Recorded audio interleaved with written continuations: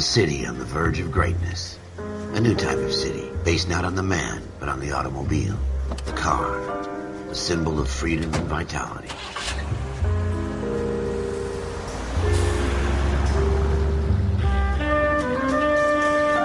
Where every man can own his own home, and have room to breathe, and not be overlooked by his neighbors. A city where a man's home is his castle. A quarter acre of the dream made possible by victory.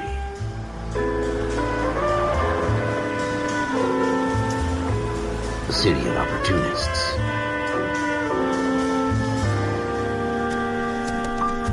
A city of dreams, where Hollywood will shape the thoughts and desires of the entire planet.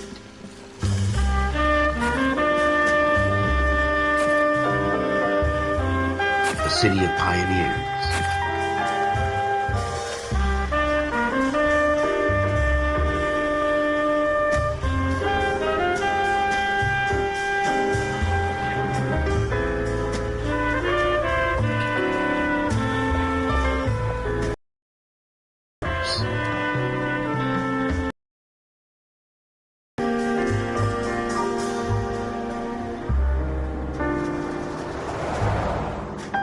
A city of undercurrents, where not everything is as it seems.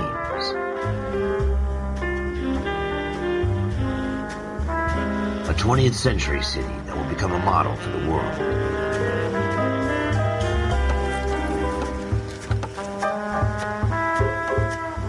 A city that has no boundaries, that will stretch as far as the eye can see.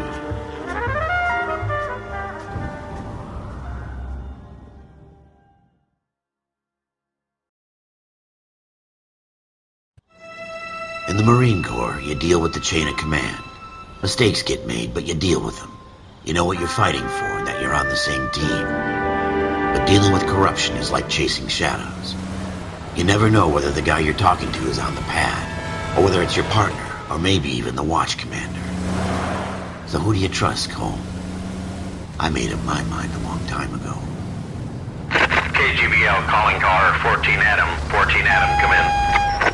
Go ahead, KGPL. 14 Adam, see the detective an ambulance shooting at 6th and Industrial Street. Unit 16 William requests uniformed assistance for an evidence search. 14 Adam, code 2.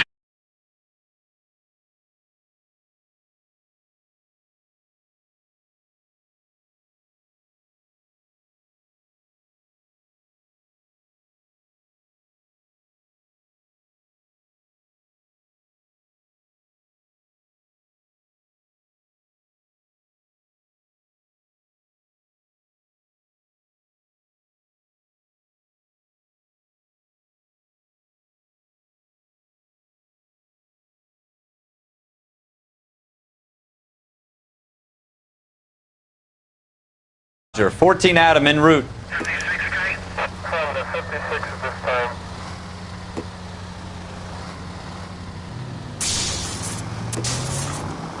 Here we go again. They don't request uniforms for an evidence search unless there's some kind of catch. Ever the optimist. Next right.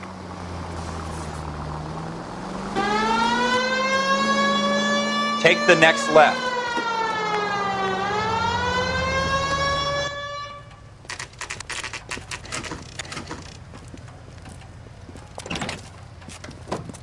Floyd Rose, homicide. You might back up? Yes, sir. Phelps and Dunn, Wilshire Division. We had a shooting took place down this alleyway.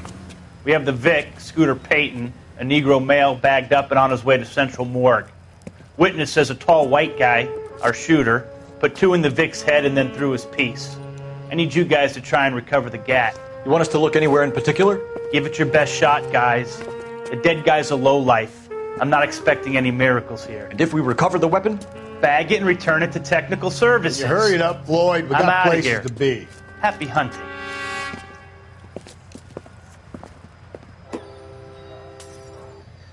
This is a fist hump. Just going through the motions. You're probably right. Let's just get it over and done. All right, have it your way. We'll search right up to the back wall. If you still don't come up with anything, come find me and we'll talk it out. 2 heads are always better than 1. So what next? Have a good look around. It could be anywhere.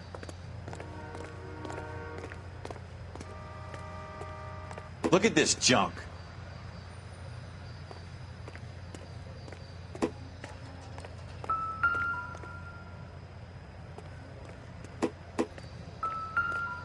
It's not my job to pick through other people's trash.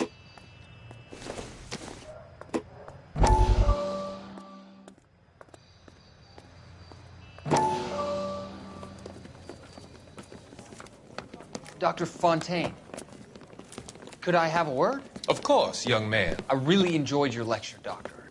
Psychiatry seems to have a tremendous amount to offer. Why, thank you. I'm always happy to receive acknowledgement for my work.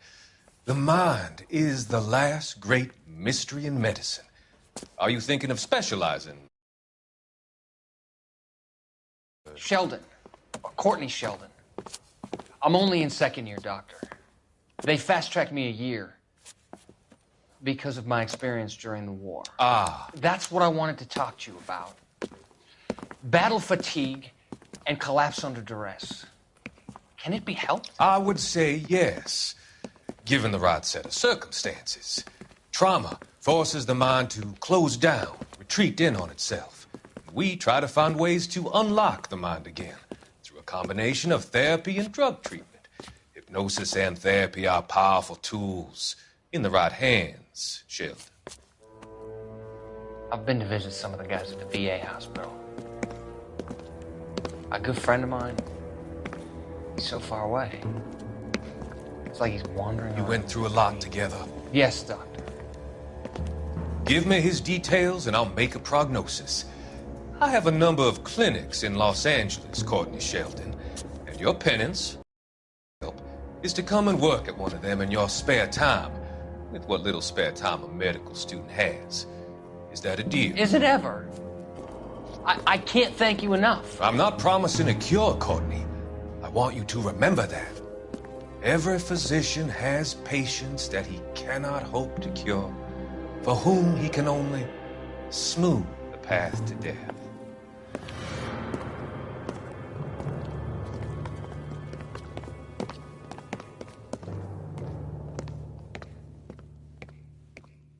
What have you got, Phelps? Anything?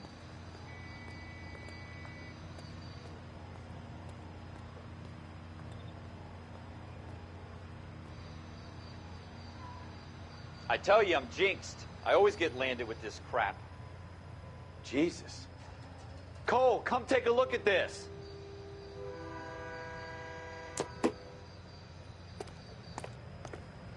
We're never going to find it. It's a waste of time.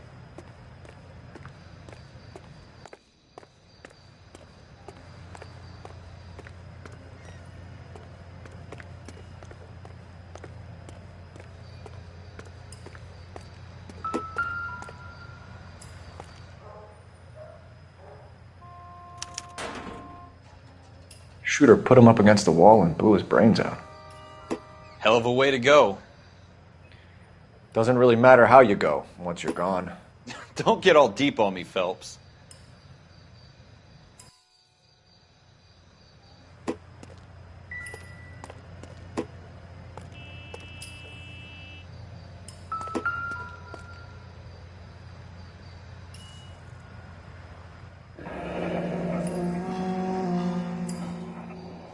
Ralph, there's something on the rooftop. How the hell did you see that? A reflection in the window. Looks like it might be our weapon. I'm going to see if I can find a way up there. All right. Don't hurt yourself.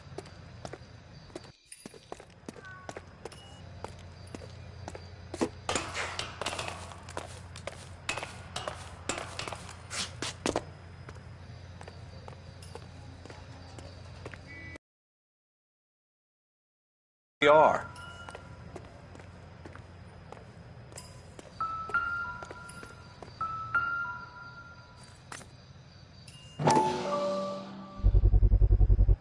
Smith & Wesson, serial S71893. How you doing, Cole?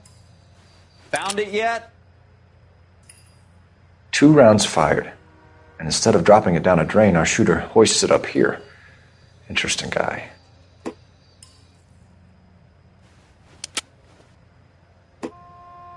We should follow up on this now, before the perp tries to leave town.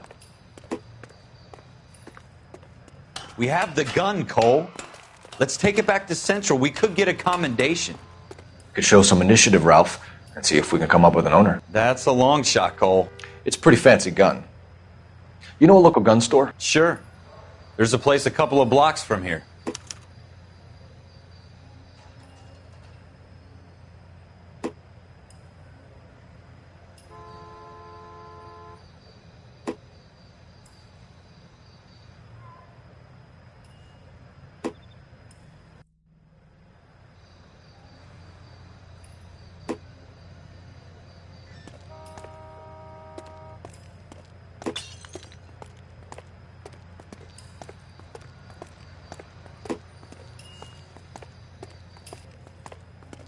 Are you sure about this? It's not really our gig.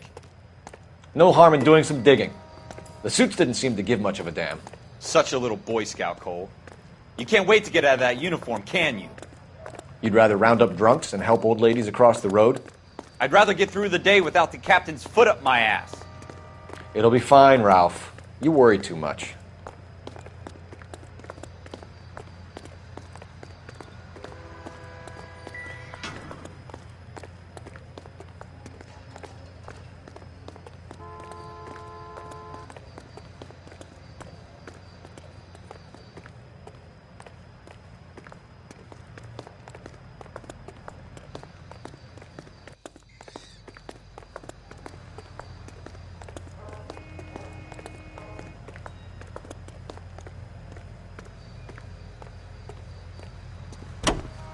You're behind the wheel.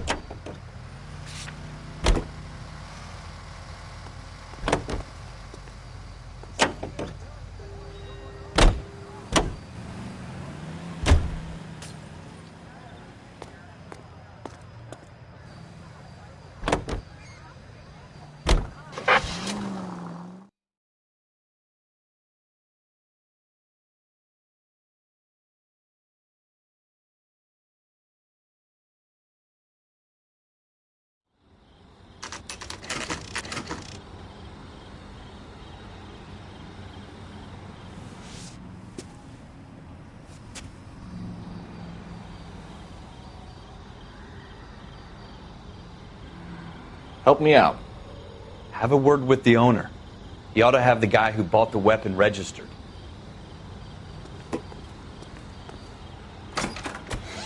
Officers Phelps and Dunn. Can you tell us anything about this gun? Smith & Wesson, Model 27, registered Magnum. Chambered for .357, nickel-plated with pearl grips. Same gun used by General Patton. You're not suggesting he's the owner? No, I'm not. You seem to know a lot about the weapon. I ought to. I sold it. You know, this piece will stop a rhino. These babies are only available special order. Here's my Smith & Wesson order book. You mind if I take a look? Be my guest. This is about something bad, right? Model 27 with pearl grips, Cole. You see it on there?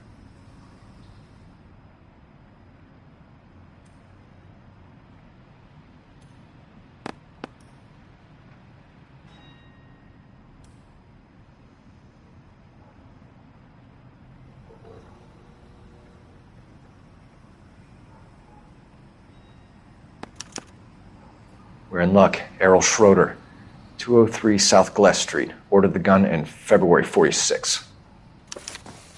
Thanks, you've been a big help. Anytime. Always happy to help out the LAPD.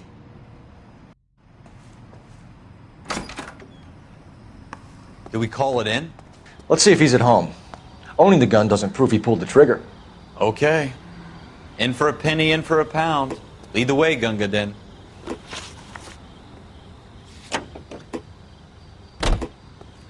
I continue to responding. Now that wasn't so hard, was it? Just because we're in uniform doesn't mean we can't use our initiative.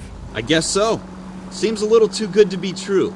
One-of-a-kind murder weapon bought locally using a real name? If Schroeder's our shooter, he's no criminal mastermind. Most of them aren't. That's why they get caught. And 2 out of every 3 crimes are done on impulse. Another fact from the Phelps Encyclopedia of Thin Air. You really are full of it.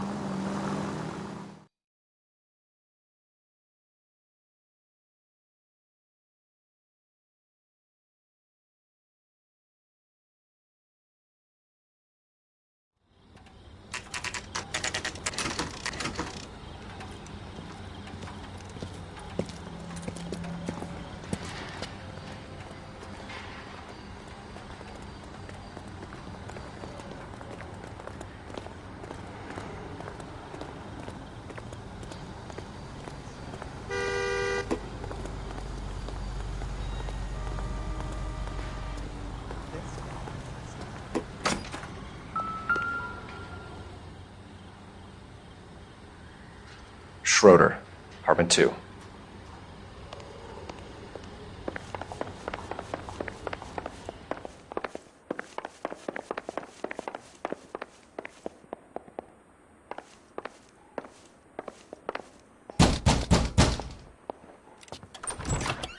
What do you guys want? I'm Officer Cole Phelps. This is Officer Dunn, Wilshire Division. You're the owner of a Smith & Wesson Model 27, nickel-plated with pearl grips? I might be. What of it? Then you'll be surprised to know that Scooter Payton was murdered tonight with your gun. You're out of your mind. Scooter? He works for me. I have that gun here in my drawer. What the fuck is going on here? You're under arrest, Schroeder. Cuff him, Ralph. No way. You're not taking me down for this. You ready, tough guy? Huh? That was a very bad move, Schroeder. You start.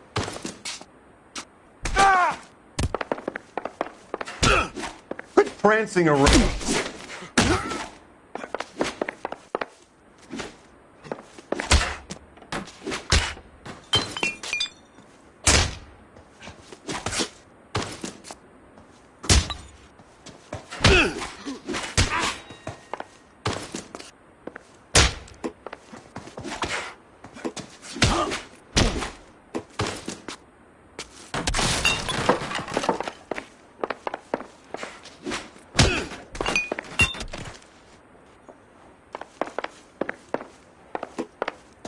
You ready, tough guy?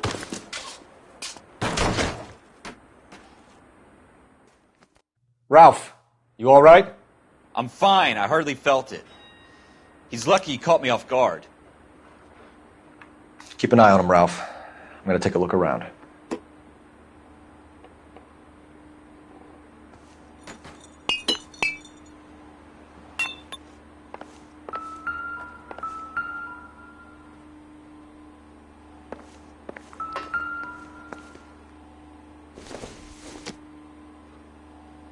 Nope.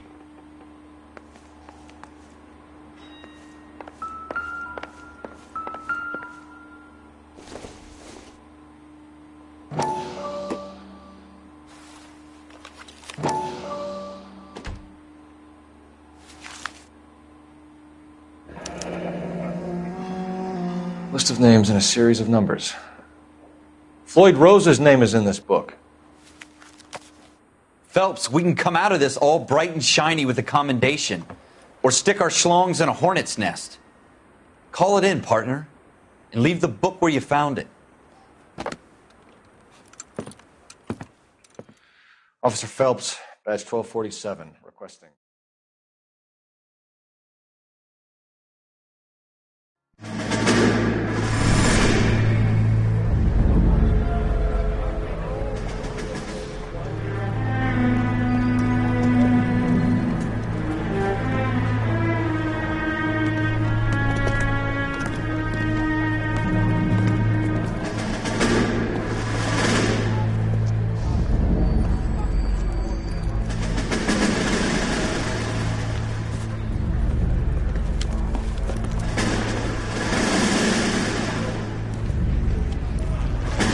You dumb fucking sons of bitches, get in this line now before I lose my temper. Excuse me, Sergeant, but... Excuse me? Fuck you. You say another word and I'll break your fucking head and have you in the brig. Some of us are here for... I know why you're here, asswipe. I'm having a bad day, Private. Some people don't seem to want to get on this bus. I didn't ask for your help. He didn't ask for your help. Can you believe this guy? Who are you two? Abbott and Costello? We're here for OCS, Sergeant. So it's the three fucking stooges and you're here for OCS. God help this fucking country and the USMC. The Japanese will do the world a favor and kill you quickly. All three of you are on report. What are your fucking names? Phelps. Kelso. Merrill. Any other gentlemen for OCS? OCS is at Elliott. You take the Camp Elliott bus over there. This bus is for MCRD. This bus is for men who want to fight.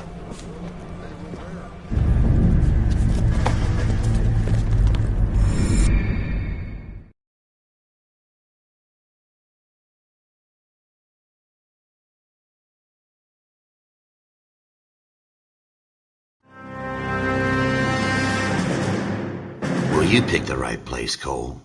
A city that needed an honest cop like a thirsty man needed water. You'd heard the stories, but you weren't interested. You were here to fight the good fight, solve cases, right wrongs. But the force is like politics. There's no sitting on the fence. You have to choose sides. A brown paper envelope, or a Greyhound ticket to Palookaville. It could only ever end one way. All units to 211 in progress and shots fired at Westlake Savings and Loan, 1415 West 3rd Street. Unit to handle identified, code 3. We'll take that. It's only a couple blocks from 14 here. Adam calling KGPL. We'll handle the 211. Roger that, 14 Adam. Be advised, suspects are armed and dangerous. Roger, KGPL. 14 Adam en route.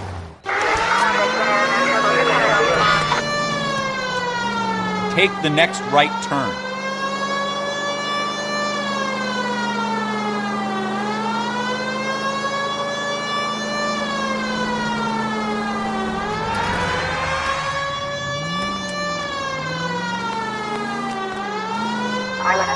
Take it quick, you guys. The cops are here. We gotta move it.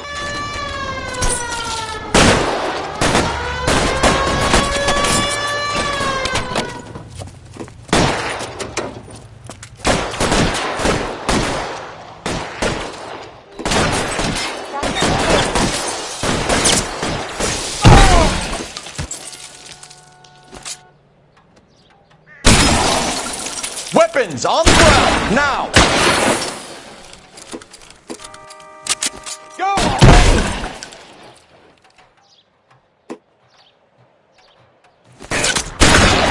Stay down!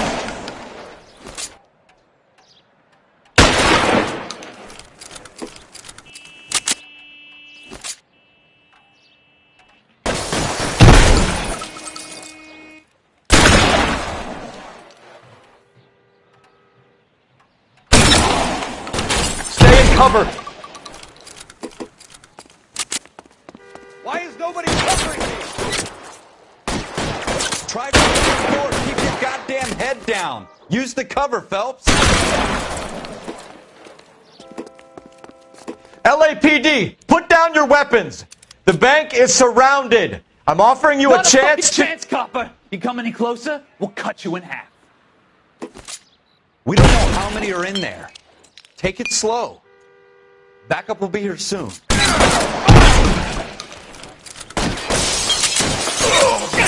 a cop, and it's the electric chair.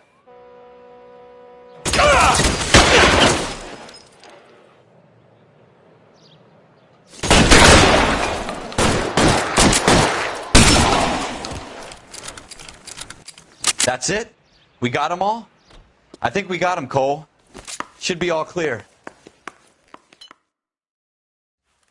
Lieutenant Hopkins says anytime you reach for the shotguns, you're either going to end up dead or wearing a citation. So I guess... It's okay, Ralph. You did well in there.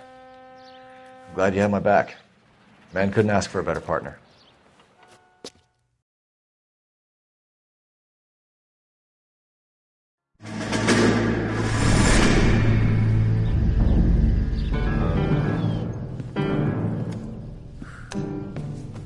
This kind of opportunity comes along once in a lifetime, Hank.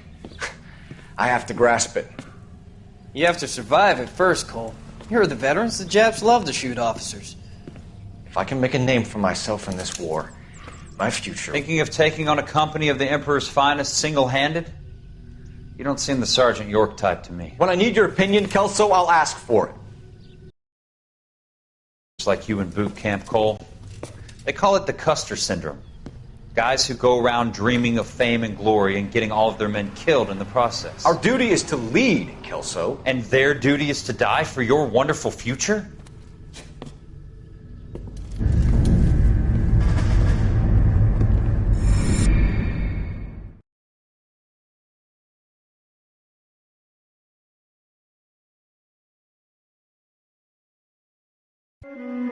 Cole Phelps and Jack Kelso. With some people, it's as simple as chemistry. Two guys who should have been friends, but their personalities got in the way.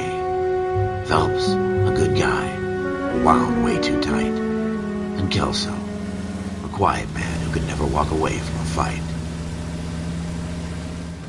Well, it's a shame you don't like to talk about it, Cole. Ralph, friends who want to stay friends don't discuss religion or politics. And in my case, you can add the war to that. I know that bum. Wendell Bowers. I put him away before. He jumped parole.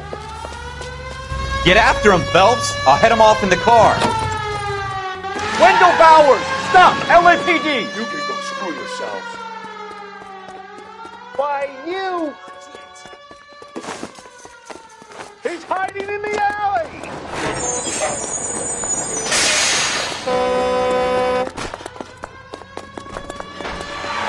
Bowers! Hold it right there!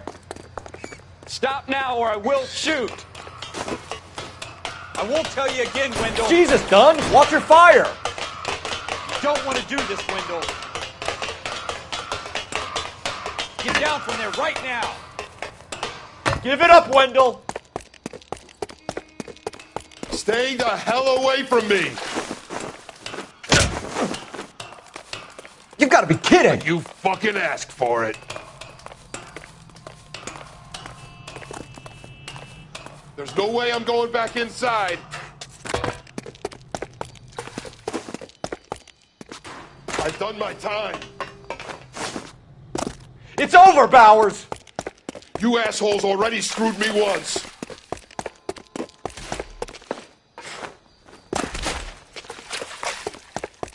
Give it up, Bowers! There's nowhere left to go!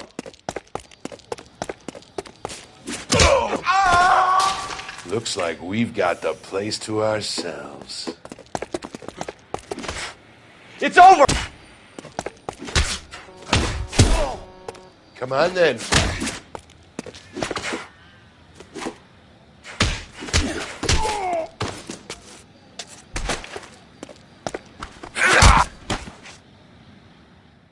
How you doing, Wendell?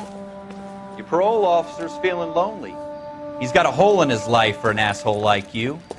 You can make it up to him in 10 years' time. Watch your head. This hump will be back in the Iron Hotel by tomorrow night. Nice work, Cole. You run track in high school?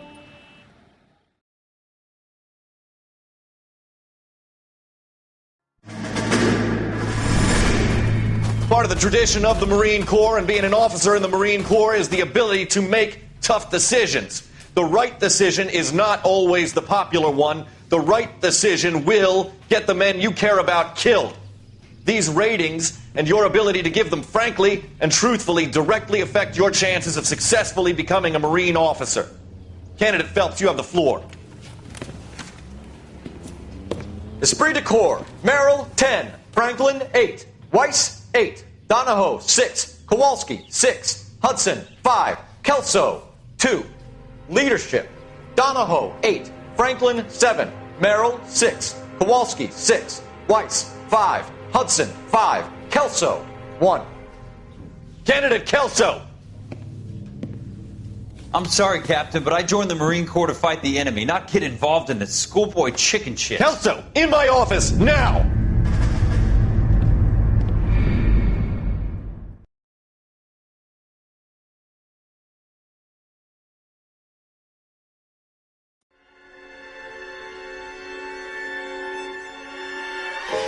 For every cop, there's the case that makes you.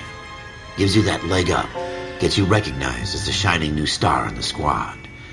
The case that you solve that shows that you have the gumption, the gung-ho, the get up and go to make you stand out from your average rank-and-file patrolman. This could be the one goal.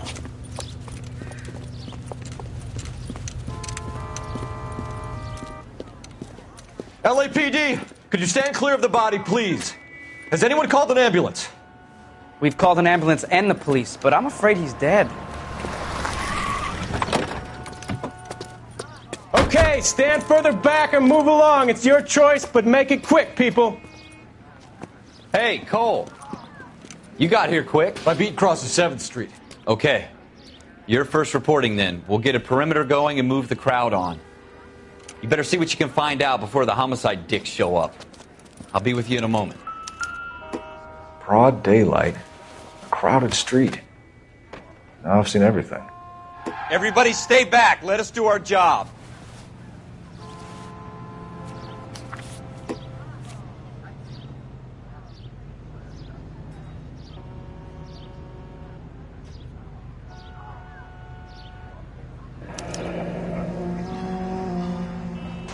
C. Galetta. Layaway receipt. Pearl earrings. Made out to Bank of Arcadia.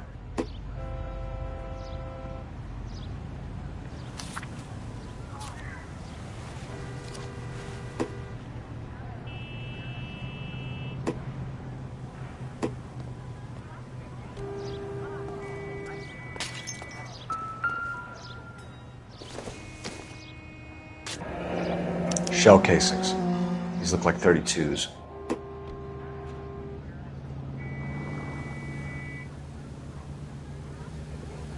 I'm at a loss.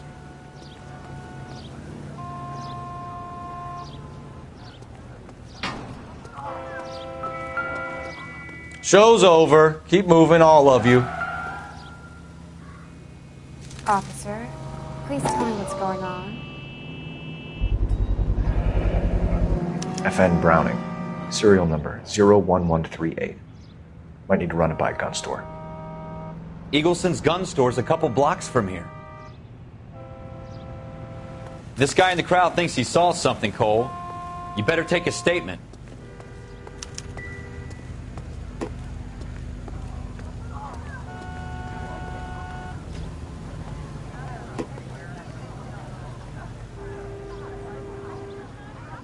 Sir, I'm Officer Phelps. What exactly did you see?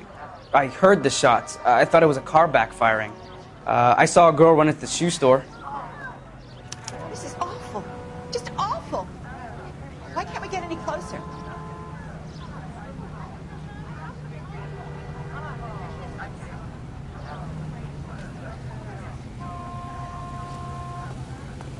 This is a crime scene. All of you move along. Speak to the witness before homicide arrives, Phelps. And if you think she's lying, don't be afraid to get forceful. Verbally, of course. And don't accuse her of anything without proof. Lawyers love that shit. And if you're sure she's straight up, try the general approach. See what you can coax out of her.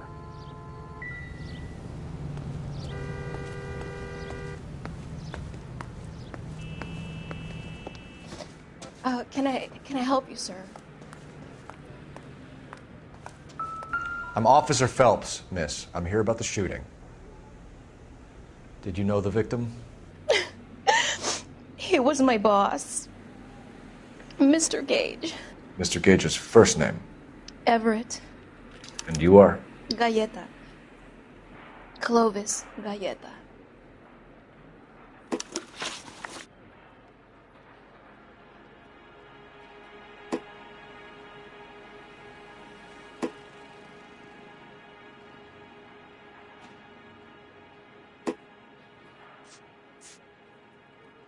Do you think you could tell me exactly what happened, miss? I look around the shops at lunch. I was in a store when Mr. Gage, my boss, bursts in yelling that I'm late on my lunch. And? We came back. I was angry. I walked in front. I heard shots. I turned and saw Mr. Gage fall.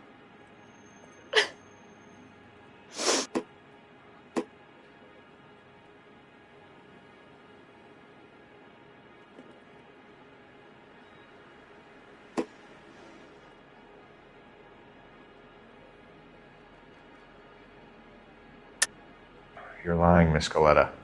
You know what happened and why. You're going to tell me. There's nothing to tell. I've done nothing wrong.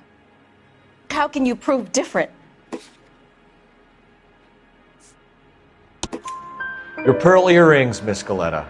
You've been paying for them for a whole year. Stop lying and tell me what happened at the jewelry store. Oh, God!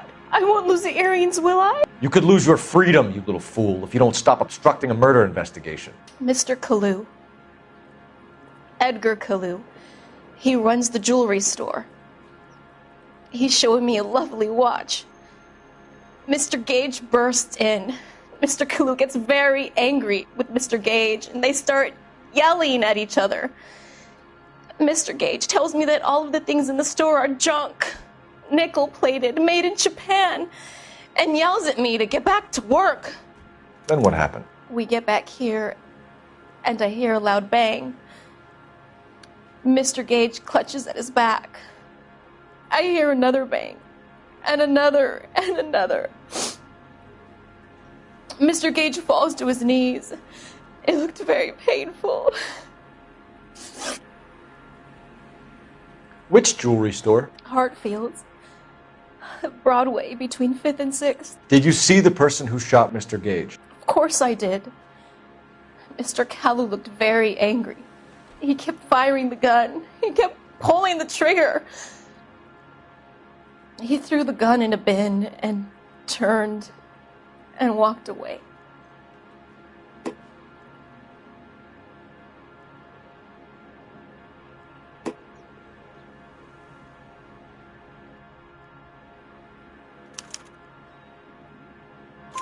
You're making me angry, Miss Galetta. Is that what you want? Tell me why Mr. Kalu shot Mr. Gage. Mr. Gage hates Jews. A lot of people do. It's not my fault if he has nice things. How many shots did you hear, Miss Galetta? It's difficult to remember. It sounded like there were so many, and they were so loud.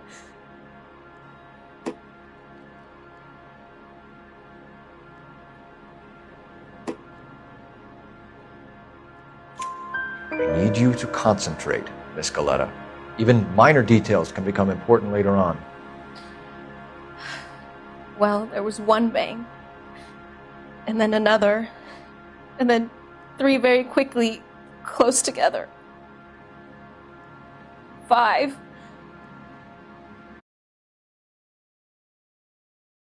Thank you for your help, ma'am. You've been very brave. We'll need you to make a formal statement about what happened to Mr. Gage. Does that mean I can still collect my... Never mind. Yes, officer, I'll make a statement.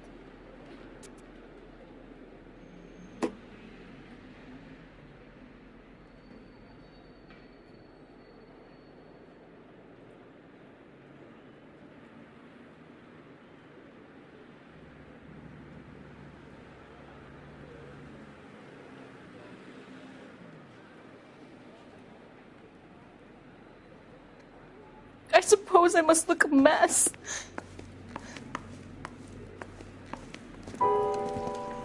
We have the murder weapon. And the murderer. The girl saw it all. Our killer works at a jewelry store called Hartfield's. That's a couple of blocks from here. You thinking what I'm thinking? Tate, maintain the perimeter. You drive. I need to go over the case notes.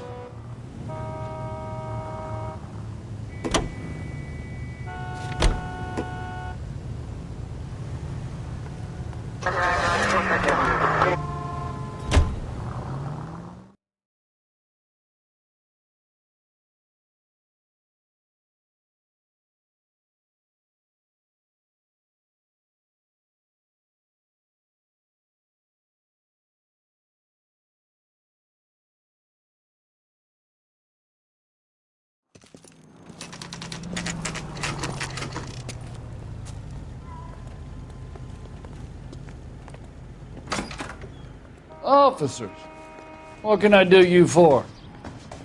Officers Phelps and Dunn, sir, Wilshire Division. We need you to trace a serial number. Sure. What's the make and model? FN Browning, model 1922. The serial number is 01138. You don't say. Well, I didn't sell it. Europeans love them, but it's pretty rare you find one over here. Although I did have one in here a couple of weeks back. Remember the owner? Yeah. Kalu. Edgar Kalu was his name.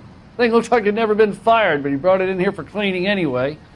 Then he bought a box of cartridges and he left. Do you know where we can find Mr. Kalu? Told me he was on his lunch break. Said he worked at Hartfield's jewelry store just up on Broadway. Thanks for your help.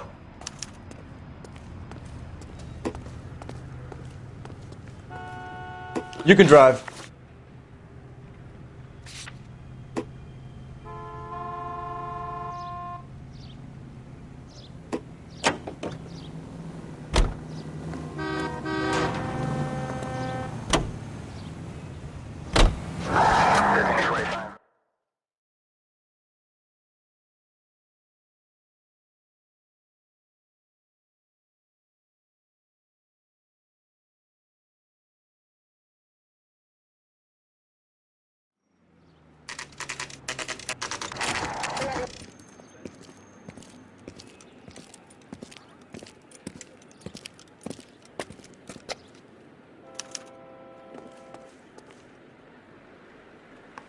Officer, can I interest you in a new watch?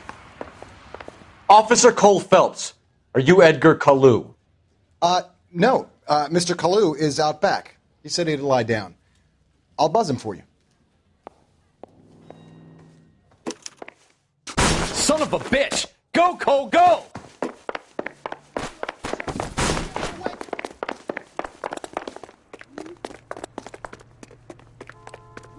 Kalu! Get back here! That cherry pie was delicious.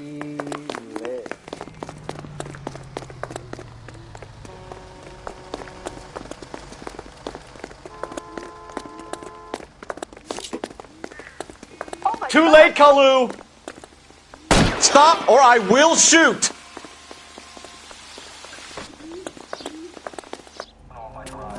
Edgar Kalu, you're under arrest for the murder.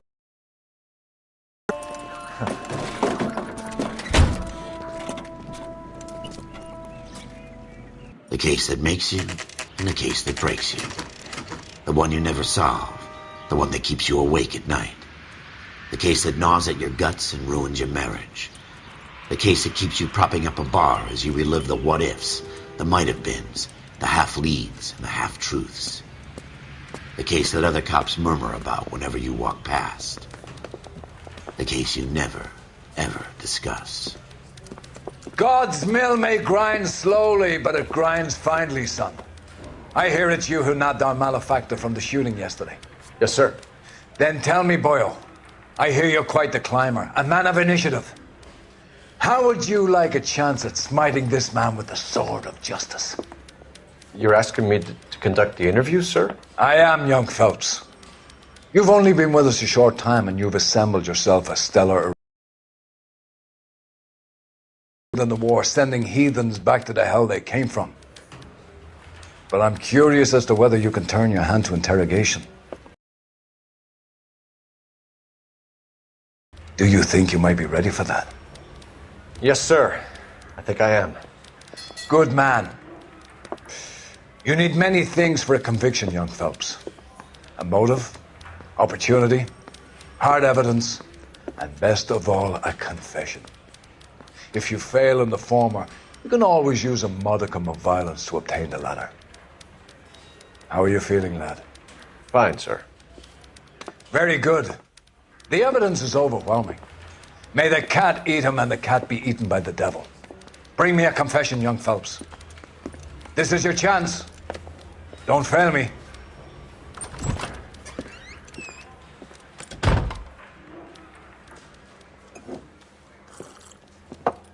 Has my lawyer arrived yet? I want to see my lawyer. A lawyer can't help you, Mr. Kalu. You shot a man dead in cold blood. You're going to have to pay for that.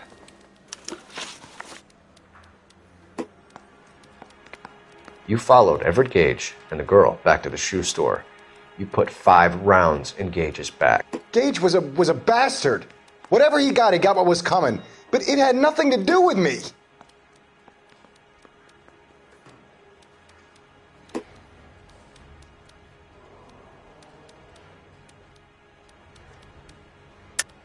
You shot Gage, and we know why. We can put you at the scene. You can't prove anything.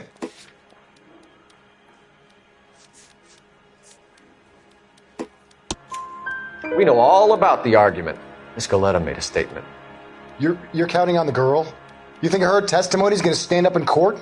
You're going to the gas chamber, Edgar. That Jew-hating fuck couldn't leave me alone. I had a sale. That girl was ready to buy. Let's change the subject. You fasting for Yom Kippur, Mr. Kalu? Yeah, let's change the subject, you going motherfucker. How about baseball? You're not denying you're a Jew, Mr. Kalu. This is America. It's not Germany. It's not a crime. Some people don't like Jews, Mr. Kalu. Yeah, and I guess you're one of them. Gage hated Jews, didn't he, Mr. Kalu? I don't know what you're talking about. You left-wing leaning parasite. You expect me to sit here and listen to your drivel? You call me that? You sit there and you call me those names, you goddamn goy butt snatcher? You and that stup Gage! Why did you do it, Mr. Kalu? Gage. He's in the Chamber of Commerce. He's in with all those momsers. He blocked every proposal I ever put forward. Kike this and kike that. He's been trying to ruin my business for years. Edgar Kalu, I'm charging you with the first-degree murder of Everett Gage. I respect your beliefs and your right to hold them. I hope for your sake the jury can commute to murder in the second degree. May God have mercy on you, sir.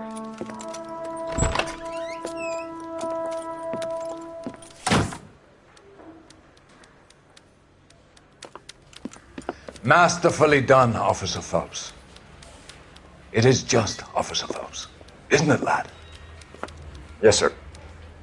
Then let me have a word with the Chief of Police, young Phelps. The department needs heroes. A shining, honest face the public can admire. I applaud a man with your talent for unwavering justice. Back to your duties for now, boyo. But here's a piece of advice. Get yourself 2 suits, get them pressed. You'll be needing them.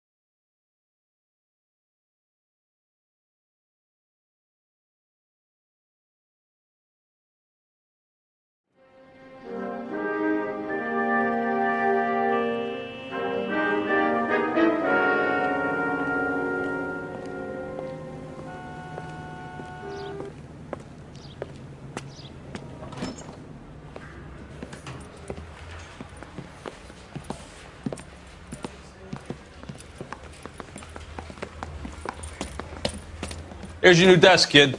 You're on traffic. The hot sheet is posted here, next to the map. What's his problem? That's Biggs. He's an institution.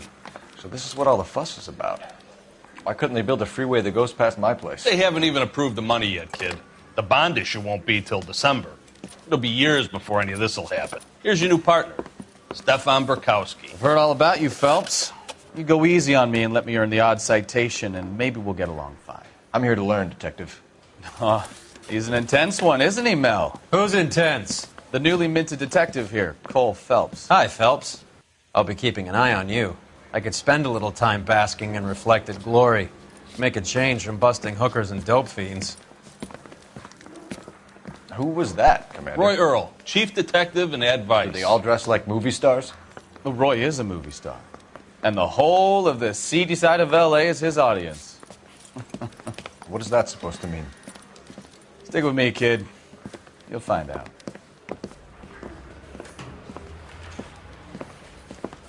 And now some housekeeping. Warm Central Division welcome for Detective Cole Phelps. Some of you guys may know Phelps. He's the cop who broke the jewelry store murder. Stand up and take a bow, Phelps. If it's all right with you, That's sir. That's an order, Phelps. Shh, quiet, everybody.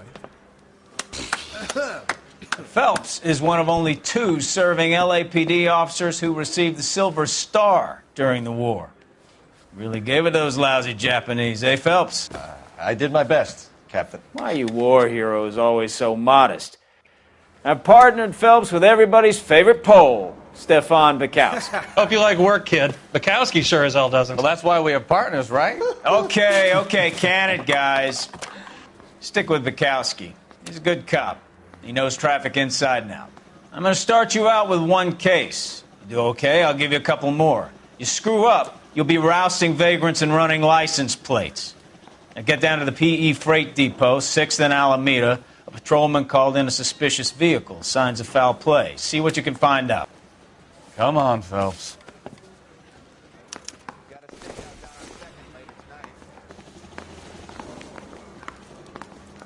Not now. I got paperwork coming out of my ass. They really pushed you through quick, didn't they? 6 years on patrol before I got this desk. You were here in 5 minutes. What do you want me to say? I didn't ask for any favors.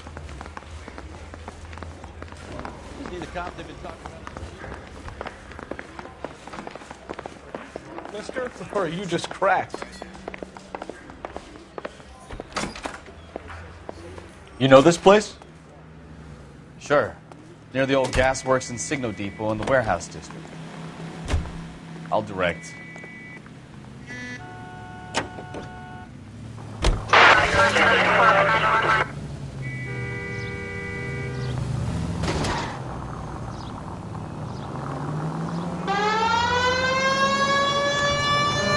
All units of 459 just occurred at 6th and Saris. Any unit to handle, code So, 2 identified. tell me a little about yourself, Phelps. Are we friends now, Bukowski? We have to work together. Don't be so touchy.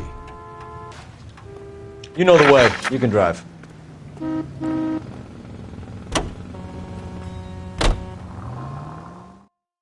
All units of 459 just occurred at 6th and Saris. Any unit to handle, code 2 identified.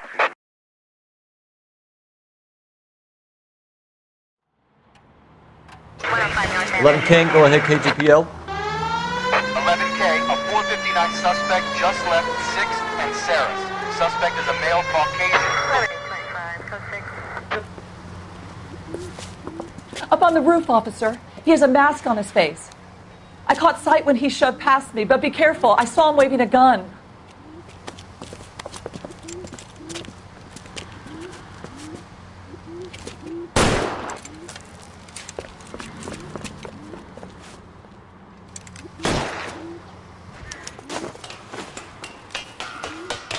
Give it up now! Make it easy on yourself! Get the hell away from me!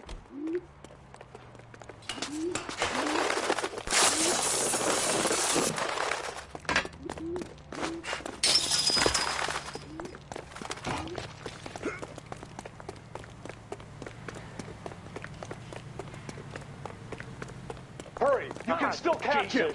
I think you broke my nose!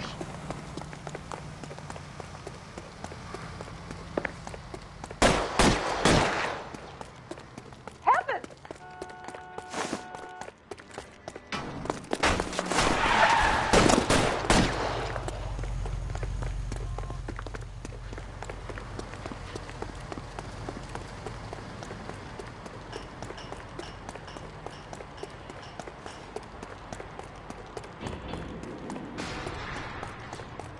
Come on, Flatfoot. Let's negotiate. Put the weapon down now! You want to back off right now. Son of a bitch! I'll take you all down with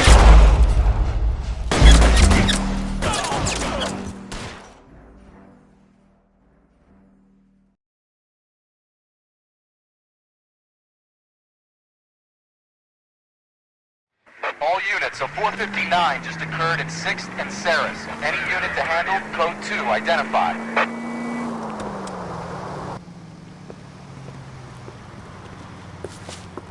Up on the roof, officer. He has a mask on his face.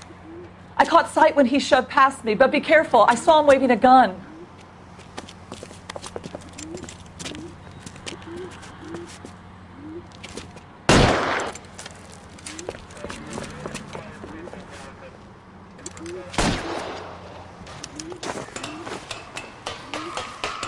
Give it up now! Make it easy on yourself! Get the hell away from me!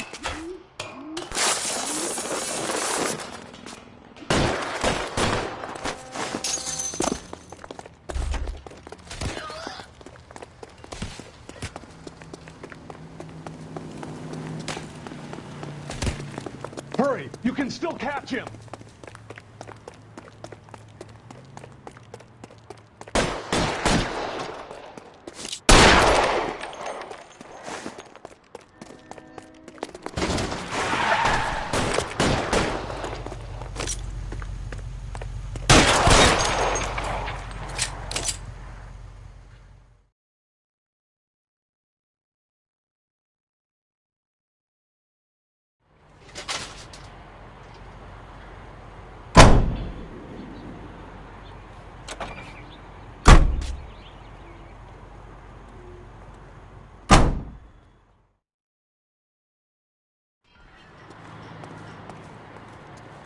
Can you drive to this one?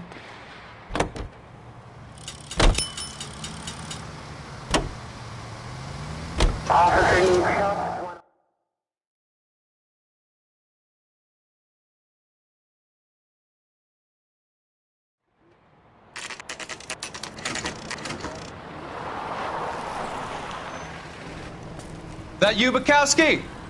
Go on through. Parking lot straight ahead.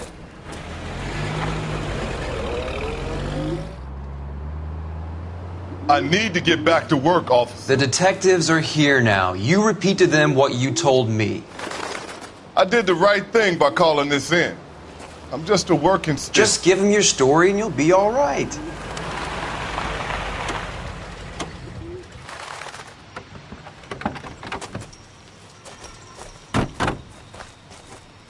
This is your first case, Phelps. It's okay to admit it if you're stumped. If you don't know what to do next, just come talk to me and we'll see what we can figure out. Thanks, Stefan. You're okay. Advice? Better get details from the reporting officer before we go any further.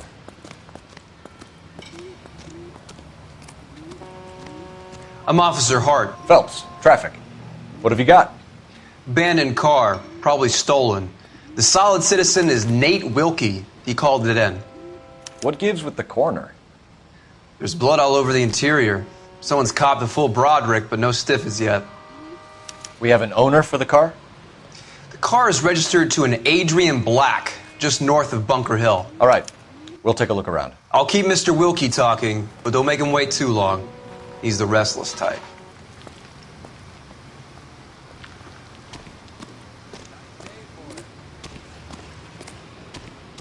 How long you gonna keep me here, sir? Doc? Detective Phelps. What have we got? A lot of blood for a blunt force injury. The victim must be in a very bad way. Any sign of the guy? Not unless he's in the trunk of the car.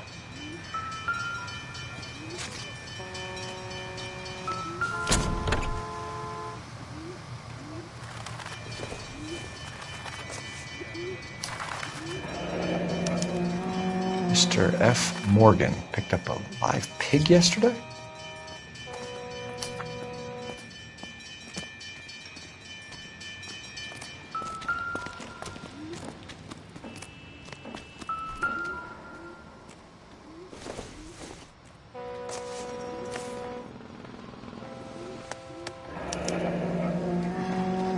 "32 years old, married. Sounds like an average guy. What was he doing out here?"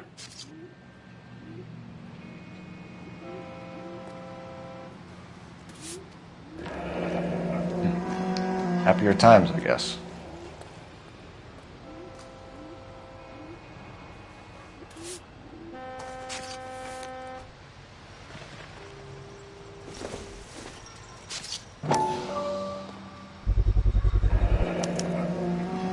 Stenzel glasses.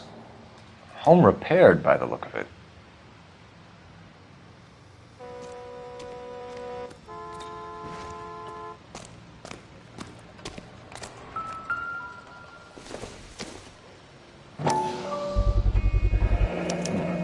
Brand name might give us something to go on.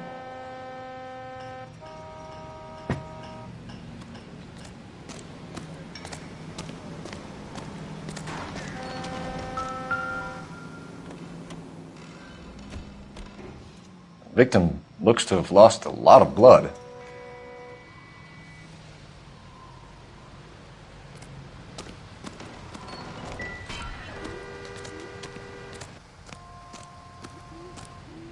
Sir, I'm Detective Phelps. Name's Nate Wilkie. You found the vehicle? Sure. Saw it just sitting there.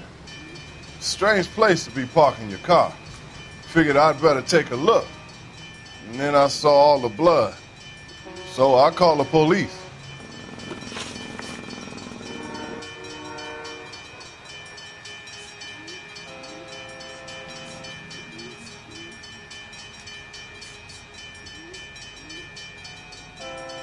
We found a steel pipe with blood on it near the car.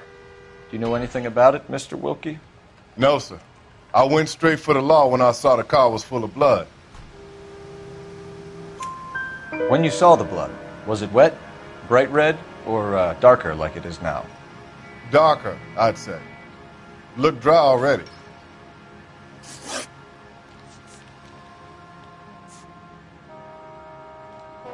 Do you know Adrian Black, Mr. Wilkie?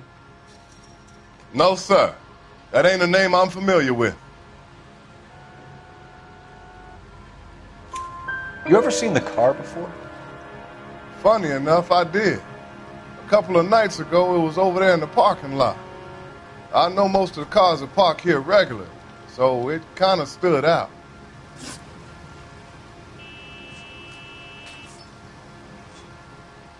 The wallet by the car. Was there anything in it when you arrived? You accusing me of something, mister? Do you want the patrolman to hold you down while we turn out your pockets, Mr. Wilkie? Maybe I checked inside that wallet. Not that I was going to steal anything. Maybe I took a look. But there weren't no money in there. Not even change. Mind if I ask what you were doing out here? Well, I work for the railway. I was on my way out to the switch and reckoned I'd take a shortcut.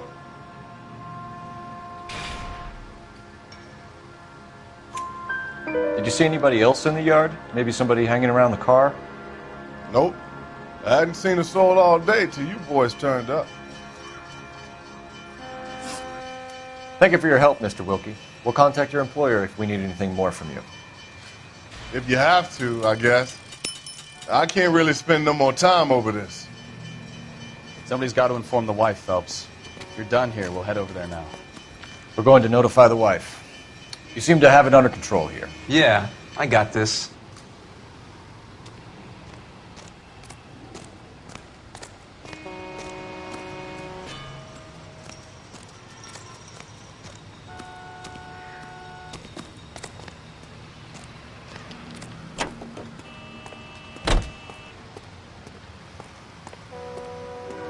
You can drive.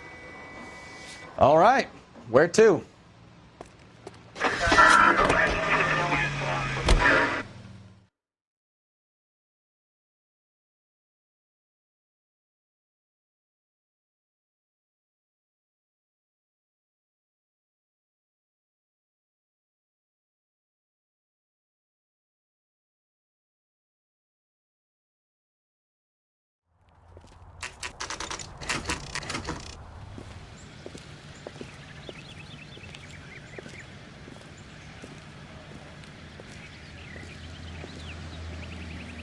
Let's go introduce ourselves. You talk to her, Phelps. I'm no good at this shoulder to cry on stuff. Just a minute.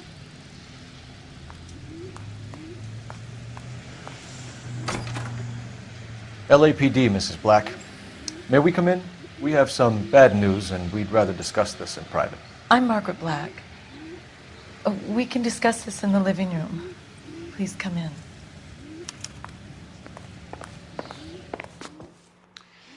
Your husband drives a blue Lincoln, Mrs. Black? That's correct. The car has been found abandoned, and I'm afraid there are signs of foul play. I knew something was wrong when he didn't come home. We believe your husband may be injured. We found a pipe on the scene with blood on it. Oh, no! My poor Adrian! Does the name Insta-Heat mean anything to you, ma'am? Yes, it does. We've just had a new water heater installed. Whereabouts, Mrs. Black? Just outside the kitchen window, at the side of the house. I'd like you to try and stay calm and remember everything that you can about last night. My partner and I are going to take a look around. When you're ready, we're going to have some more questions for you. Is that okay? Of course, officer. Anything to help secure my husband's safety. Well, let's check the place out. Come on. Have a good look around. There's got to be something in here to go on.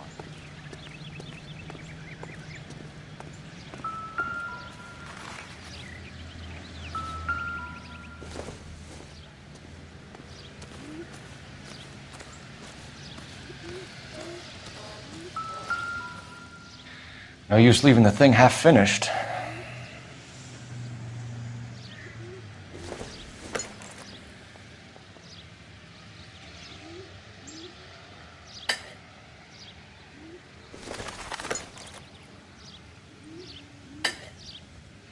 That can't be right.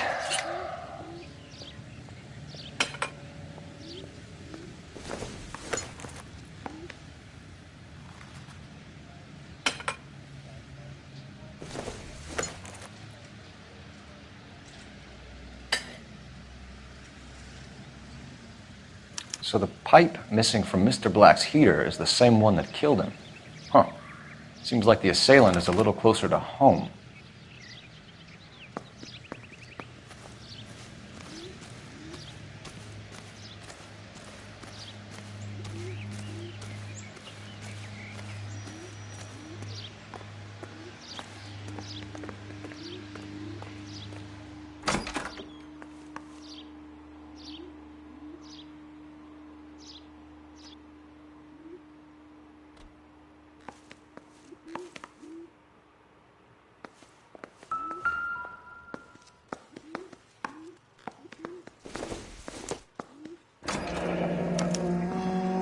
This was only recently installed, not 2 days ago.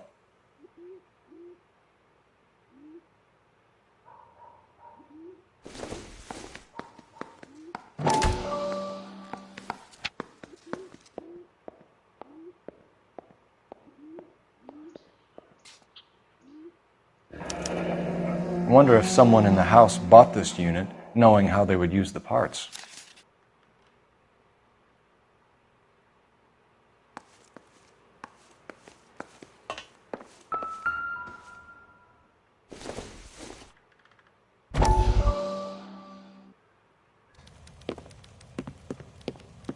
Lie down, make yourself comfortable. So, you're a friend of Courtney's? Yes, Doctor.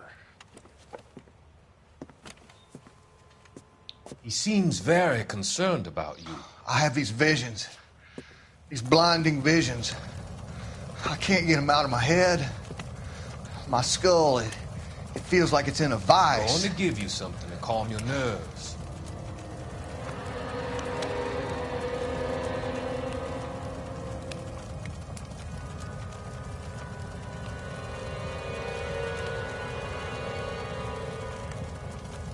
I want to take you on a journey back.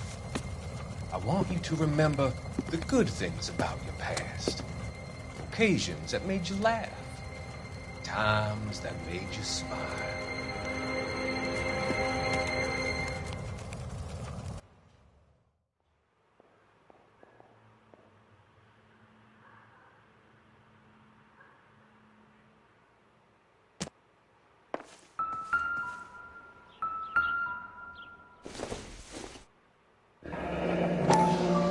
Kavanaugh's. So who brought this home?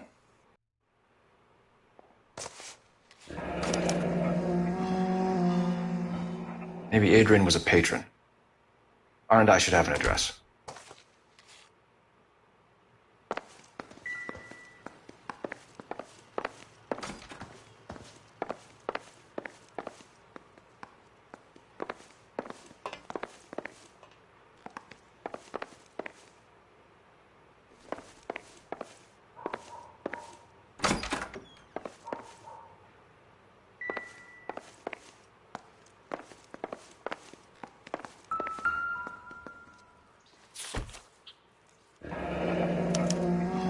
A used ticket to Seattle and a suitcase gone missing. Someone couldn't wait to get out of this house.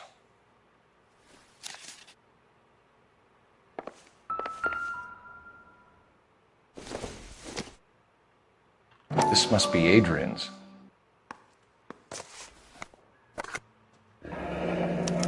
Stencil, so the glasses are a match.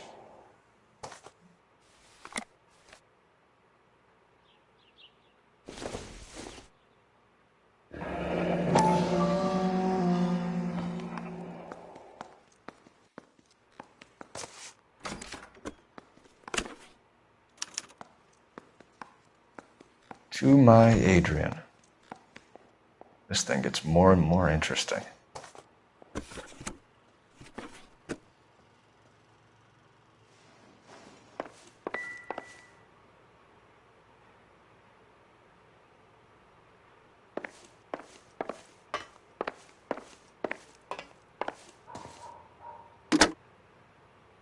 Operator, give me dispatch. Putting you through now. Phelps, badge 1247. How could I help, Detective? I need an address on a Kavanaugh's bar.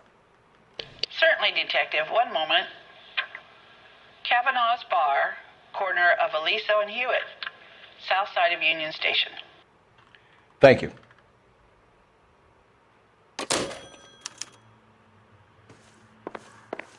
I'm all right now, detectives.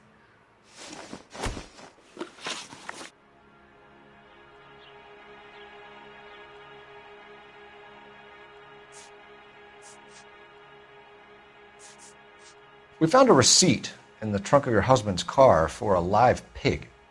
This receipt was made out to an F. Morgan. A pig? Adrian runs a tool business. That would be Frank Morgan. God knows what he's up to.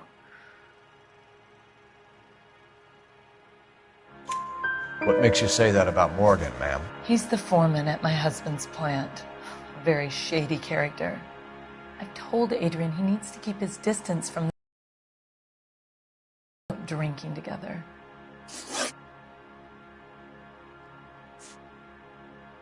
Did your husband tell you where he was going last night? All he said was he was going to meet Frank for a drink. So nothing out of the usual then? Well, he came home early from work. He never comes home early. And he went out early, too. He normally never leaves for the bar till about 7.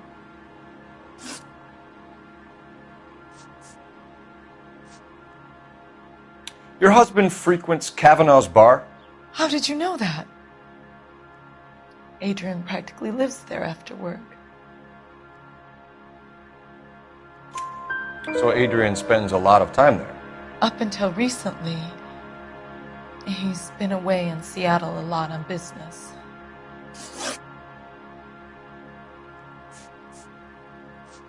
Was your husband wearing his glasses when he left here yesterday? Yes, he just bought a new pair.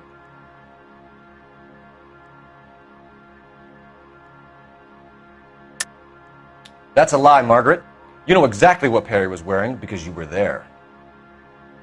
You're being flat out ridiculous now. Why don't you show me some proof of where I was supposed to be? It's nothing personal. I'm just doing my job. You understand that? Go on. I kept telling him to throw those old ones away. He tried to repair them with tape. They looked terrible. Tell us about the photo of Adrian in the bedroom. What is there to tell? It's from his most recent business trip to Seattle. There's plenty to tell. You just won't tell it. You're lying about the photograph, Mrs. Black. You're incredibly rude and insensitive. But I guess you know that. I've told you what I know about the picture.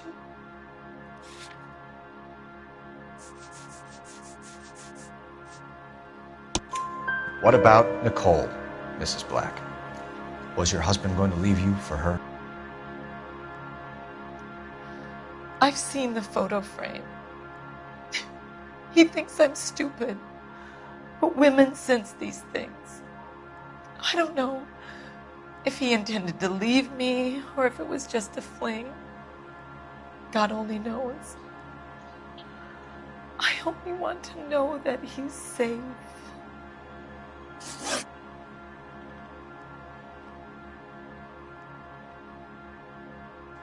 I think you should come clean with us, Mrs. Black. Your husband is missing, and after our search, I'm willing to call the circumstances suspicious. Can you account for your movements last night? You're not accusing me, are you? What an awful thing to say. I was here all night, of course, waiting for Adrian to come home. Is there anyone who can vouch for that? Well, no. I was here alone. I cooked Adrian's dinner and waited, but he never came home. We'll keep you informed, Mrs. Black. Please do, Detective.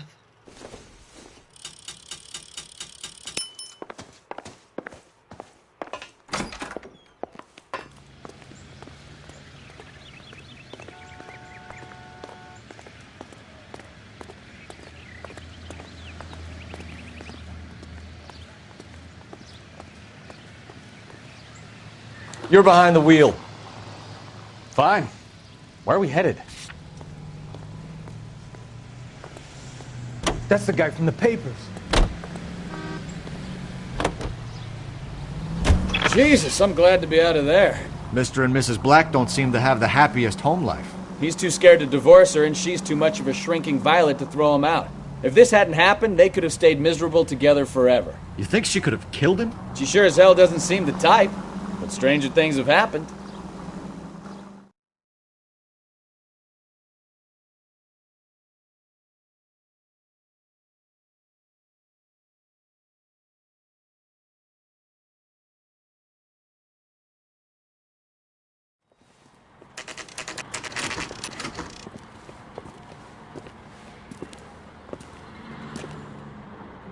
Hey, I know you. No, you don't. We were at school together. How about you buy me a drink for old time's sake?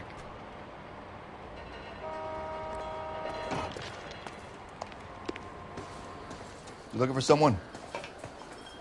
Something funny about the clam chowder. You know Frank Morgan? Sure. Frank's your regular. He's a loner in the back. She wants a 5-star goddamn wedding. Frank Morgan? Who's asking? Cole Phelps, LAPD. I understand you're a friend of Adrian Black. Yeah, I know him. Are you aware that he's missing? No, I hadn't heard that. Tough break. We found Black's car abandoned in a freight depot, covered in blood. You know anything about that, Morgan? Hell no. I'm sorry to hear that. I like Adrian. He's a good boss. Please, don't tell me you actually believe this jerk-off, Phelps.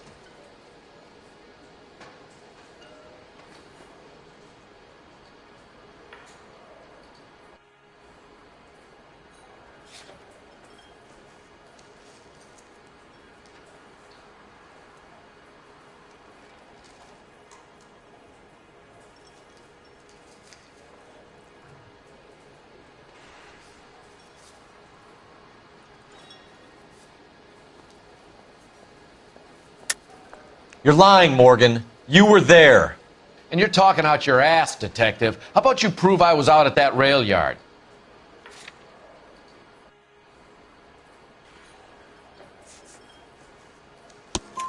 You were there, Morgan. We found a receipt in the trunk of the car. It has your name on it. We can call the slaughter yard and nail you on it. All right already. That fool Adrian's fallen for some dame in Seattle. He wanted me to make it look like he'd been attacked. Where exactly is Black holed up? No idea. I think he took off for Seattle. I'm tired of your shtick, Morgan. Spill it! Or we take you out in the alley and we knock it out of you. He's holed up at my place. He's waiting for some money to come through before he blows town. An address? It's an apartment house at the corner of Temple and Figueroa. Apartment number 2. I think that's all. Thanks for your help, Morgan. We appreciate it. Hey, I'm just glad I could help. I love cops. Cuff him, let him go. It's up to you, Phelps. There's no way I'm writing this idiot up. So, you...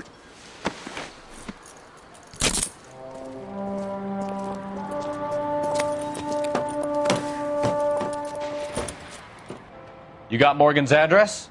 Let's get over to his apartment.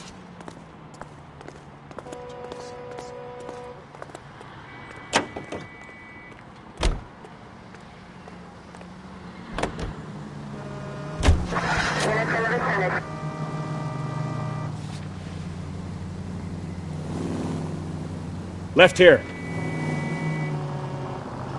I've met some pretty good liars in my time. People who sound convincing because they actually believe their own bullshit. The type is clever, hard to catch out.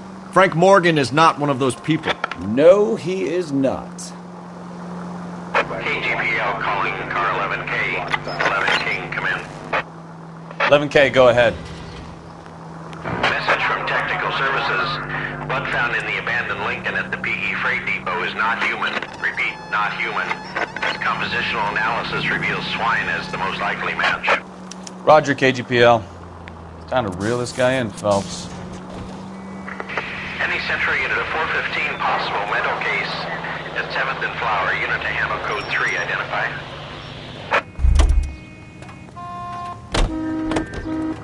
You drive. I need to go over the case notes.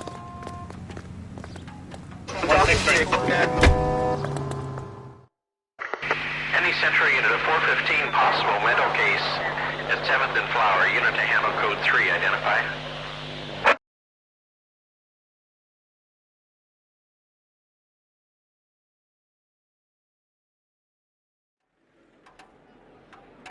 This is car 11K. We'll handle the 415. 11K, your 415 is at the Alico station at Wilshire and Flower. Possible mental case. Couldn't stay away from that one, could ya?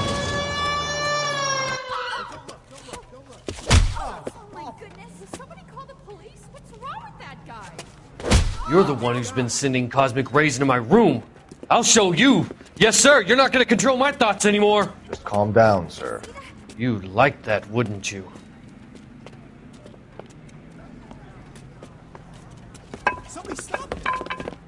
Give it up! LAPD!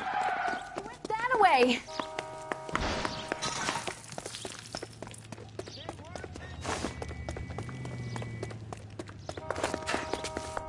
Put your hands in the air!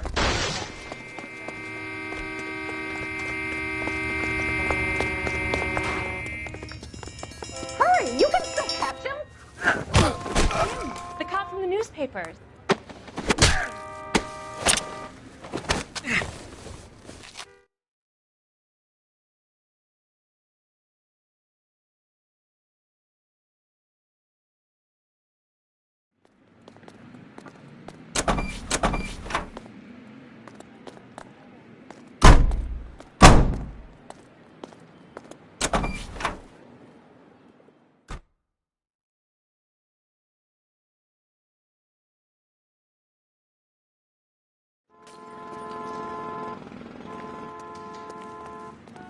You're behind the wheel.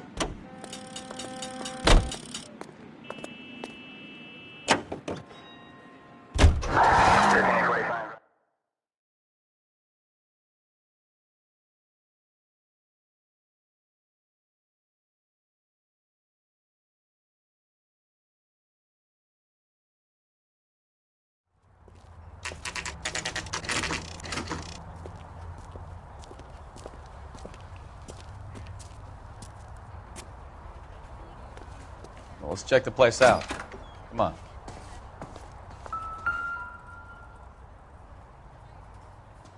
Apartment 2.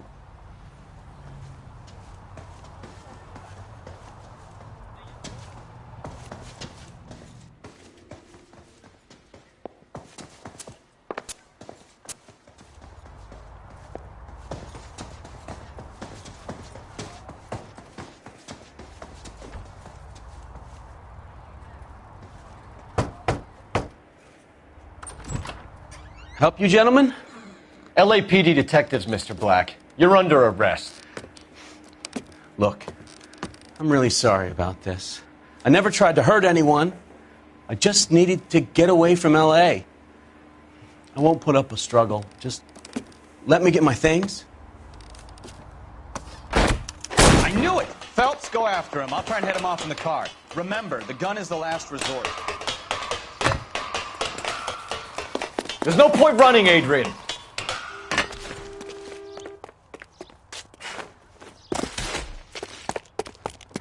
Mr. Black, get back here right now.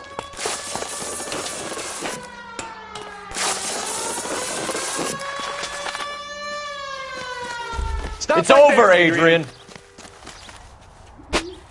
Why not just come clean with her, Black? Why the melodrama? I thought it would be easier. No, it just got a whole lot harder. Adrian Black, you're under arrest for conspiracy and fraud. We'll see what the DA has to say about wasting police resources on a wild goose chase like this. You're gonna lose your wife, lose your job, and probably end up in the big house. I hope she was worth it, Adrian.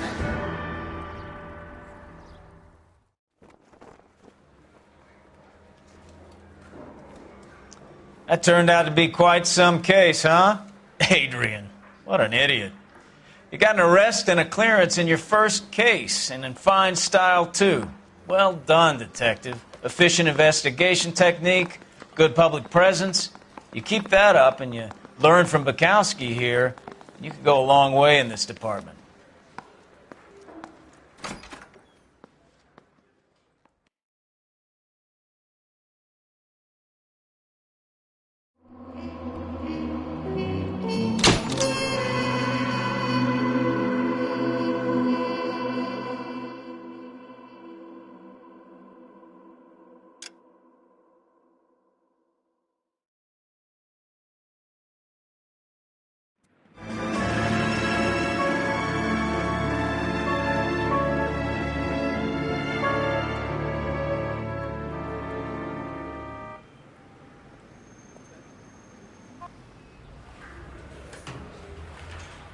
Okay, we're going to keep this short. I'm already late for the DA. First up, Phelps, Bukowski. We got a report of a brand new Packard abandoned in an empty lot off 2nd Street between Olive and Grand. PR is one Oswald Jacobs says the vehicle was dumped in his backyard. There's a patrolman on site. Get down there and see what you can turn up. Any questions? Good. Get going. I say we busted there. Better go earn our pathetic wages. Hey, you're on the department's dime, kid. Go do some work. Rimsky, O'Halloran. Intelligence has information on a stolen car racket. An abandoned vehicle. We catch all the good ones, huh, Phelps? Sounds like there's more to it than that. Nobody dumps a shiny new Packard unless they borrowed it without asking. You don't say. You're on fire today, Einstein. Very funny. Come on, my intense protege. Let's go save the world.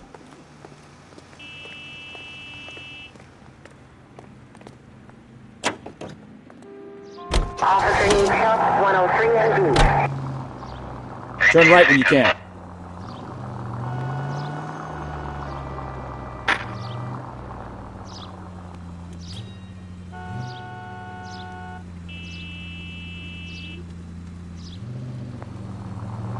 Keep going straight. You hear about Adrian? Broad in Seattle threw him out. Wife says she's going to take him back.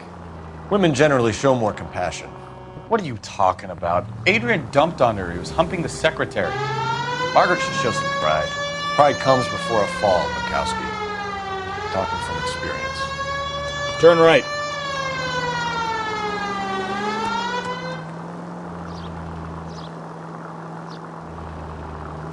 Stop! Turn back the other way.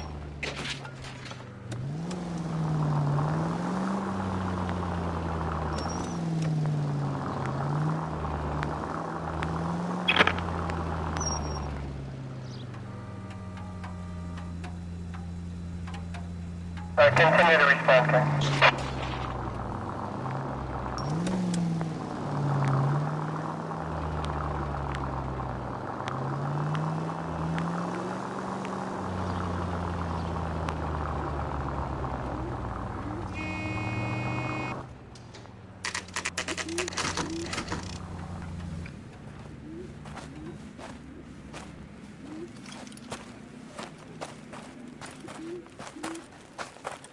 Phelps, traffic. I'm Officer Houlihan. Cars down the alleyway, detectives.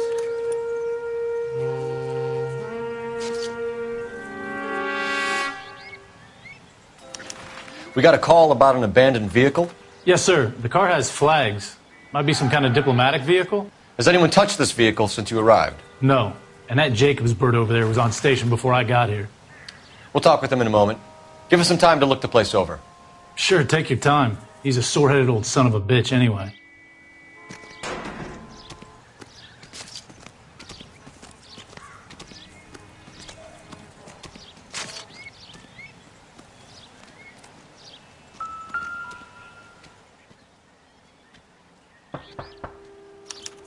We'll have to use the registration to trace the owner.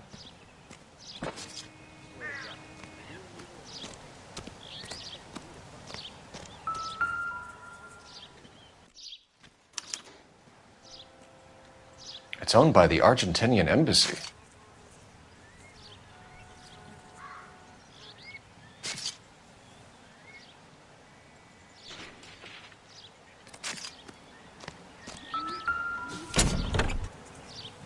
Empty.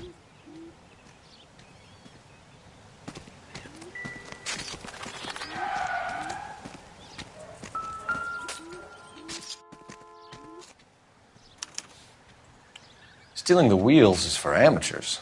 A car ring would have stripped it in a warehouse.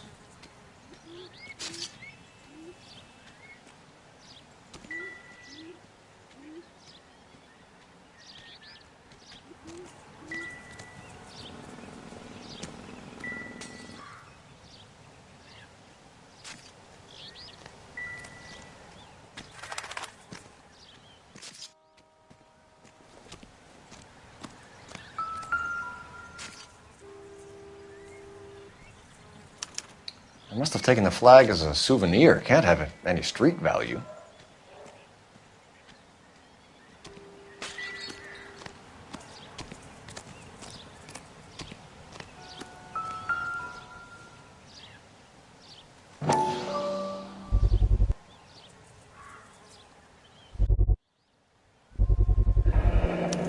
Combination wrench. Must have used it to remove the wheel lugs.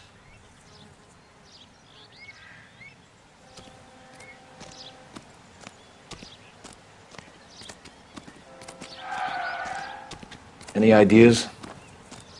We better see what this Jacobs guy has to say. The car was dumped in his backyard, after all. We better see what this Jacobs guy has to say. The car was dumped in his backyard, after all.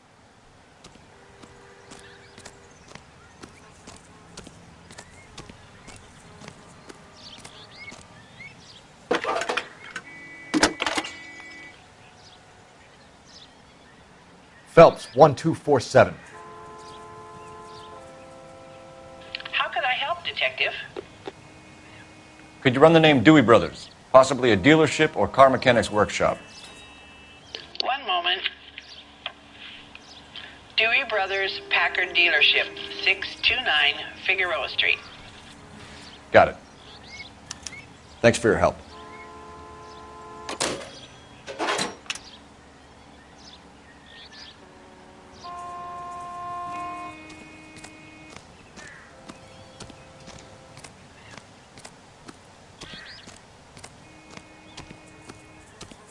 Oswald Jacobs? That's right. What exactly happened here, Mr. Jacobs? Last night, I was looking out of my window. I like to keep an eye on what's going on. I can understand that. You see this empty lot? Damn kids play stickball here. Always breaking my windows. Always asking for their ball back. Can we get back to the car, Mr. Jacobs? Don't be impatient, Sonny. Anyways, last night I see this brand spanking new Packard up on bricks. Did you see who stole the Packard? Hell yes, I did. I saw 3 goddamn Mexicans going to work on it.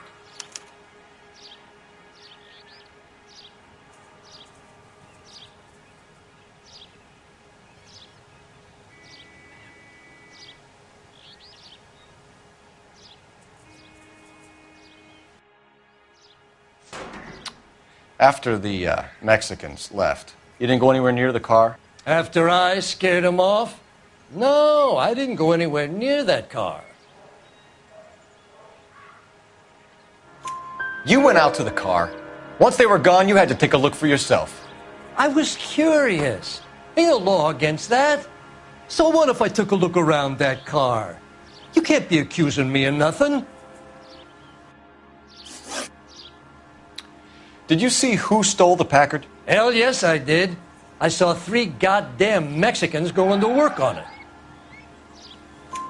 Can you tell us what they were doing? Using the headlights of an old Ford so they could strip the thing. I yelled out to them, "I'll call the cops." So they loaded up their car and drove off, tooting and hollering and yelling obscenities at me in Mexican. You speak Spanish, sir? No, I do not.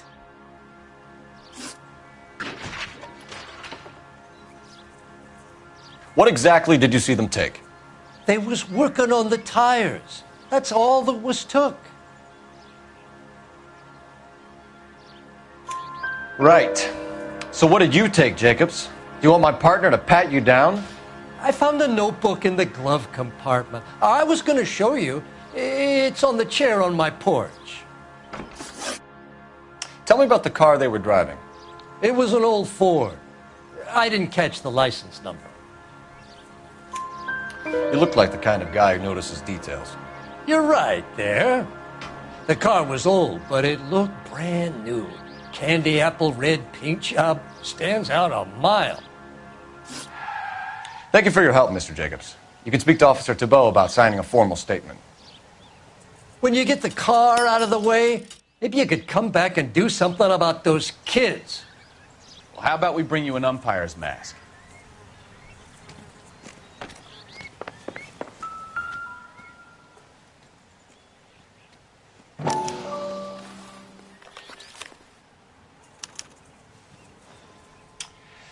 Okay, so we have the owner of the vehicle, a degenerate. I'll run John Madsen by R&I.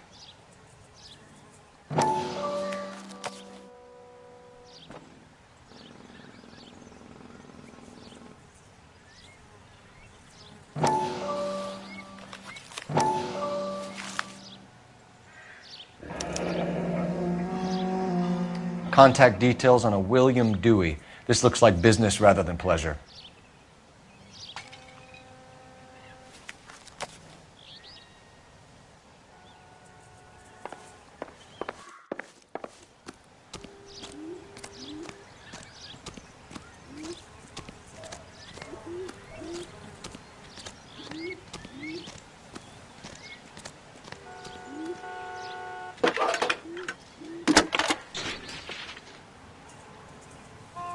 Phelps, badge 1247.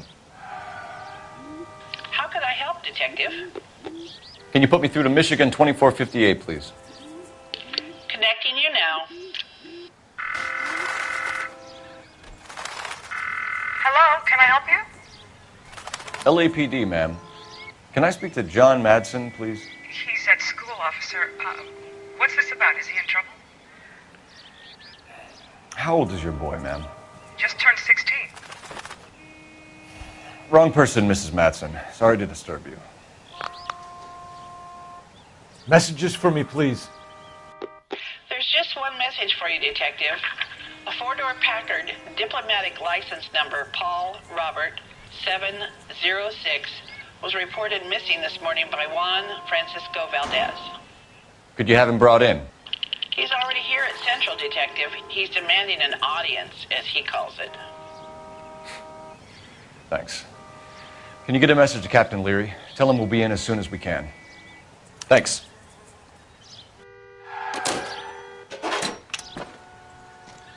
Can you cordon off this lot until we have the vehicle impounded? Yes, sir, Detective. We'll follow up on the owner. Get a statement from Jacobs, and I'll read your report back at the station. We can visit the Packard dealership or head back to Central and interview this Valdez character. Your call. We'll make sure Clear this area immediately. Tagged, sir. Can you drive to this one? Do we know where we're going?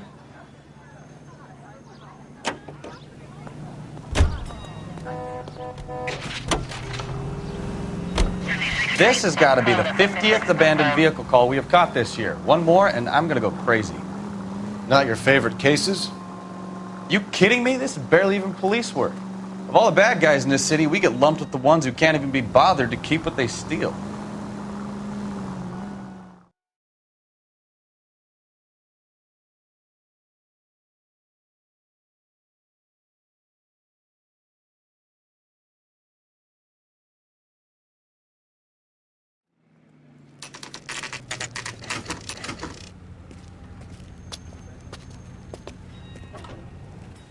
Do we have a Juan Francisco Valdez in for questioning?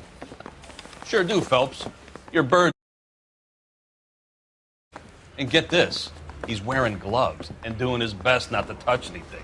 Can you beat that? Sounds like we don't want to keep this guy waiting. It's this way.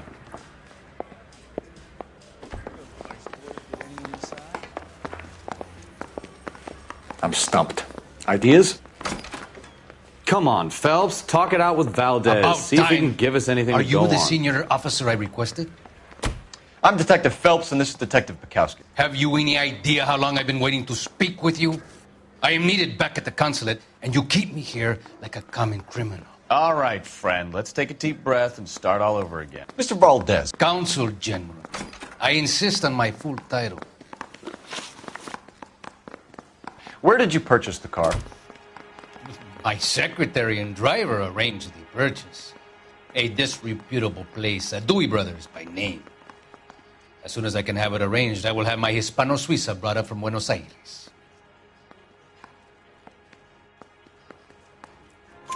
Bought a Packard, Valdez? A snob like you doesn't drive an American car. I want answers or I'll smack you around the teeth. William Dewey offered me a substantial bribe to make a purchase at his establishment. It is not unusual to make this kind of transaction in the civil service. Tell that to the Argentine taxpayers. Consul General, we have located your car.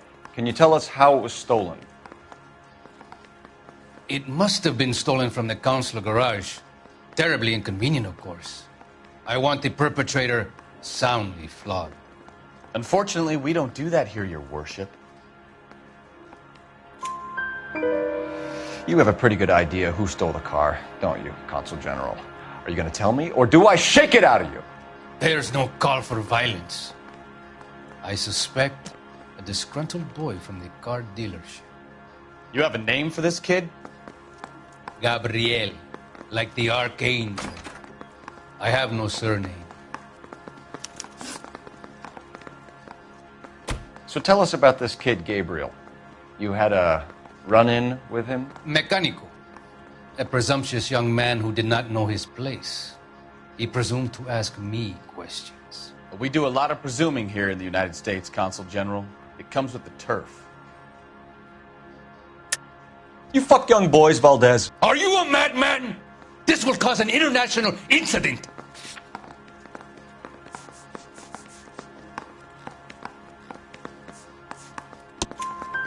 Danny, Ben, Miguel, Tristan, and Teddy. Full lips. Ring any bells? I'm sure we can come to some arrangement. Gabriel, spill it. A beautiful but impertinent boy.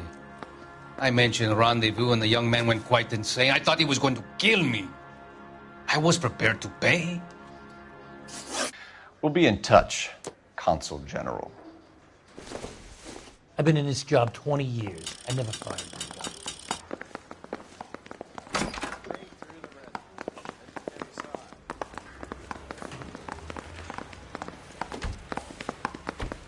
What now?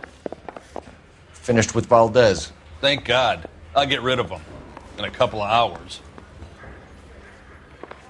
I'm kind of busy here, fellas. Moving along. You can drive. Where are we going?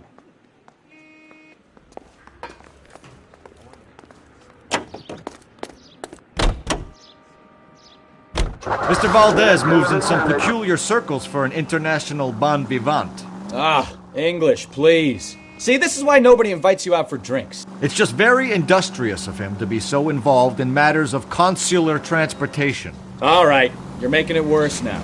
I think what you're trying to say is that lover boy in there is as full of crap as a Christmas goose. That as well.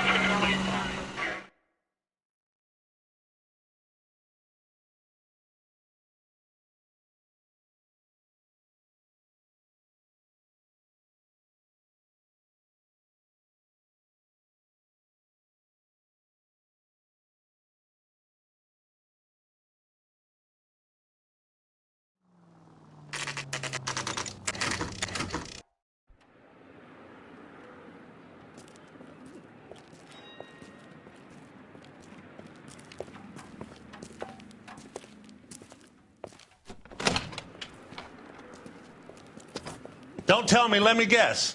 You were making your way past the lot, caught sight of the new model four-door, and couldn't help yourself. You could see yourself in that car and just had to take a closer look. Well, I can't say as I blame you. LAPD, Mac. We'd like to speak with the owner. That's me, William Dewey, proprietor, at your service. We're investigating the theft of a Packard belonging to the Argentine embassy. Are you missing a combination wrench?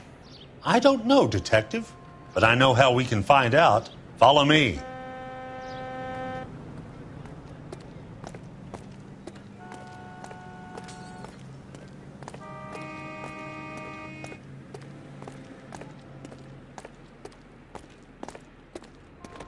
We keep all our tools in here. Mind if we look around? Be my guest. You sure you guys aren't interested in a new car? Huh? Maybe a used car. I have some nice used cars for guys in your wage bracket. Why don't you give us some alone time, Dewey? Go sell some cars or whatever it is that you do here.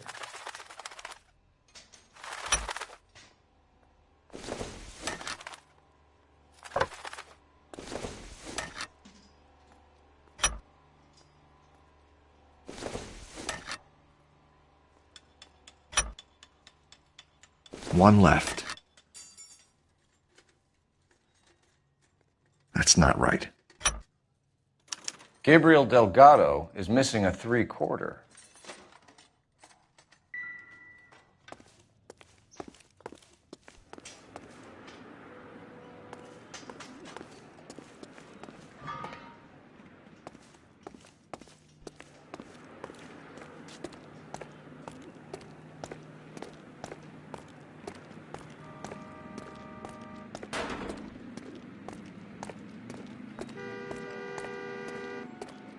If you don't mind, we have a few questions.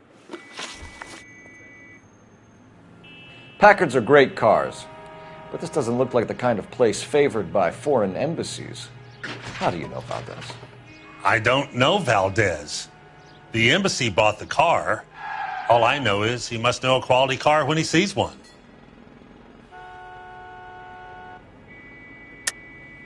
And I know a shyster when I see one. You and Valdez are in this together.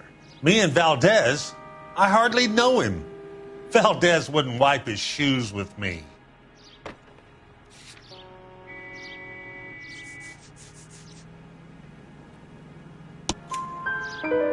We've talked to Valdez. He was very obliging. He told us all about the arrangement the two of you had, and now quit wasting our time. Okay. So I met Valdez in a bar. We cut a deal, and he bought the car through the embassy. I cut him some change on the side. It happens all the time. Where can we find Delgado? I don't know. He sure as hell isn't here. Address, Dewey, or my partner shoves your head in a car door. Okay, all right. Apartment 3, 103 Hill Street.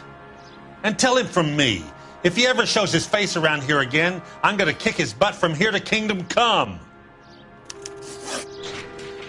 A wrench from this dealership was used to strip the wheels from a Packard last night, Mr. Dewey. A couple of Hispanics were seen taking parts. We've had a spate of thefts ourselves. Comes with the location.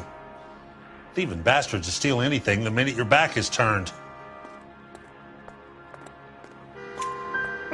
What are you hiding, Dewey? Spill it. You don't want the LAPD getting too interested in this place. So I hire a few illegals. It's cheaper than hiring returning GIs. They have less attitude. Downside is, they're a little light-fingered.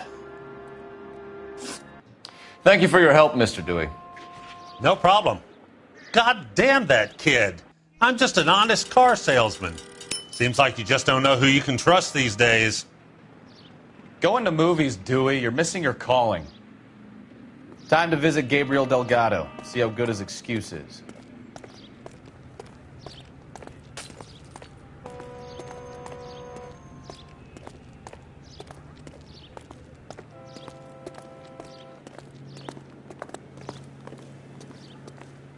You know the way. You can drive. So, where you want to go?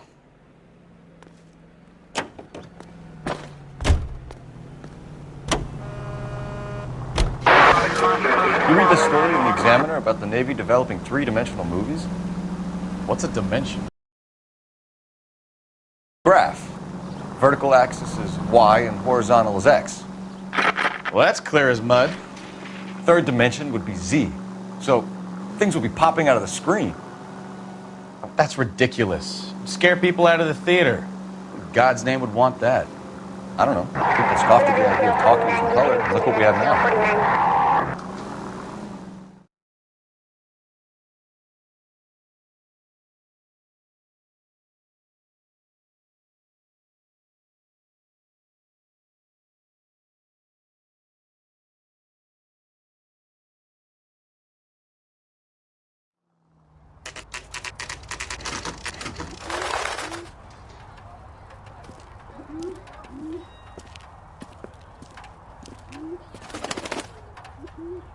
Okay, let's see what Gabriel has to say for himself. I just hope our archangel hasn't already flown.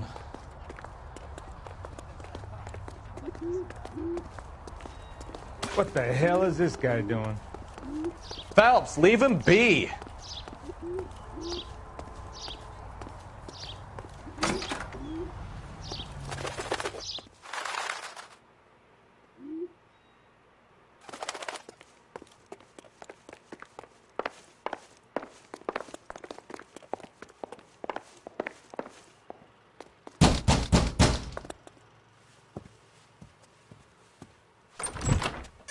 Yeah. LAPD, ma'am. We're looking for Gabriel Delgado. Gabriel? We're from the police. Policia, you understand? Yes, I understand. Could you come inside? What is your name? Ana Rodriguez. Is Gabriel Delgado here, Ms. Rodriguez? No. What do you want with Gabriel? Is he in trouble? Stay where you are, Ms. Rodriguez. We need to take a look around. But he is not here. I have told you. Check out the surrounds. I'll stay with the broad.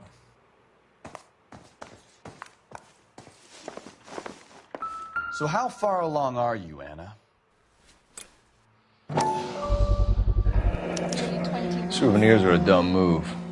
Right. So how's it going to be when you go into labor and he's not around? You are wrong about Gabriel. He will be a good father. Already he works hard to provide for us. Unless you help us here, Anna, your little one won't be seen. Difficult to tell whether it's the suspect vehicle from the scene. Certainly Gabriel's pride and joy.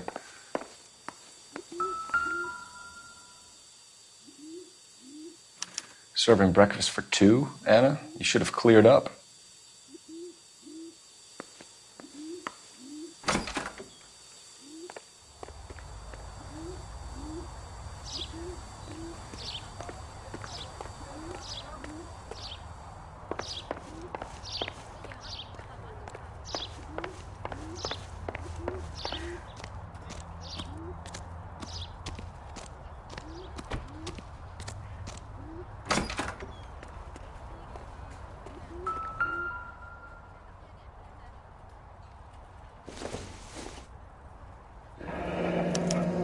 Diplomatic license plates.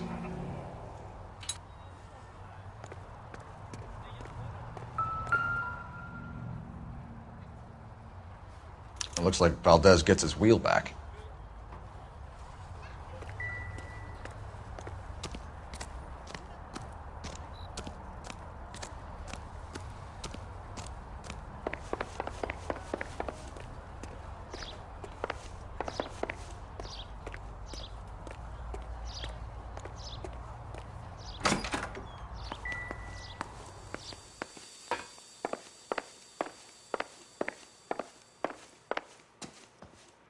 You're in serious trouble, Miss Rodriguez. But Gabriel is not here. I have done nothing wrong.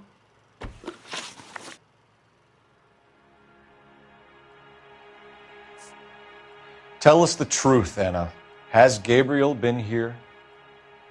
I haven't seen him for at least 3 nights.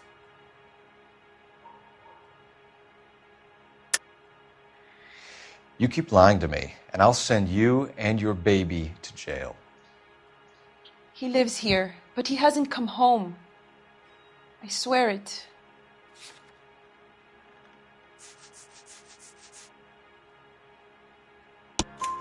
Enough, Anna.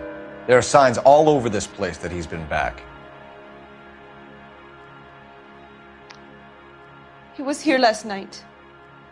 I have never seen him so angry. He went out to his shed and put some things in it. I don't know what, and I don't want to know. I love him. Why did he steal the car, Anna? The customer insulted him. He has his honor, no? His honor, Anna? He said Dewey's friend tried to make a woman out of him. He no longer respects this man, Dewey. He took the car to show this maricón that he is a man. We found a license plate matching our stolen vehicle in the shed. Add in the assortment of parts, and we can make Gabriel for a dozen other thefts. It's time to get serious, Anna. You must ask these questions of Gabriel.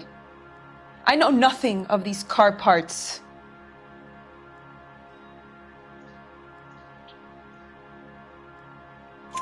Then tell us where he is!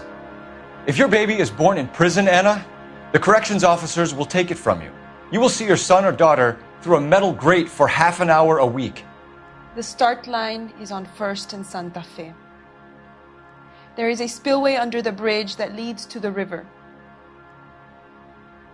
Many policia have wrecked trying to follow him. We will put in a good word for you, Anna. As far as we're concerned, this sits with Gabriel. Start line? That sounds like a street race to me. It's gotten out of hand this last year. No wonder Delgado has such an eye for fine automobiles. We know where the kid is. Let's go stop these clowns and get them off the streets.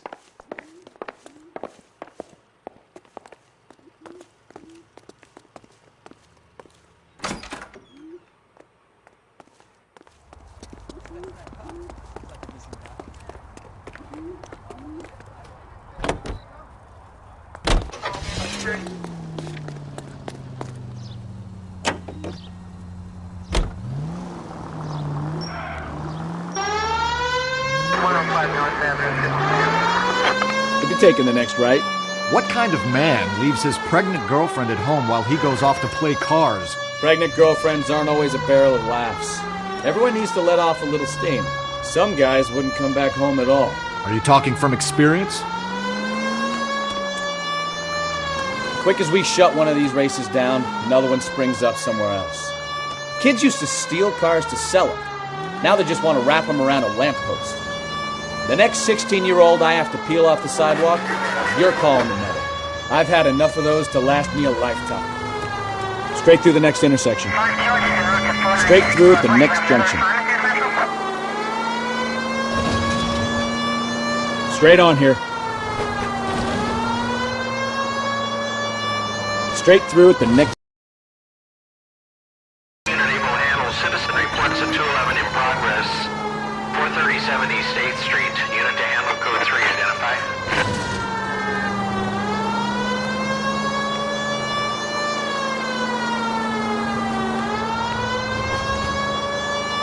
Go straight through here.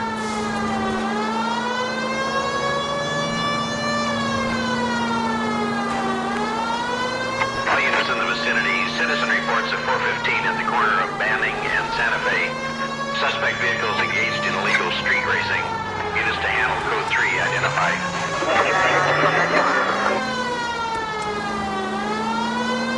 Take the next right. Take the next right.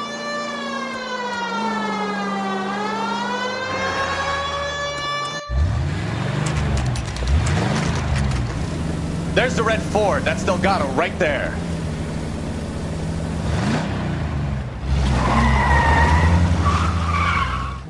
Quick! They're getting away!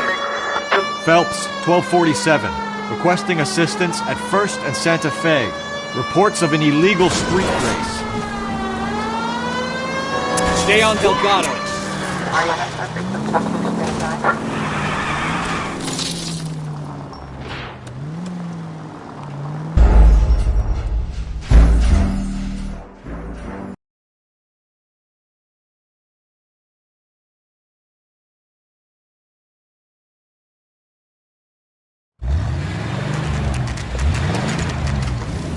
There's the red Ford. That's Delgado right there.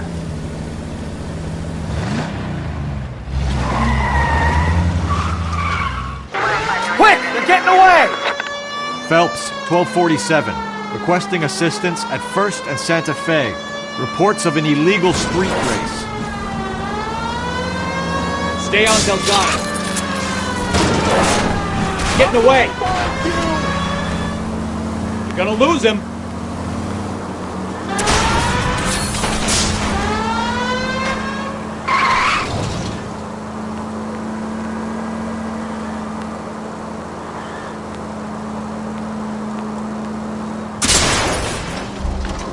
Delgado is our boy. Forget the others.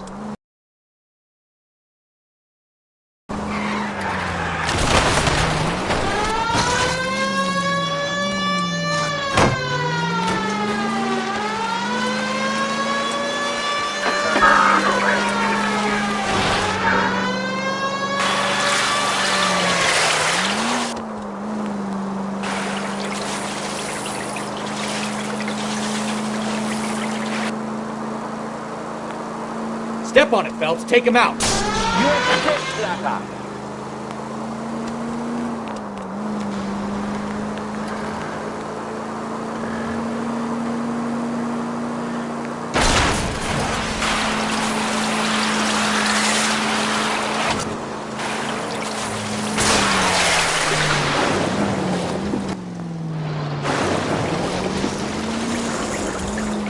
God damn it, Cole. Hold it steady.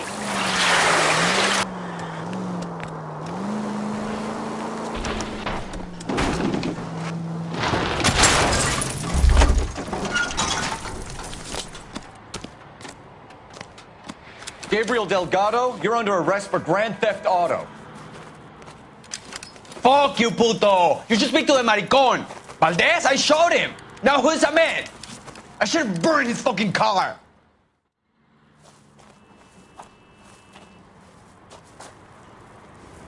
You got a foreign dignitary outed as a fruit and a kitty raper, a car dealer we're gonna let slide for the kickbacks, and a street punk car thief who sure as hell won't be taking liberties with other people's autos again anytime soon. That, Detective Phelps, is not a bad haul. You keep your chin low and your hands high, and you keep bringing me clearances just like that one. That's textbook policing, and we need more of it in this department.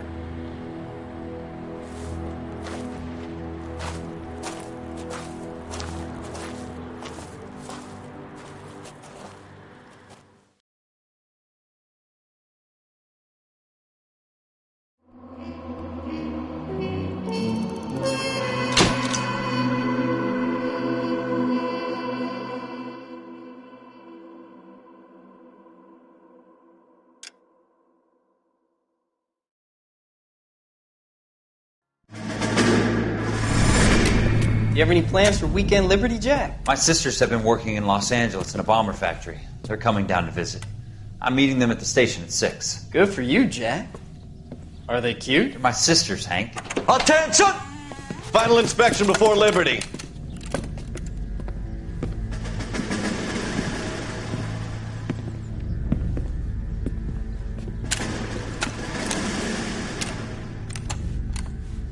Good job, Kelso.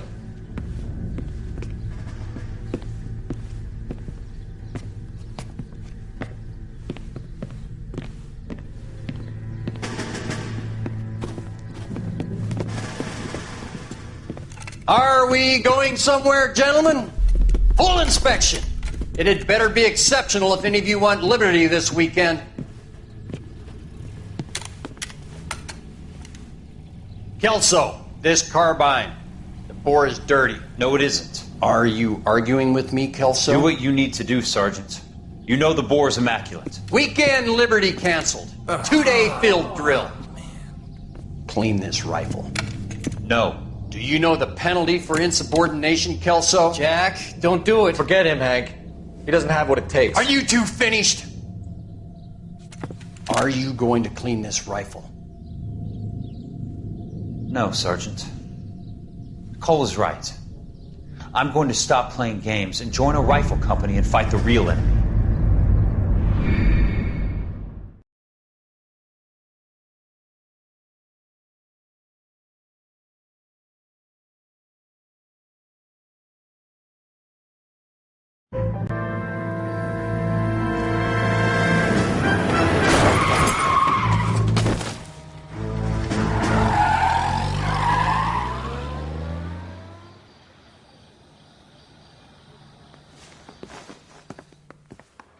All right, gentlemen, I just got this handed to me. A hit-and-run felony at Ray's Cafe, 208 North Los Angeles. Got a patrolman on site. The coroner's on his way. Get down there, see if you can find any witnesses who can put a make on the car. Need a drink. I got the jitters again. You think the Vice Boys get any on the side? Out of the way, Sherlock. I'm busy.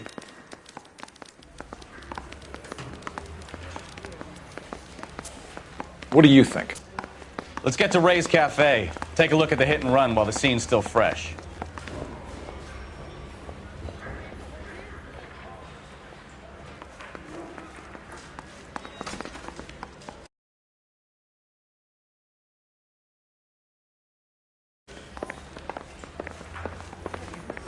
The big case and got promoted? She wants a 5-star.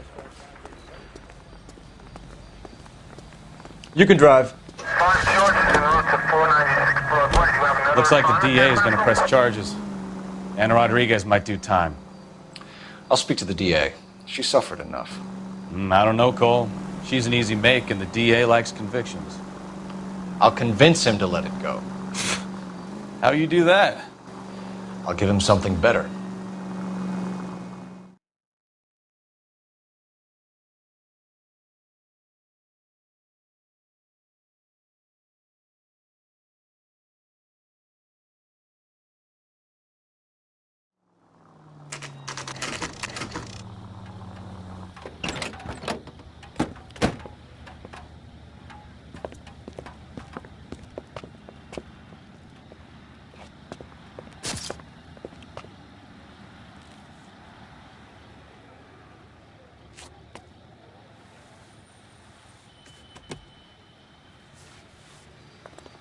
Detectives, over here. Cole Phelps, traffic. What have we got? Vic is a white male named Lester Patterson. Walked out of the bar and into the street. Car hit over there, and he ended up here. Dead on impact by the look of it. Have you canvassed the area? The only one with anything useful to contribute is the young lady over there. She lives above the bar. Name is Shannon Perry. No, it's not a stage name. 24 years old, she left Kansas to follow the yellow brick road. Is that so? We'll take a formal statement later. Right now, we're going to take a look around.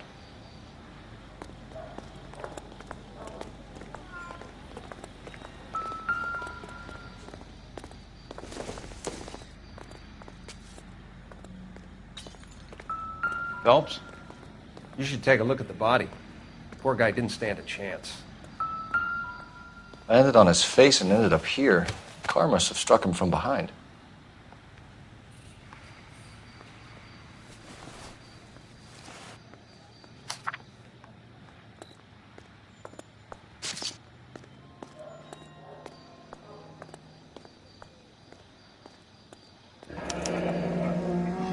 Patterson has life insurance.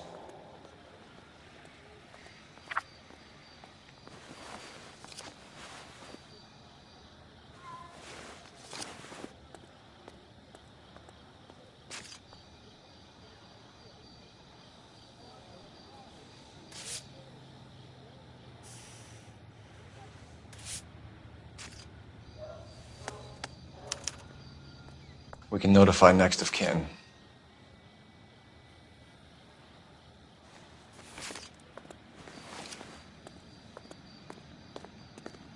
What have you got on the victim?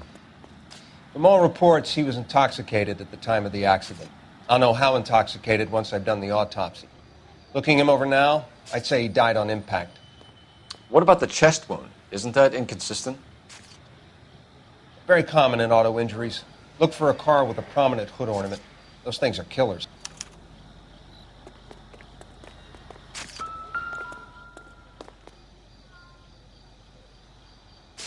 Body traveled a good 20 feet.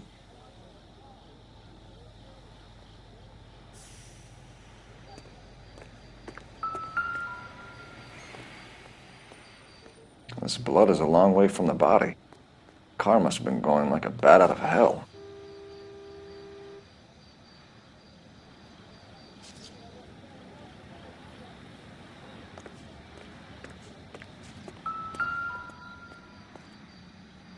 So the driver managed to brake before the impact.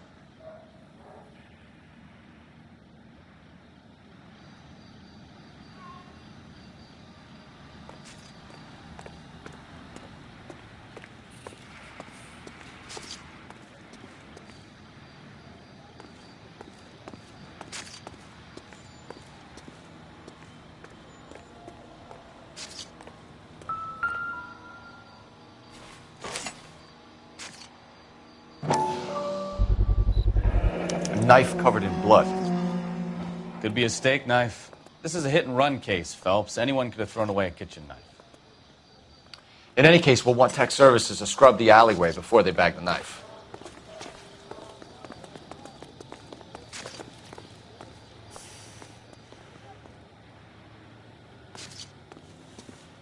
She's all yours, Detective. Miss Perry? Yes? I'm Detective Phelps. This is my partner, Detective Bukowski. Can you tell us what happened?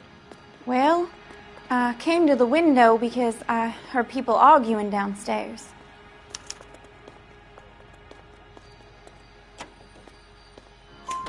Then what happened? I saw a car hit that poor man and knock him down the street. What kind of car was it? A dark red Lincoln Continental. Did you see the license plate? Only the first 3 letters, I'm afraid. 3C8. Tell me more about the argument you heard. Well, there were 2 voices. A man and a woman, that's all. Why are you holding out on us, Miss Perry? I'm sorry. I was hoping to tell my story to the newspapers. I'd like to get my picture in the paper. Trying to find work as an actress, and things are pretty difficult. Cough it up, sister. We don't have all night. People arguing? They were husband and wife. I could tell by what she was yelling. Intimate things. Very embarrassing for the man. Thank you, Miss Perry. Your information has been very helpful. You can go now. You really think so? I hope you find that driver and put him away. You certainly got away with the dames, Phelps. Give it a rest, Bukowski. Let's see what the patrons have to say. I'll take the bartender. You work the rest of the room.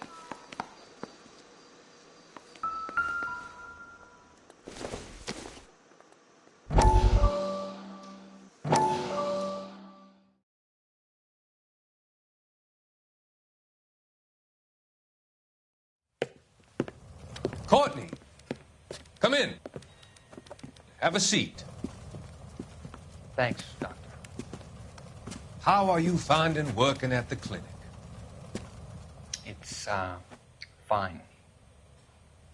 Are you sure? Can I be honest with you, Doctor? I would hope so, Courtney. I was hoping that the therapy would be more beneficial.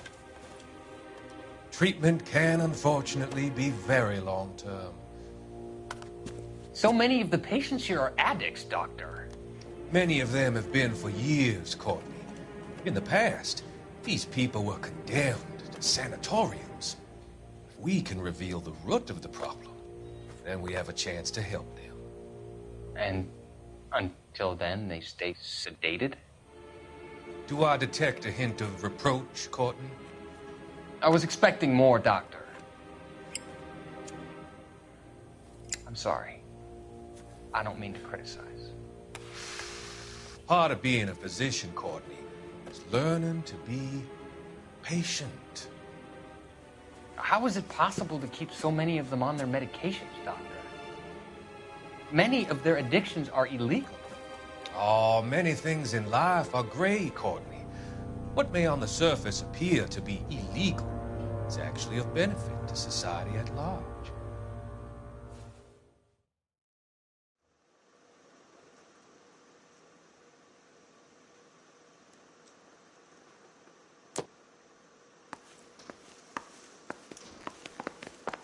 I'm Detective Phelps of the LAPD. How can I help, Detective? Your name would be a good start. Dudley Lynch. Hired help. I run the place when the owner ain't around. Where is the owner? He stepped out. Somebody had to take Lorna, Mrs. Patterson, home. What can you tell me about the accident? Not a lot. It was busy in here, and all I heard was the impact. So what was he doing outside? It's against licensing regulations to drink on the sidewalk. Lester and Lorna were having a fight. The owner made him take it outside. It was pretty ugly. Do you know the victim? Yeah. Lester Patterson. He's a regular here, or he was. Not one of your favorite customers? Lester was special, but not my kind of special. Was Lester drinking alone? No. He came here with his wife. She didn't seem too interested in the booze, though.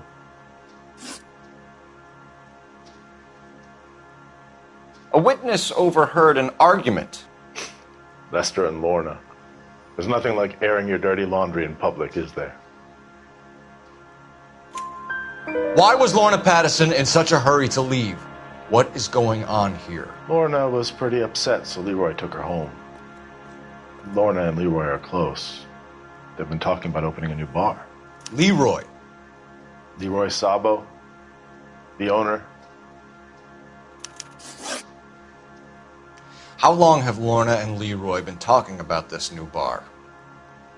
Who knows? I just served the drinks.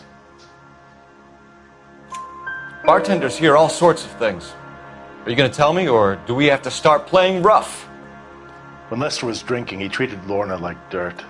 He gambled away all their money. Lorna pitched Leroy about the bar. I don't know how interested he is. Is Leroy doing well? Hell no. The only thing keeping this place afloat are the poker games. Thanks for your help, Lynch. I'm going to need you to sign a statement with the patrolman.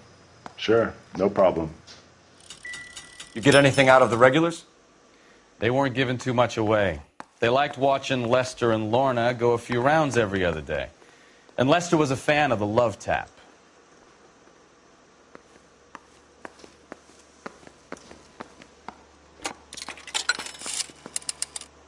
Operator, give me R&I. Putting you through now. Phelps, badge 1247.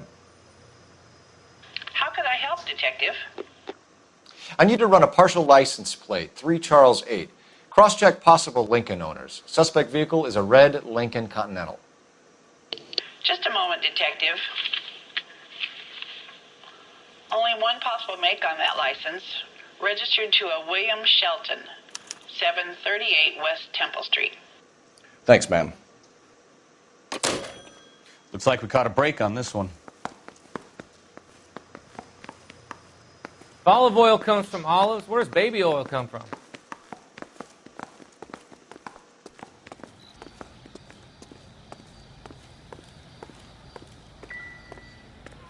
We'll check in with you.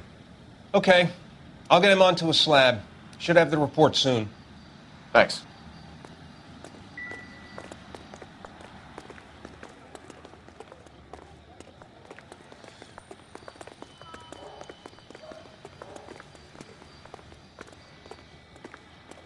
You drive. I need to go over the case notes. And where exactly are we going?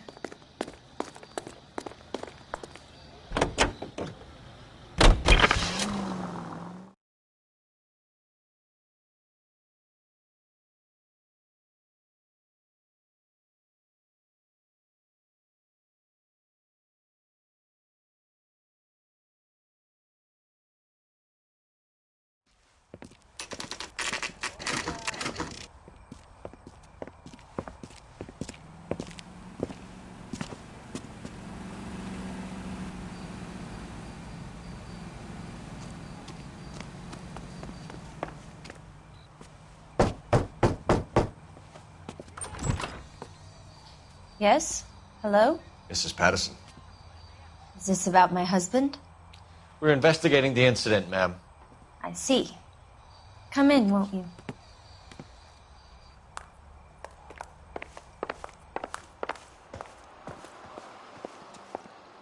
Can you tell me what happened?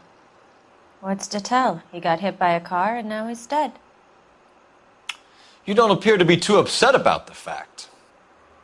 Lester and I met on a furlough in '44. We got married that weekend. People don't understand it now, but that happened a lot back then. I see. So you probably did well to stick it out this long.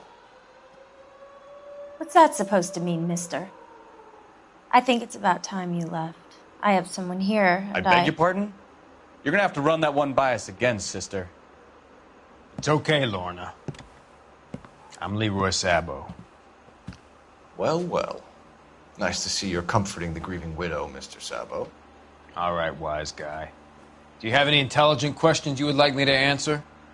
You can confirm Mrs. Patterson's story. Lester lost at cards. He was kind of hard to control when he lost his temper. He turned without looking and walked right out in front of the car. It wasn't good. What's your relationship with Mrs. Patterson, Mr. Sabo? We're friends. Good friends. You expect me to believe that? Look, I was filing for divorce. Mental cruelty. Lester could be a mean son of a bitch. And Lester knew about that? No, I hadn't told him. Well, hasn't this worked out well for the two of you? I feel almost bad for busting in on this little rendezvous.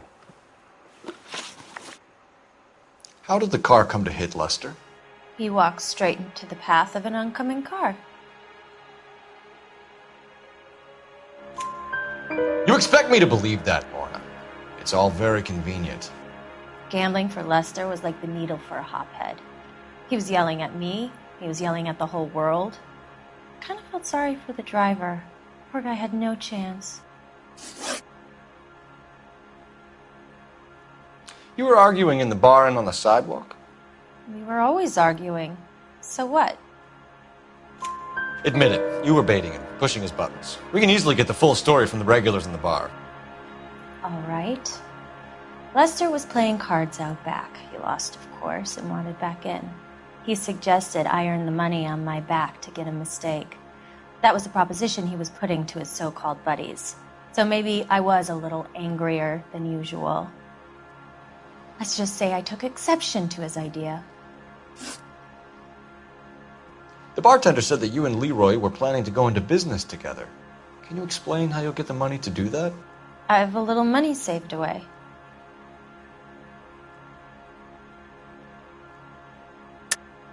You're being economical with the truth, Lorna. You want to back that up, little man?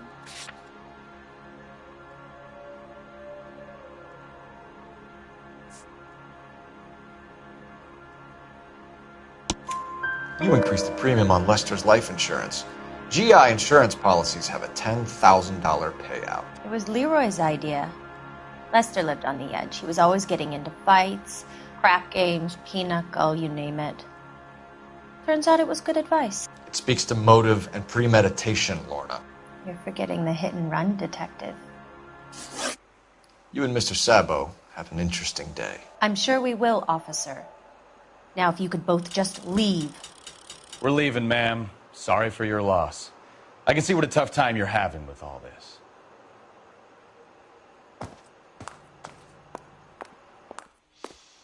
You know, I don't really feel like talking to you right now.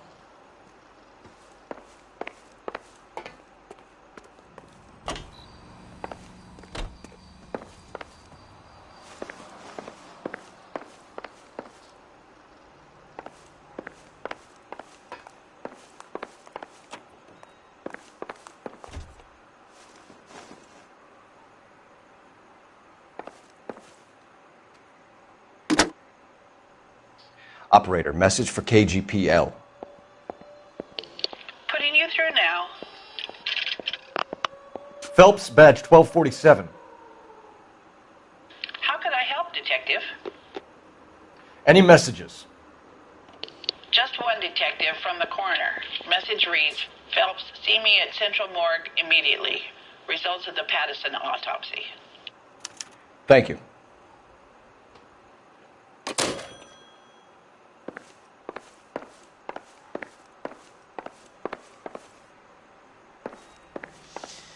Lester could be a heel, but that's a lousy way for anyone to go out.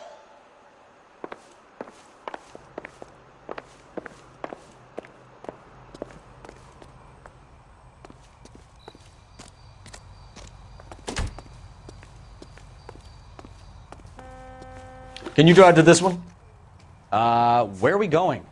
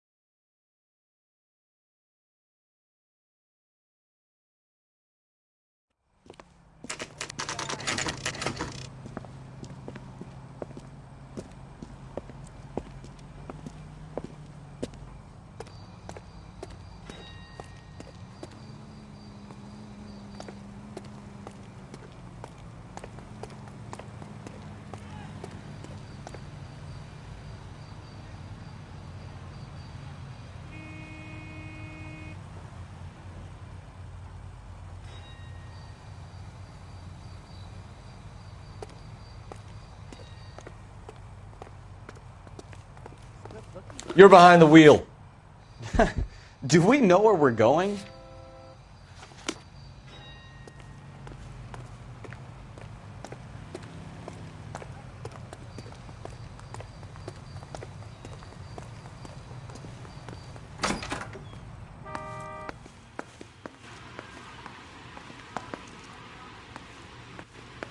We can put the driver in front of a judge in less than a week. You'd be making a big mistake. Run that by me again? The victim was dead before the car hit him. 2 puncture wounds to the right side of the thorax. Second puncture reached his heart. You're kidding me. Been doing this job 23 years, son. No one's ever laughed at one of my jokes. He was stabbed to death? Long, sharp knife. Length of a bayonet. We found a knife in the alleyway. Where is it now? Was it bagged? By Patrolman Kaplan. Perfect. I'll get you a definite match. Jesus, we got him. Murder 1. We were right there and they tried to stare us down. Now they'll both get the gas chamber.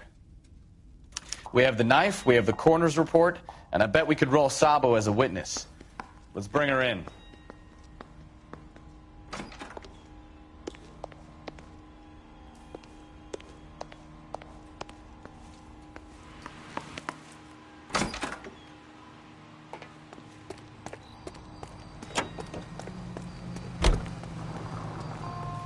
You know the way. You can drive. So, where you want to go?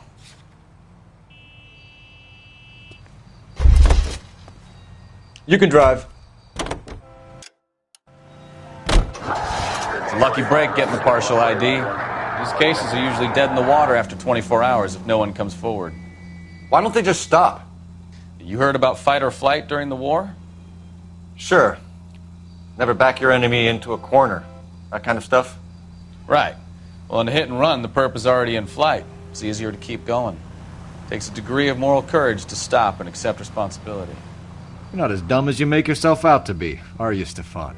I didn't know I was making myself out to be dumb.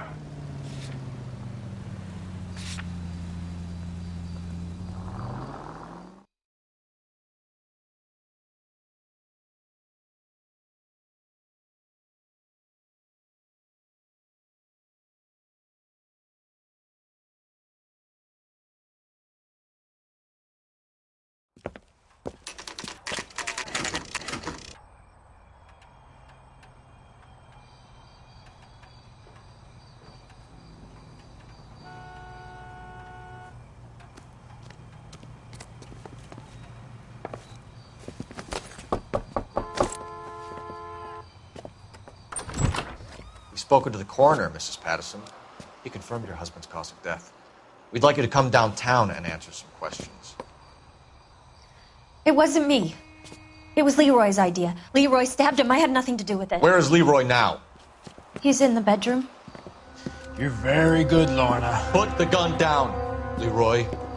If you do something stupid now, you don't stand a chance in front of the grand jury. Nice of you to give me up, sweetheart.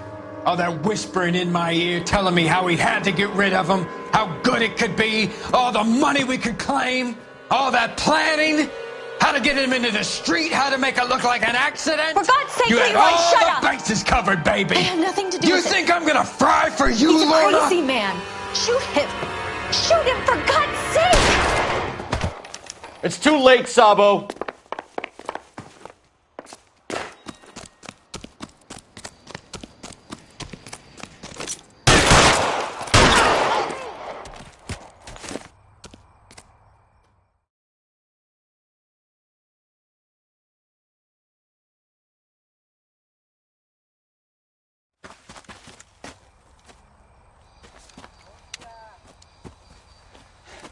You look spooked, Phelps. I thought you'd been under fire before. It never gets any easier, Bukowski.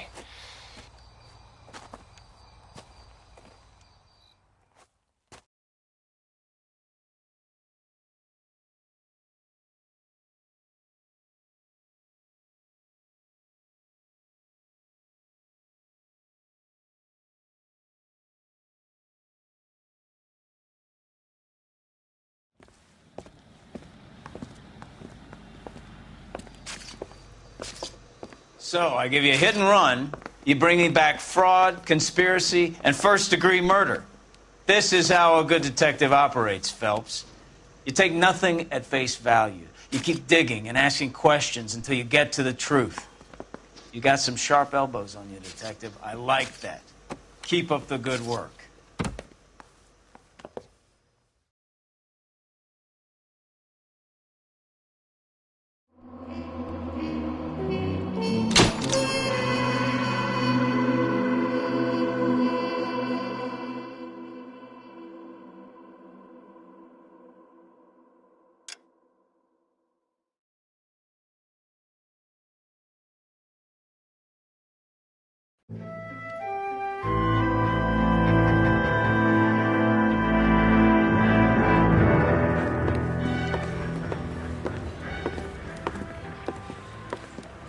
Phelps, Bukowski. Beat cop says he located a green Kaiser Fraser from the hot sheet. Address is 6 West 2nd Street. Get over there, see what you can find out. Go on. Sorry to inconvenience you. We're on it, Captain.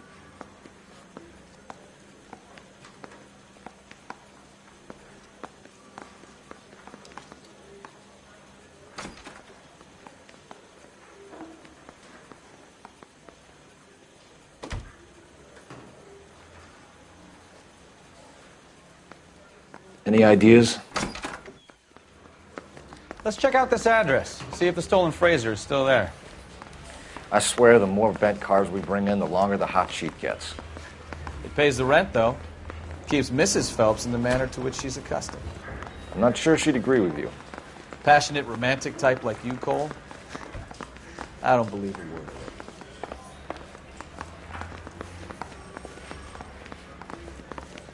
I say we bust in there and find the goddamn evidence.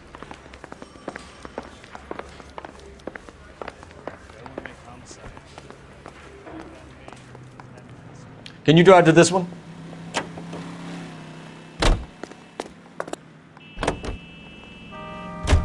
They're calling her the Dahlia Murder. Wonder what Veronica Lake makes of that one.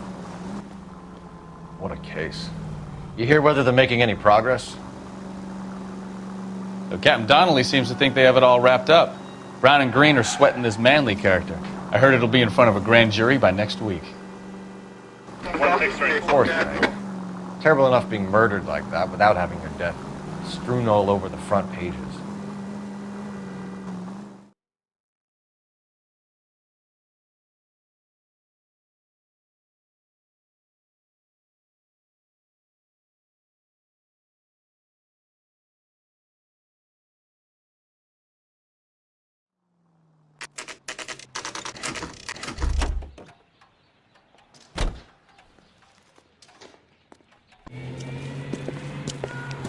That's the car, Cole. Just pulling out of the drive. Get it. Remember, we need him healthy enough to answer questions. 1247, Detective Phelps, requesting immediate backup in pursuit of a stolen green Kaiser Fraser from 6 West 2nd Street.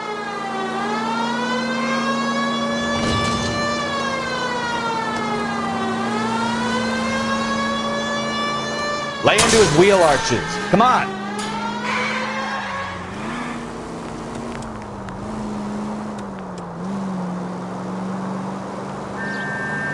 Enough games, Phelps. Take this guy out.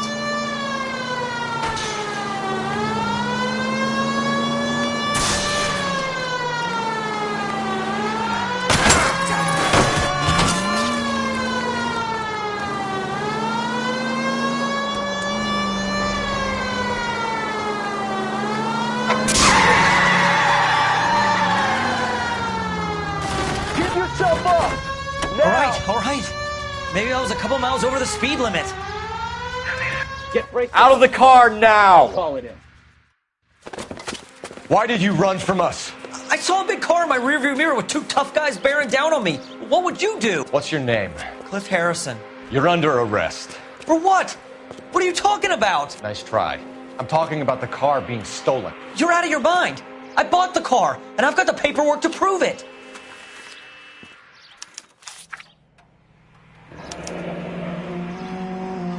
Looks like we'll have some questions for the people at Coombs Automotive.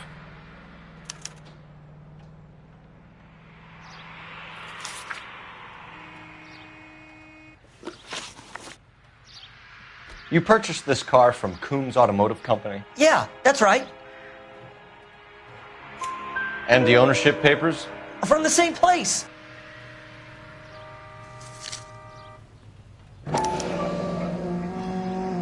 If this is a forgery, it's top-notch. This will need to be traced.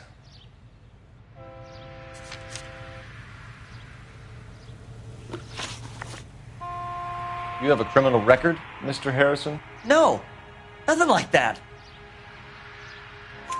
You better give us something, Cliff, or we're gonna make this hard on you. I didn't steal the car. I ran because I've got some wacky backy in the glove compartment. How much, Cliff? 1 reefer. We'll let it slide. You're in enough trouble. Who did you deal with at Coombs Automotive? The owner, Richard Coombs. And he made out the bill of sale personally? Of course he did. He kept a facsimile for his records. Check with him. We're going to get to the bottom of this, Harrison. Until we do, you're going downtown. You gotta be kidding me! I'm getting arrested for buying a goddamn car? If everything is legit, Harrison, you'll be out soon. Until then, if I were you, I'd keep my mouth shut. Bag his possessions as evidence and have him arraigned for Grand Theft Auto. Right, Detective. Do you know who my father is? We need to get to Coombs Auto and check out Harrison's story. You know the way. You can drive. All right. Where to?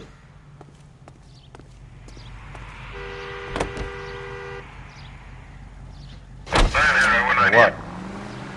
I think he's telling the truth. Some of the most convincing people you will ever listen to are born liars. Usually they're called politicians. Officer needs help, 103.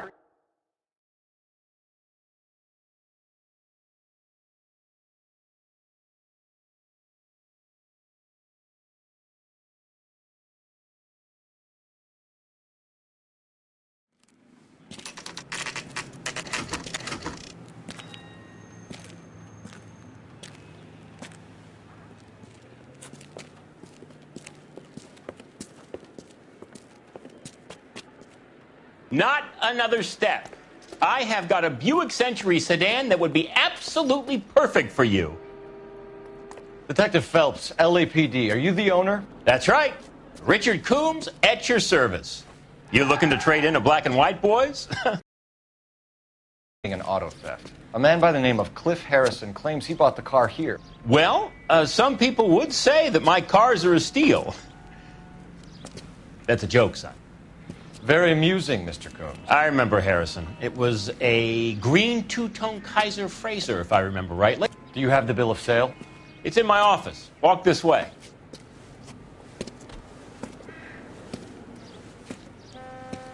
That's a joke too, son.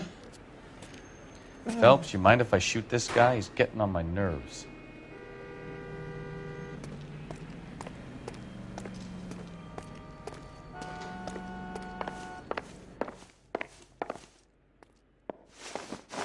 Here it is. Got the original pink slip there, too.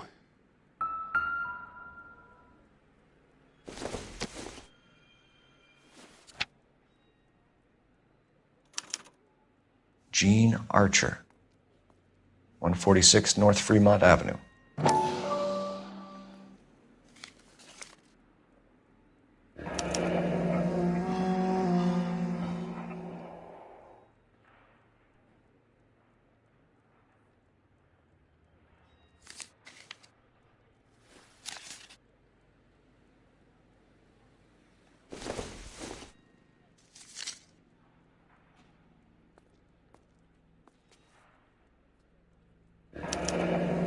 Harrison's purchase receipt was legit, at least.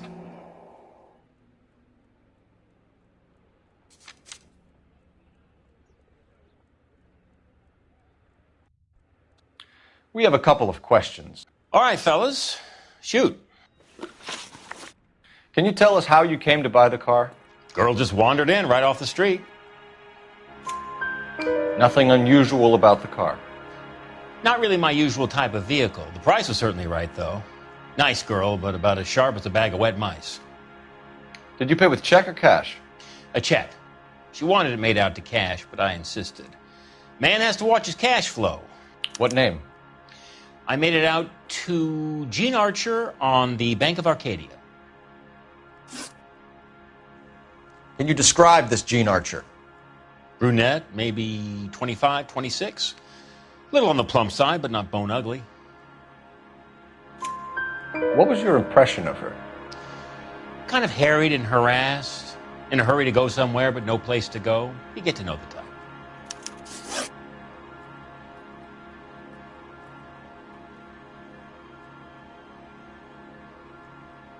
Do you know anything about the company that prints these pink slips? Nope. Should I? It isn't exactly my business. Do you know anything about the company that prints these pink slips? Nope. Should I? It isn't exactly my business. It says Marquee Printing. You've never heard of them? Marquee. Sure. They do all the government red tape. You'll find the place down on Aliso Street near San Pedro. When exactly did you hand over the check, Mr. Coombs? Close of play on Friday. Why didn't you pay her cash? You knew the car was dirty. I had an inkling. When people are in a hurry for money, always pay by check, son. Gives you a couple days to back out. This was all above board. Yes, of course it was.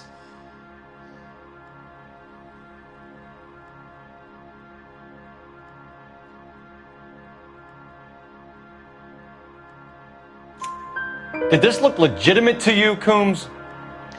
I'm in used cars, son, not bearer bonds. In my business, you don't look a gift horse in the mouth. Now don't come on all high and mighty with me if you want my help. Thanks for your help, Mr. Coombs. We need to continue the investigation. Hope you sort out your problem with Mr. Harrison. Go easy on him, son. Boy's about as sharp as a bowling ball. He's built too low. The fastballs fly over his head. Let me shoot this guy, please. You have a pleasant day, Mr. Coombs. What now? Please, Phelps. I'm begging you. Get the information out of this clown so we can leave.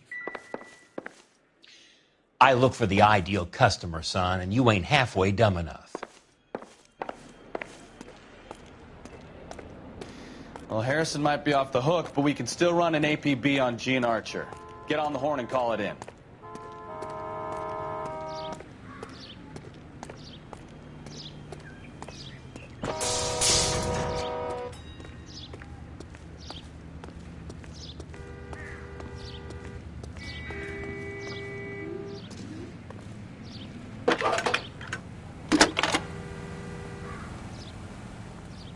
Cole Phelps, badge 1247. How could I help, Detective? Requesting an APB on Gene Archer, age approximately 25, on suspicion of Grand Theft Auto. I'll relay the information. Are there any messages for me? A James Velasco is being held at Central Station on suspicion of GTA. Possible link to the Harrison case. They're waiting on you to conduct the interview. Thanks.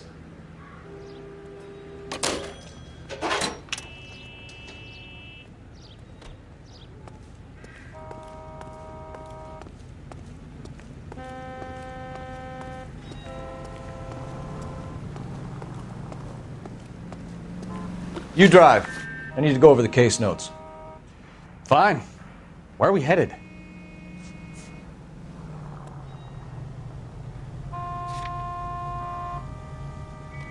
I'm out of here. Here's a chicken and egg question for you. Do you think you have to be an asshole to sell cars? Or that selling cars turns you into an asshole? You've got it in for everyone today, haven't you? I've always got it in for car salesmen. Doesn't matter what day it is. And why do they always think they're comedians when they're about as funny as a heart attack? Maybe the more annoying they are, the quicker you sign on the dotted line, just to get the hell out of there.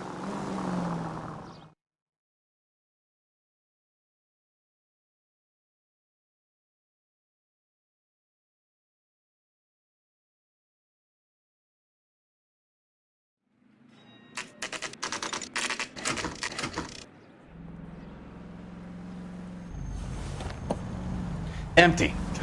Should have known that Archer broad would have given us a false address. We should go to the station, see what this Belasco guy has to say.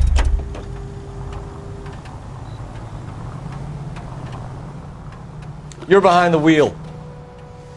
All right. Where to?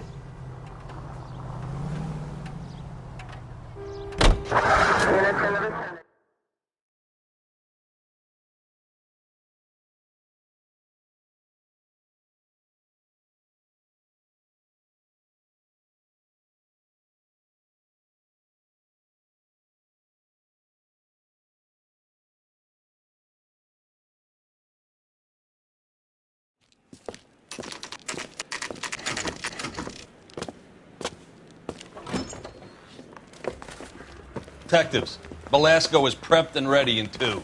Another stolen car with legit papers. Thanks.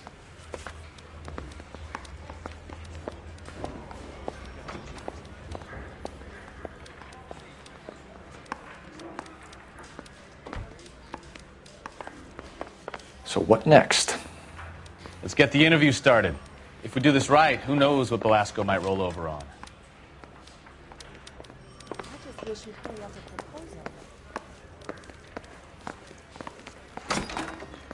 Crummy bastard. James Belasco? I want a lawyer. It's my car and I got the proof right here. Take a look for yourself.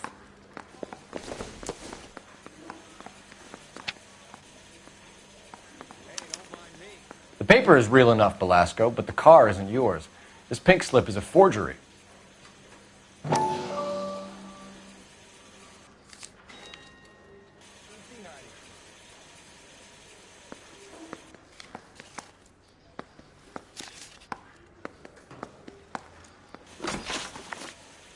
Where were you taking the car, James? Blow it off, greenhorn. You'll get nothing from me.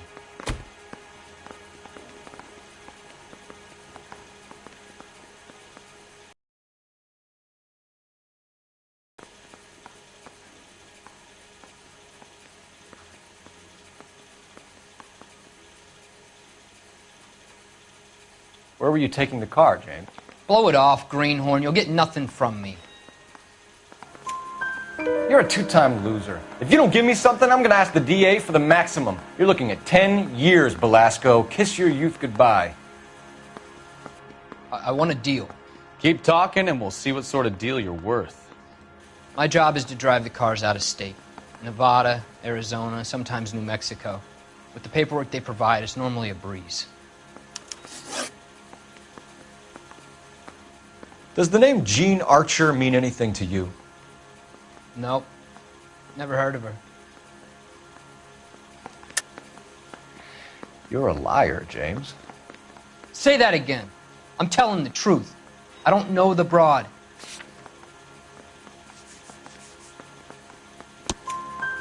So that's why you both have the same address printed on your pink slips. She's a mule for these stolen vehicles, genius. Same as you.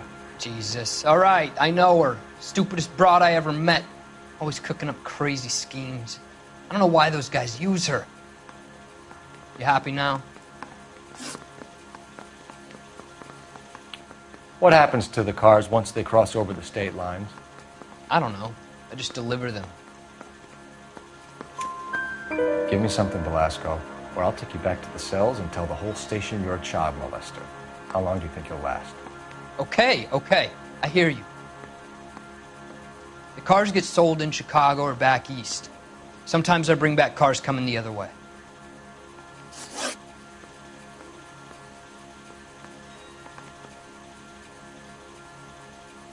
Where do you pick up the cars, Belasco? Warehouses. Mainly in East downtown.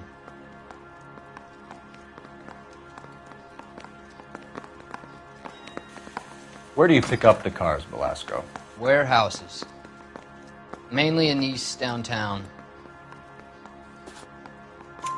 An address, Belasco. You want my help with the DA? Cough it up, now. A place on Industrial Street. I don't know the number. You're gonna help me out, right? Keep talking, kid, and we'll see what we can do. All right, James. We're gonna check if this information is worth anything. And if it is, I need your help here, pal. If it is, then we'll know you're a man of your word, and so will the DA. You're Phelps, right? Yes, I am. Look, can we do this later? I'm in the middle of it. Ray Pinker. I'm with Technical Services. The pink slips are all real. Yes, we know that. There's only one company that prints them in California, the Marquee Printing Company. They've confirmed that the numbers are legitimate. You've checked them out? Sure. They're on Aliso Street, near the corner of San Pedro. The guy I spoke to was Lightval. Gordon Lightval. Here, I wrote it down. Thanks, Ray. This is a great lead.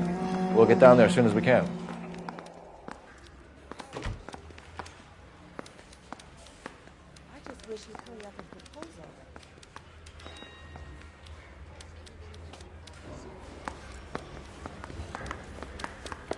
Phelps, your GTA suspect, Gene Archer, spotted by a patrolman. Western Union office, 253 South Hill. Less than a minute away down the street if you run. Go! She won't hang around.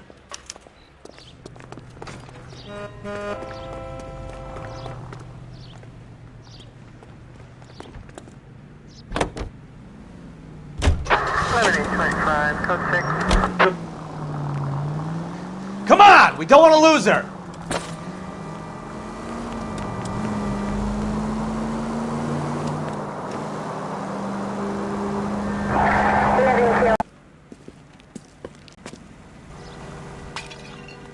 Trying my patience here, Gene.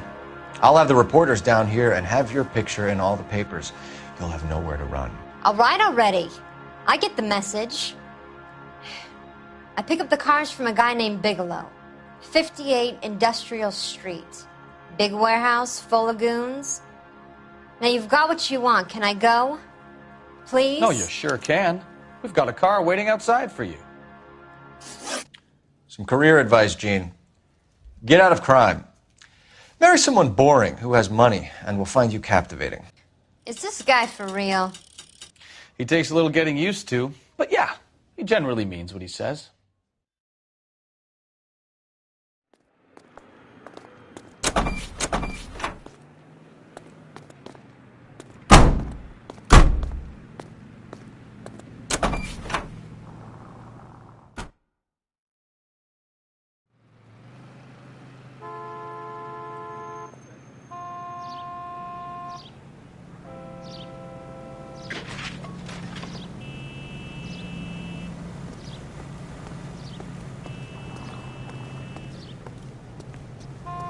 You can drive.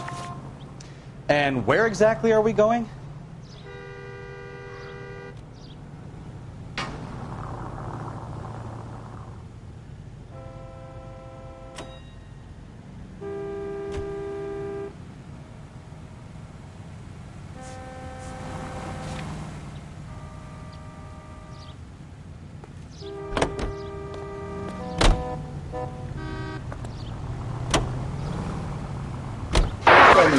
Used to getting her own way. Little did she know her feminine charms were useless against the impenetrable Cole Phelps. She's not my type.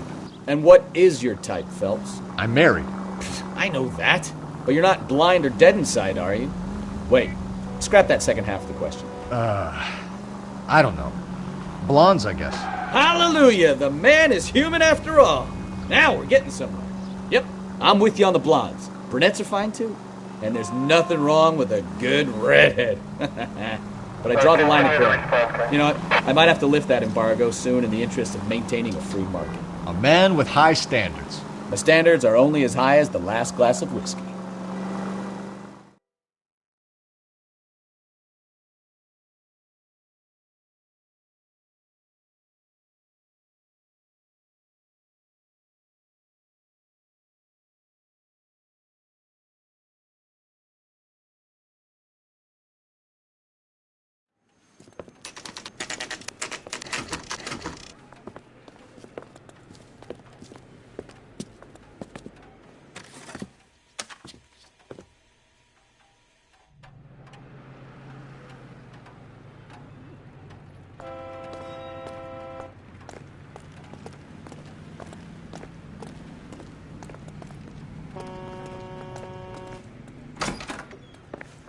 And what can I do for you, gentlemen?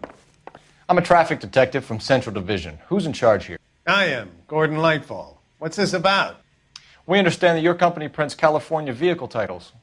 Yes, I have the government contract to print pink slips. I've done for some years. Have you had any goods or equipment stolen recently? We're running up against stolen cars with seemingly legitimate paperwork. Not recently.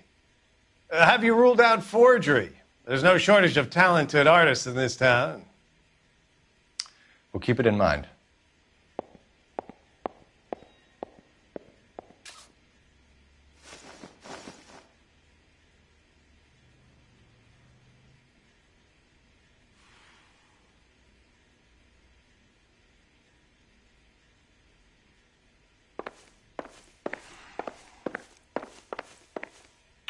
We have some questions for you, Mr. Lightval. Mr. Lightval, we're currently working 2 auto theft cases. Do you know anything about a car theft ring? Certainly not. Why would I get mixed up in a thing like that?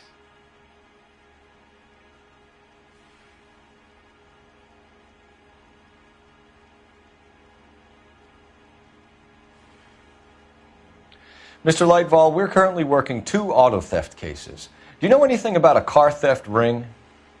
Certainly not. Why would I get mixed up in a thing like that? We have suspects with legitimate pink slips that were printed here, Lightval. You better give me something before I bring the whole department down here. Don't be hysterical, Detective. As a matter of fact, we had a similar problem a couple of years ago. A number of used car lots were selling blank documents to a criminal organization. Do the names Cliff Harrison and James Belasco mean anything to you? No, they do not.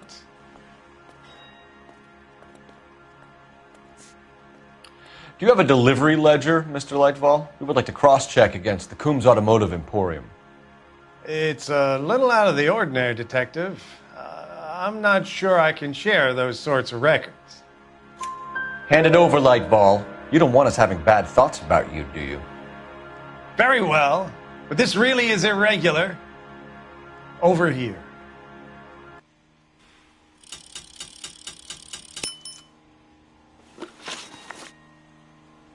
Do the names Cliff Harrison and James Belasco mean anything to you? No, they do not.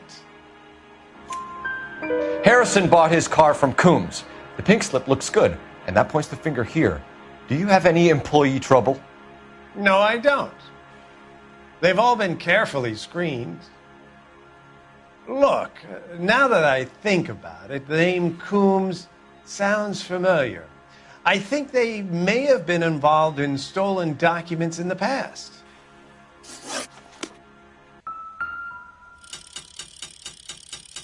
Look for patterns, recurring names, unusual addresses, anything out of the ordinary.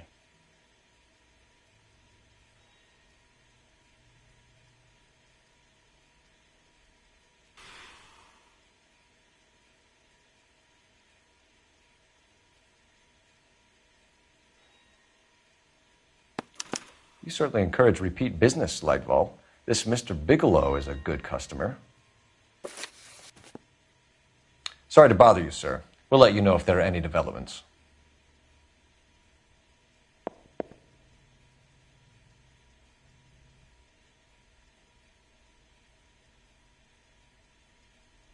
Well, I trust you've got all that you need.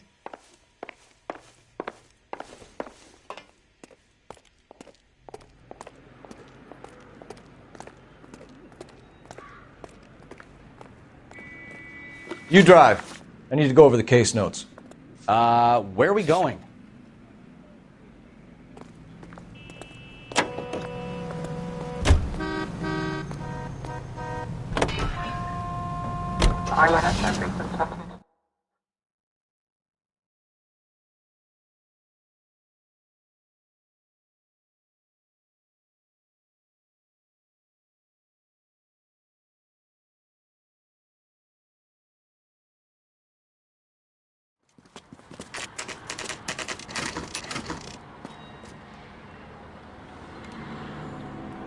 Call for a couple of black and whites.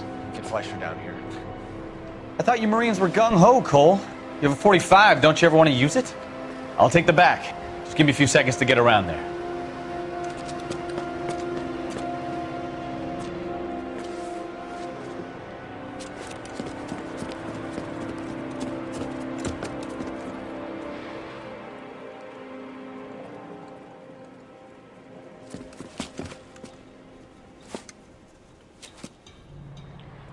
Phelps, LAPD.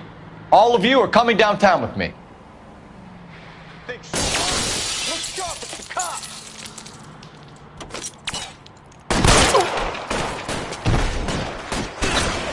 Throw out the guns.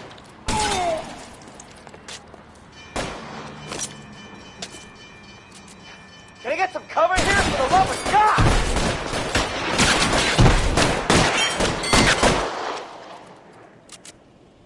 Pretty brave for a dead man.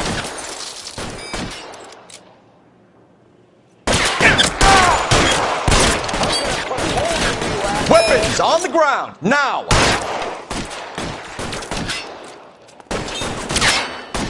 Clear! Go!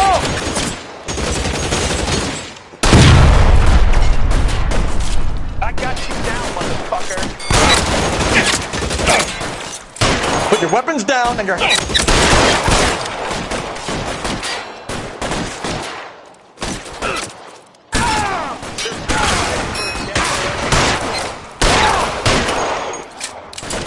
Brave for a dead man.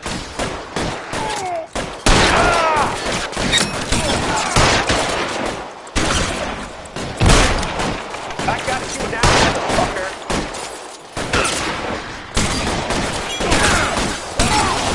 Try you, motherfucker. How long do you think you can hold out?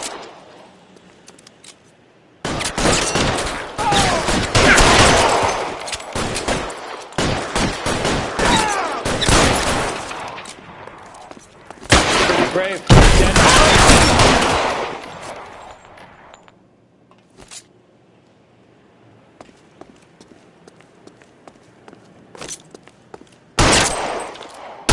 You're surrounded, and your buddies are dead. Let's clear the top floor. I don't want to get drilled in the back on the way out. Stay down.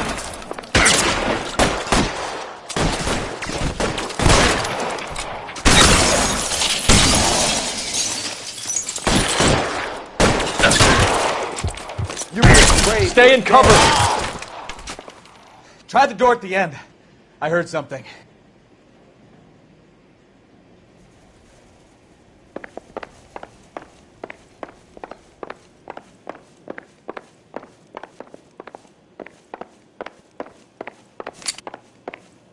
All right, don't shoot! Keep your hands up. Watch him, Bukowski. He doesn't move until I've tossed this place.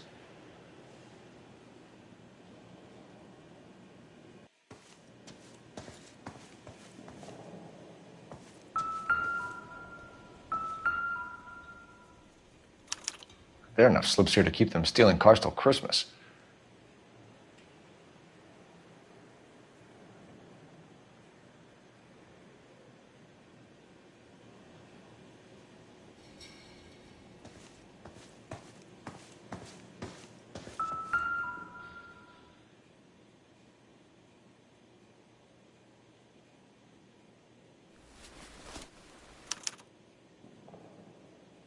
Marquee Printing Company. There's nothing like going direct to the source.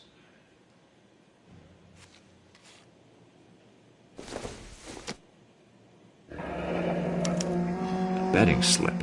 Looks like Mr. Lightfall has been on a losing streak.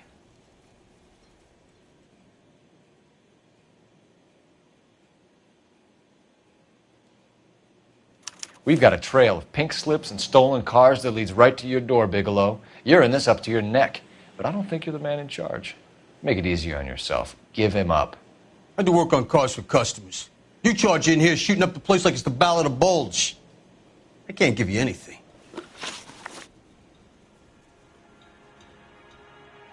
We know about marquee printing. You can make this easier on yourself by giving us your man on the inside. I sometimes repair cars and put them back on the road. I need a pink slip to resell them. There's no problem there.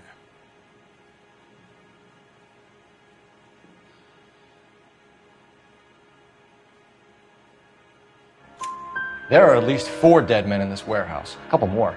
Punks won't make for that much extra paperwork. We'd be doing the legal system a favor. Okay, tough guy. I get the message. Lightfall. The guy who runs Marquee. He's the big shot. He likes to spend big at the track. He owes people.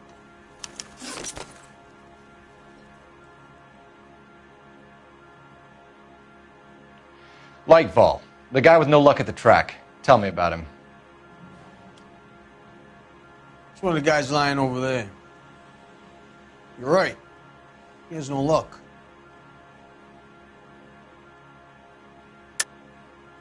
That's the best lie you can come up with, Bigelow?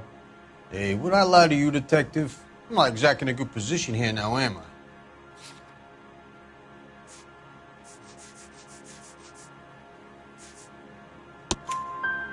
Gordon Lightball owns Marquee Printing, a government print shop. He's losing big at the track. He has these big government contracts. He's in hock over 20 grand. If the feds find out, contracts will be all over. Lightfall plays ball. All right, Bigelow. The heat is off you. Play your cards right and you'll be able to count your time in Quentin on one hand.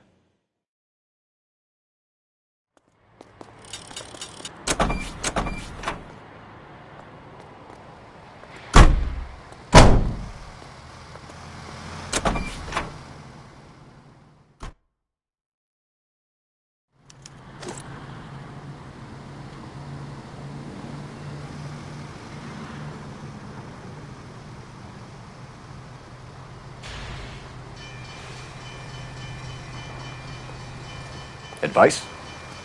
Let's go. We need to get Lightball behind bars.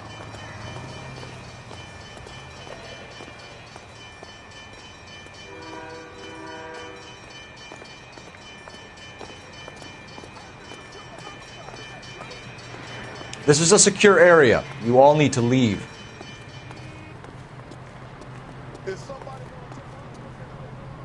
Can you drive to this one? So, where you want to go?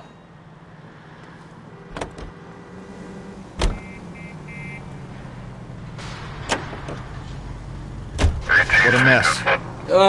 Gonna take some cleaning up, that's for sure. I wish it hadn't gone that way. Well, they shouldn't bring guns to work with them. We didn't have a lot of choice. You have to admire the barefaced cheek of someone who tries to blow your brains out one minute, then pleads innocence the next. Yeah, especially when he's surrounded by evidence. You know, guys like Bigelow spend so much time convincing themselves that they're not doing anything wrong, that they actually start to believe their own bullshit. They get sloppy. Bigelow, Lightball, all of them. If they hadn't, who knows how long they could have kept this racket going. Complacency or greed. It's always one of the two that brings them down.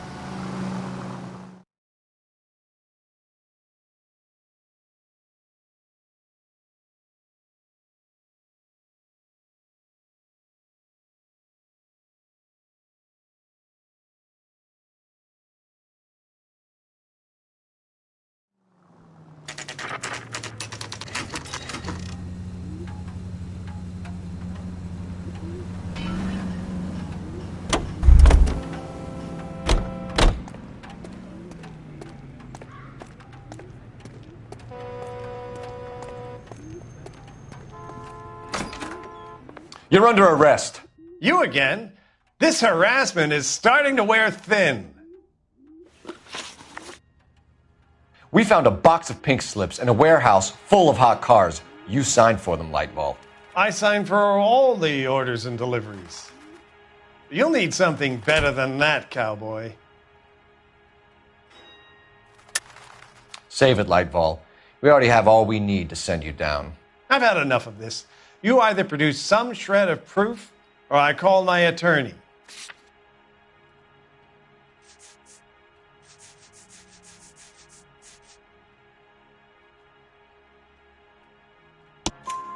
You're in the hole with the organization. We know about the debts, Lightball. I agree. I have a small problem. I'm prepared to help you in any way I can, Detective. I'll name names. I need you to keep this out of the paper. You need to shut up now, Lightball. Gordon Lightball, I'm charging you with conspiracy and fraud. Hands behind your back. The LAPD Central Traffic Division has today smashed a nationwide auto theft ring, writes crime correspondent, blah, blah, blah. Oh, here it is. Traffic squad detectives confronted a large group of armed thugs. After an exchange of gunfire, more than a dozen dead criminals were removed from the scene. The LAPD sustained no casualties. Damn fine work, Phelps. Now get out there and nail some more bad guys, will you? I want to finish reading this.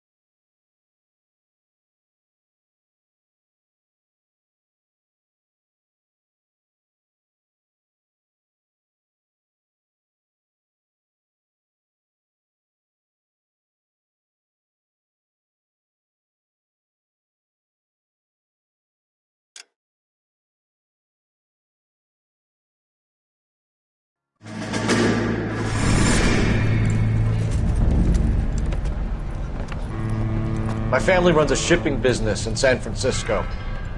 We used to have 2 ships a week to Tokyo. We've been in shipping for 2 generations, Hank. I've never been on a voyage anywhere. I feel like Odysseus in the beginning of his journey. The Odyssey took 10 years, Cole. This is the American century. America can rule the world after we win this war.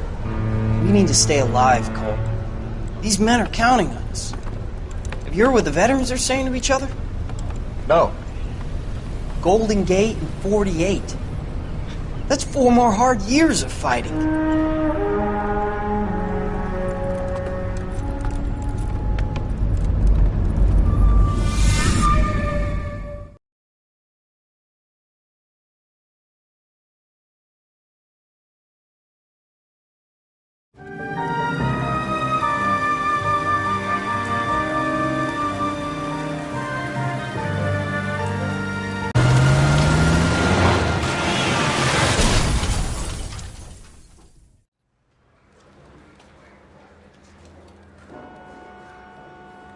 Phelps, Bukowski, you have a new case. 2 women, possible drink drive. How is that a case? The broad says she was doped and that somebody tried to kill her. Where did this take place? That's the bit you're gonna love. Right across the street. What? A Chevy Styline took a nosedive off the escarpment, fetched up underneath a Cola King billboard. Up to it, boys. We got bad guys to catch. Straight through the red light. Said she never saw it. See you later, fellers. Try not to work too hard. Look at you bantering with the boys. Brings a tear to my eye watching my caterpillar grow wings. I'm just trying to fit in. Educated, hardworking, straight as an arrow. I hate to break it to you, Cole, but you'll never fit in at Central. Catching all those criminals. You're the reason why my sister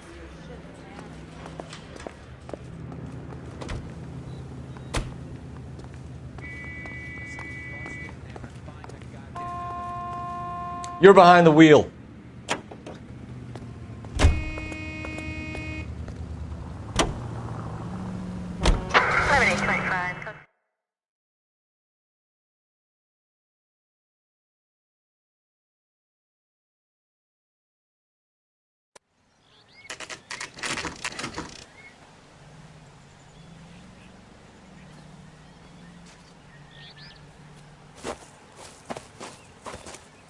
Her face looks familiar.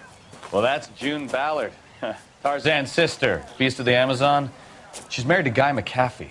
The captain has moved to Vegas now, but the 2 of them still have juice. Phelps, traffic. Detective Phelps. Hey, Bukowski. Long time no see. You could have called this in by megaphone, Enrique. Phelps, this is Enrique Gonzalez. Enrique was a pretty decent middleweight. What do we have, Gonzalez? Broad drives right through the empty lot and off the side of the escarpment. Her story is that a movie producer doped her and her friend and sent the car over the cliff. Was anyone hurt? Driver's beat up. Not too bad considering. If she hadn't hit that billboard, we'd be scraping both of them off the pavement. Passenger's a Jessica Hamilton. She's just a kid. She's pretty knocked around. Kid gonna be all right? I think so. They've taken her to central receiving. If you want to take a look around, you can stall the ambulance. Thanks. Do that. One more thing. Watch out for the driver. She cuts rough.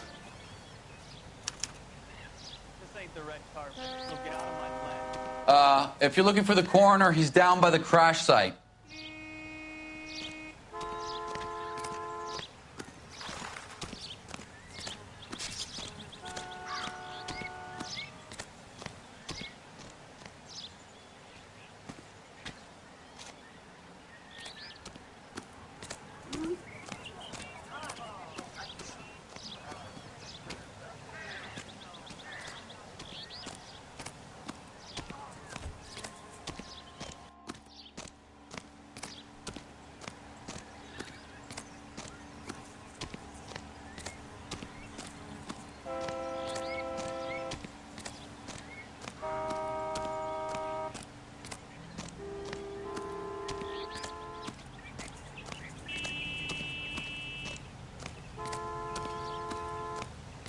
You'll want to see this, Phelps. There, laid out on the trunk. And that isn't even the best part.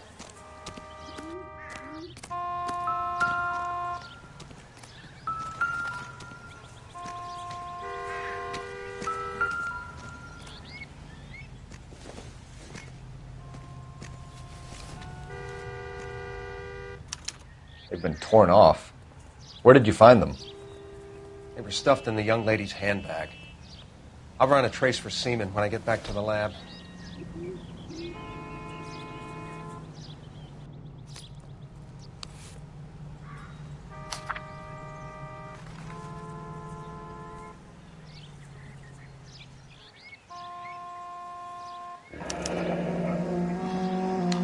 She's a long way from home.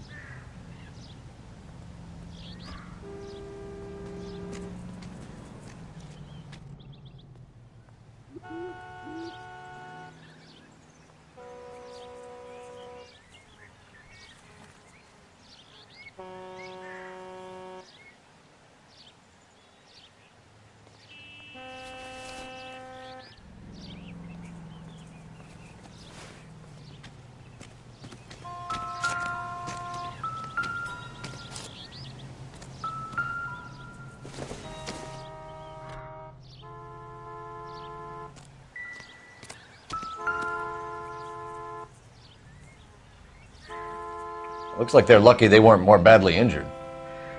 Must have been unconscious. Being relaxed tends to lessen the soft tissue damage.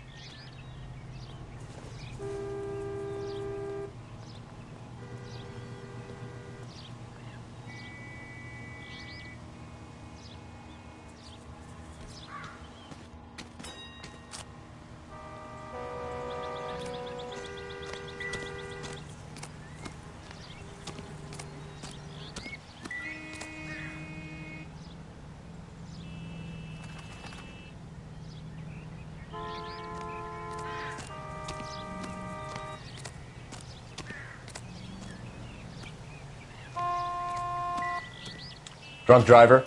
Maybe not. How so? Well, a head I found without a body piqued my interest. See what you think. Alas, poor Yorick. I knew him, Horatio. Is it real? No. I think it's supposed to be a replica of an Indian shrunken head. It's some kind of curio or movie prop. See the casting marks?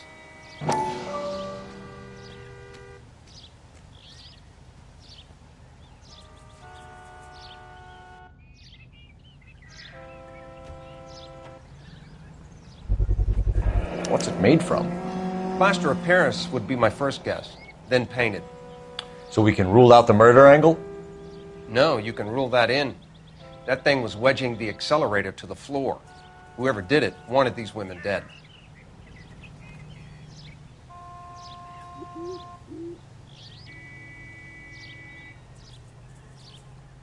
How does someone manage to tip their ride straight off a cliff?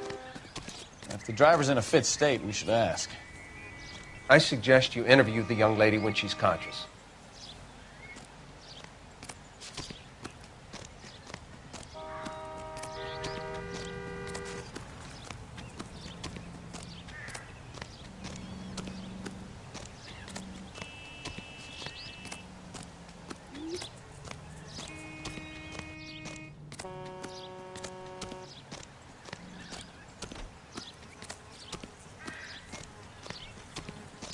I ain't the guy you want to talk to, Detective.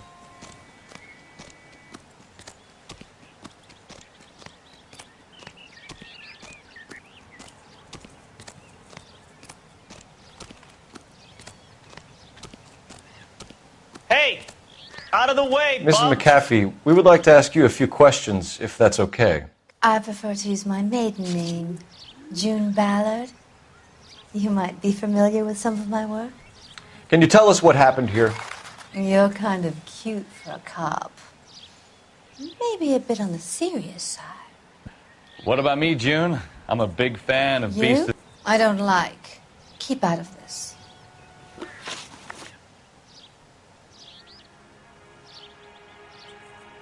We understand that you're still suffering from the effects of the accident, Mrs. McAfee. The officer says that you claimed that you were drugged. Who did this to you? That rat slipped us a Mickey Finn. It's no wonder I feel so dopey. I can't remember.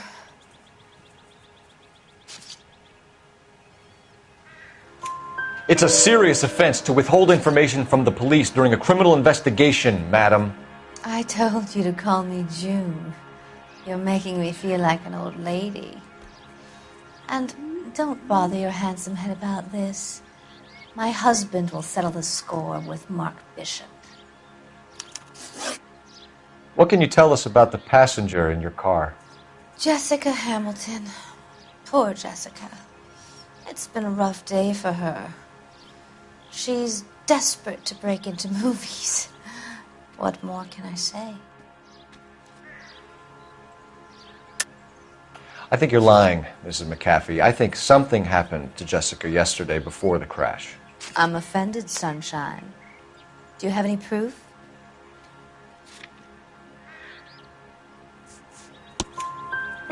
Miss Hamilton's underwear were physically torn from her body. She wanted to go to a casting. I took her to a casting. Whatever happened after that is between her and Mark Bishop.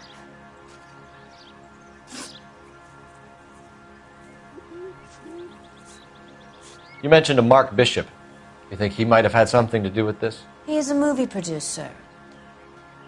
As for his involvement, you just leave it to me and my husband to worry about. I want to know what happened between you two that made him want to commit a double murder. Bishop offered me a part in his picture. Then he withdrew it. Fact is, we had a deal. I pressed him on it, and this is where I end up. We found a shrunken head. It was used to tamper with your car. You see, I normally don't drive off cliffs. The last thing I remember is getting behind the wheel. It's obviously some kind of movie prop. You must know where it came from. In case you hadn't noticed, I am the talent. And the talent doesn't deal with props or sets or any of that kind of stuff. Why don't you ask Mark Bishop which prop house he uses? Mrs. McAfee, I think it would be in everyone's best interest if you accompanied Patrolman Gonzalez back to the receiving hospital. I'm going to be okay. These guys can take me home after my lawyer and I have talked to the news house. Mrs. McAfee, you are still under the influence of narcotics, and you're likely to go into shock once the drugs wear off. And I thought you were a heel. It's nice of you to be concerned. I think we're good here. Let's go see what we can shake out of the kid.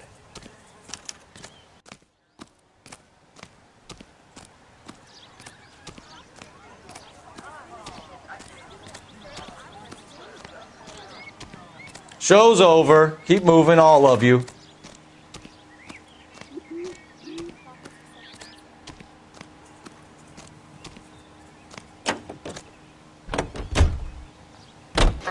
KGPL to car 11K, 11 King. The car crash victim has regained consciousness at Central Receiving Hospital. 11K Roger, en route.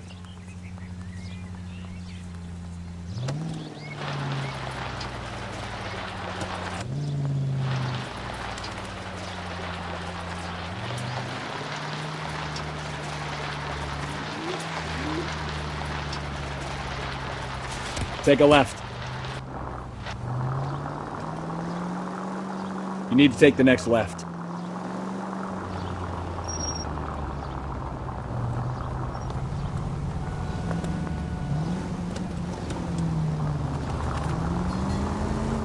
Officer needs help, 103 and B.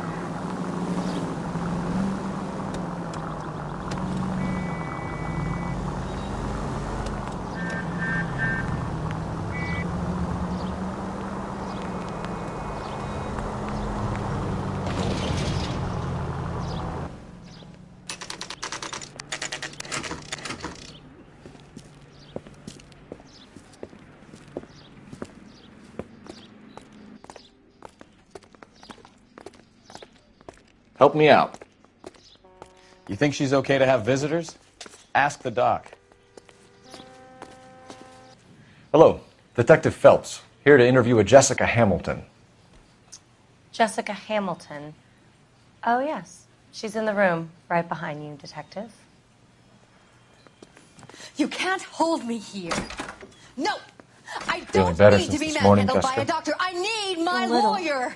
My head still feels Where is the funny. telephone? Do you know who I am?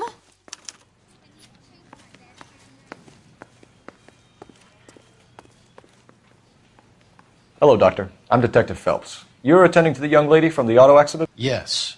She's conscious now, but I doubt she'll remember much. She's still feeling some of the after effects. Jessica was drugged? She certainly was. Chloral hydrate would be my guess, and there's clear evidence of abuse. She's still a minor, Detective. Someone planned a double murder to cover up a statutory rape? Swap 7 years for life and gets Guy McAfee on their case? Doesn't make much sense to me. I guess it depends on what they had to lose.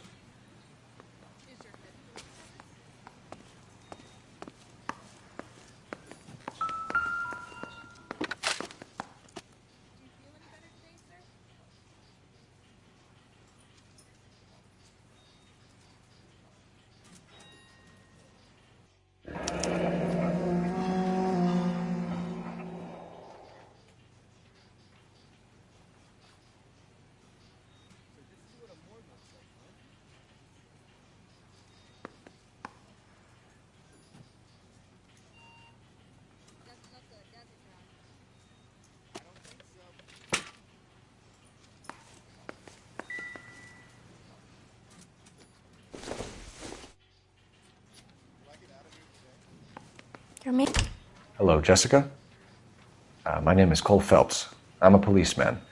I'd like to talk to you about your accident, if that's okay. Okay. Can you tell me what you remember about the crash? It's all kind of fuzzy. I remember waking up here. Nothing happened yesterday. Tell the truth, Jessica. Why the big cover-up? I'm not lying to you.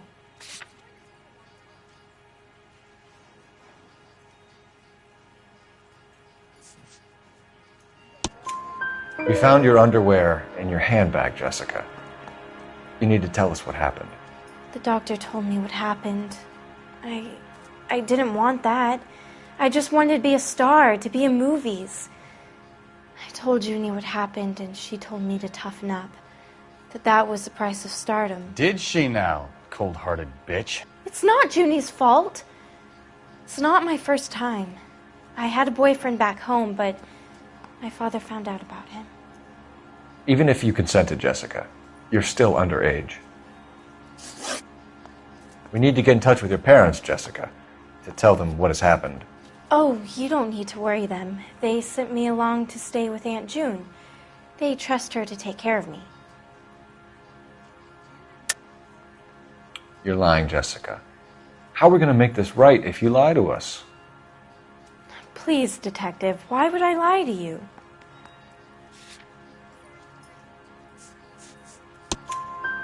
Because you're a runaway, Jessica, and you don't have your parents' permission to be here. Now, do you want to tell me what really happened? I went with Junie to this strange place. It's difficult to remember. Someone gave me a drink to calm my nerves, and then I felt faint. I think I must have passed out. How did you meet Mr. Bishop? Well, Junie is a big movie star. You'd probably know that. She's doing a new movie.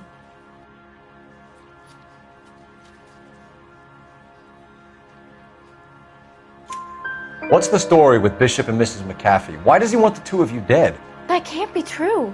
Mr. Bishop seemed very happy today. I mean, yesterday.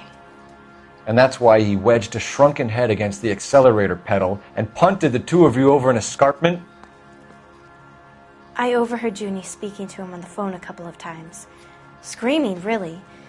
She can be very hard sometimes, Junie. But they seemed okay yesterday, like they worked it out. I know what happened to you, Jessica. Where exactly did it take place? Please, it's scary. It's really difficult to think of anything.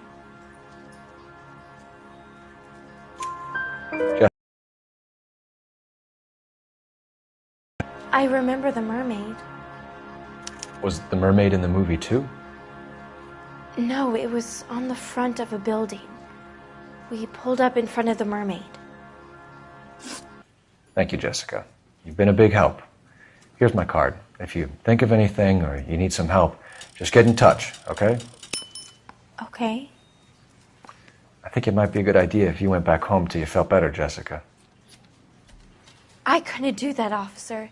What if I got the part and I wasn't there?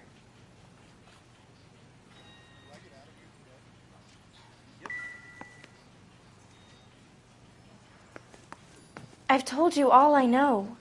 I need to sleep now. It's the tale of this town, Cole. Lambs that go willingly to slaughter. Who the hell is that? Must be her lawyer. He certainly expedited her release. I don't like it, Cole. Why is she in such a hurry? We should follow her.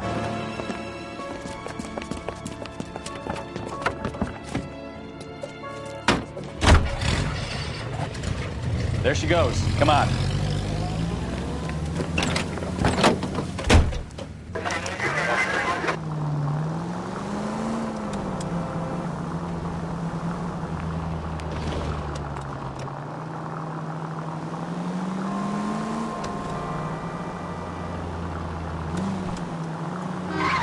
Ballard is definitely up to something.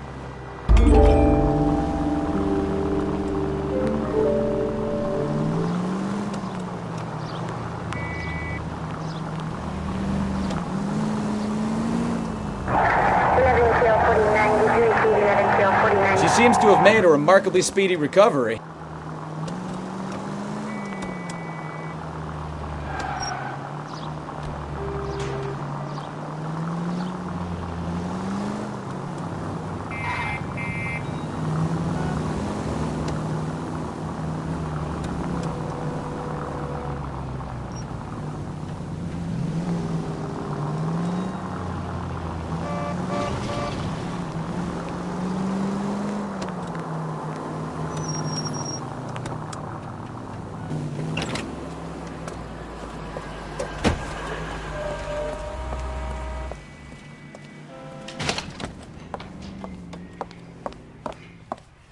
Get in there and see what she's up to.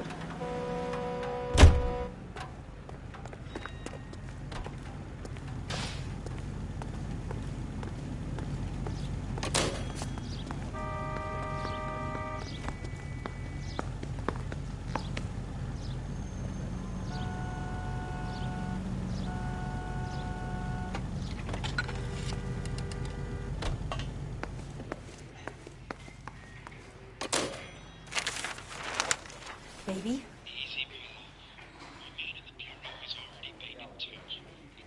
No! I don't want him taught a lesson. You know what I want. Well, then make someone else do it! You still know people out here, don't you? Then make some calls!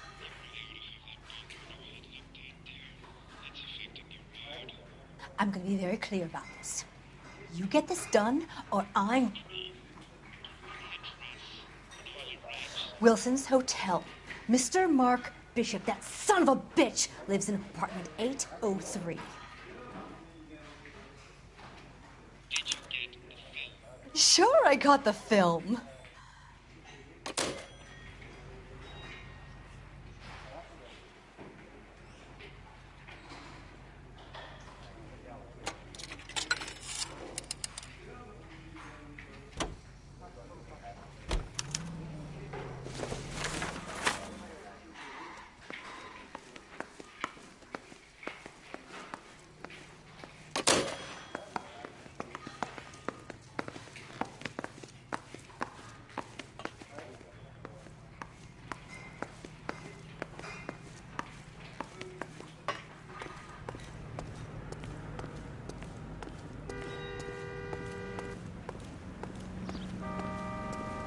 You know the way. You can drive.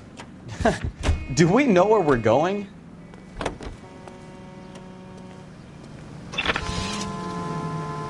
So what's the story? I'm guessing she didn't stop for light refreshments. She made a call. Sounds like Mark Bishop has a heap of trouble headed his way. I've got an address. Wilson's Hotel, apartment 803. Oh, shit. You better step on it. If he's got any sense, he'll be as far away from home as possible. If he had any sense, he wouldn't have tried bumping off Guy McCaffrey's wife in the first place. Or he'd have done the job properly. McCaffrey will break a fella's legs just for looking at his broad the wrong way. What did you make of the kid? You believe her story? I think she was doped out of her tiny mind and given the casting couch. That fucking bitch Ballard sold her out. So if Ballard was doing someone a favor, why did they try to kill her? All units in the vicinity in car 11K, 11 King, a 415 in progress at apartment 803, Wilson's Apartment Hotel, 1220 West 7th Street, Westlake Park. 11K code 3, all other units code 2. KGPL clear. Roger, KGPL. 11K en route. All units in the vicinity in car 11K, 11 King, a 415 in progress at apartment 803, Wilson's Apartment Hotel, 1220 West 7th Street, Westlake Park. 11K code 3, all other units code 2. KGPL clear.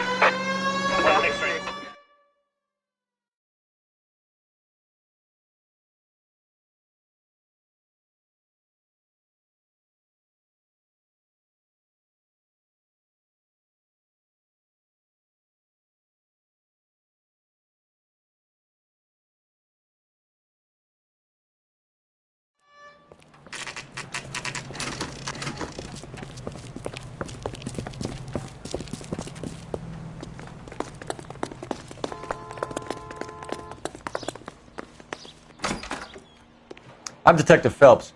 We received a call about a domestic disturbance in apartment 803. Oh, the detectives. Listen, Mrs. Bishop's pretty upset. Take the elevator and then left down the corridor. It's the last door on the right.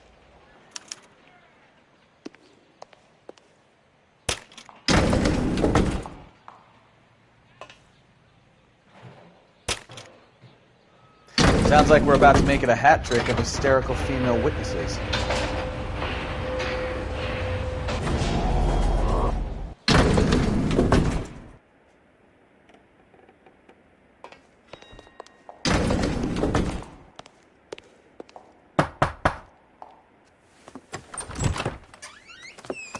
LAPD, ma'am. Are you in danger? I'm all right now. You just missed them. Horrible, awful men. Are you injured, Mrs.? Mrs. Bishop. Gloria Bishop. Please, come in, officers. I'll just need to sit down for a moment. Forgive me. That's perfectly normal, ma'am. Just look at this mess! We'll take a quick search of the premises, ma'am. You take a moment to gather your thoughts. I will. Thank you, officer.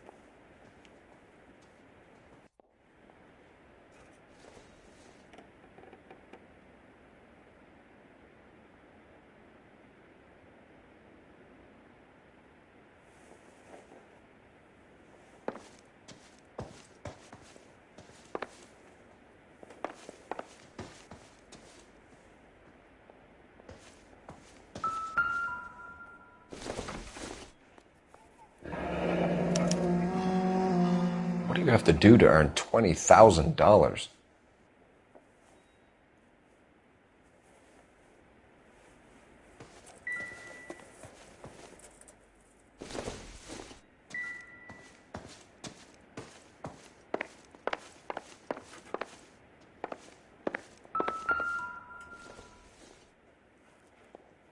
Presented to Mark.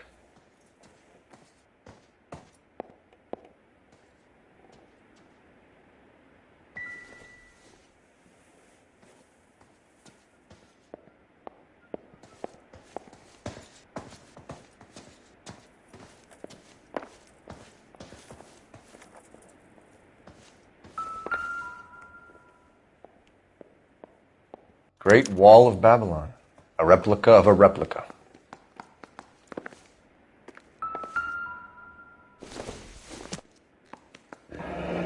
Looks like the old movie set downtown.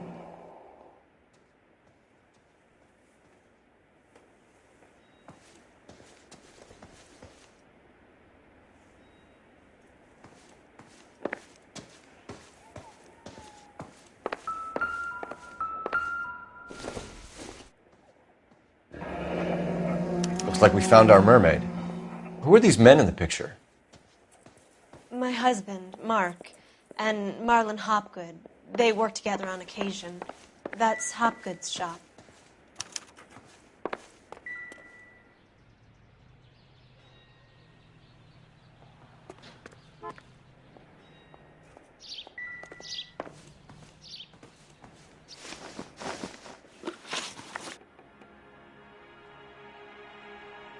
Those men, I think they work for Guy McAfee. Do you know the name?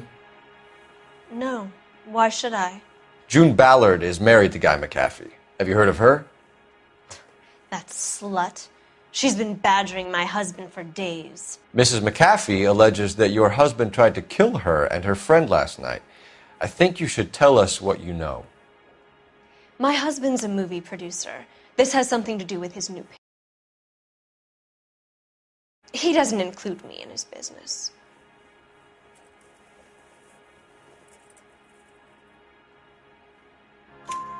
June Ballard said she had a deal to be in his new picture. Mark repeatedly told her no. He had Joan Leslie lined up for the role. That's how he got the finance. June made all kinds of threats. She was very rude to me. You know June Ballard? We were both on the same picture a few years back. That's how I met my husband. Where can we find your husband, ma'am? He told me he would be on set. That's all I know. Either we find him or McAfee's people do, Mrs. Bishop. If you care for him, you should make sure that we find him first. I do care for him. But I don't really know where he'd go if he were in trouble. Hopgood might know. Why is your husband paying Lorna Hopgood $20,000? Lorna? Marlon's ex-wife? Are you sure? Your husband looks like he's being blackmailed. They obviously have something on him if he's prepared to kill to cover it up. Why is the payment going to Hopgood and not McAfee? Lorna works at a check-cashing place in Hollywood. You need to ask Hopgood why he needs that much money in cash. Your husband was at a casting yesterday with a young girl? Not that I know of. He told me he was looking at locations. The picture's been cast. Jessica remembered a mermaid. The mermaid on the front of the prop store. You better come clean with me. This is a sick town, Detective. Are you sure you really want to know? The truth is, my husband likes them young. And you think that's okay? I was 16 when I first met him. I thought he was a genius, a magician with film. I was 20 before I realized he was just a B-movie hack. But he's nothing compared to some of the monsters at these big studios. My guess is Ballard sacrificed her little friend. Happens to a lot of girls. Your husband is in trouble. It could go easier for him if you were more helpful, Mrs. Bishop. He's a big boy, Detective, and so are you. This is Hollywood. There's always a deal to be done.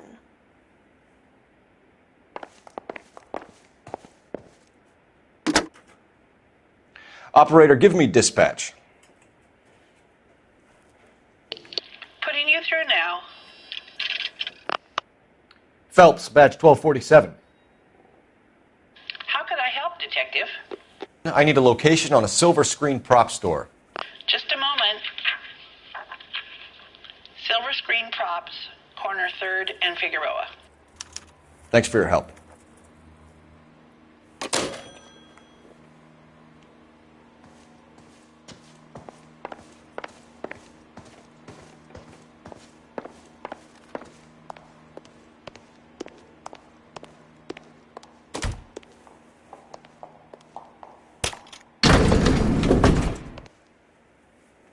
An aging movie star, a wannabe starlet, and a movie producer's wife. They're finally rubbing shoulders with the almost rich and famous. And from the stories they've given us, clearly none of them can act.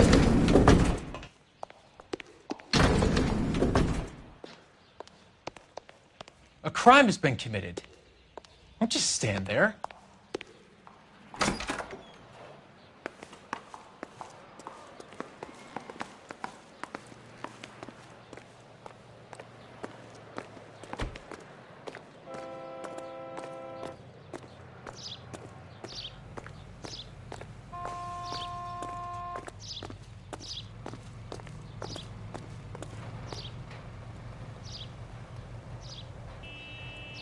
You drive. I need to go over the case notes.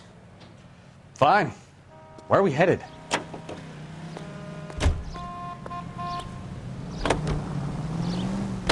Mrs. Bishop knows more than she's letting on. She doesn't seem to realize how much trouble her husband is in. The LAPD are the least of their worries right now. You'd think she'd have gotten the hint after those hatchet men redecorated her apartment. Maybe she's just loyal. Or she's in on it. She didn't seem like your average giddy broad with nothing between the ears. Or she might just be trying to buy enough time for Bishop to put a couple of oceans between him and McAfee.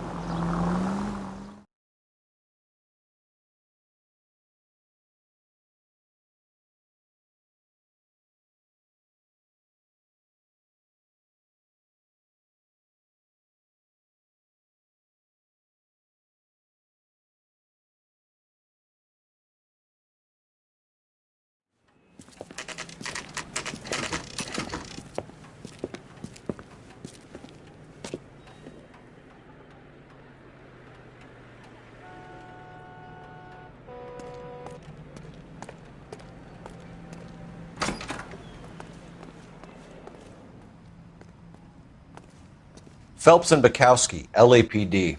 We're investigating the attempted murder of June Ballard and Jessica Hamilton.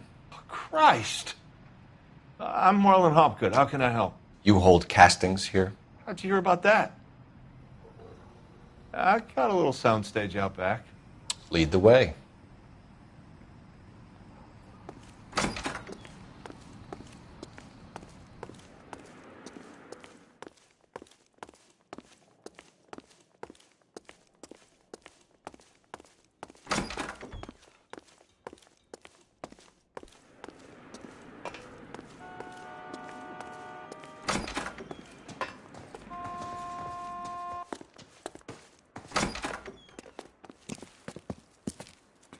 Keep him here, Stefan. I'm gonna take a look around.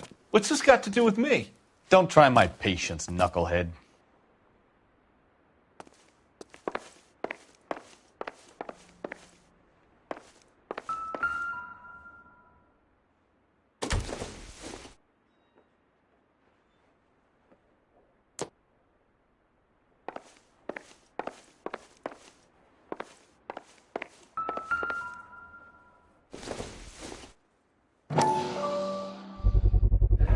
Doping a 15-year-old kid and abusing her in a screen test. What is wrong with these people?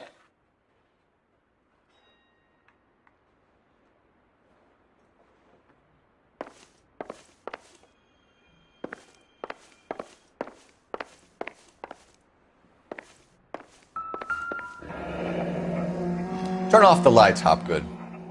Why would I want to do that? Humor him. One-way mirrors. There's a room on the other side.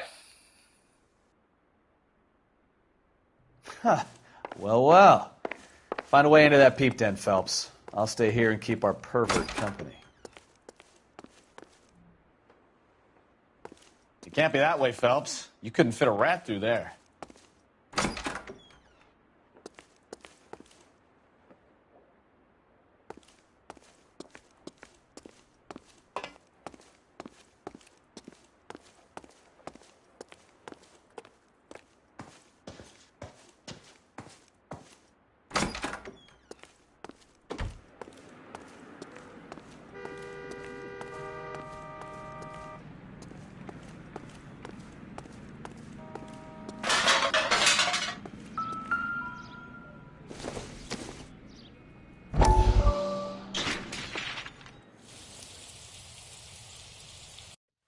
Listen, I have to call you back. I got some business here. Sit down, Courtney. This is Mickey. Mickey, this is Courtney Sheldon. What would you like to drink? Scotch. Straight up. I hear you're back at school learning to be a doctor, kid. Yes. That's right, Mr. Cohen. So you want to be a doctor and a dope peddler. Interesting combination, huh? Do we have a problem, Mr. Cohen? We might have, yeah. Selling your dope to my boy Lenny looked like a good move, but Lenny has been supplying, wholesale, so to speak. The Bindle boys in this town aren't used to the juice without a little of the middleman taking his cut. Lenny promised that wouldn't happen, Mr. Cohen. And Lenny works for you. What can I say about Lenny? Let me think. Oh yeah, he's a putz. And he's lazy, and he's greedy, but he's my wife's brother. And how can you make a cake with those ingredients, huh? So how is that my problem, Mr. Cohen? Well, kid, the only way we're going to be able to make this work is to do some repackaging. We need to get the dope out of those dinky little cardboard boxes and... Surrettes. Yeah, Surrettes. Great. We can put it into a big vat so we can water it down a little bit. I won't bore you with the chemistry, but it doesn't work that way. You're likely to kill even more people. Okay, listen. We want to buy you out, kid. I'll offer you 50 grand.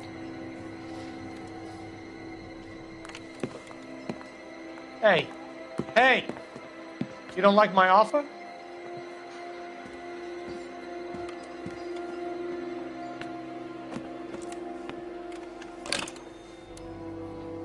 The Sheldon kid? I think I want him dead.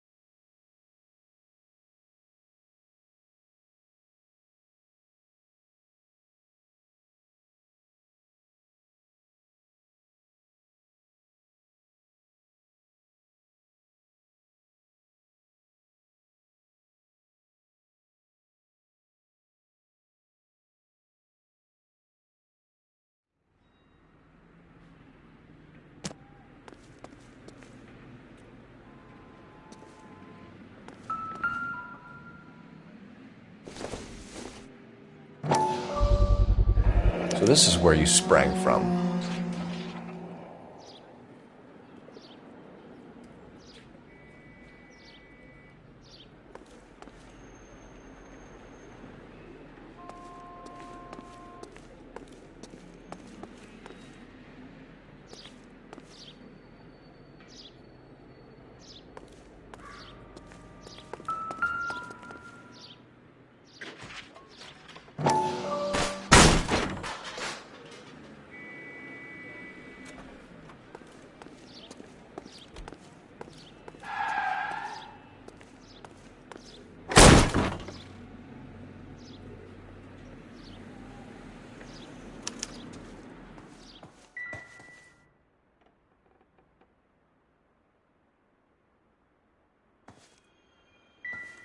I wonder if they saw this, how many budding starlets would still get on the bus to come to Hollywood.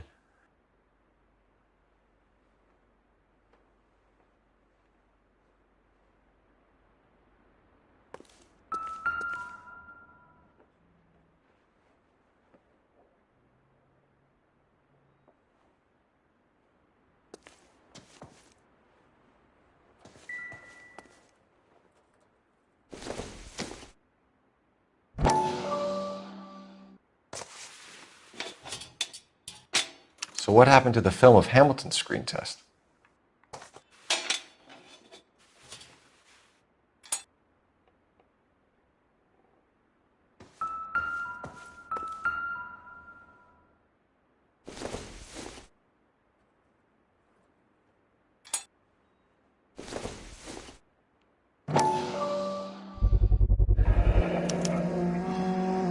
Jungle Drums, 8th and Francisco. Attention, Mark Bishop.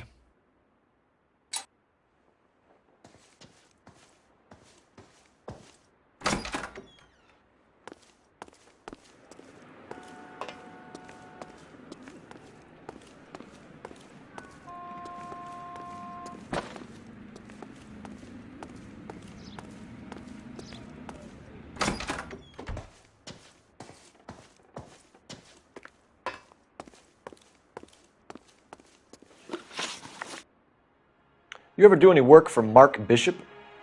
Mainly do work for the studios. RKO, Republic, Warner Brothers. So yeah, when Bishop is doing work for a studio, yes. When did you last see him? Now I'm doing work for his next picture. Still pre-production though. Haven't seen him around here in a while.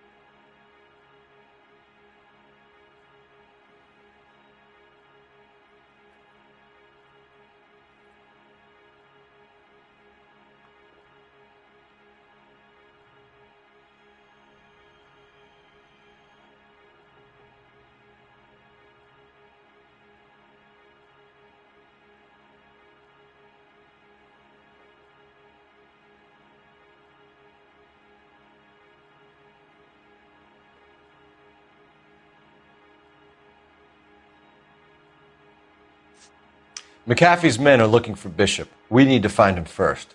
Any idea where he might have gone to ground? If he really tried to kill McAfee's wife, my advice to him would be to leave town. You're delivering props to Jungle Drums on 8th Street? Bishop is using that old rundown wreck of a set. That place is dangerous. But it might be a good spot to hide. You ever do any work for Mark Bishop? Mainly do work for the studios. RKO, Republic, Warner Brothers. So yeah, when Bishop is doing work for a studio, yes. When did you last see him? Now I'm doing work for his next picture. Still pre-production though. Haven't seen him around here in a while.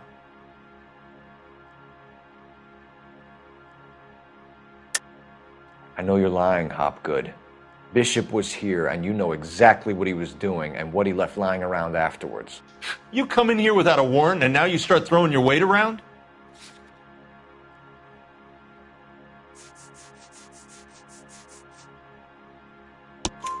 A 15-year-old girl told me how she was drugged and molested at a casting house. I found the chloral hydrate in your drinks cabinet. You give me something or I will break your fucking jaw, Hopgood. Bishop was here with June Ballard and the girl. A lot of producers and directors use this place. I'm not responsible for what goes on here. What's the deal with you and June Ballard? Look, buddy, I make props. I hardly ever meet the talent unless it's something tailor-made for them, like a sword or something. You and Ballard are blackmailing Bishop. That's why he cracked. You got nothing on me. My hands are clean on this.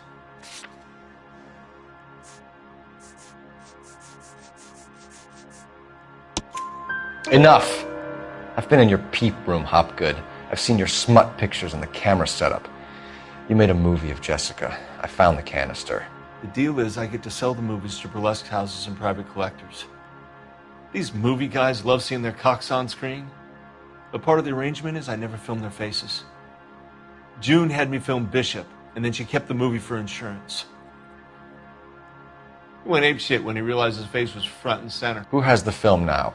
Who else? McAfee. Ballard had what she wanted.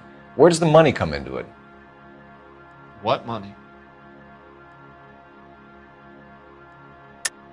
Enough of the lies. I told you I get my cut selling dirty movies.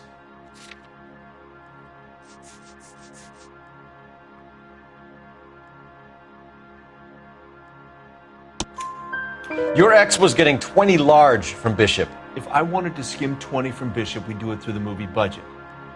June said she'd sell him the film once the movie had wrapped, but Guy wanted cash. He's in a cash-only business. You think I had a choice in this? That's all for now, Hopgood. We're taking you in. Phelps.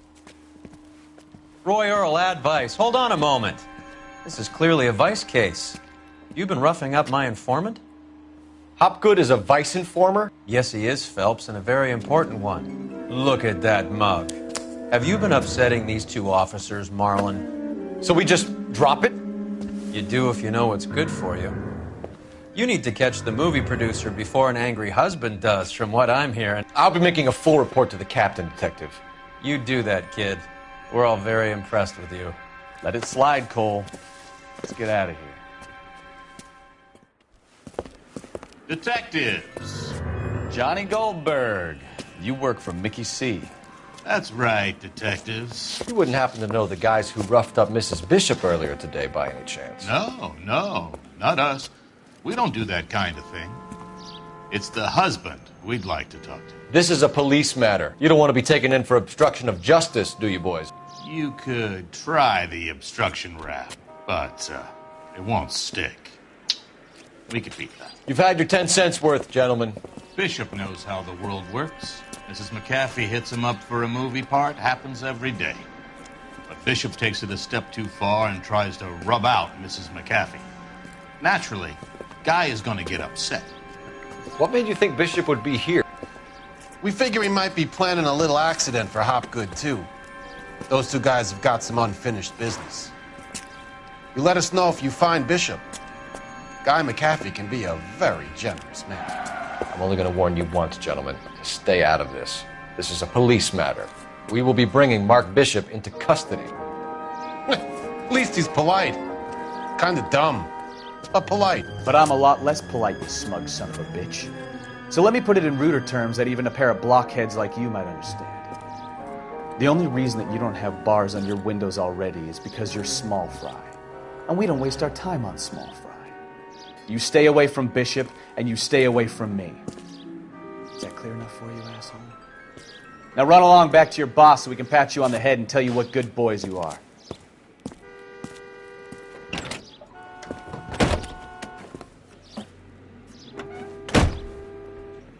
I don't think they like your little...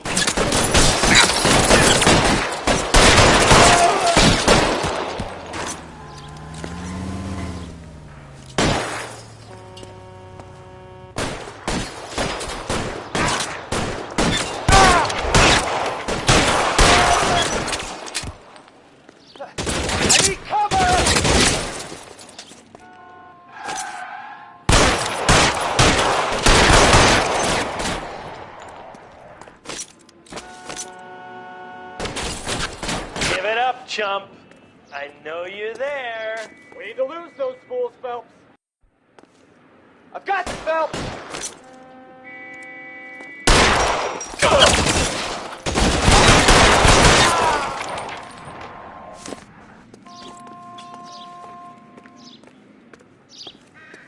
Make a move. We're sitting ducks here.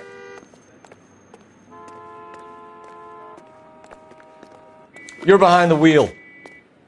So where you want to go?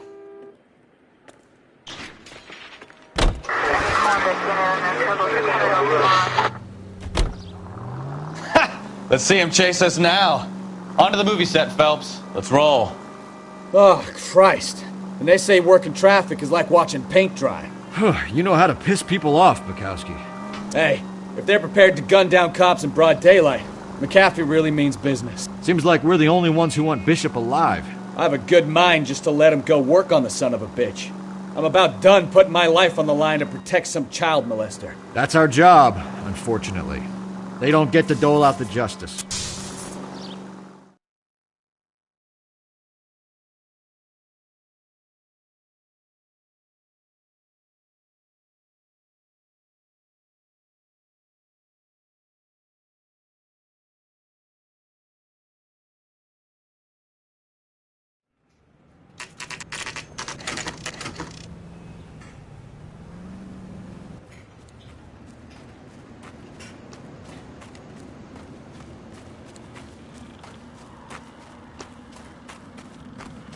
There's the slippery bastard now.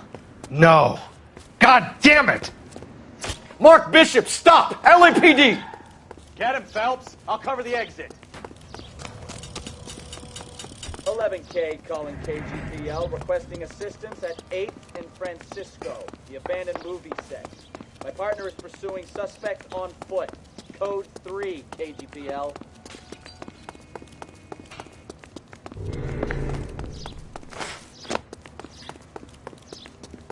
We're trying to help you, Bishop!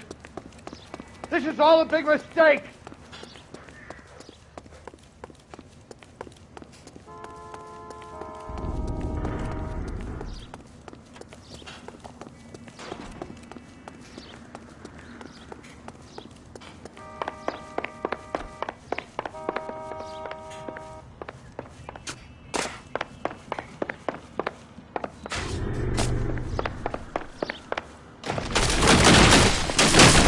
Us or McAfee's boys, your choice.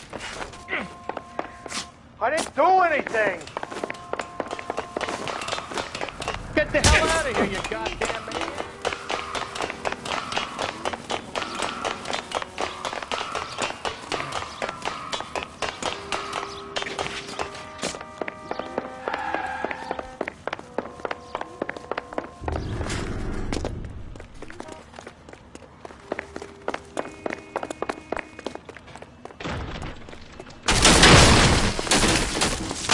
Bishop, that's enough! That girl made it!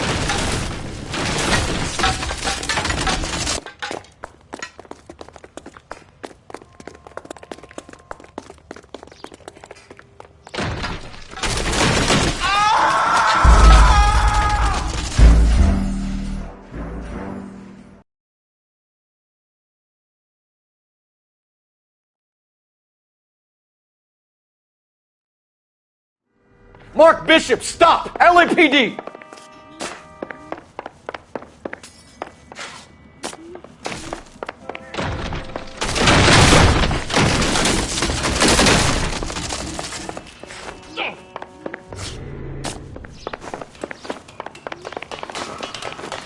Get the hell out of here, you goddamn maniac! We're trying to help you, Bishop!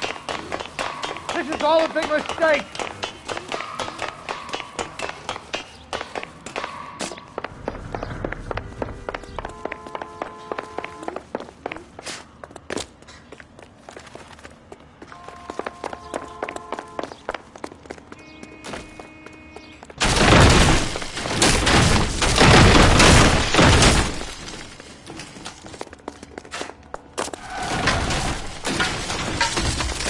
It's us or McAfee's boys, your choice. I didn't do anything! Hands in the air, Bishop! Move another inch and you're dead. Mark Bishop, you're under arrest for the attempted murder of June Ballard and the rape and attempted murder of Jessica Hamilton. All right, I'll come quietly. Just don't kill me. If you found me, then McAfee's goons will too. Oh, we need to get out of here. All right, but you stay close. Any tricks, and I'll save McAfee's boys the trouble. Follow me. I know another way out of this place.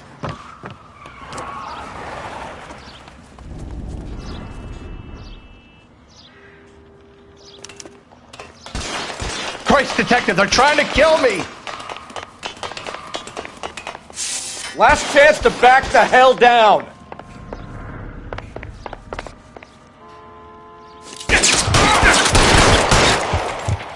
It's this way.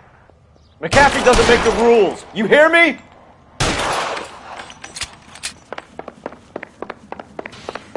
Kill them, for God's sake! I don't want to die! LAPD, you're making a big mistake. Now! There's no way out of here. I thought you said you knew where you were going. We have to jump for it. Is this really the best McAfee's got?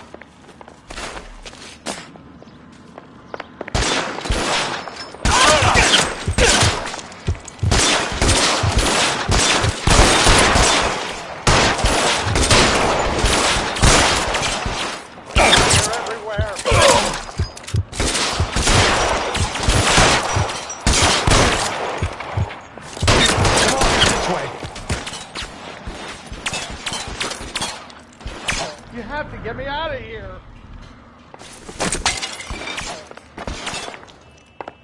You're pretty brave for a dead man.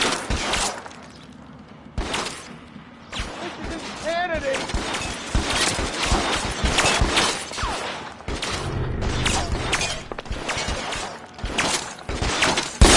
God, how about some more, asshole? Really hurts.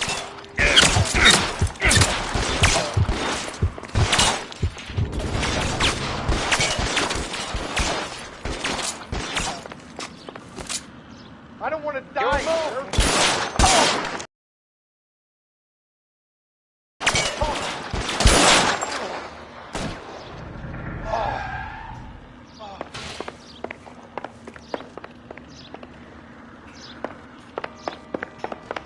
This is all Ballard's fault.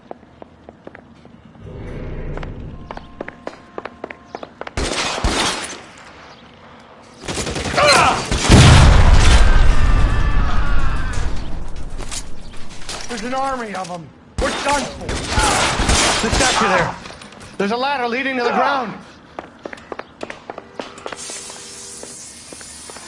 I should have known that bitch was trouble.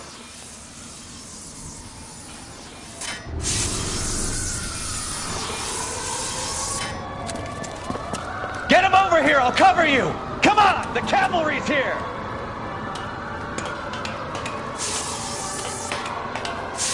This way!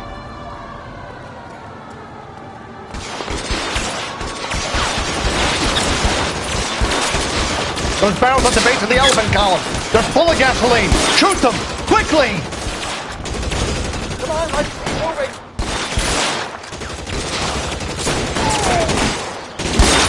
How long do you think you can hold out?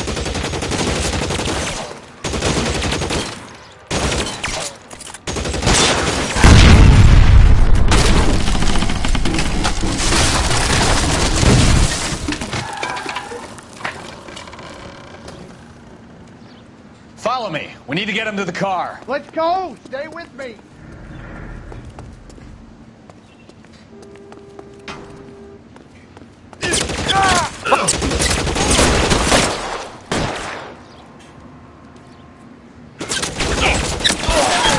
Come on! Catch your bullet, you son of a bitch!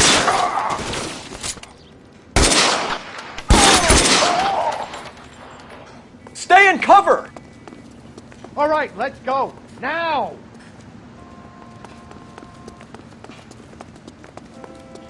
Get him to the car. I can cover you from here. You're almost there.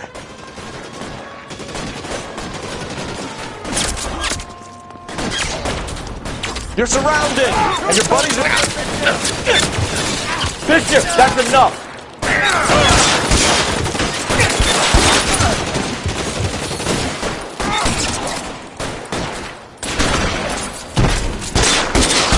Beat them off me for Christ's sake!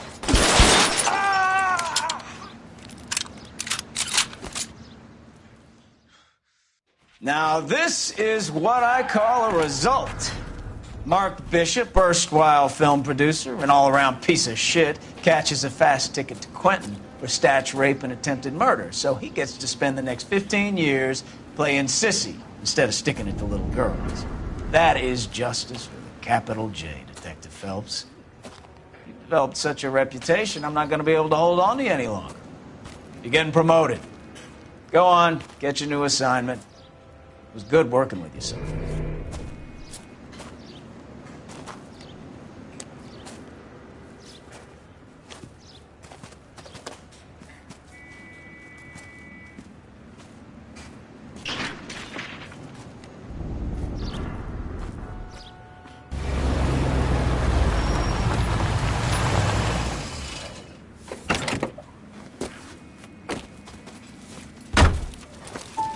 Phelps, Bukowski, this your work? Can I help you, Detective? Sorry, Cap. Didn't see you there. Yeah, I'll bet you did. This is a traffic case. You need something? I'm here to buy a drink for the 2 LAPD traffic cops who broke the back of Guy McAfee's private army. You don't have a problem with that, do you, Captain? Go right ahead. Get in. I'm buying.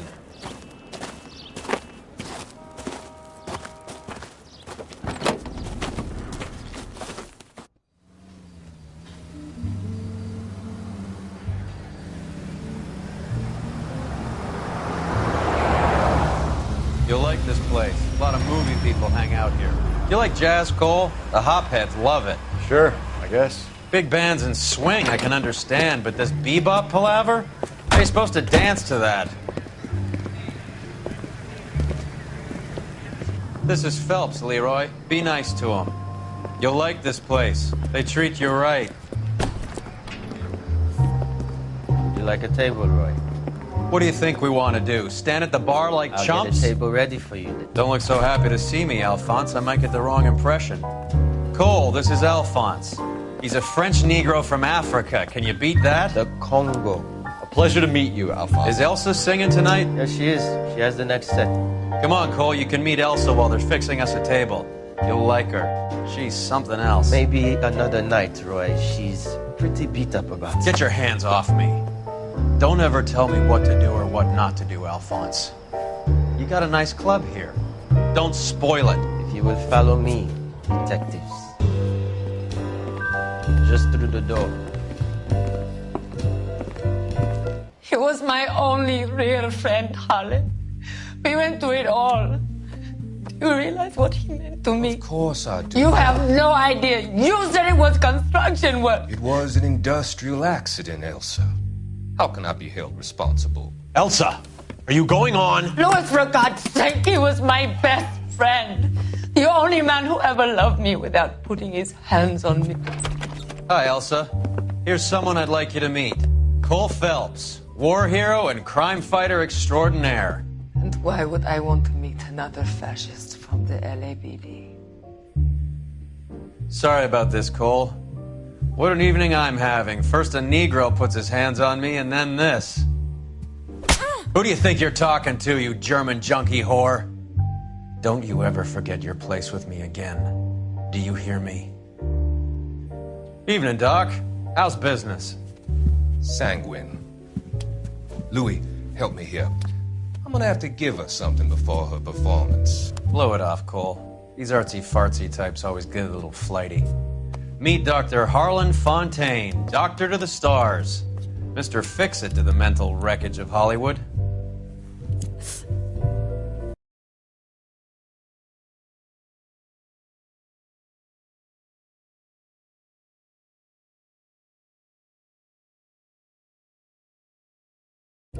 So what about that drink, boys?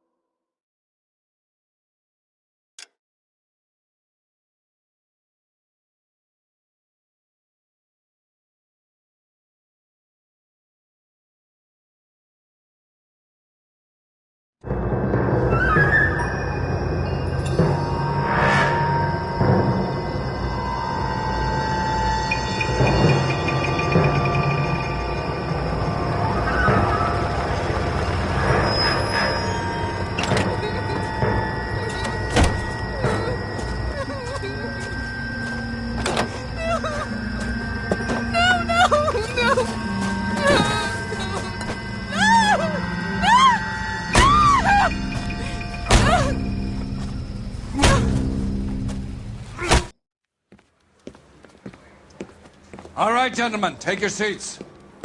Let's get this over before lunch. Floyd Rose of the Homicide Squad has decided to take early retirement.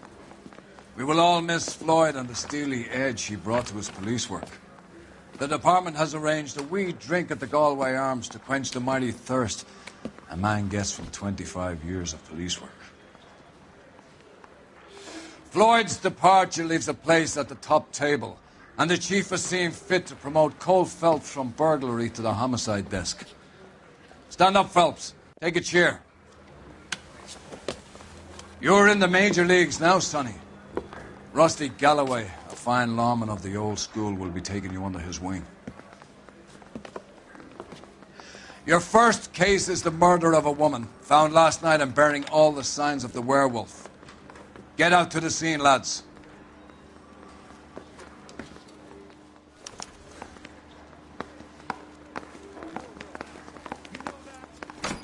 I have nothing more to say, Detective.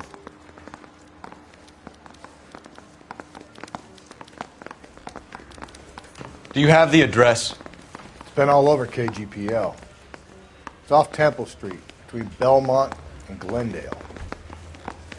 We gonna get to the crime scene or what?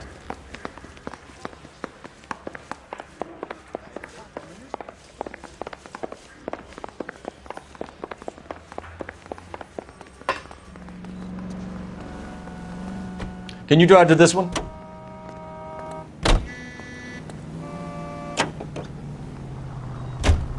What happened to Rose?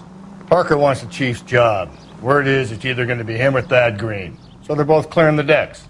So where does that leave you, Galloway? Leaves me saddled with a chump like you, Phelps. I didn't ask for you and I don't want you, so keep it to yourself. See if you can learn something about seeing how a real cop operates. What did he mean by the werewolf? The Dahlia. The Daily News came out calling him the werewolf killer. The Examiner came up with the Black Dahlia. We any closer to catching him? Not a chance. 6 months and hundreds of guys running down leads and we got nothing. You don't think this has anything to do with it? No, I don't. 90% of murders are domestic, Phelps. Some guy gets into a beef with his wife, he takes it too far. Should be the same. But cutting someone in half and leaving them off the sidewalk, that's a one-off. Why so many women this year? Because of the war. You should know that. Guy gets to kill people every day in combat. Comes home, he's expected to take lip from his wife. What do you think's going to happen? It's that simple. Like I said, most of the time it is.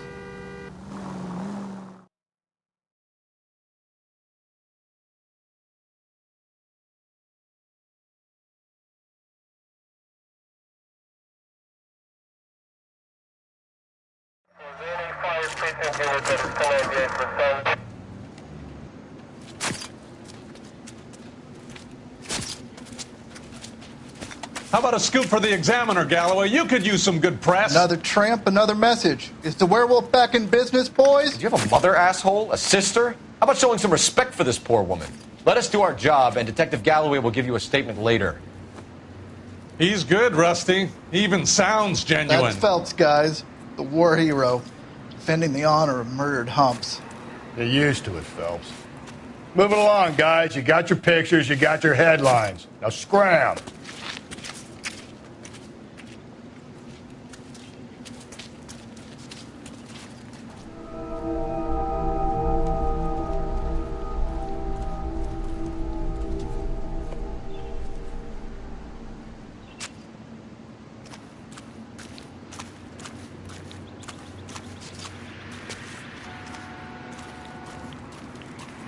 Patrolman, this your beat? Yes, sir. Well, part of it. Kids park here, they use it like a lover's lane. It's a working neighborhood. Some trouble, but nothing like this. It's known locally as the Moors. You were first on the scene? Yes, Detective. No one's disturbed the body? No, sir. We cleared out them vulture reporters so Pinker and the coroner could work. They're waiting to talk to you. Go house to house and see what you come up with.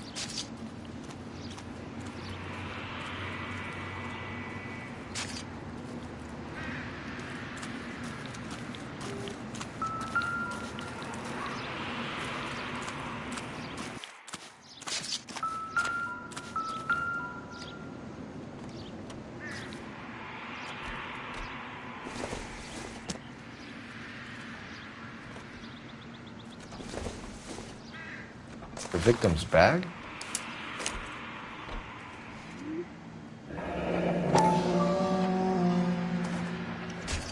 Looks brand new. Can't be the one used on the body.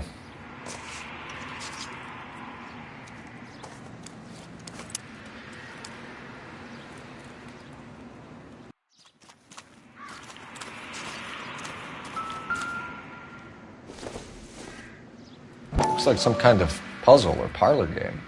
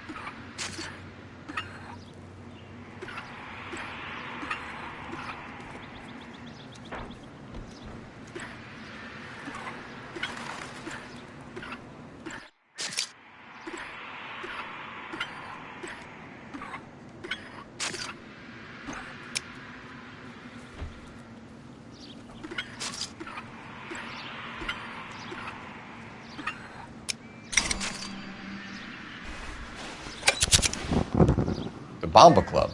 Why steal a table lighter?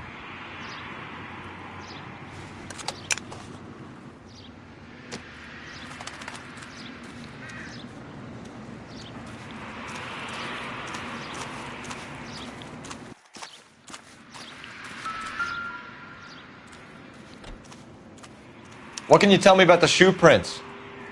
Men's size 8s.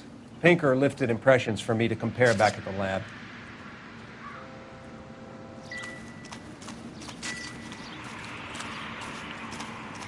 Has the scene been secured? Patrolman Houlihan saw to it. The victim... Cause of death? Could be the head injuries. She has been badly stomped. The cuts look superficial. I'll know for sure in an hour. What caused the blunt force injury to the face? Could be anything from a baseball bat to a lug wrench. I'll have more details after the autopsy.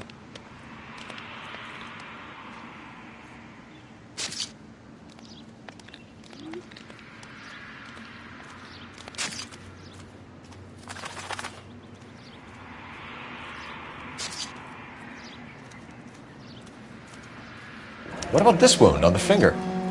Something removed. A ring, most likely. I assume it was taken post-mortem.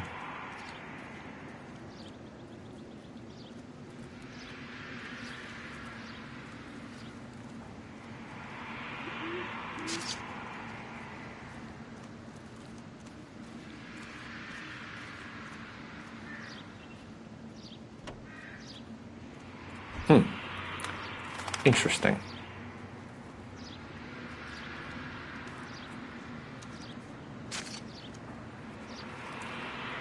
What does the writing on the victim mean? BD. Like Dahlia? Tex?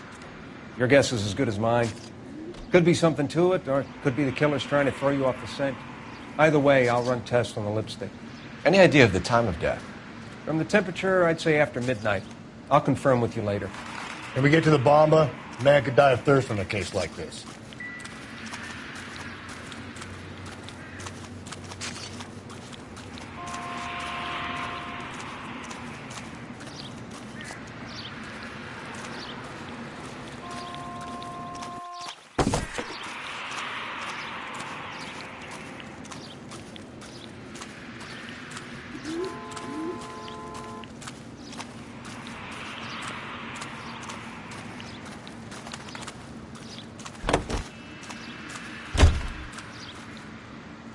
You can drive. Fine. Where are we headed?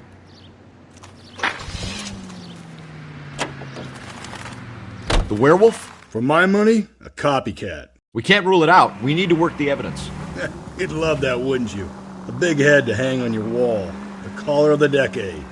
You've been working evidence on BD case for 6 months and got nicks. There's a difference, Rusty. Oh, yeah? I just started working it today. Okay, Hotshot.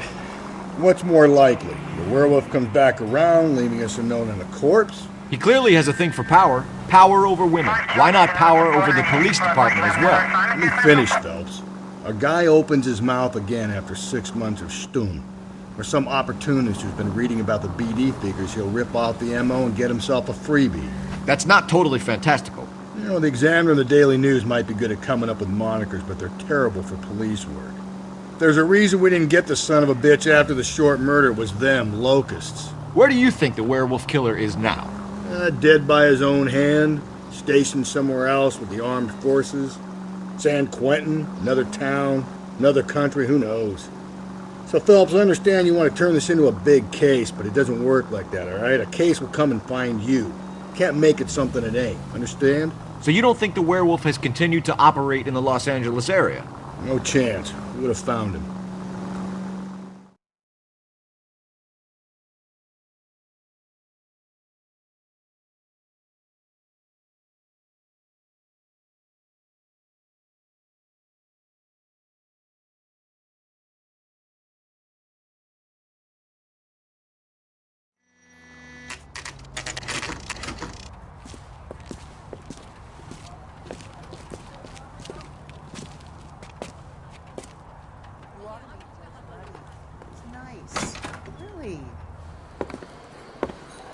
Gentlemen, what can I get you? Phelps and Galloway, LAPD. Were you working here last night? Yes. How can I help, officer? You can start with your name. Garrett Mason. You're the regular bartender on nights? I'm a temporary barman. I work for an agency. I fill in at bars across town. Do you remember a woman who came in here last night? 5'7", about 110 pounds, blonde hair, about 40 years of age. You mean Celine Henry? Yes. Do you know anything about her? I don't. But the owner, Mr. McCall, serves her most nights. Would you like to speak to him? I would. He sits at the back of the club. Wears a hibiscus. You can't miss him. Is there anything else? Fire away, Phelps. I'll stay here. I'm a little parched. Pour me 3 fingers of rye. He thinks he's a bit of a gangster. Treats me nice. He drove me up to Mulholland and we did some necking. Detective Phelps, LAPD. We're investigating the murder of Celine Henry. Do you know her? Celine? You going to pay for that? Christ. Sure I know her. She and I and officer? Jacob, her husband, we go way back. She was here last night? Sure, she's a regular. Celine was.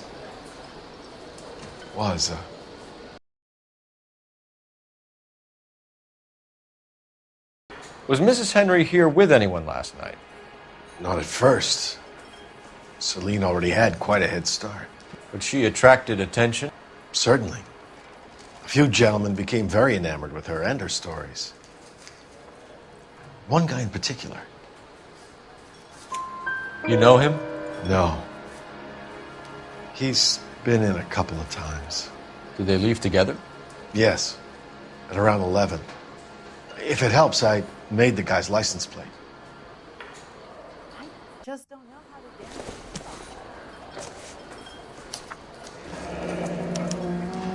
I think this could be a great help, sir. Thank you.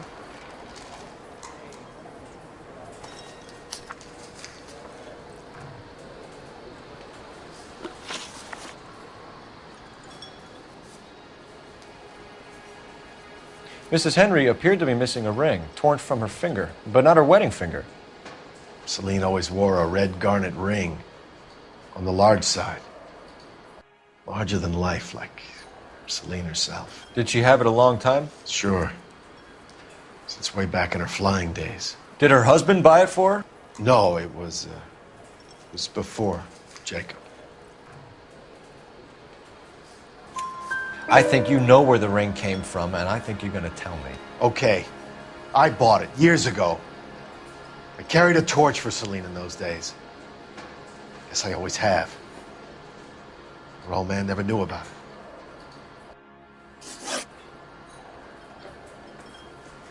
You know the husband? Sure I know Jacob. He was in the Corps. He met Celine on a furlough and married her when the war was finished. He put up with a load of shit. Do you think he killed his wife? No. No, not in my opinion. So if it wasn't Jacob, then you probably let her out of here with the guy who killed her. How do you feel about that? Stow the attitude, will ya? I tried to get onto Jacob. I rang him up. Asked him to come pick her up like usual. But he refused. And she picked some night to push him over the edge. I rang him back around 11:30, but got no answer. Thanks, Mr. McCall. You've been a big help. One more thing. Would you have an address for Celine? 142 North Union Avenue. God knows I had to send her home in enough cabs to remember that.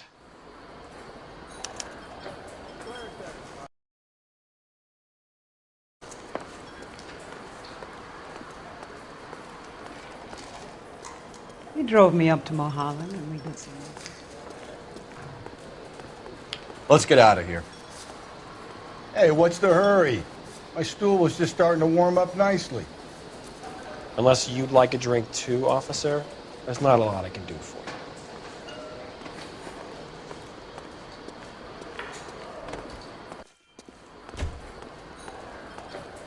You ought to meet Joe's buddy. He's nice.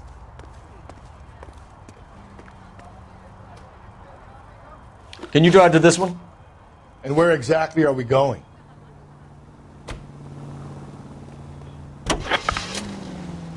You find the booze helps you get through a working day? Sharpens my investigatory instincts, Phelps. A smart lawyer might use that to throw out anything you collect today.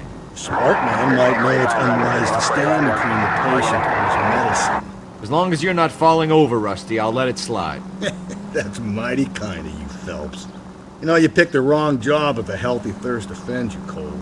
We owe it to this city to do the best we can in this position. As homicide detectives, that responsibility is all the more serious. Always the politician. It's not political, it's practical. Maybe the men combing Hollywood Boulevard after the Elizabeth Short murder were more interested in sniffing out booze than the clues that would have led to her killer. Yeah, well, if only you'd been there, choir boy. Betty Short would be alive, the Japs would have spared Pearl Harbor, our ancestors wouldn't have tasted the forbidden fruit. Minor syntactical error, Detective Galloway. I never claimed to be able to prevent crimes. I only suggested a proficiency in solving them. Guess that's the drink slowing you down. Oh my God, brother, oh brother. Worse than I could ever have imagined.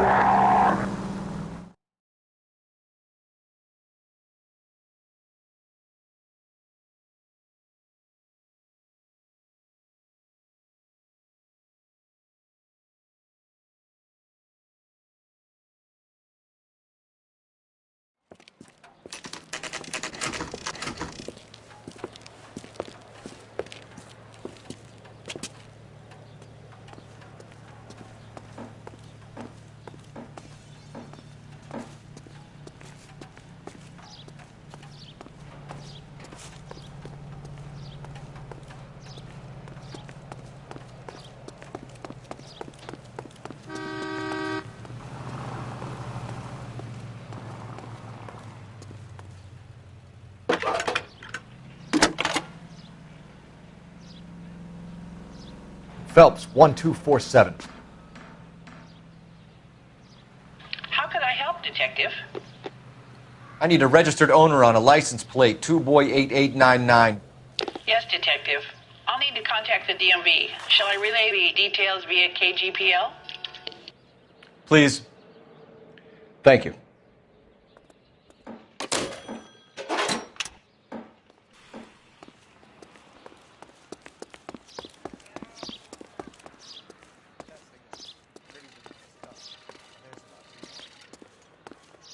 So you're the first in this family born without a tooth. Look, that's the latest thing.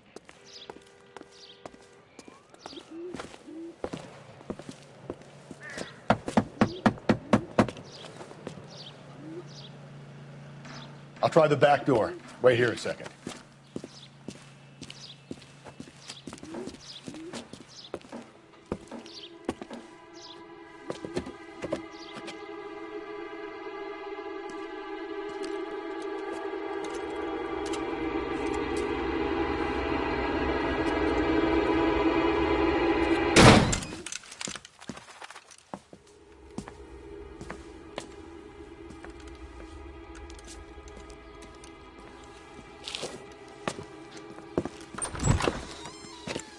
Side window's been jimmied. Looks like somebody's creeped the joint.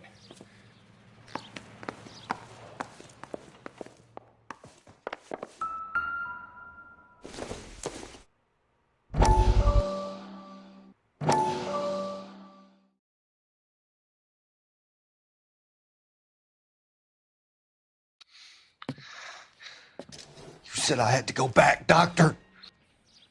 The fires are cathartic. They allow you to confront your past. You said the house would be empty. Are you taking the medication I have prescribed? You said the house would be empty. I heard them screaming. Circumstances were unfortunate. My colleagues had made all the necessary arrangements. You said the house would be empty. You're killing me. The deaths were unfortunate, but you have dealt with death before. I want you to come to the clinic and we can deal with it. You said the house would be empty. How can I find peace?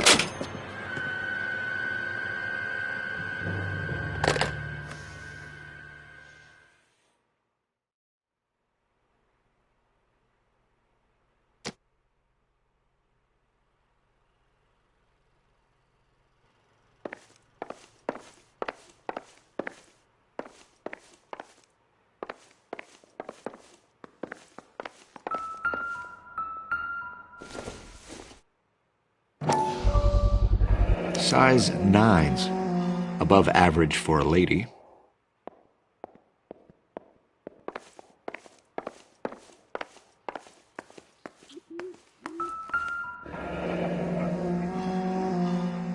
Burglar used a pry bar. Why did you kick the door in? You think I'm gonna climb through a broken window in a $30 suit? You got another thing coming, Buster.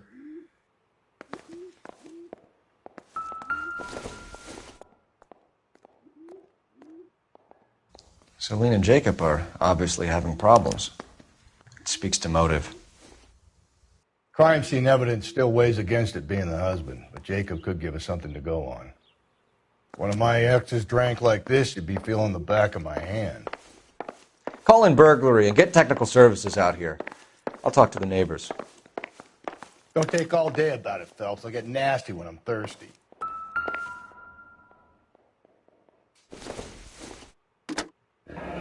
Regular Amelia Earhart per day. 564. The ring looks technical distinct. services for a suspected 459 at 142 North Union.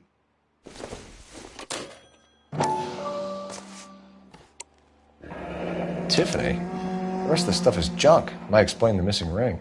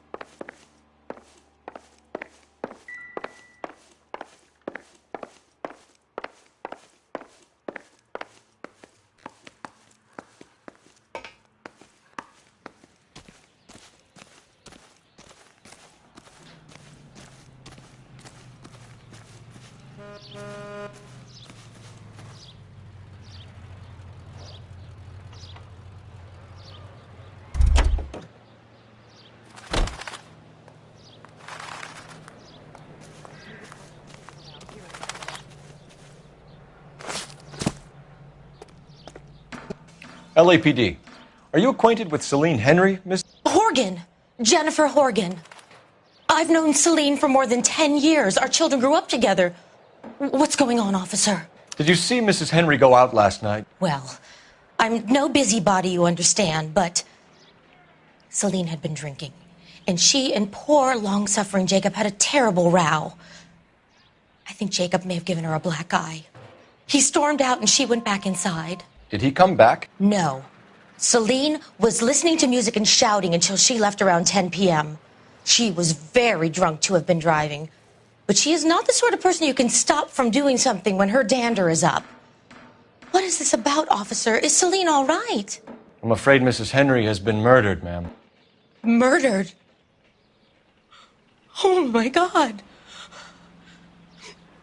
I'm afraid I need to go and sit down.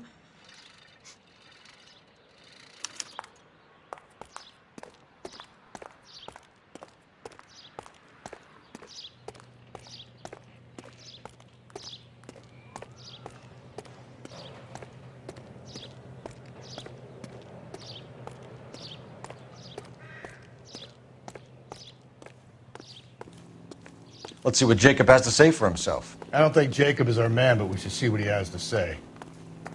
You drive. only a writer. I need to go over the case notes. Fine. Where are we headed? Jacob Henry had a violent argument with his wife last night. He's looking more and more likely. For my money, if the broad keeps the house looking like that, she probably deserved it. The skipper says bring him in and keep the hacks off our backs for a while. Fine by me.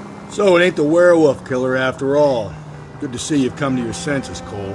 I always said work the evidence. I only stipulated a connection to the BD killer as an avenue of investigation we should leave open. And as far as I'm concerned, it still is.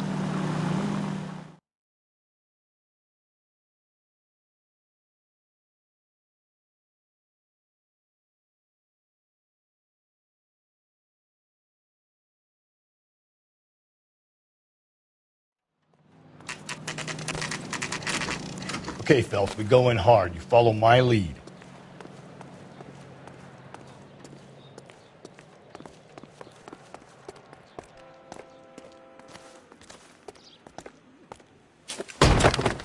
You Jacob Henry? Yeah. Who's asking? LAPD. You're under arrest for the murder of your wife, Celine Henry. Murder? Celine? Save the dramatics Oh, for my God. RKO, pal. You got bigger problems. What the hell are you talking about? You come in here, you tell me that Celine is... Take a seat, Mr. Henry. She's... We're going to have a look around, then we'll talk.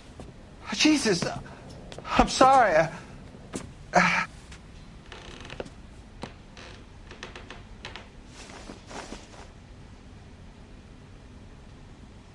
I get even the slightest hint that you're a flight risk, pal.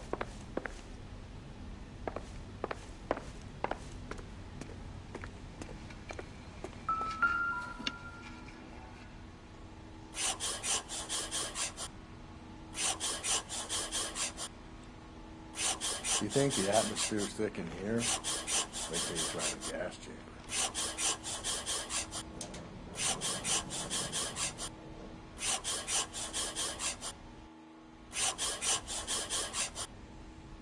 The oldest problem there is, what to do about the old lady. He'll be back in a moment. Just sit tight.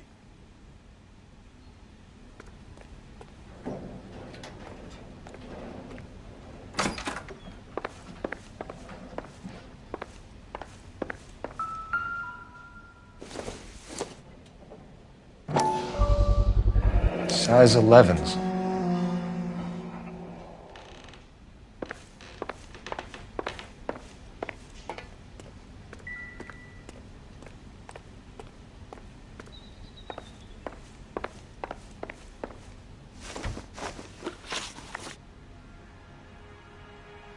So who could have killed Celine? Where did she go last night, Jacob? A bar, I suppose. Look, I don't know.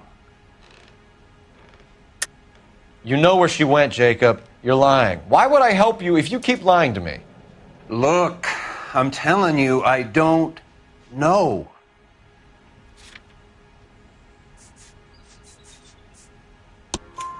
We know she went to the Bomba Club. The bartender there, he calls me if things are getting out of hand, and I go and I bring her home. He called me last night. I said no. Phone rang a couple more times after that. I ignored it.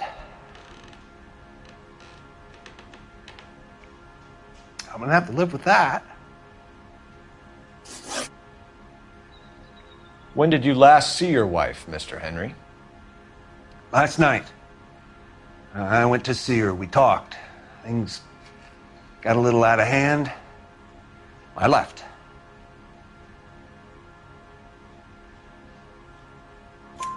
You don't remember what time you last saw your wife alive? Look, I'm sorry. I left. Maybe 9 p.m. Might have been a little later, but right around 9. Why did you kill her, Jacob? Things will go better if you come clean about it. That's a lousy thing to say. I never gave up on my wife. I don't believe you, Jacob. I think you didn't have the guts to do it yourself, so you had someone else do it. You want to back that up with something, Big Mouth? Huh?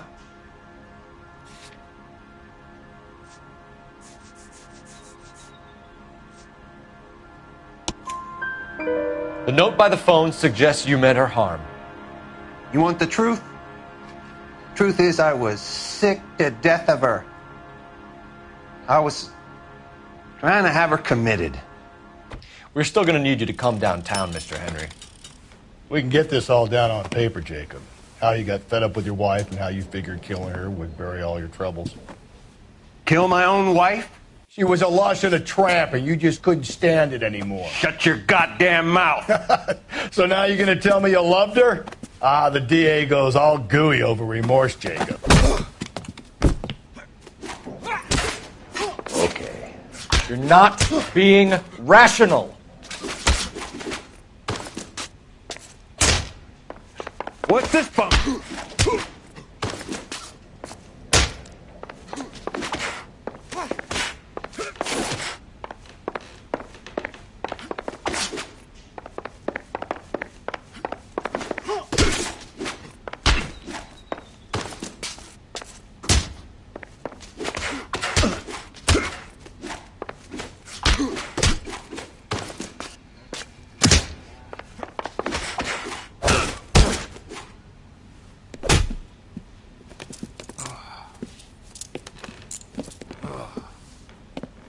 Call it in and get a squad car dispatched. And check for messages. I'll keep old Slugger here company.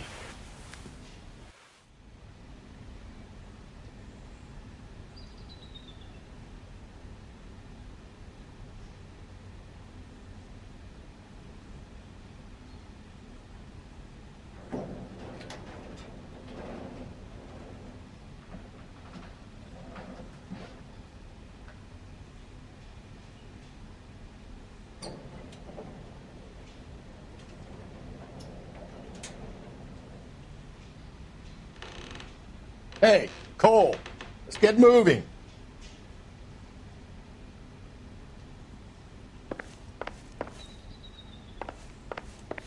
Look, I don't have anything more to say.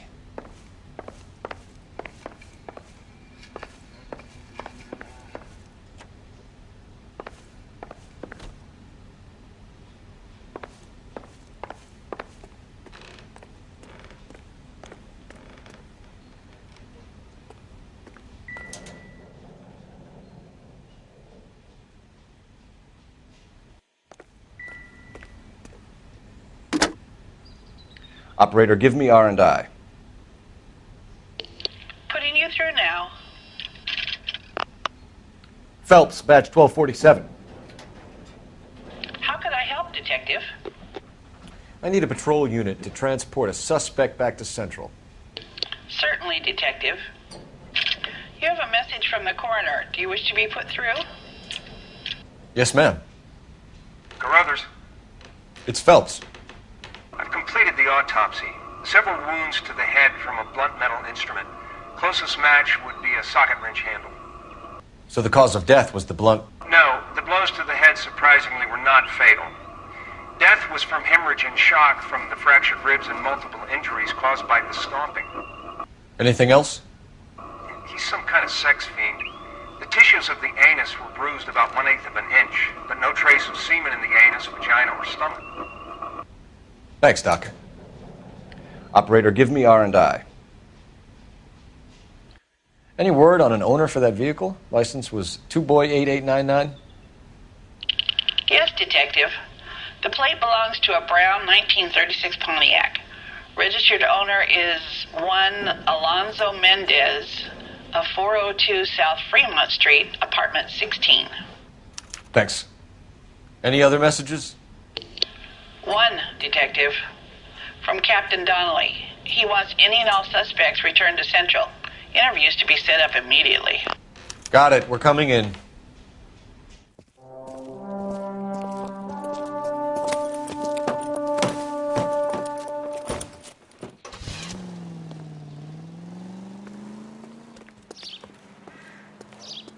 You know the way. You can drive.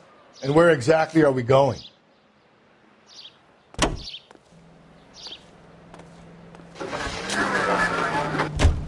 Carruthers said she took a real pounding. Maybe if he had been a little firmer in the beginning, he wouldn't be in this situation now. I imagine that Neanderthal routine is a big hit with the ladies, Galloway. Women love me, Phelps. I have no complexity. They know exactly what they're going to get.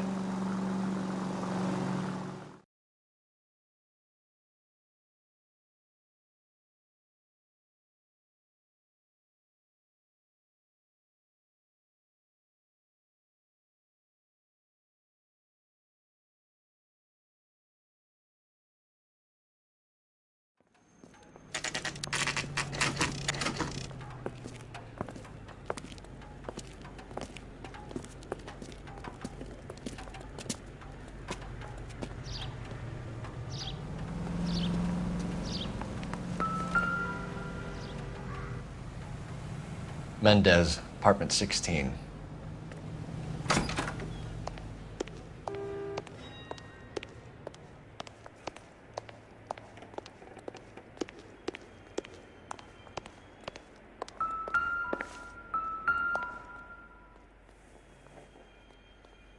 Here, the apartment's up on the top floor.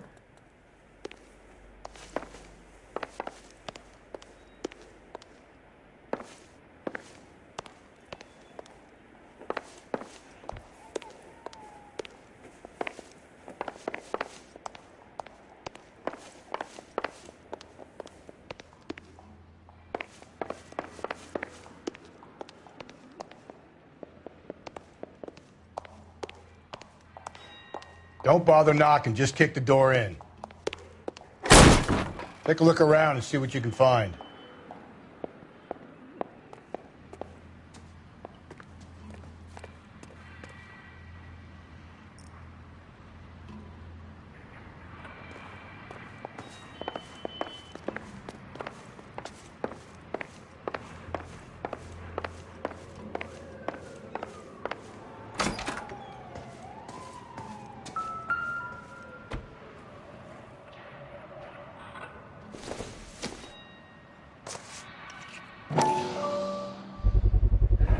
Brothers could match the color and brand of the body.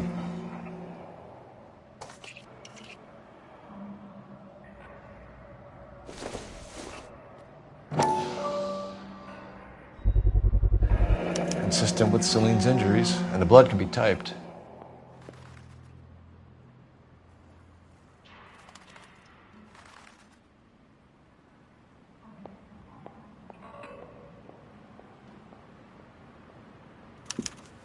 We have the murder weapon. We better get Pinker down here. Why keep it? Why not throw it away? Think these clowns are geniuses? Thank your stars you caught a break. Captain Donald will begin to like you. Hey! What gives? LAPD, you're under arrest. Do not lose that son of a bitch. I'll go get our wheels. Mendez, stop right there!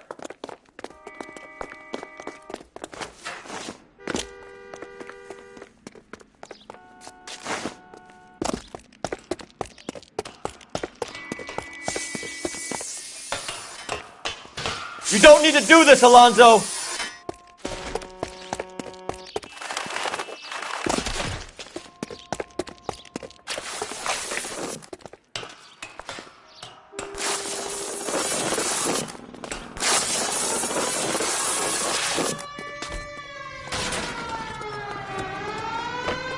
Get in and drive.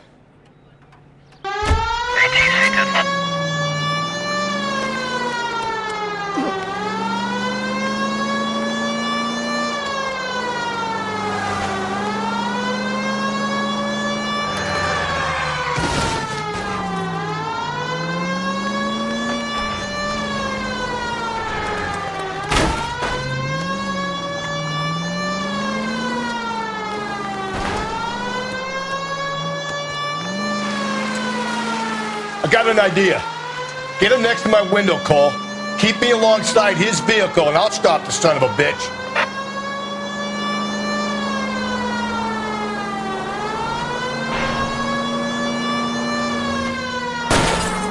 Don't go to sleep on me. Get me back in close.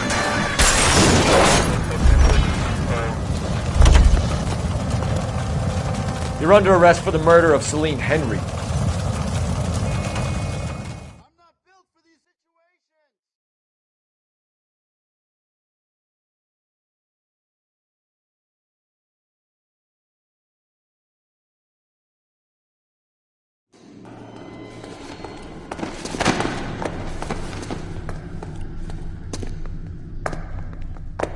I ain't saying a goddamn thing.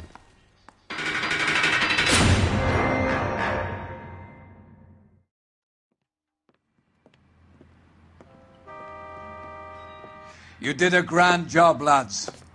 Phelps, that's quite a way to acquit yourself in your first outing as a homicide investigator. It seems the city has a new and vengeful guardian. Considering the evidence against your suspect and the thoroughness with which a report was compiled, I foresee a safe passage through the courts, and the DA agrees with me. Brutality on a scale such as this deserves retribution. The people and the press of this city demand it.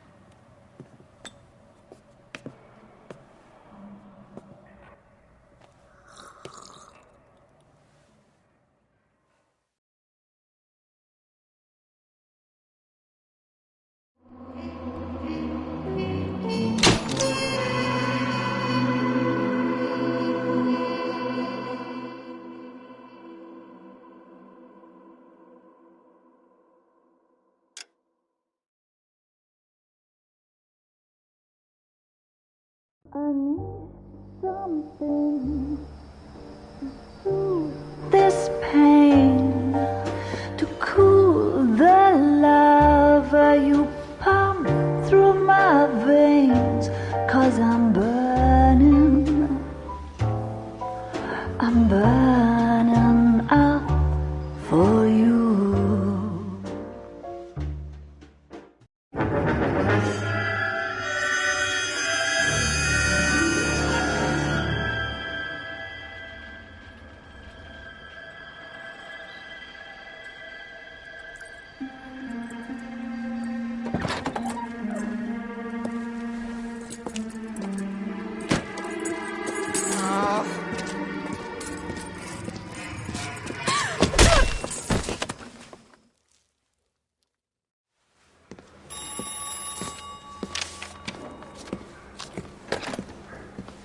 Galloway. Got it, Skipper. Yeah, I'll bring him. He's my partner, after all. What have we got? New case. White female dumped in plain sight in the grass at the end of Hill Street. Hacks are all over it. Captain's trying to fend them off. That sounds awfully similar. The first rule of police work is make no assumptions until you've seen the evidence. Skipper wants you to have your newspaper face on, college boy. I think I know the place where they found the lady. It overlooks Sunset Boulevard. Let's go. I'm stumped. Ideas?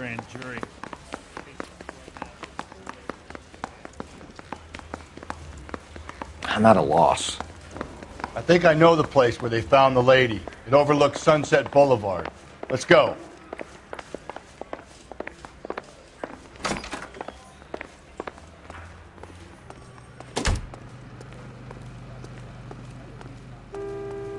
You're behind the wheel.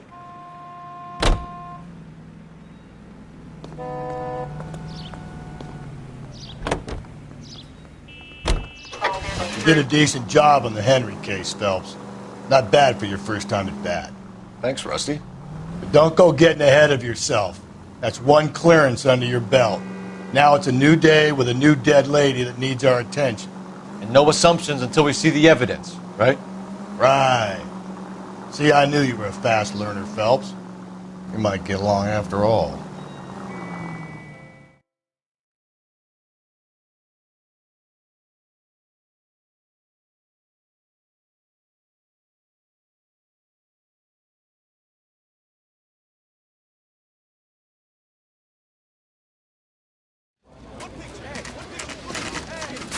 Now, boys, you know as much as I do.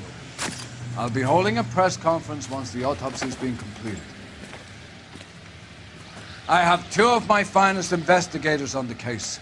Fresh from bringing down the sword of justice on the crazed sex Captain, Alonzo aren't there Mendes. similarities between this murder and the murder of Celine Henry and of Elizabeth Short, for that So you don't matter? believe there's a crazed sex killer at large preying on women? Boys, be sensible. We have the greatest police force in all the world with the greatest scientific investigators at our disposal. How can any killer continue to... We keep the gas chamber at San Quentin primed for the sons of Cain who continue to believe they can take a life. Any new leads in the Dahlia case? Run along, boys, and let these officers get to work. We have God's work to do here, and it can't be delayed. What do we have, Captain? Another woman sacrificed. Speak to Carruthers. I want daily reports, gentlemen.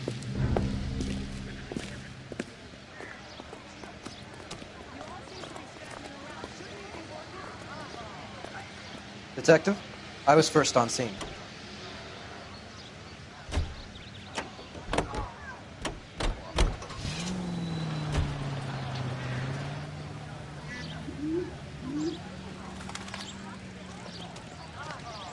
Is somebody going to tell us what the hell is going on? This is a crime scene. All of you move along.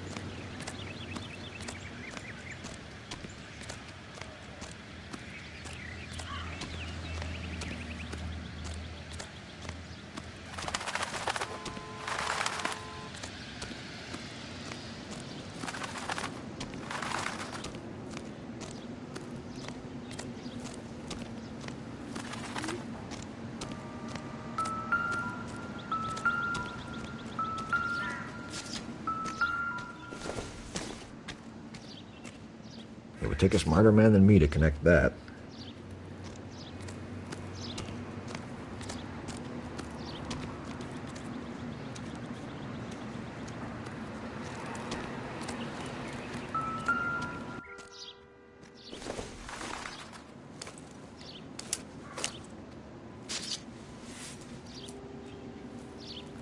Well, we have a name. Can you run Deirdre Muller by RNI? Back in a second.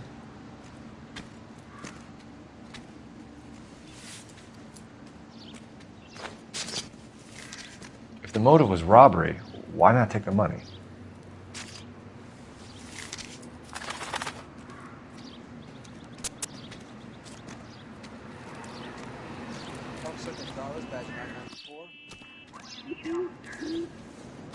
Victim a white female Jane Doe on Grove Street. Possible ID is Deirdre Muller.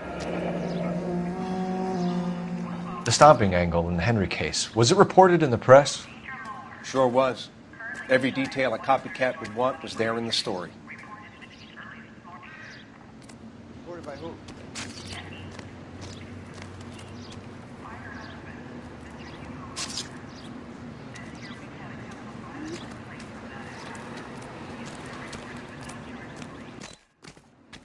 Similar MO. To what? The Dahlia?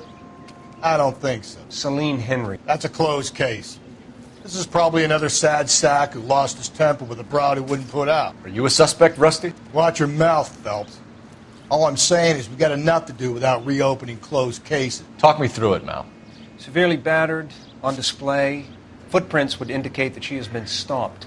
Size of the footprints would seem to indicate a smallish men's shoe.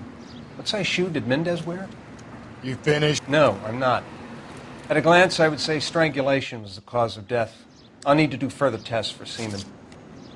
Angry boyfriend. If they were married, they'd be at home. Not humping out here in Lover's Lane. You mind if I examine the body? Be my guest. Officer Gonzalez, badge 994. Victim a white female Jane Doe. Ligature mark is very distinctive. I'll do some comparisons back at the lab and get back to you.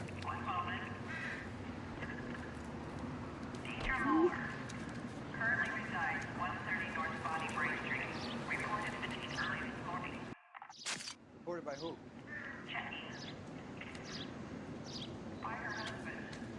What's this mark? A cut on the finger. Fourth finger, left hand. A wedding or engagement ring. Violently removed. Thanks very much for your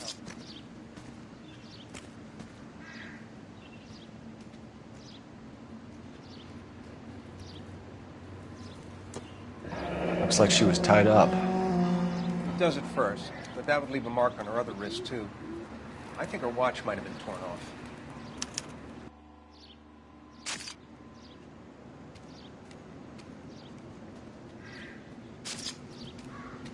Detectives, R&I says a Deirdre Mahler of 130 North Bonnie Brae was reported missing this morning by her husband, Hugo Mahler. What'd I tell you? Let's grab the husband, take him downtown, and work him over. We could have this wrapped up by lunchtime. What about not making assumptions and going on the evidence?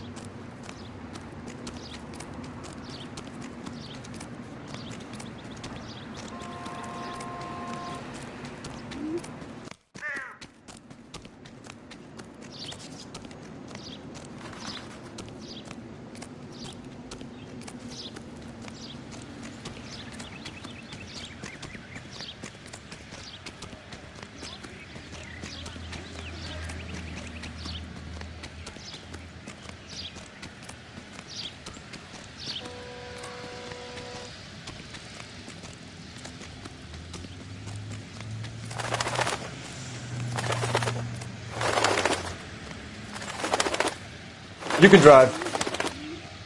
Fine. Where are we headed?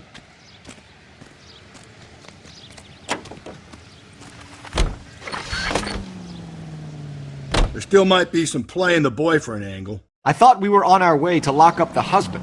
If he doesn't work out, that is. Deirdre Muller has suffered enough. More than enough. You shouldn't make disparaging comments about her without even the slightest inkling of what she was like. She was a woman, wasn't she?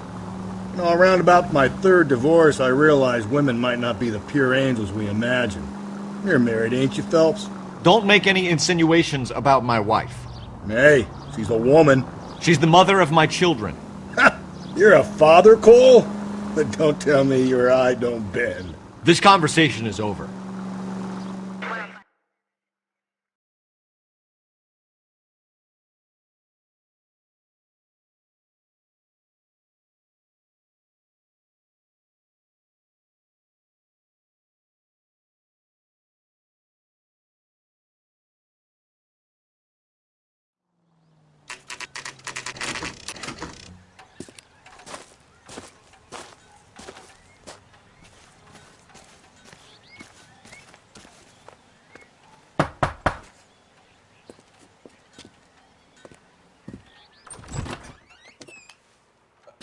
Phelps and Galloway, LAPD.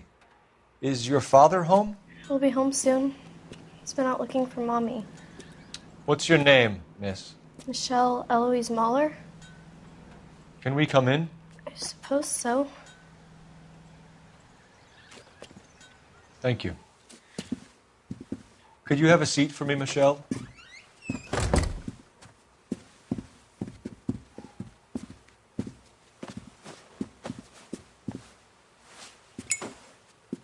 We're going to have a look around. He'll be back any moment. Just sit tight.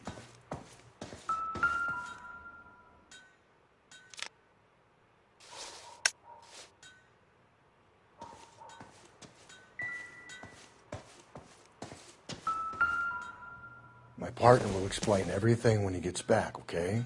There's nothing to worry about.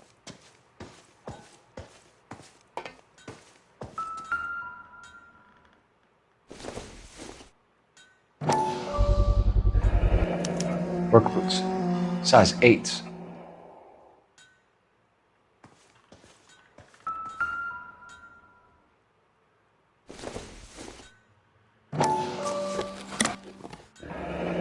Elgin wristwatch. Probably the same one snatched from her body.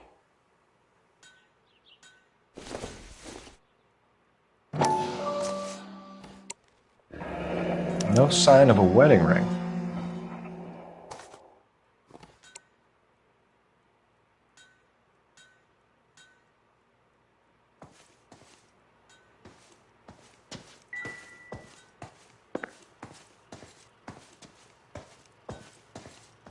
I'm stumped. Ideas? All right, talk to the girl. But easy. Is this about Mommy? Daddy is trying to find her. Please tell me she's okay. I'm sorry to have to tell you this, Michelle, but your mother is dead.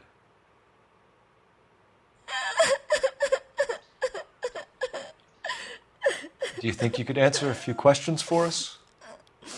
Could try.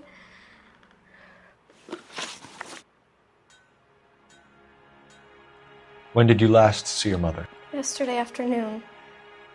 I went to a dance at Belmont High.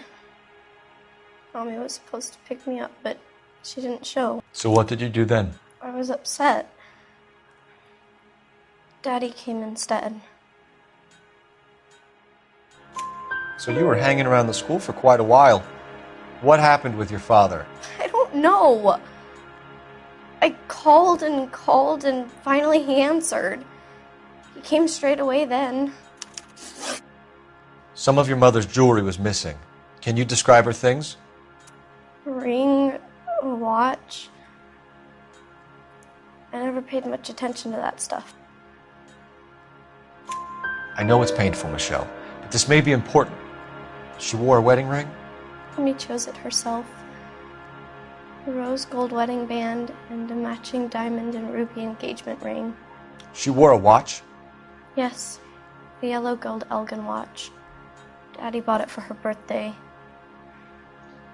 We had a fight. It was kind of a makeup present. Your mom and dad are happily married? What are you saying? Of course they are. They weren't happy, were they, Michelle? Did your father ever hit your mother? Just the once. She said she would leave him if he ever did it again. He bought her a brooch pin to make up for it. Mommy always wore her golden butterfly. Thanks, Miss Muller. You've been very brave. Hey! What gives? Daddy, the police Go to your are room, here. please, Michelle. I'll talk to the police. Daddy, Mommy is gone. Go to your room, young lady. She's not even out of school. You can't come in here interrogating her like she's Your some wife kind was of... found murdered this morning. Found? What? But she only... We have some questions that we would like to ask you. Sure, yeah. Yeah, I'll do my best.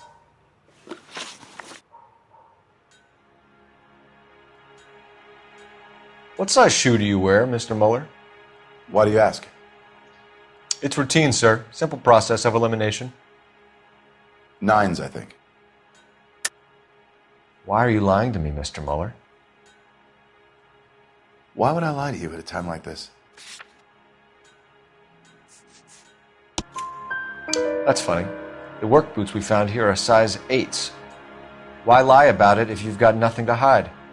Because I always get teased about the size of my feet. You know, small feet, small... Always been true in my experience. So you were here all night? You stayed in while your wife went out to pick up your daughter? Yes, that's correct. You phoned in a missing persons report this morning? Yeah, that's right. My wife didn't come home last night. She left around 9:30. Michelle was out at dance. She called me to let me know that Deidre didn't turn up. Did your wife ever go out by herself? To bars, nightclubs? No. What are you suggesting? You suggesting my wife's loose? Now is not the time for you to be pushing me, mister. Your daughter said you were having an argument. We argued about who would pick up Michelle. I worked a full day. I wanted to come home, put my feet up. So you were here all night? You stayed in while your wife went out to pick up your daughter? Yes, that's correct. You should come clean if you're having an affair, or if there's something going on. I told you I was here. Were you saying I wasn't?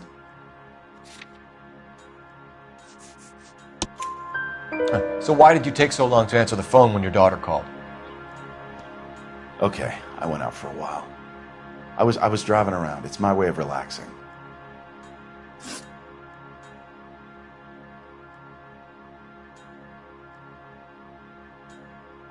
Your wife was beaten and then strangled. In your case, you have no alibi and a history of violence towards your wife. That's not true, god damn it. It is true, Hugo. You're a violent man.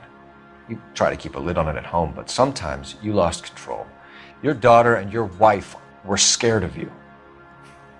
You don't know anything about me.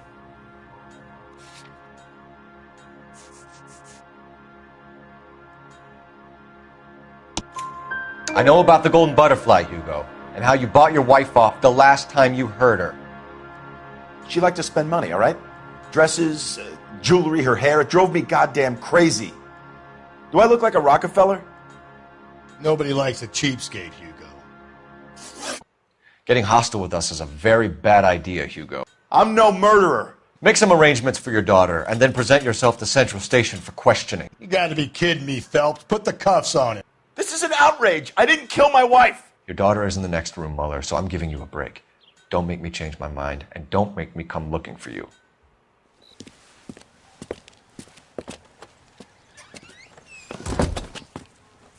We should go back in there and bust his ass. 1, we need to break his alibi, check phone records, canvass the neighbors. 2, we have motive of domestic violence, which probably goes for half the men in LA. 3, we have no evidence tying him to the crime scene. Hello, detective.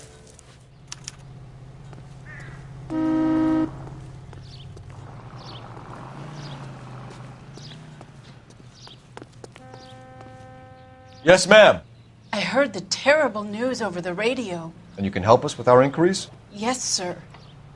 They had a row last night. I heard Mrs. Muller screaming. Did you see Mrs. Muller come home late last night at all? No, not at all. I did see Mr. Muller put something in the incinerator earlier this morning, though. I told you he was our guy. Now let's get this bum downtown and into a cell. Look, there he is now.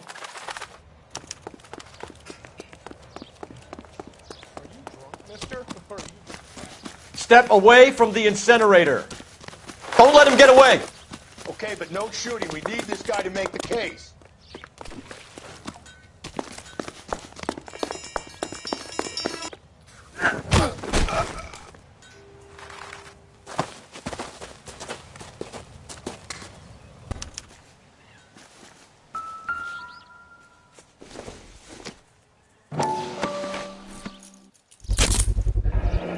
This doesn't look good, Hugo.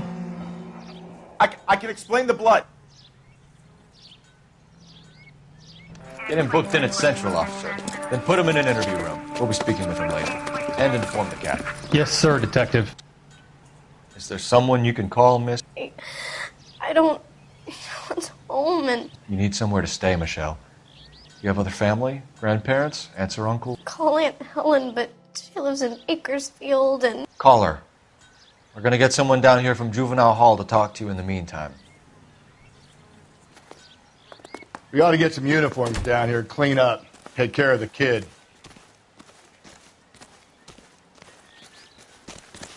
That's the guy from the papers. Solved that big case. Galloway, Homicide Division, badge number 564. Go ahead, detective unit. Can we get Ray Pinker and a technical services team Phelps, to a house 1247. 130 North Bonnie Bray Street? Send someone down from How can Juvenile I Hall help, to look detective? after a young lady. I need an address on a Belmont High School. Checking for you, detective. Belmont High, 1575 West 2nd Street. Thanks, ma'am.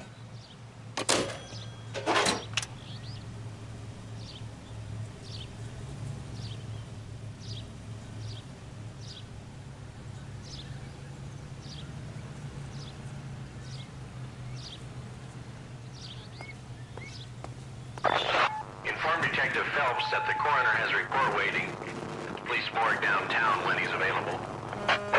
Can you drive to this one? Got it, KGPL.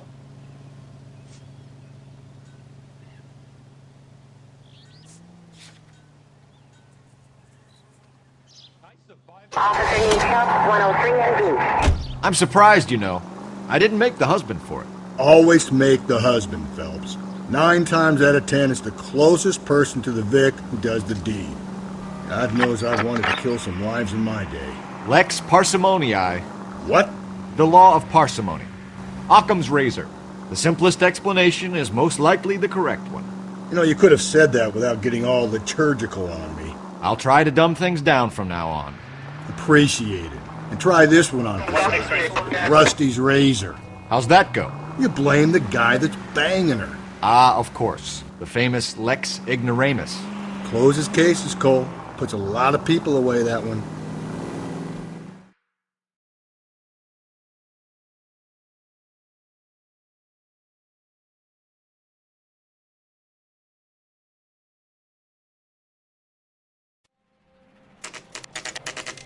Saturday's the spring unveiling, Emmy. It's the first season since fabric rationing's over. We have to go. I told you I can't Saturday. I'm busy. Busy where? You're going on another drive with Davy Gardner, aren't you? So what if I am? Go, Phelps. I'll take the car and see if I can cut him off.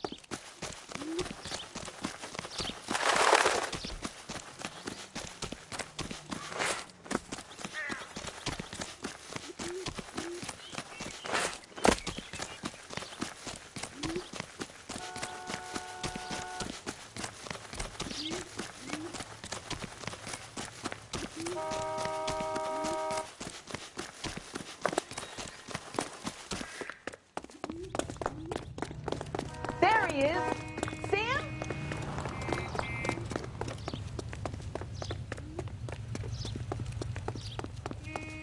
There he is, officer!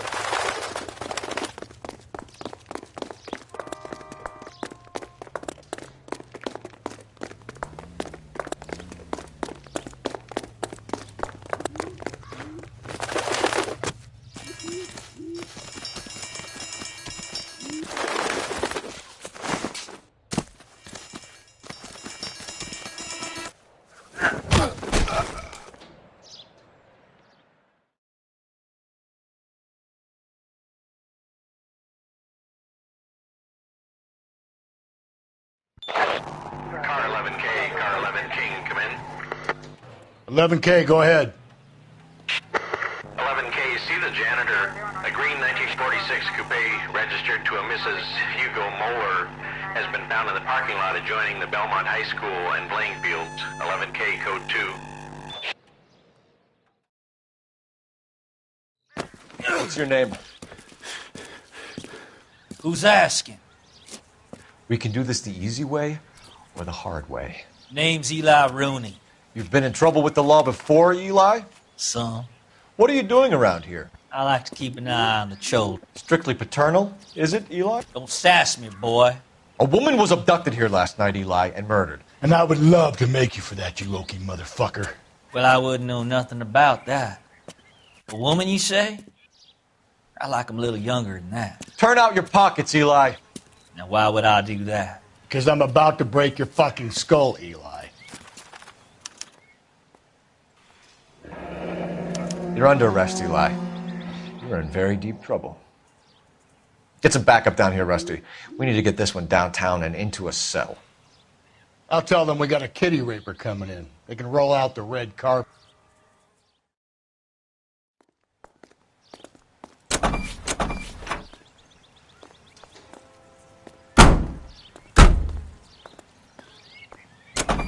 What time did you see the person park the car? Late last night, after school social, maybe 1 a.m.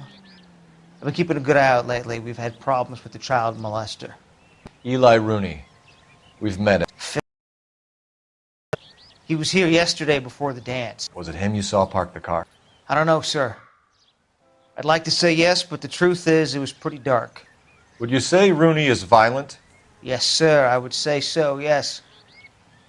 Thanks for your help.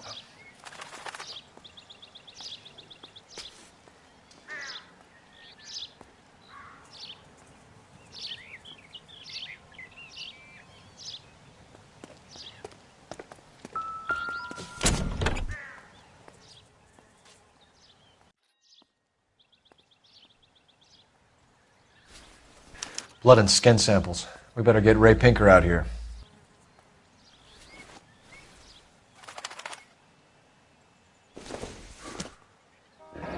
It's from a Chrysler. Could be important.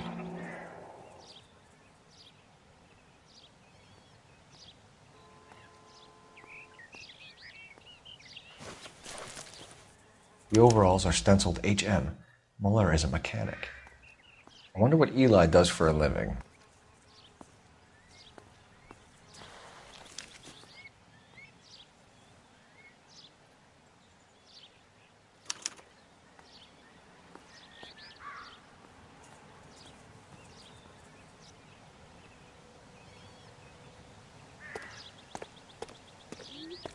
There's nothing else I can tell you, Detective.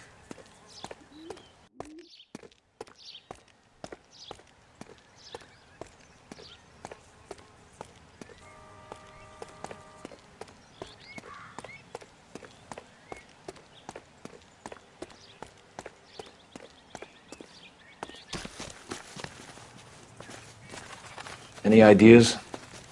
Rooney's on his way to the tank. Let him make himself at home. We should call in.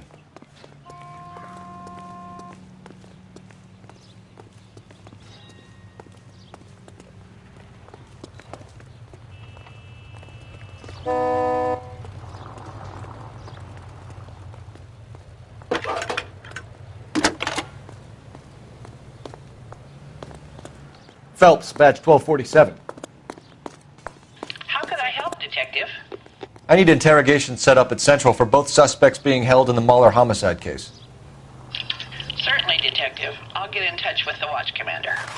Thanks.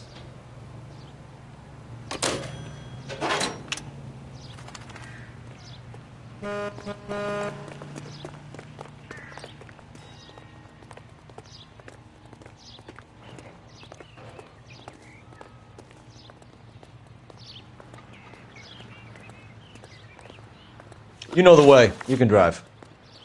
Fine. Where are we headed?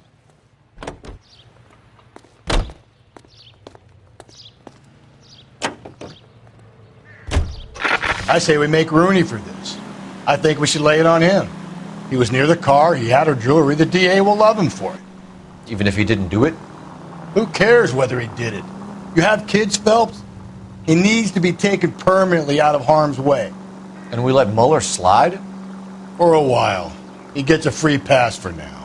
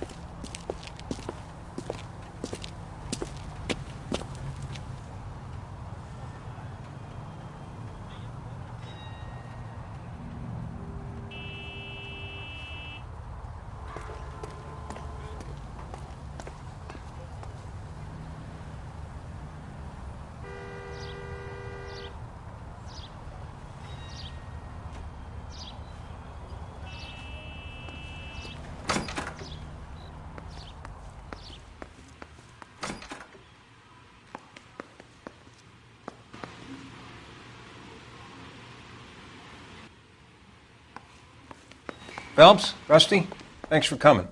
Can you blood type the shoes that we bagged and see if they're a match? Sure. It'll all be in the report, but I'm assuming you want the details now? Please. Cause of death is strangulation? Correct. Take a look at the samples on the bench.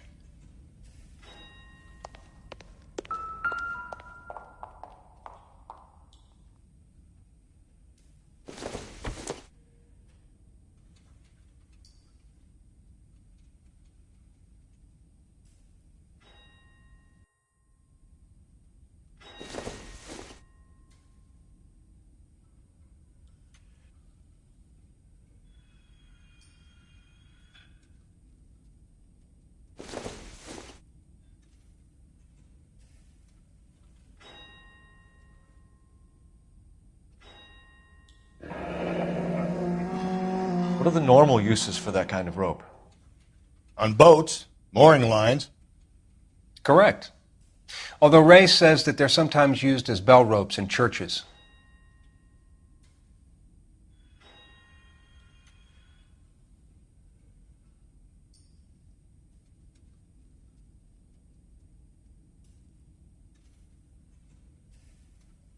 So are we looking for a sailor or a minister? Well, in my experience, sailors seem to have the greater libido. Was Mrs. Muller criminally attacked? No external or internal traces of semen. Thanks, Mal. Anything else comes up, you let us know.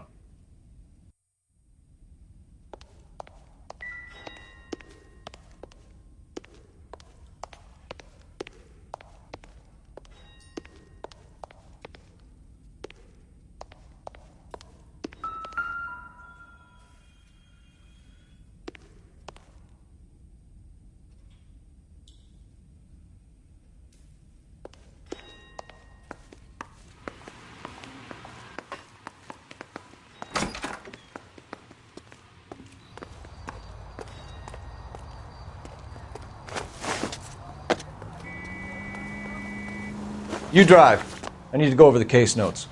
And where exactly are we going?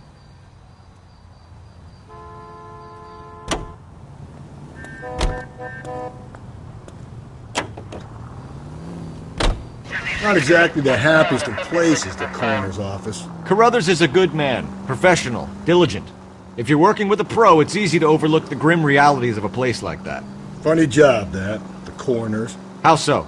You don't want them enjoying their work too much. The wrong kind of man can get awfully lonely rattling around a joint full of corpses. Rusty, that's like something out of the pulps. You been reading the same ones as me? I thought you were usually too drunk to get through a magazine. If I close one eye and squint, you can just about make out the print.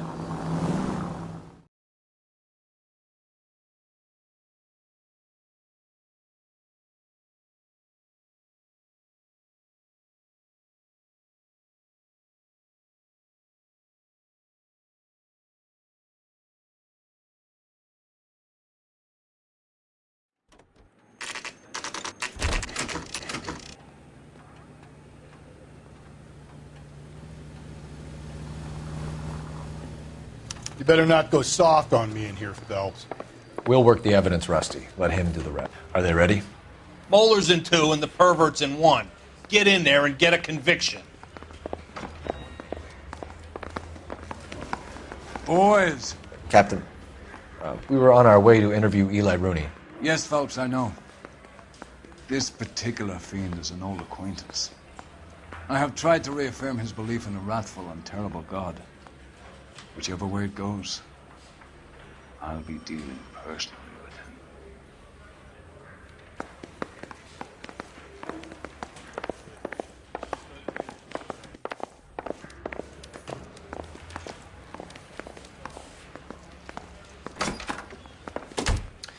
Here's where we stand, Hugo. Your next-door neighbor heard screaming coming from your house. You were burning your blood-stained shoes. You have no one who can confirm your whereabouts last night. Your daughter says you're a violent man. We have everything we need to send you to death row, and all you have to say for yourself is, I didn't do it. I swear I didn't kill her. Give me that lie test. I can prove it.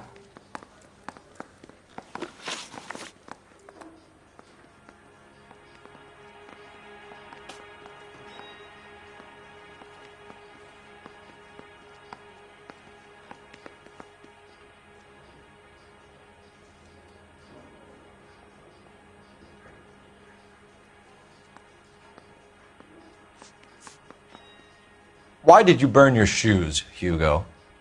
Because I knew you'd never believe me. Believe what? It's rabbit's blood. A guy at work brought him in and I helped him skin them. Do you know anything about ropes, Hugo? As much as the next man. I was a scout. I learned some more in the Army.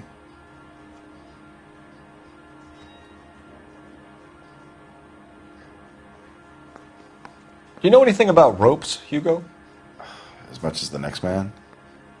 I was a scout. I learned some more in the Army.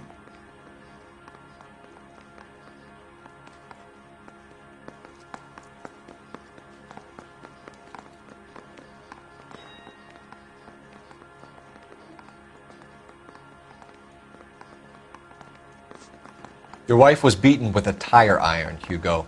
An appropriate choice of tool for a mechanic. I know nothing about any tire iron. We found your wife's car.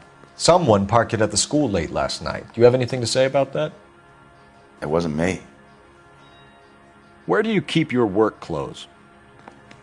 I keep them at work in my locker. Enough lies, Hugo. Your overalls put you at the scene of the crime last night. My overalls are in the laundry of my house.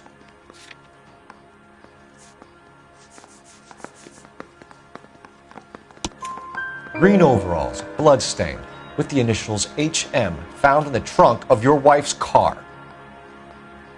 They can't be mine. Why, Hugo? Because if they were yours, they'd be in the incinerator too? Do you know anything about ropes, Hugo? As much as the next man. I was a scout. I learned some more in the Army. You learned to strangle with the rope in the Army? With rope, with my bare hands, but mainly with wire. I learned a lot of things in the Army, but I still didn't kill my wife. For argument's sake, what type of rope would you use? If I had to, I would use a triple braid. Less flex, easier to control. Your wife was beaten with a tire iron, Hugo. An appropriate choice of tool for a mechanic. I know nothing about any tire iron. You're lying, Hugo. You're gonna have to come clean on this. You got no proof.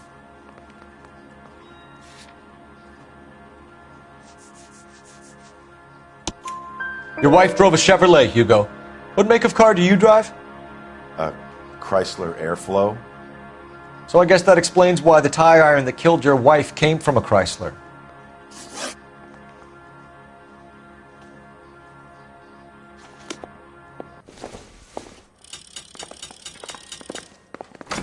Yeah, I'm thinking of moving up to a 45. I want to put them down to 1 round.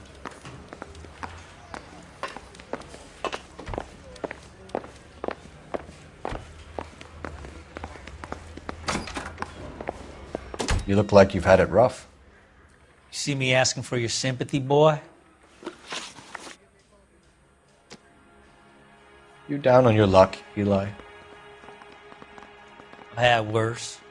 My family ate roadkill during the Dust Bowl. But you have a job.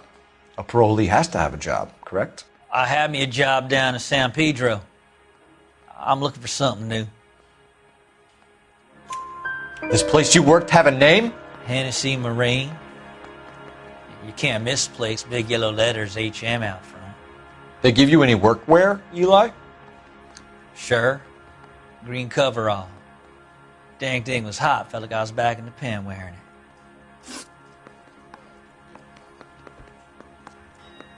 You ever tie up any of your victims, Eli? It's not a nice thing to go calling them. What would you call them? I can't say. I learned a long time ago not to go talking about the things I like. Talking about it just seems to get people's dander up. Answer the goddamn question, Rooney, before I brain you. See what I mean? Short answer is yes.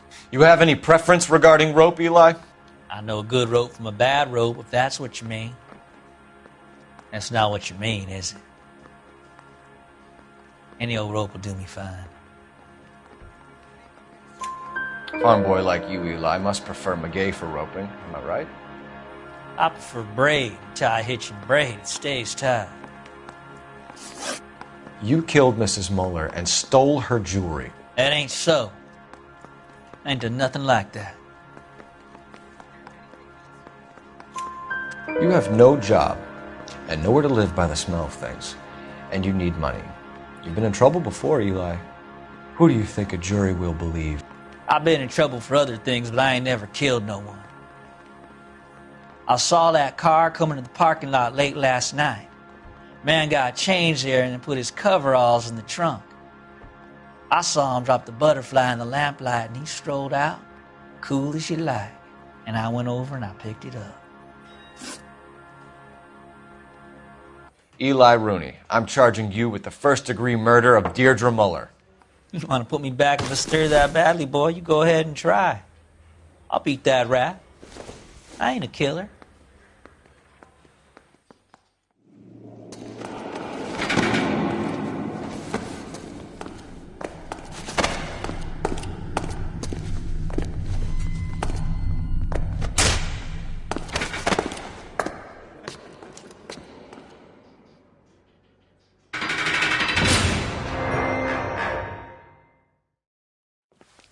Phelps, Galloway.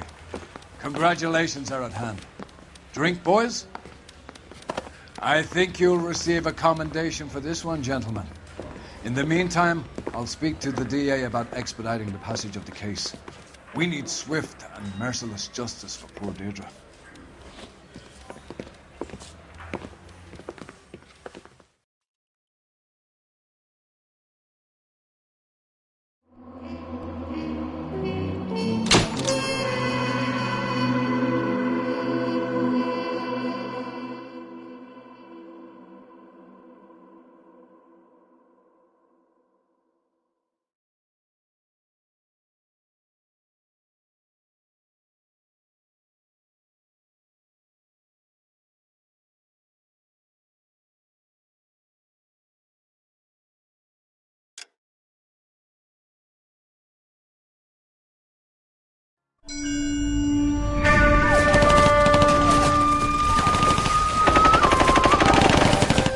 Phelps! We captured 2 regular army. Lieutenant! Phelps! We've been over this. That sniper barely missed you back on the beach. Until the mission is over, there'll be no more saluting or signs of rank. I'm in charge here, Medier!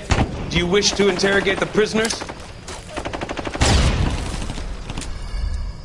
No, they're beat. Why they look so sullen? You're wondering why we haven't killed them yet. There's no greater shame than being taken prisoner. Get this, Golden Boy actually seems to know what he's doing. あなた方の階層と名前を名乗ってください。第44大部隊所属兵だ。キスマ何様だと思ってるんだ。 See that, boys? He slapped that Jap right upside the head. It was merely to remind him of his place. His shame was the tone of voice that he used with a superior. I respect the Japanese, Corporal. Respect, we're here to kill the sons of bitches. Do you know why we are fighting the Japanese, Private? With respect, sir, these bastards attacked Pearl Harbor. And why did they attack Pearl, Private? Because they hate the US of A and our way of life. They attacked the US because we cut off their oil. What would we do if another country denied us the gas to run our cars?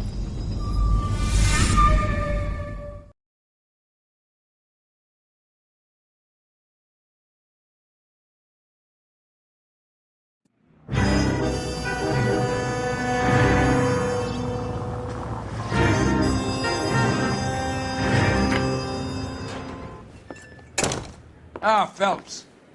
I was just discussing with Finbar here how well you were doing. Have a seat. Yeah, it's my real name. And you can just forget all about it. You boys have a new case. A poor Hispanic woman murdered near City Hall and left lying naked in an alleyway. Another naked woman, sir? Yes. We seem to have had quite a run of them since the Dahlia fiend first struck. Phelps is politely trying to hint that he thinks the Mendez case is hokey. Well, young Phelps, you win some and you lose some in police work.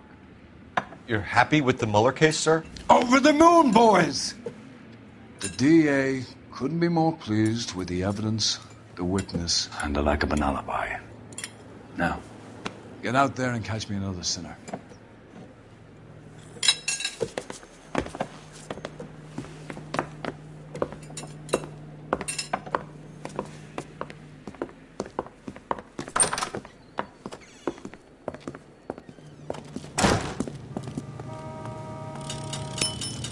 You can drive.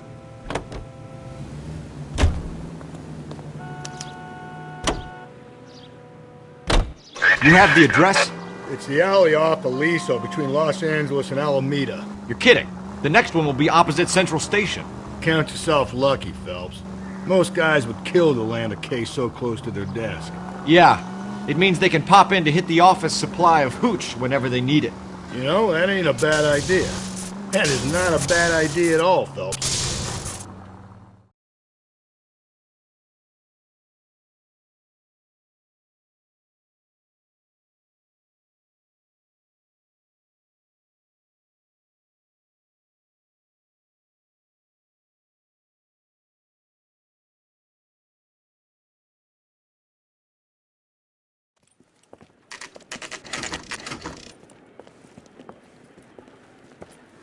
Detectives, they're ready to start the show. I'll take you through.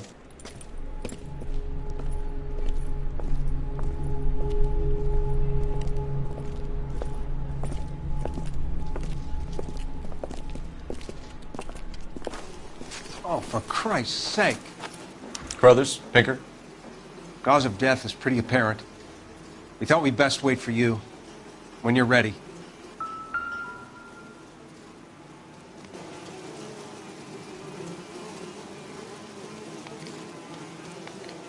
The lacerations on the neck would indicate a great deal of force.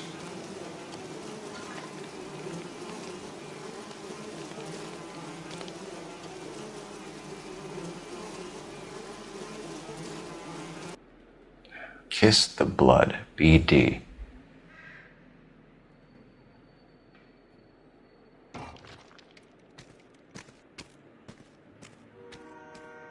Another wedding ring torn from the finger. No skin under the fingernails.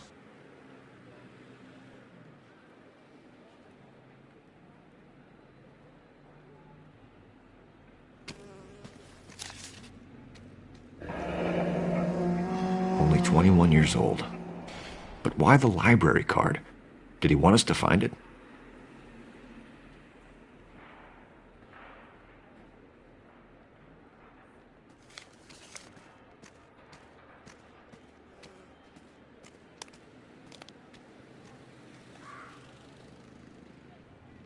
The evidence in the Mueller case was solid. I'm not convinced about Mendez.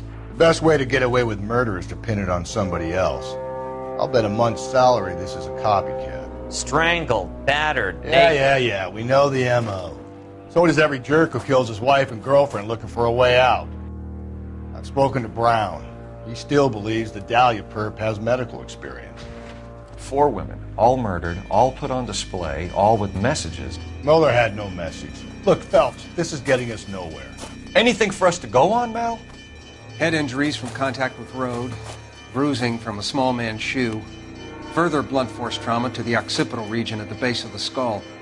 Could have been fatal, but clear signs of strangulation would seem to rule it out. Lipstick appears to be a similar color to the other cases. I'll see if I can nail down a brand.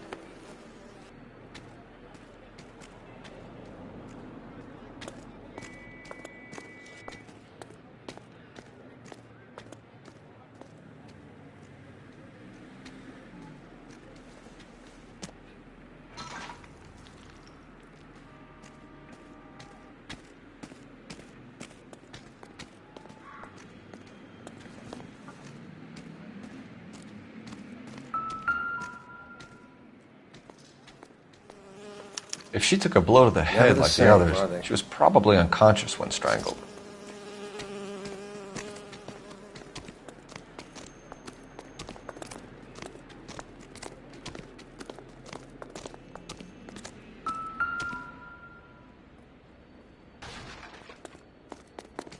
May as well follow the trail. Catch all the good ones.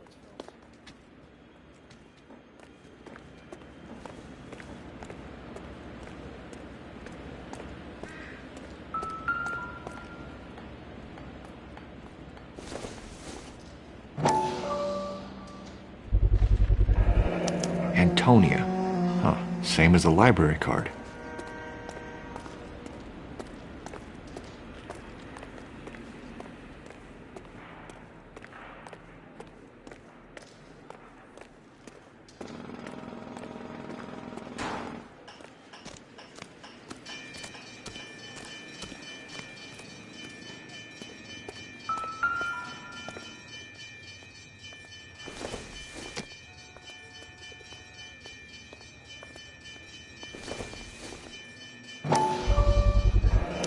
Proximity to the scene, plus the bloodstains. No way is this coincidence.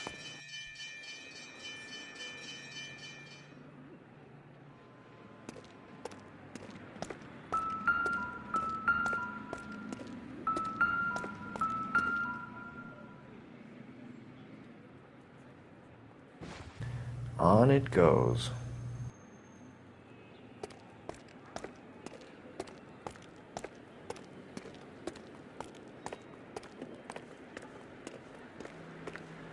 We kept the area pristine for you boys. Let's check it out.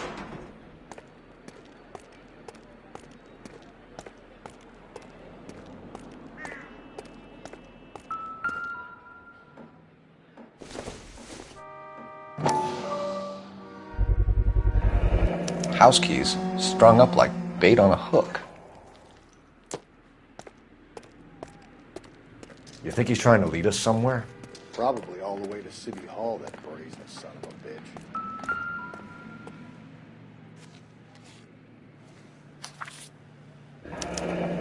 That's got to be a code or a cipher.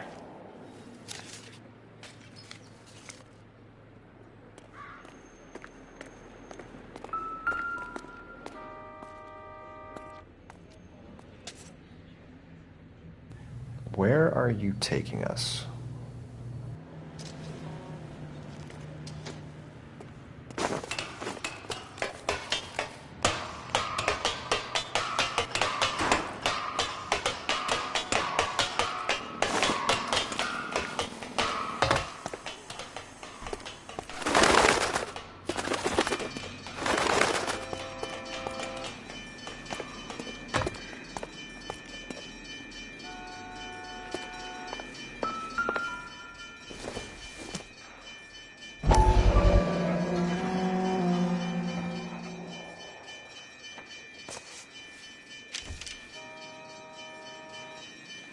Empty.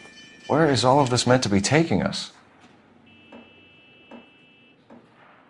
He clearly wants us to find these things. He's left them for us. There you go, Phelps. We got a new M.O. I told you it wasn't our guy. Or he might just be getting more confident.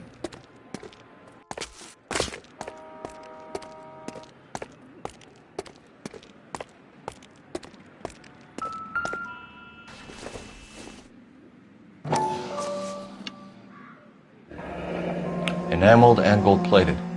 This was precious to her.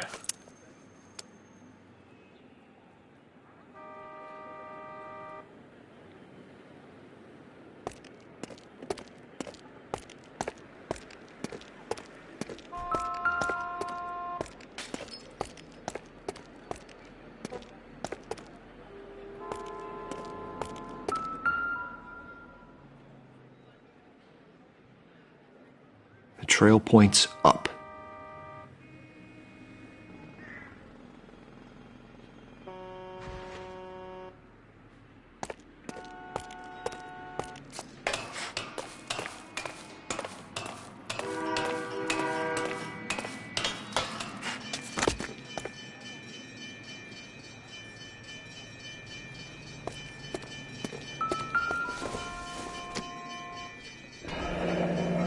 Pulled from the finger and hung up here. What's the significance?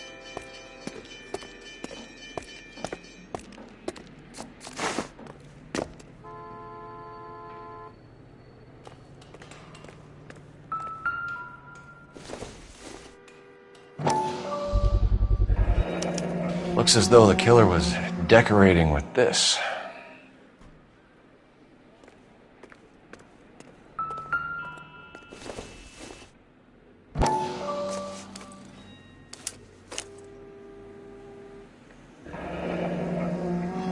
Son of a bitch wants her identified. Mrs. Antonia Maldonado, 712 North Hill Street, downtown.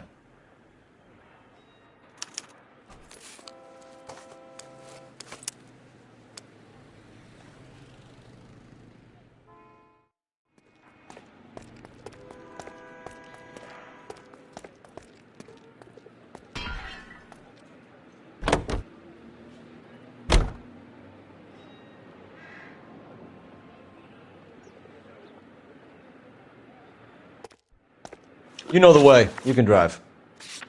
Fine. Where are we headed? It was Mrs. Maldonado, right? That's affirmative. All right, so then there's a husband we should be looking for. Get him, we've closed the case. Rusty's razor, of course. I don't want to question your tried and tested techniques, Detective Galloway. But doesn't the DA require sound casework before he'll close the book? Not if he's got a confession. And, you know, there's ways of getting those. I'm sure.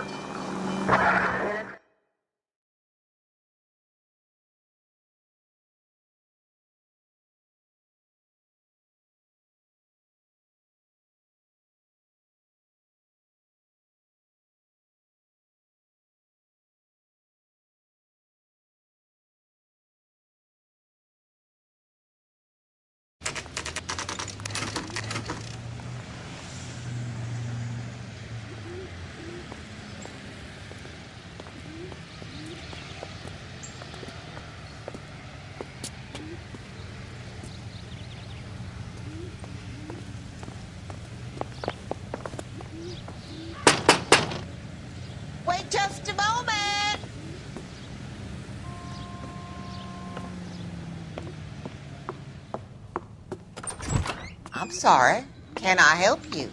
LAPD, ma'am. Detective Phelps in Galloway. Does Mrs. Maldonado live here? Yes, she does. I'm Mrs. Barbara LaPente, the owner of this boarding house.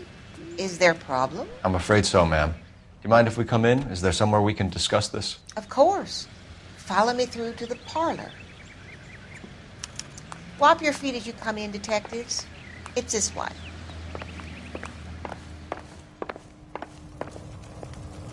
Mrs. Maldonado was found dead this morning. Dead? Oh, no. She can't be. I'm afraid she was murdered, ma'am. We need to take a look at her things. I can't believe it. A person seems so alive, and then they're gone. Antonia's room is upstairs, last door on the left. Thank you. We'll be back shortly. Excuse us a moment, ma'am.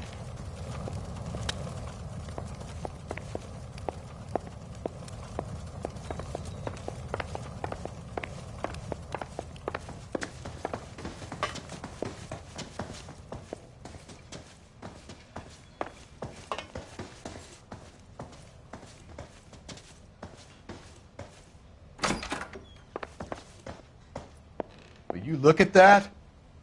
Someone's turned the place over.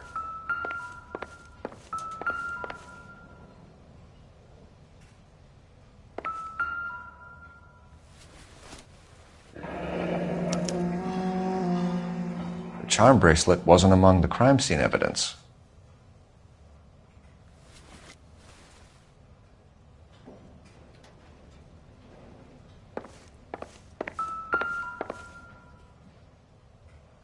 A smashed window explains why the place looks tossed.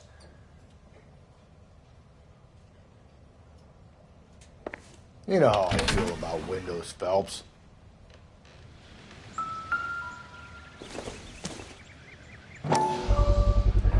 So someone broke in using this thing instead of a crowbar. Wonder where it was taken from.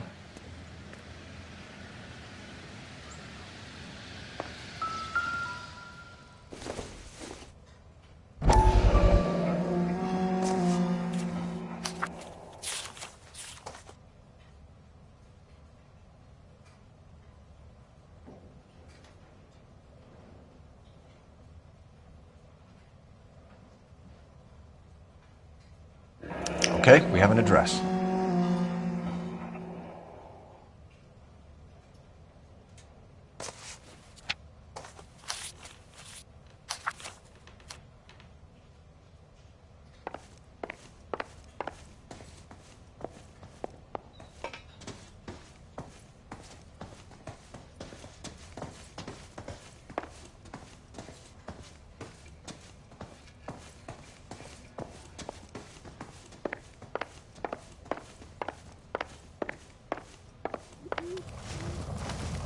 We have some questions, ma'am, if you're up to it.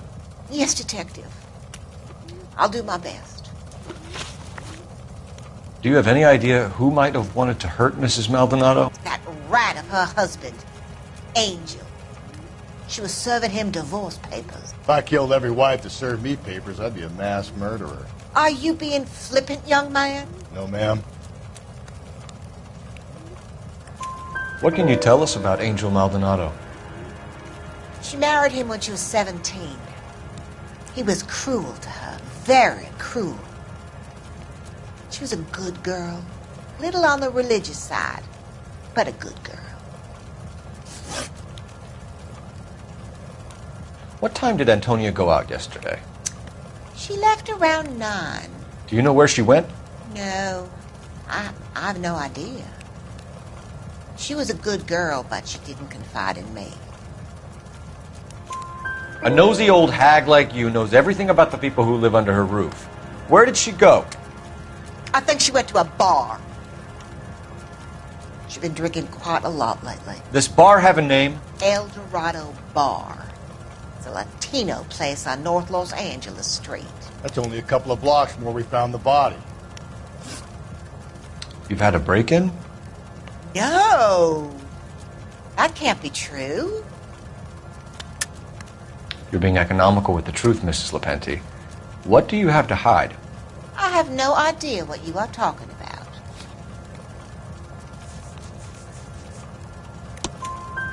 So Antonia lost her keys and used an iron bar to jimmy the back window? I heard a noise in the early hours of the morning. I thought it might be a raccoon at the milk bottles.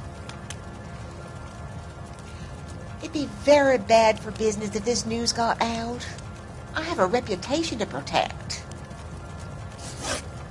Antonia and her husband were estranged? Yes. She moved here after she separated from her.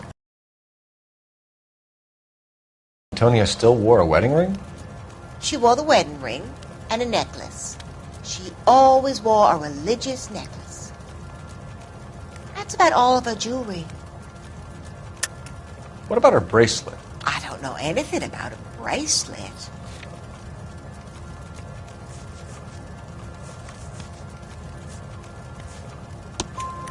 In her wedding photo, she's displaying a charm bracelet. That thing? She never wore it. He gave it to her. She always kept it in that wooden jewelry box. Thanks, ma'am. You've been very helpful. Pay a call to that husband of hers. Lock him up and throw away the key. We can either front Angel, seeing as the finger's pointing right at him, or we could check out the Eldorado one.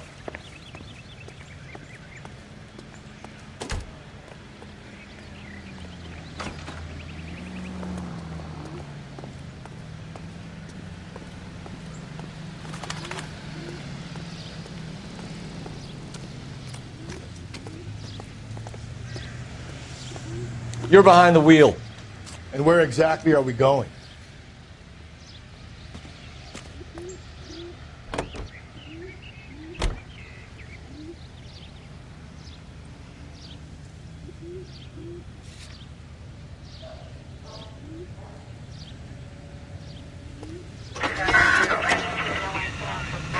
A nosy old hag? Ha! And I thought I was coming on strong with the ex-wives line. Sometimes you have to be firm to get the information you need. God damn it, ain't that the truth?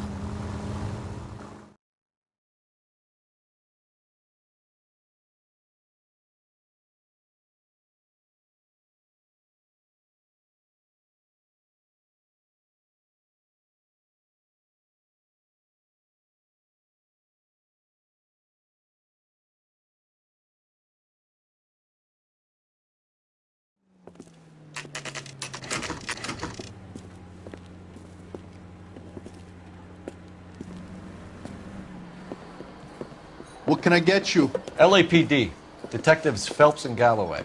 Diego Aguilar. How can I help? You worked the bar last night? Yeah. Me and a temp guy from the agency. Did you have a woman in here last night? 21 years old, Hispanic, drinking heavily? We have a lot of ladies like that in here. But yeah, I know who you mean. Antonia Maldonado. So what did she do? She was murdered last night. Oh, shit. Do you know her well? Was she a regular? Hell no. She was good and tight last night, complaining about her old man. It's a story you get used to working in a bar. She was so hammered last night, she left a letter on the bar. I'll show you.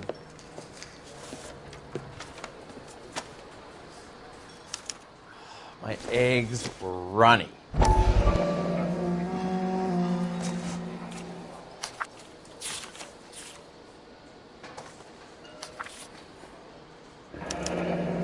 Divorce papers. Did you open them? No need to.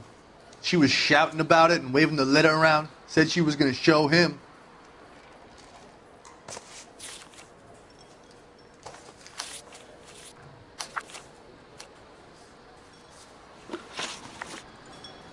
Can you remember what jewelry she was wearing? She had a necklace.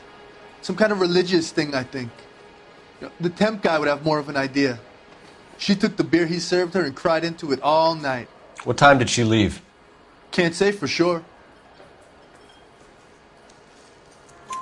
Where did she go? Give me something or the LAPD will start getting interested in this place. Take it easy. She wanted a cab, okay? And my phone was out of order. The closest one I knew was at the fruit market across the street, so I suggested she try there. She seemed reluctant. Did Antonia say where she was going when she left? She said she was going to serve the papers on the husband. Said that would take the smile off his face. If you ask me, she was scared, and the drink was for Dutch courage. She attract any interest? An extremely drunk young woman? What do you think? She managed to scare them off, though. Thanks. You've been a big help. No problem. Hey, get the guy, will you? We'll do our best. One last question. What size shoe do you take, Mr. Aguilar? A broad 9. I have wide feet.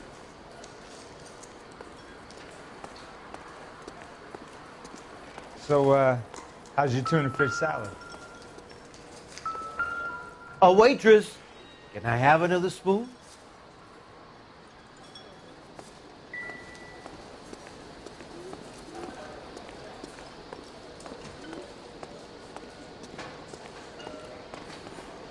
Excuse me, would you, detectives?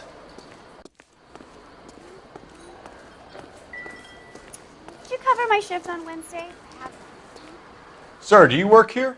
Sorry, pal, just making deliveries. From where? Just Pick Fruit Market across the street. A fruit market delivers here? Yeah, sure does. The Mexes love a little slice with their tequila. Fine, thanks.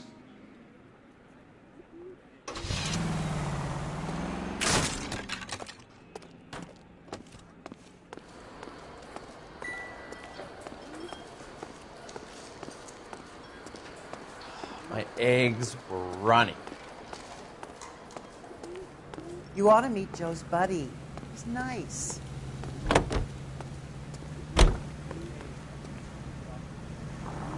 Can you drive to this one? Fine. Where are we headed?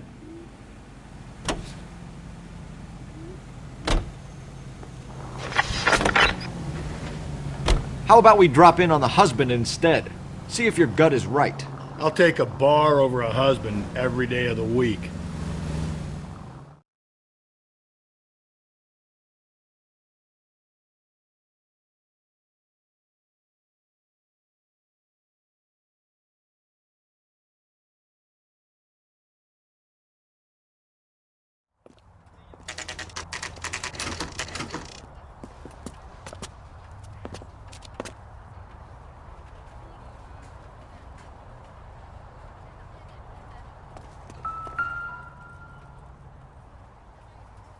Maldonado is in apartment 304.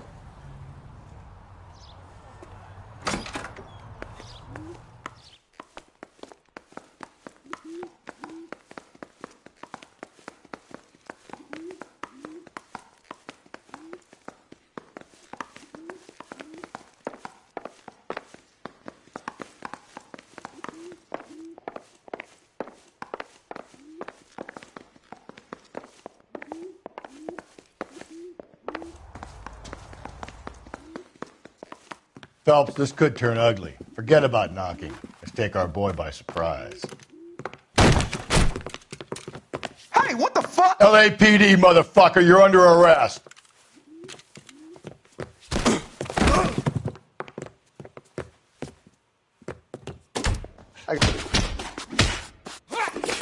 Now look, I don't want no trouble, see?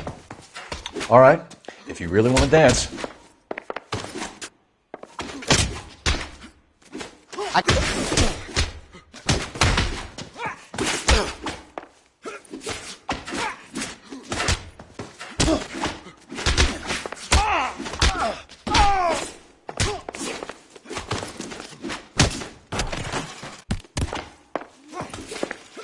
Same fucking...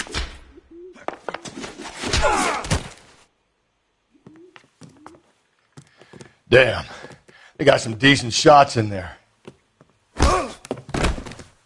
Cuff these sons of bitches, Phelps. LAPD, you two are under arrest. Call for some backup, Finbar.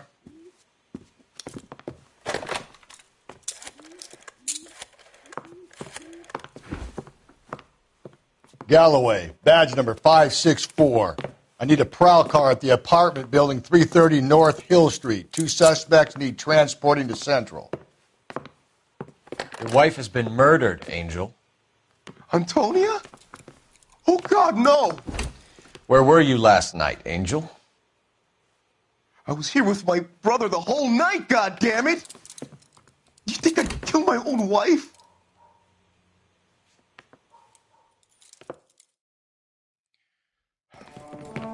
We should get the whole place going over, then talk to the neighbors.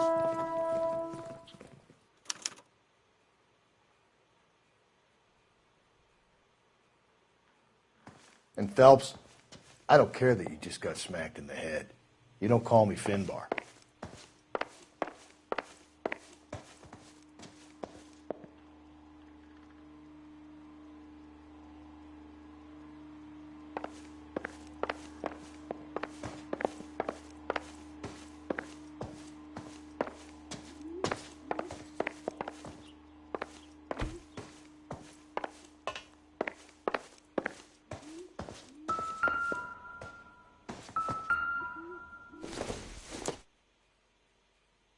Probably nothing.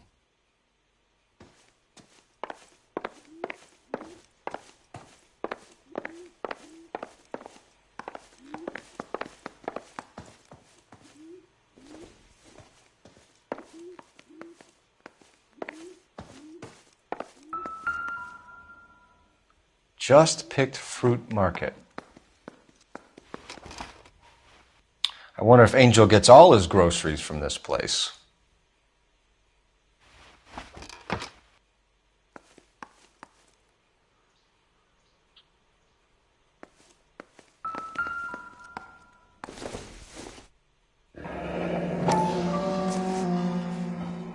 The El Dorado must be a family favorite.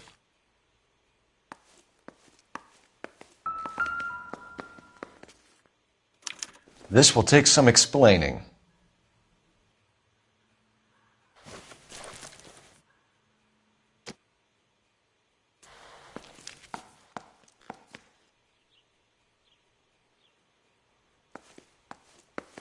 Maybe one of the neighbors took notice of Angel's movements. He's got no alibi. He's toast.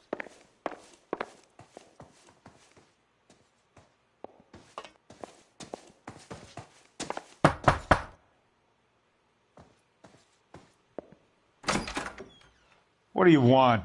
LAPD. We're making some inquiries. Make it quick. I work nights. So you weren't home last night? No, I was at work. You know nothing about Mrs. Maldonado fighting with her husband? Those two? They're always screaming the place down. Thanks.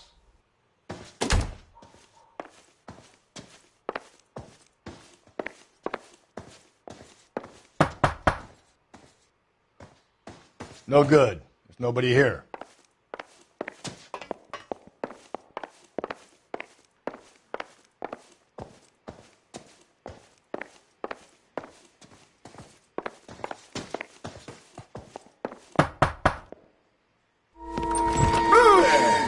Sorry about that. I'm playing with my kids. LAPD. Were you here last night? Yeah. My wife and I are separated, and I had the kids last night. I put them to bed early and went to bed myself. Thanks.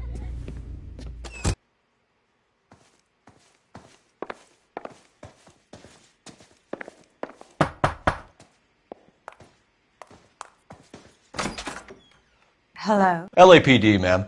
Did you hear a disturbance last night? Yes. Yes, I did. Mrs. Maldonado lit out of here, and her husband ran out after her. You saw this, Miss? Aranda. I had the door open a crack. Did you see Mr. Maldonado come back inside after he ran out? No. I didn't. Thanks. We'll be in touch. I kept thinking you were going to call that one a nosy old hag too, Phelps. Well-executed restraint. I'm executing restraint right now, Finbar.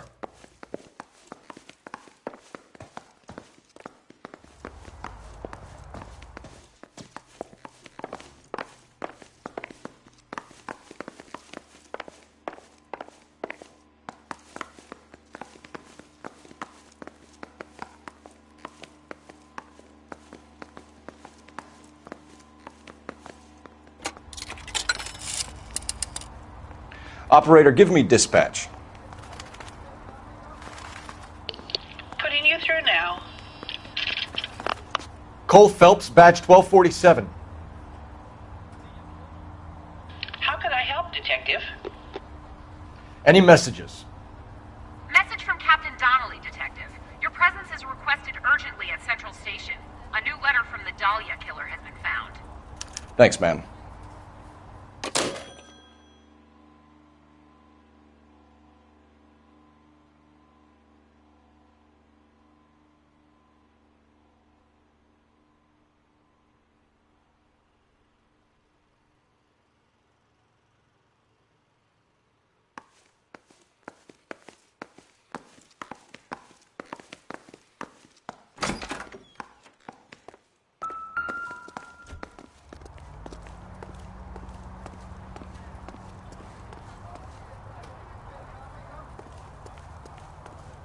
You're behind the wheel. And where exactly are we going?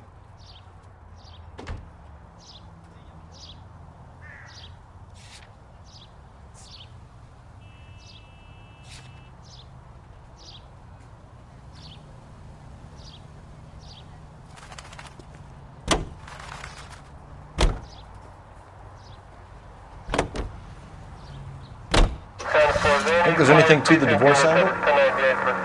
I've been through 3, Phelps. No big deal. After a while, you just numb yourself to the experience. But Angel, he's a young Latino man. It would hurt his sense of who he is. He'd see himself as a failure, a woman taking control over his life. Then she fronts him and he snaps. Works for me. That makes Angel a killer as well as a piece of shit.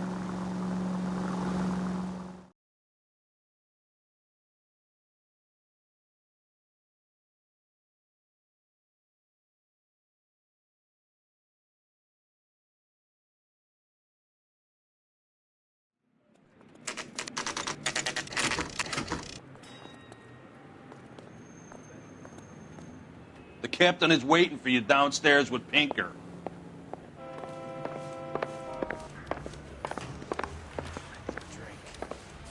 You got the jitters again. Hey.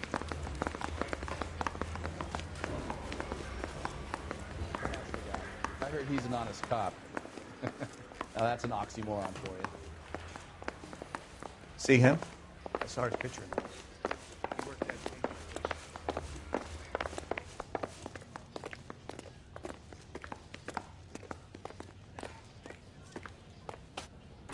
Boys, come on in. Phelps, have you met Finis Brown? Pleased to meet you, sir. This information is confidential and doesn't leave this room. The new letter was left in the back seat of a cab. The driver thinks it was put through the window and not left by a customer. We're checking all this fares back 24 hours regardless. Good. Like the previous letters, it's been assembled from headlines and typed from the Times and Examiner, then glued to an envelope. What is the other note? This one? That's also new. A poem, hand-typed. Do you mind if I take a look? Go ahead. We've been over both documents pretty carefully. They've been wiped with gasoline, so there's no chance of prints.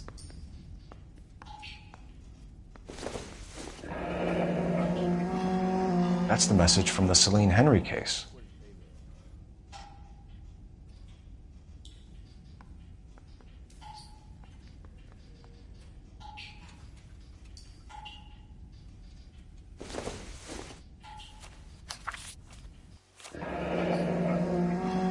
Heap upon thy soul by virtue of this curse.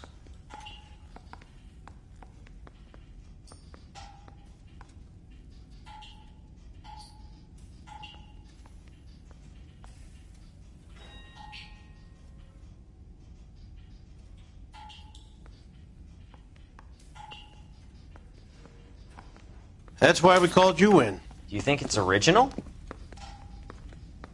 Not unless he's a genius. You like this nutjob's poem? No, I like Shelley. It was written at least 100 years ago. Shelley? Sure, I knew that.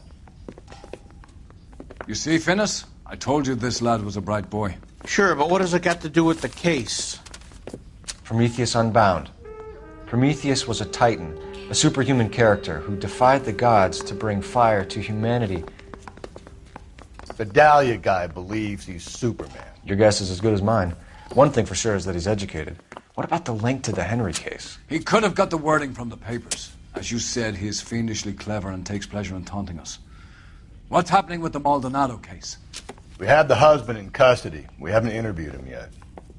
Well, upstairs then, lads, and see if we can break him.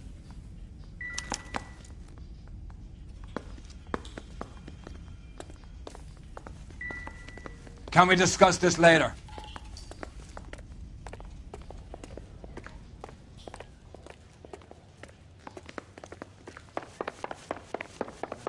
What are we waiting for? That's the guy. I heard he's an honest cop. Advice?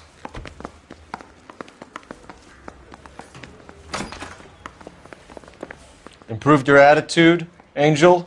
What do you want me to say?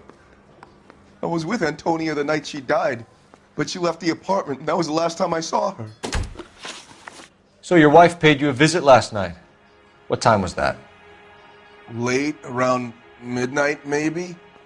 She didn't stay long. You're lying, Angel. You went after her. I think you killed her. You're out of your mind. My brother will tell you I was at home.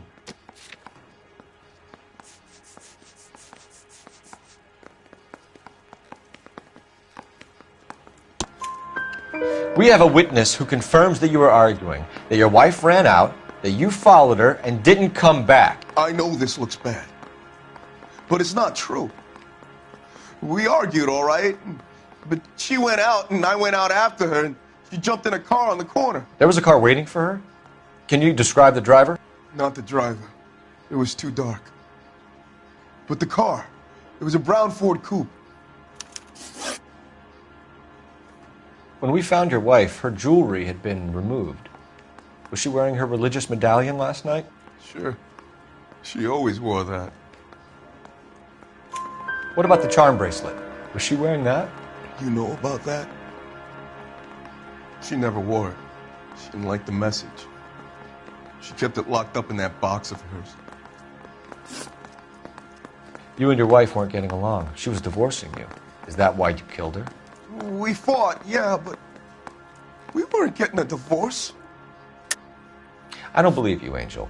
She'd been granted a decree nisi. She pushed you too far and you lashed out. I told you. I wouldn't accept a divorce.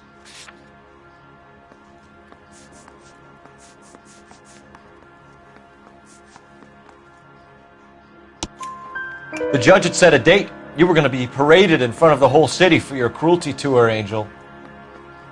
Antonia. Oh, Jesus. She came in drunk, out of her mind. She doesn't normally drink. She was looking around in her bag. Said she wanted to serve me papers. Me, her own husband. So I slapped her down. She ran out. That's the truth.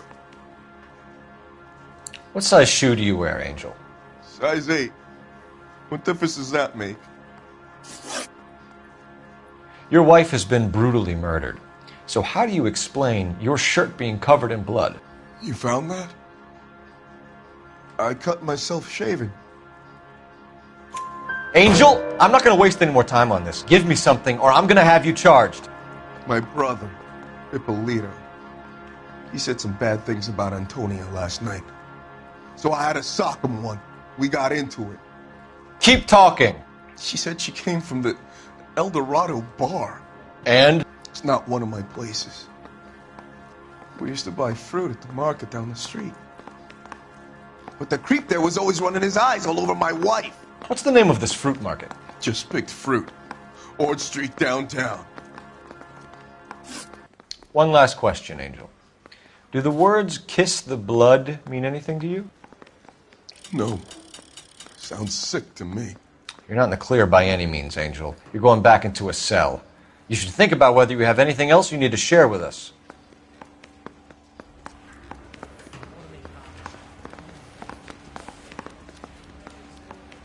What now? So, fruit market was the last stop off Antonia made. Let's go. You know the way. You can drive. Fine. Where are we headed?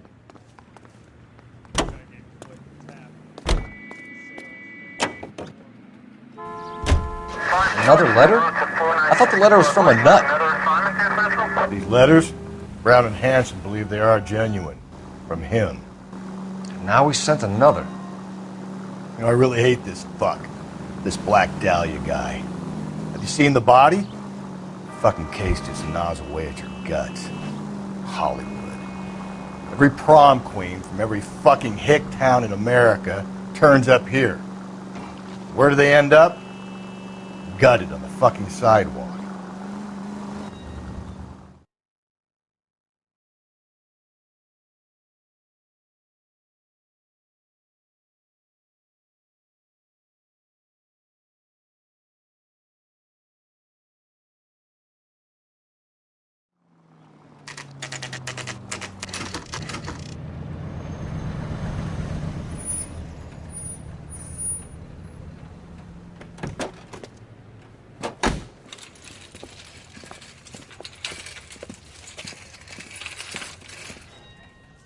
The handbag was left just up there, overlooking the market. Could have come here from the start and saved ourselves a day's legwork.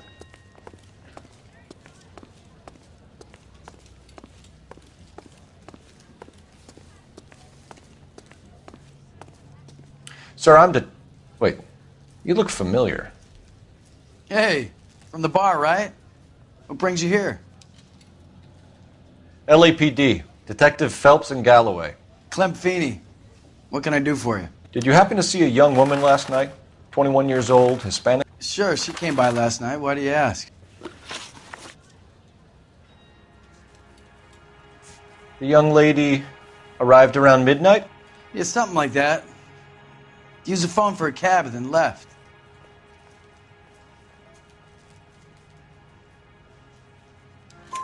You already knew Mrs. Maldonado, didn't you, Clem?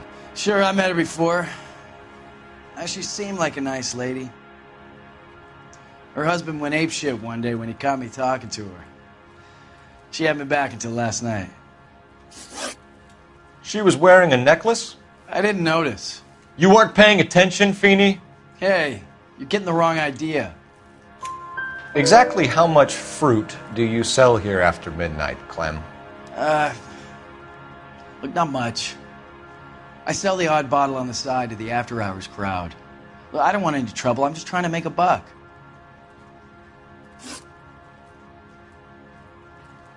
Where did she go from here? She wanted a cab, but I couldn't get her one. I was about to offer to drive her, but a car pulled up and she got into that. Can you describe the car? Brown Ford Coupe, I think. She seemed to know the guy. Do you mind if we look around? Why would you want to do that? Because we say so. I guess you can. Hey, don't you have to get a court order or something? I have rights. Clem? Shh.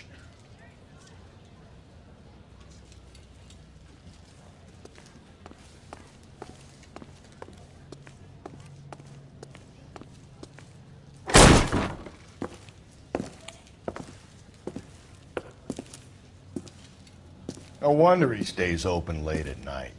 People have to get their vitamins. Check through this stuff before we get back out there.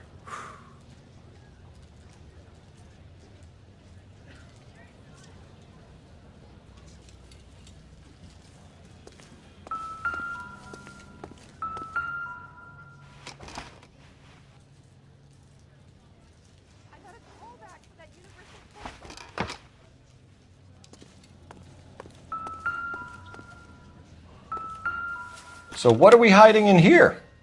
This thing needs a combination.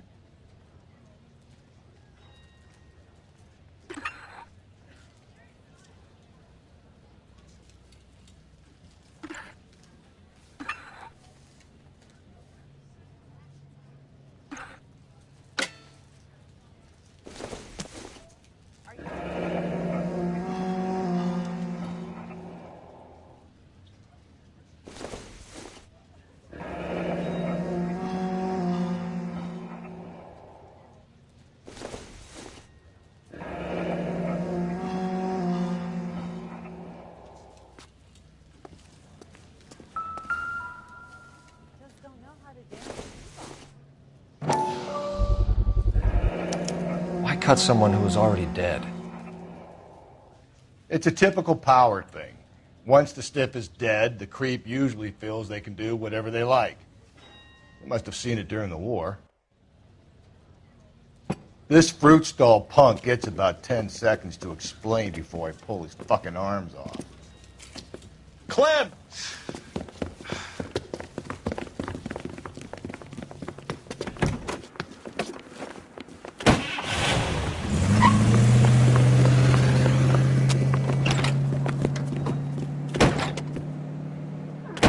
God damn it, get after him, Cole.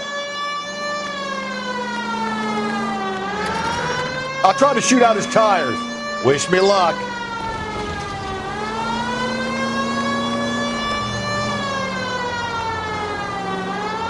We should have grabbed him when we had the chance, Phelps. When we had the chance, we didn't know he was our guy. Phelps, you gotta get me closer. Strange that he'd leave a trail of blood right back to his own market. Maybe he wanted to be caught. A lot of them do.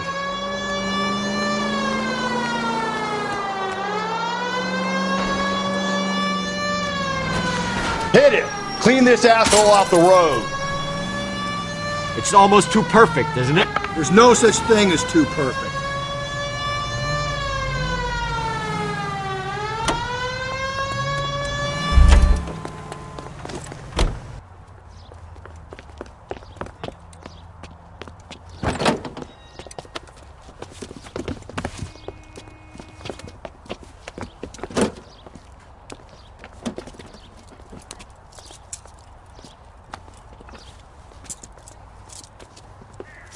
You're a sick man, Clem. You need help.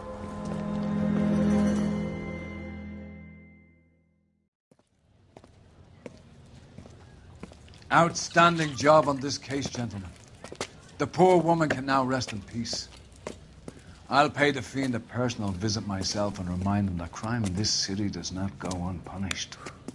When they finish with him at the receiving hospital, we'll have him up before the grand jury. I have a meeting this afternoon with the mayor lads. I'll be sure to mention your names. Now, on your way.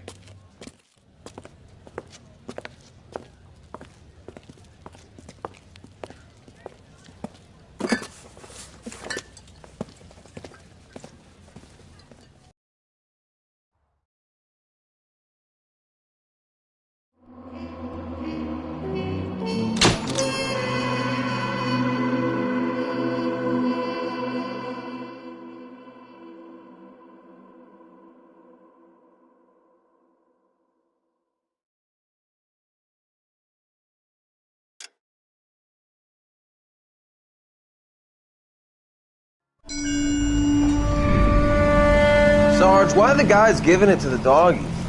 They're riding in trucks, numbskull, while you're marching. They look pretty badly beat up. Yeah, they do at that. Scuttlebutt says it's pretty hard going down south. Well, we'll find out soon enough. Recon always leads. How can we fail, Skip, with the Shadow leading the show? Who the fuck is the Shadow? Lieutenant Phelps, the Shadow of Death. What the fuck are you talking about? He's a quiet fucker, Sarge. Never hear the bastard coming. You're sitting there, field stripping a cigarette, and suddenly he's there looking down on you. Why do you think we keep saluting that Jap-loving son of a bitch? He's bad juju. That's enough out of you three. Bad juju? Where were you dragged up? A swamp?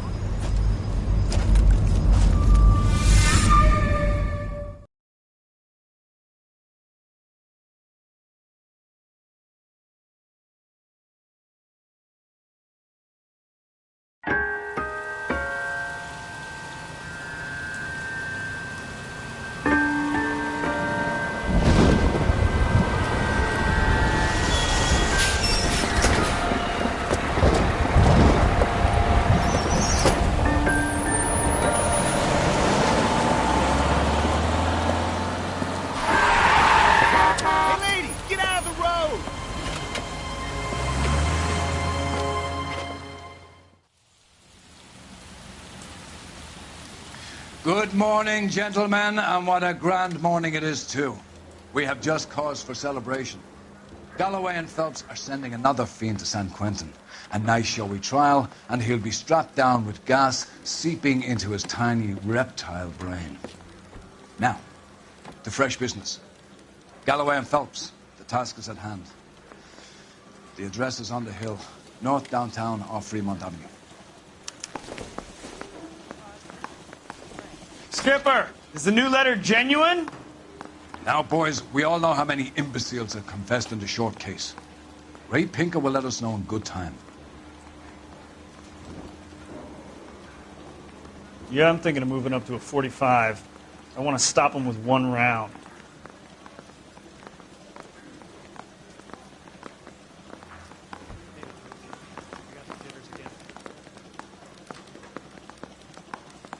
To your work, detective. With Godspeed. I'm just praying the prince Fine comes morning through so I can nail indeed. the son of a bitch. We keep locking them up, but the bodies keep piling up. Californians love a fad, Phelps. As long as the bricks hold up at San Quentin, there'll always be killers in this town to send. He's good looking for a policeman. Greetings from sunny California. When's it going to stop? You drive. I need to go over the case notes.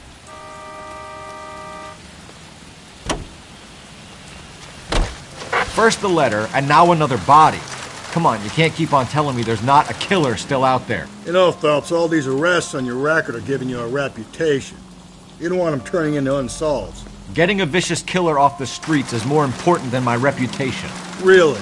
And besides, landing a big fat marlin is more impressive than an ocean full of minnows. The minnows make it the man, Phelps. You can't always hit home runs.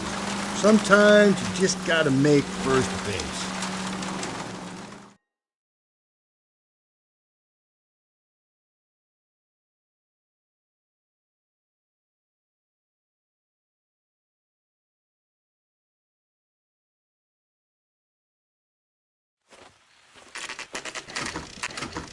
Detectives?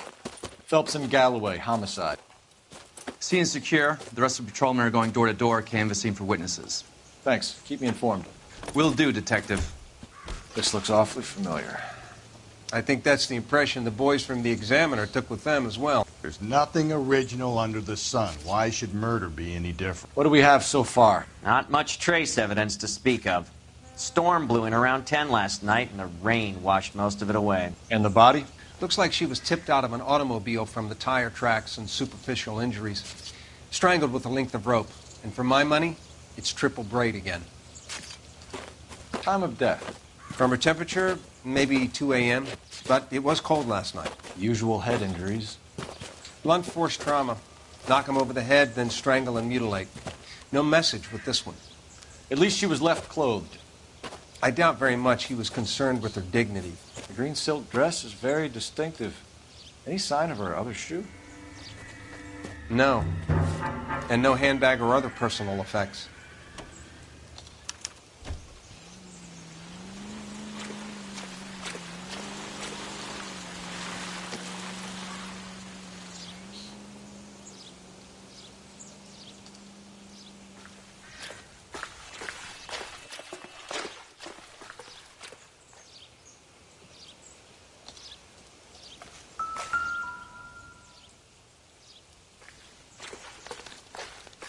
That's what I think. I've seen it all. There appears to be a dry cleaning label. Superior Laundry Services, F1363.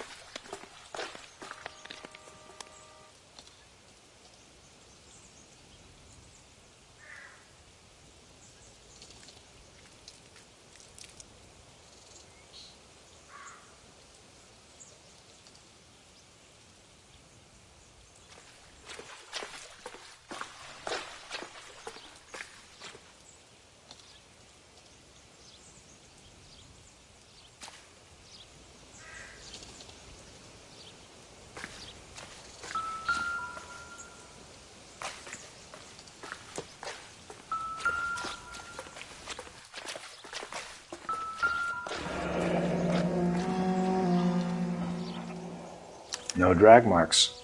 The killer was moving around, surveying the scene.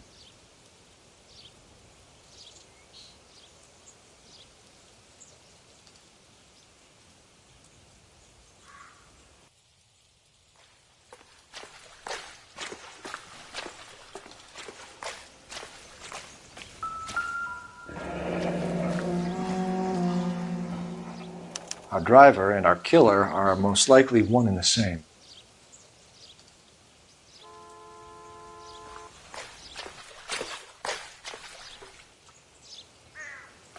Anyone jumps the rope, I'll blitz him. Don't worry. Nobody's touched her except the coroner. Go do your thing. I don't know what I can tell you. We'll have to talk later. Not now, Phelps.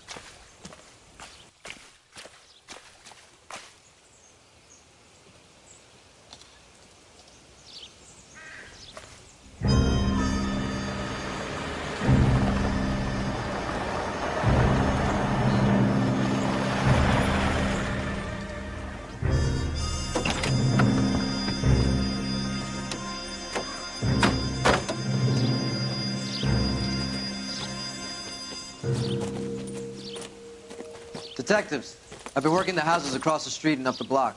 This lady thinks she has something for us. Detective Phelps, LAPD. I'm Mrs. Barton, Catherine Barton.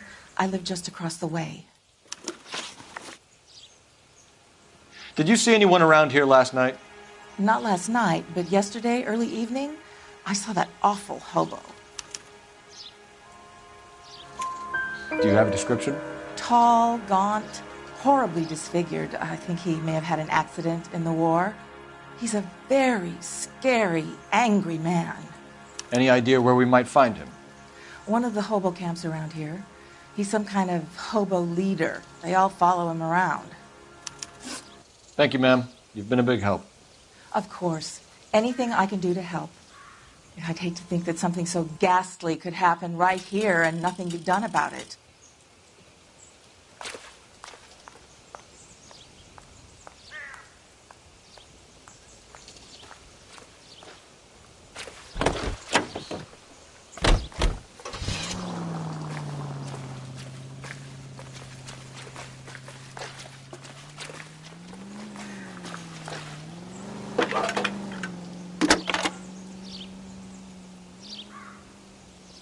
Phelps, 1247. How could I help, Detective? I need an address on Superior Laundry Services. Just a moment. Superior Laundry Services, 1260 West 1st Street. Can you track down reports of hobo camps in the vicinity of Signal Hill? Just a moment, Detective. There's a large camp under the bridge on Grand between Temple and Sunset. Thank you.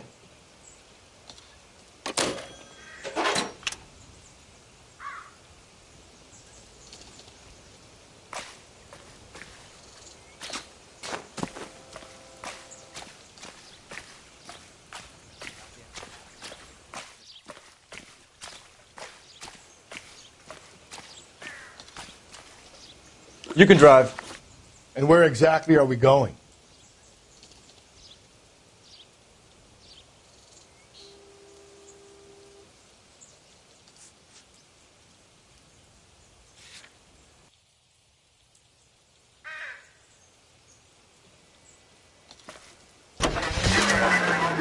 No message. Excuse me? There was no message. Where? On the Vic. The last bodies had something written on it. This one didn't. I'm failing to follow you. Can't be the same guy as what I'm saying, right? Before you start trying to link this to Maldonado and all the others. There are more factors to consider than the messages, Rusty. This doesn't fit your pattern, Cole. End of conversation. Understand?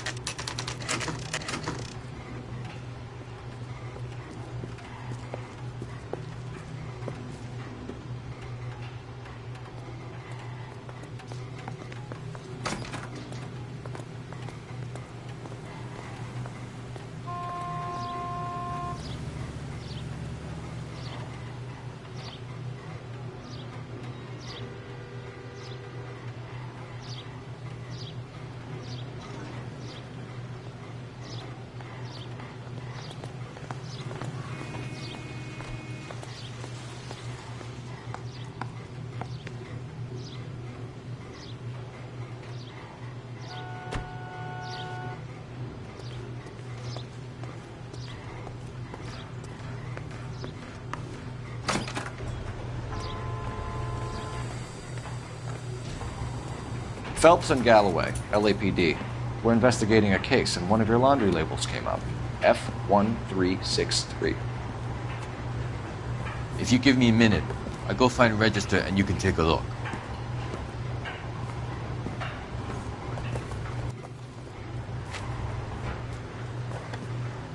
You take a look for yourself.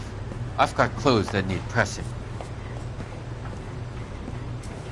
You wrote the number down on that dress, is it there?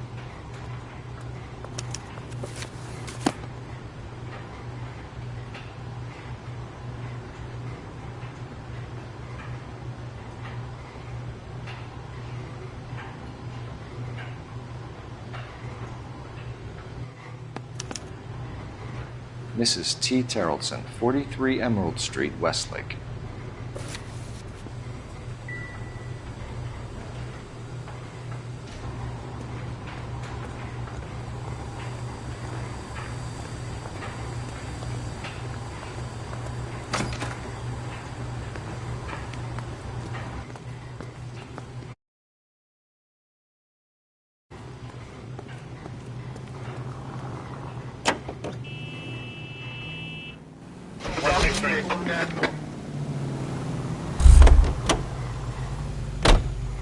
You're behind the wheel. Fine. Where are we headed?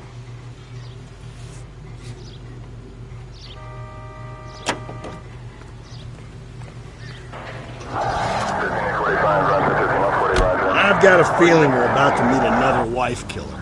You've always got that feeling, Rusty. Yeah, and it's usually correct. Please, for once, can you not let your assumptions color your detective work? Just you wait. Nordic types show a particular disposition for this stuff.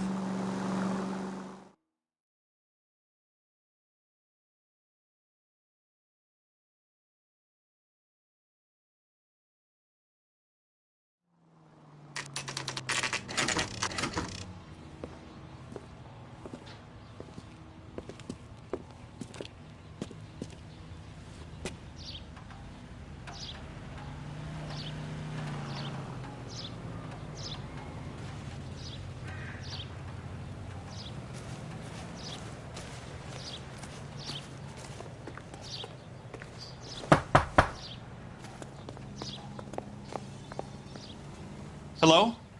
Yes? Detectives Phelps and Galloway. Is your wife home, sir? My wife went out last night and she hasn't come home. Can you describe your wife and what she was wearing? We were out at a friend's place, Bobby Ross's, for a party. She was kind of dolled up. She had her green silk dress, open-toed white shoes. Those are her favorite shoes. Can we come in, Mr. Terrellson? I'm afraid we have some rather bad news. Do you have someone who can look after your children, Mr. Terrellson? I've been trying to arrange a sitter. Look, tell me what's happened. I'm afraid your wife was murdered last night. Her body was found this morning. We're very sorry for your loss. I know this is a difficult time, Mr. Terrellson, but we are going to need you to answer some questions. First, we're going to take a look around. What for? You don't think It's procedure. You see to your girls.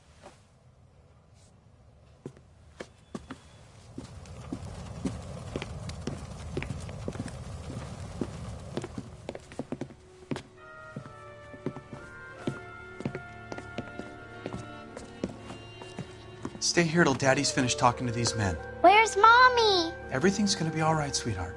We would like Mommy to come home now, Daddy. What's the problem, Terrellson? Let him search. You got nothing to hide. You want to hear something funny, Terrellson? Some bums think filling out a missing persons report actually rules a man as a suspect.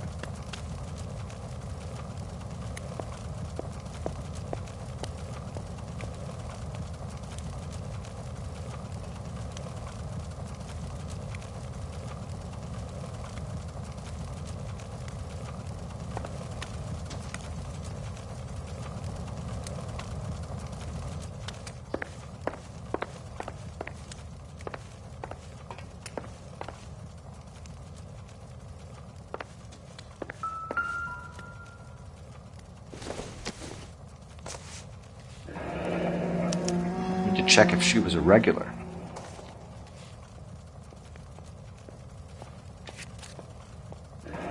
wonder why the picture was turned down.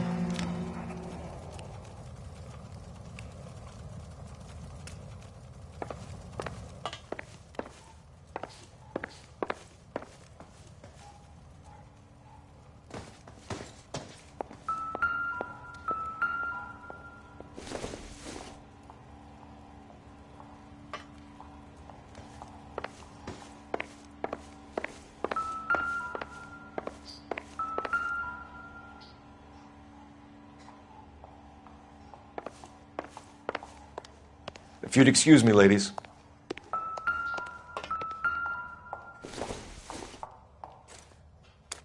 So she went out without her handbag? She'd have to be in quite a state to leave this behind.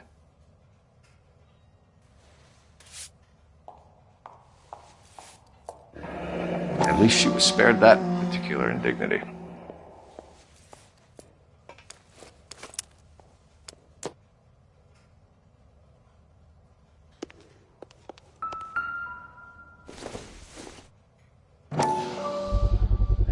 We could see if Pinker can match the impression to the crime scene.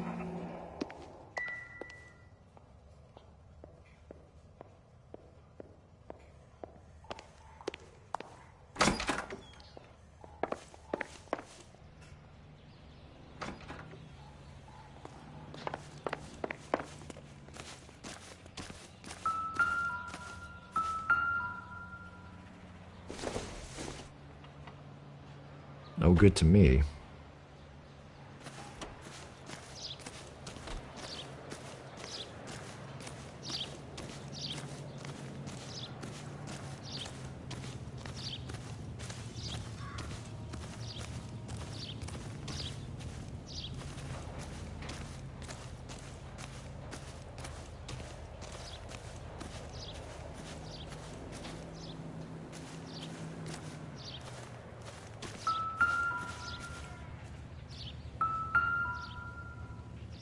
Looks like a match with the ligature marks.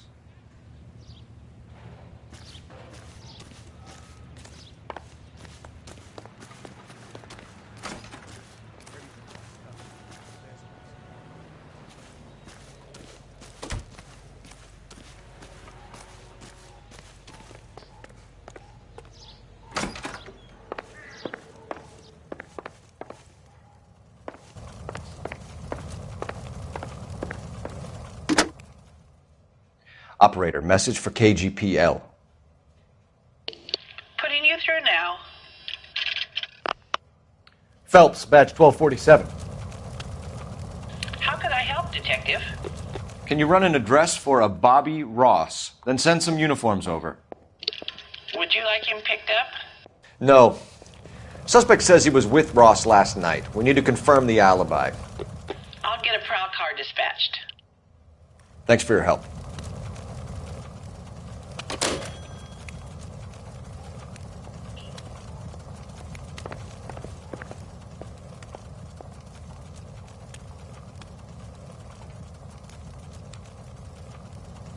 For the record, Mr. Terrelson, what is your wife's name? Teresa. Do you have any idea why anyone would want to hurt your wife? No. Everyone loved Teresa. She was so full of life. There can't be anyone who knew her. I think you're lying, Lars. I think you were mad at your wife for embarrassing you in front of your friends. I think you came back here and strangled her and then dumped her body on the hill. You think I strangled my wife?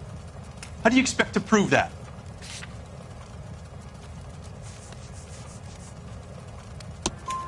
Your wife was strangled with triple braid rope.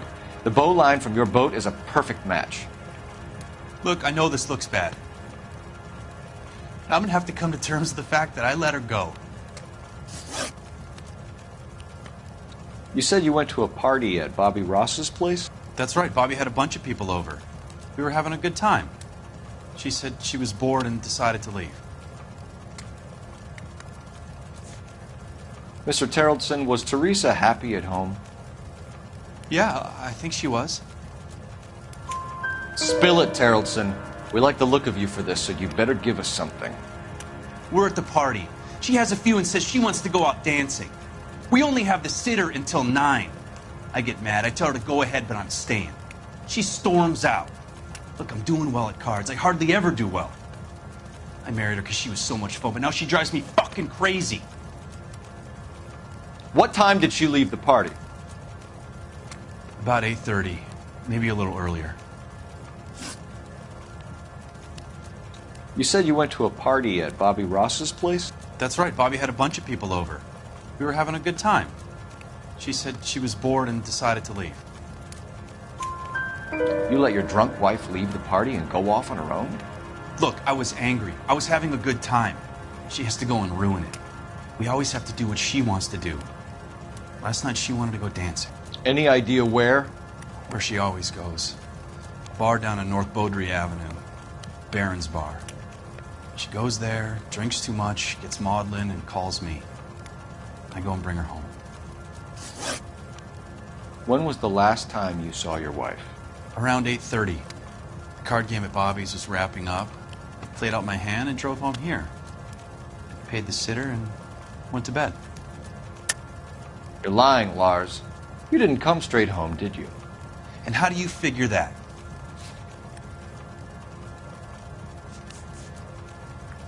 You're off the hook. For now.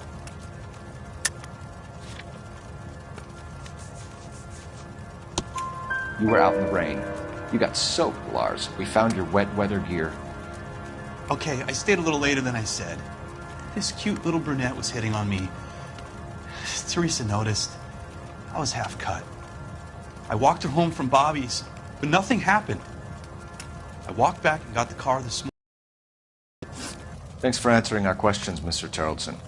You'll need to go downtown to identify your wife's body. I should have taken her dancing.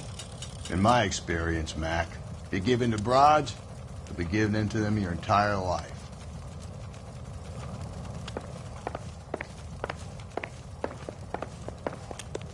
I'll be out of your way momentarily, ladies.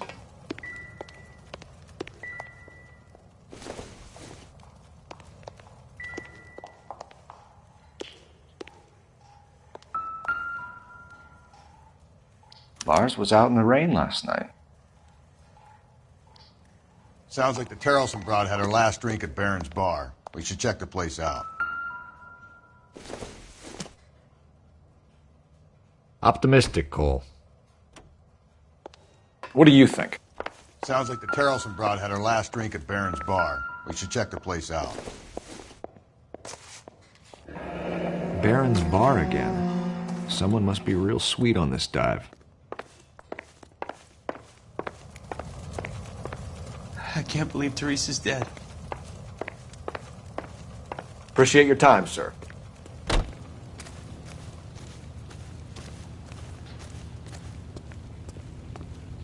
You know the way. You can drive. And where exactly are we going?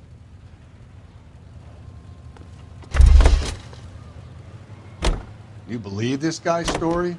Kind of rings true.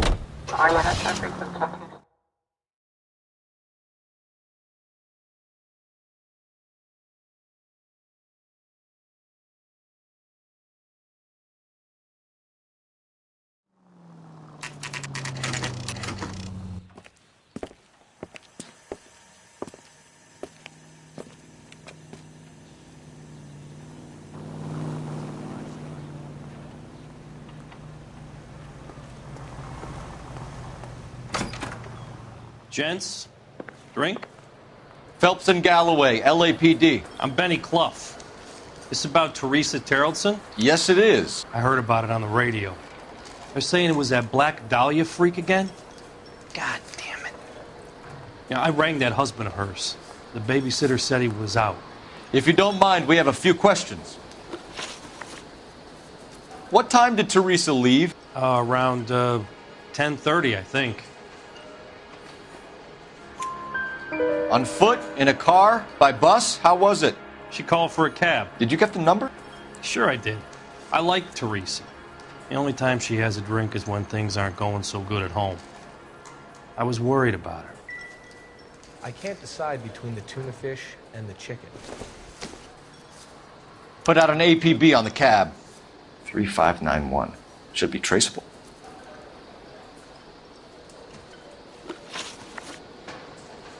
Who was she with? We've had reports about a tall, gaunt-looking hobo. He wasn't here last night? I get plenty of bums in here, but nothing to fit that description. The likelihood is that whoever she left here with killed her. Give it up, Benny. All right, 2 creeps were all over her, promising to take her dancing. You get a good look at these guys? Sure. I got a good look. One of them was a sailor, in uniform. His cap said, USS Indiana. And the other man? The other guy is Richard Bates. He's sitting in the back right now. Red polo shirt. Any idea where she was headed? Nope. I didn't get that. The husband said she wanted to go dancing. And she always wants to dance when she's been drinking. She was trying to talk some guys into taking her to one of the dance halls. Thank you for your help, Mr. Clough. We'll take it from here. Hey, no problem. This is Bates. That's him. LAPD, don't make me chase you, shitbird. We can't let the son of a bitch get away. If you don't pay, I'm going around there with a baseball. Bates! We just want to talk! There he is, officer. Come on, we got a ride. Get in and drive.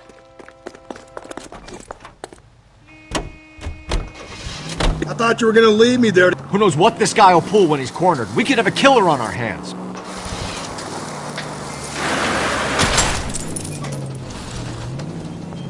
Come on, Phelps, you're letting this lust get away from you.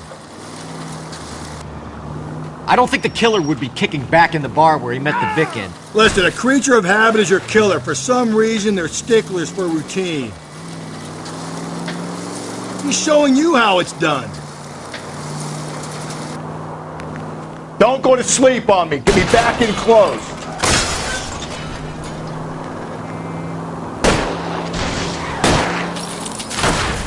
Hit him, Cole. Spin him out. I'll try to shoot out his tires. Wish me luck. Let's end this farce. All right, you got me. I've had enough. Put your hands in the air! Okay, Bates. You're gonna answer some questions. I have a choice in this. Last night, you went drinking with a lady in the bar. Now she's dead. And your face is all messed up. I'm in the clear on that. She preferred a sailor. You could lay it off on him. Are we finished?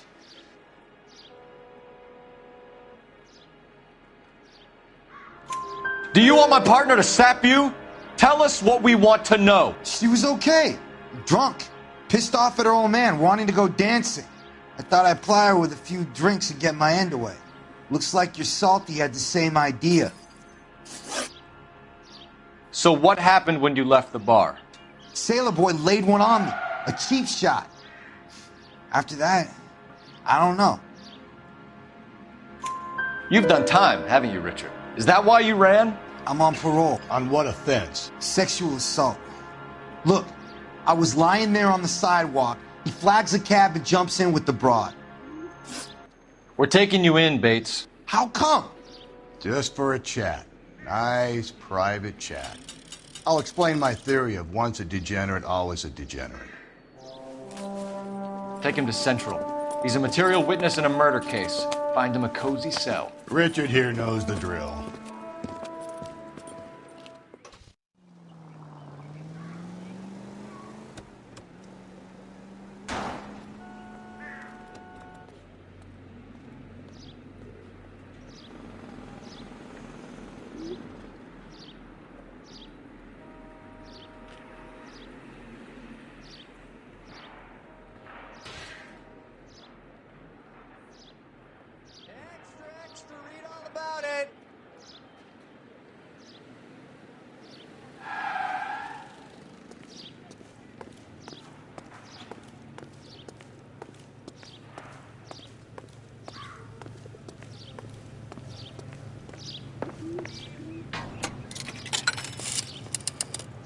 Operator, give me R&I. Putting you through now. Phelps, 1247. How can I help, Detective? I need an APB out on a yellow cab, number 3591. Ask dispatch to relay all sightings to car 11K. No problem. I'll get on the radio. Were there any incident reports filed in the vicinity of Barron's Bar on North Beaudry Avenue? We're tracking a sailor who was involved in a fight outside the bar. I can check the reports, Detective. I have a message for you from Captain Donnelly. Message reads, James Jessup, U.S. Navy able seaman, has information relevant to your case. Jessup is currently being detained at Central Station. Could be our man. Thanks.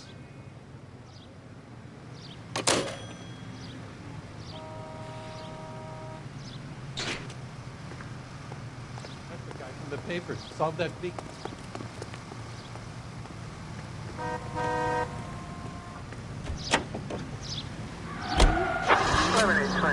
Code 6.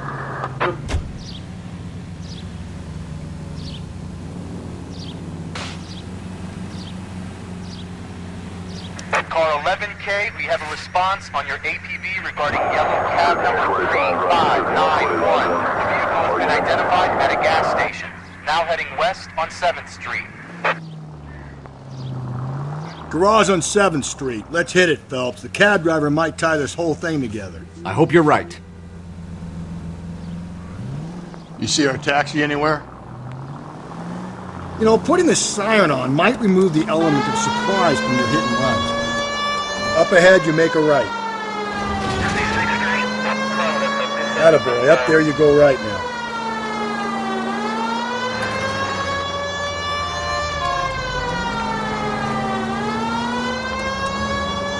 Keep on straight. 11K, yellow cab number 3591, sighted at the corner of Wilshire and Whitford. Repeat, Wilshire and Whitford, 11K. Where's that cab got to now? Watch where you're driving, you maniac!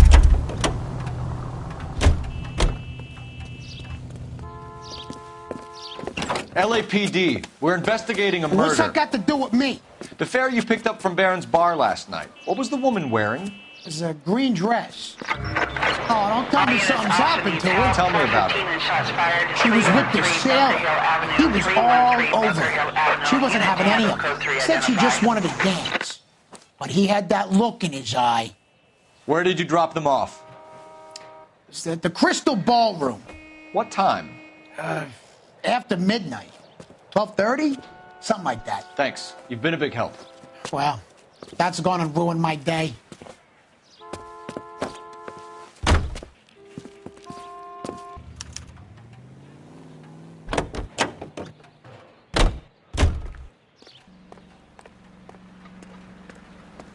Can you drive to this one? Fine. Where are we headed?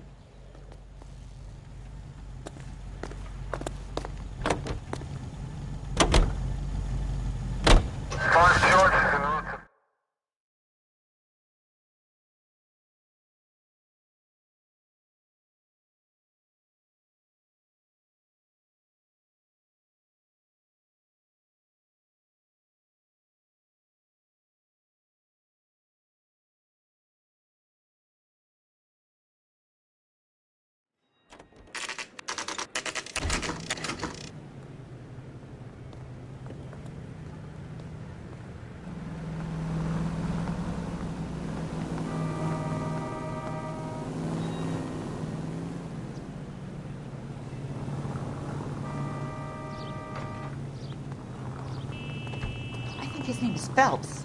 He's I in read an that interview in the too. paper. Thanks. What do you make of him? Sailor on furlough who looks like he's in trouble and knows it.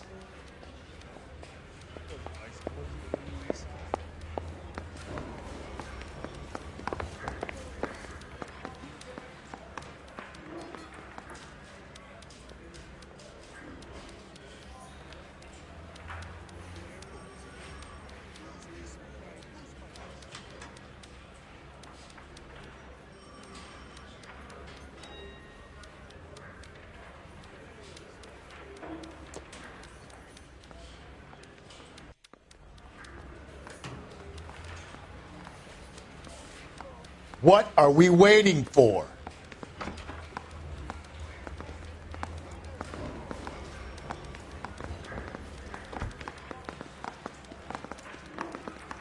door knocking all morning. I gotta make it in the car.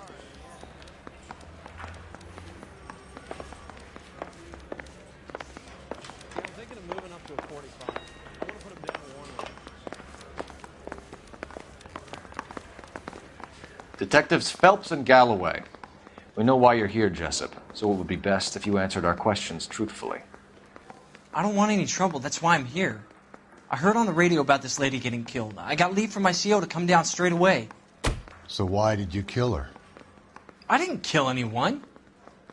Look, you need to believe me. Let's start at the beginning. You went to Barron's Bar. What time did you arrive? I got a 24-hour pass. I got there around 7. That's where you met Teresa Terrellson? Sure. We had a couple of drinks. So you tried to make a woman who was incredibly drunk? Look, I'm not proud of myself, but I never hurt her. You took her dancing? That's right. Caught a cab to the Crystal Ballroom. You had a fist fight with Richard Bates over Mrs. Terrellson. You met the guy? He's a creep. You should take a look at him for this. He's pointing the finger directly at you, Jessup. I only had one night before I was back in the tub. He had all the time in the world to look for some action. I belted him. I'd do it again. She was better off with me. Sure. You're a shining example of chivalry, Jessup. Where did you go after the Crystal Ballroom? I think the wind had gone out of her sails by then. She caught a cab, and I caught a bus back to the base. We spoke to the cab driver. Tell us what really happened at the Crystal Ballroom. I'd had enough. She was all upset about her husband bawling about her kids. She looked old. Left around closing, maybe 1:30. Got on a bus and she fell asleep on my shoulder. Which bus? An All-American, 249. I went past her place. She jumped off and I stayed on it downtown. After that, I caught another bus to San Pedro. The Indiana's down there. She's being scrapped. And that was the last you saw of Teresa? Yeah, that's right. We didn't say much. I think she was kind of embarrassed. The cab driver said that you were getting pretty familiar with Teresa. It's not how I'd put it. So the last thing you wanted was her playing hard to get. Did that make you mad, sailor? Yeah, it did. She knew what a guy's looking for. All broads do. Dancing comes second. And what happened at the Crystal Ballroom? Nothing. Not even a little hand relief. She had another couple of drinks. There was no fun left in her. Just poured her guts out to some bartender. We're holding you till we can clear this with the driver. Yeah, my CO said as much. Can you put the guy in 2 in a cell? Detective. Got a message for you. Sighting of your disfigured hobo on Grand between Temple and Sunset. And it looks like the beau has a record, too. He's wanted in connection with 2 female assault. Thanks. What now? Drive all the way to San Pedro and check his locker? Let's see if the bus story checks out. There's a depot at 1660 Beverly Boulevard. You can drive. And where exactly are we going?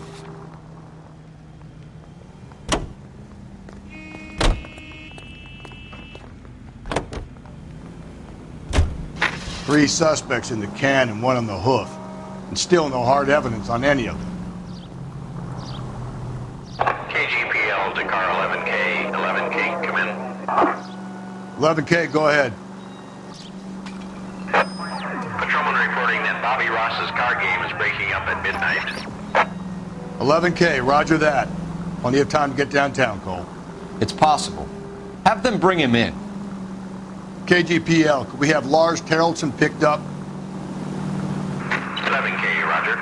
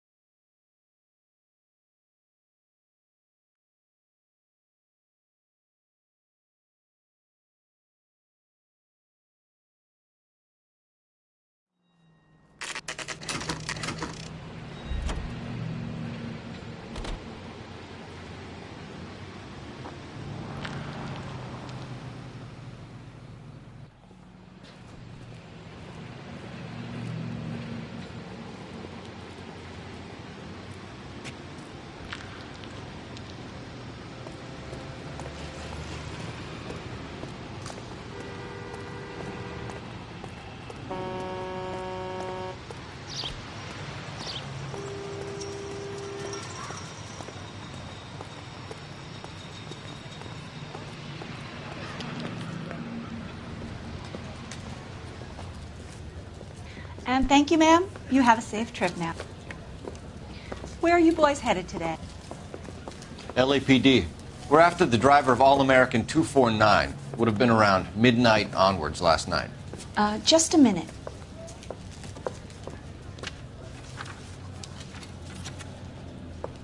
Frank Zeffirelli. He's your man. Where can we find him?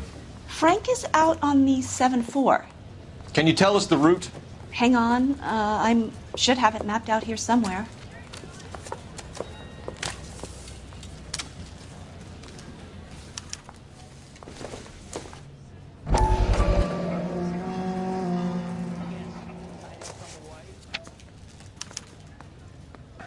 I'll need to run the loop.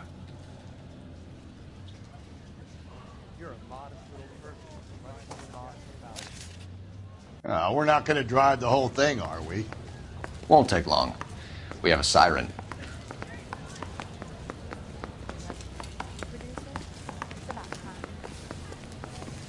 All-American 7-4. Let's go get him.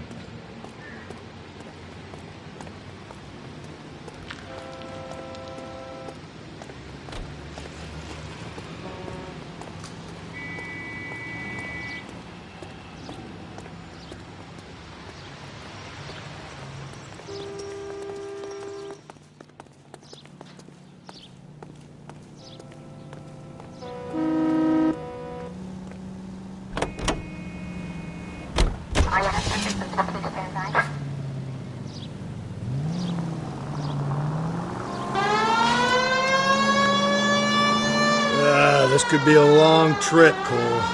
Or it could be a short one. And here's me without my hip flask and only a pain in the ass for company. Way to kick off the drive in high spirits, Rusty. Comments like that put me in just the right mood for some legwork. Touchy. You know what your problem is? You don't like hard work. This kind of rigorous search is what police work is all about. Discipline. Save it, Phelps. You're just as bored as I am.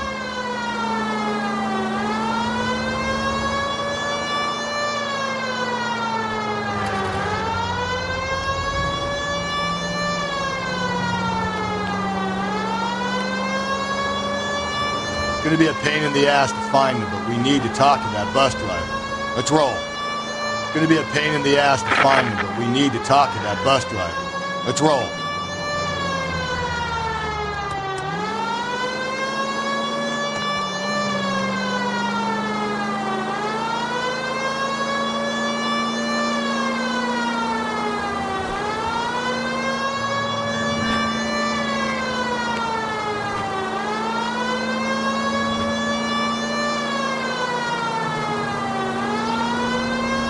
Nope, still no sign of him. Did you doze off, Rusty? I think you slept through my solving the case. Yeah, very funny. You just give me a nudge if you see him, all right? How about you nudge me? I think that's a job for your wife. Oh, Rusty.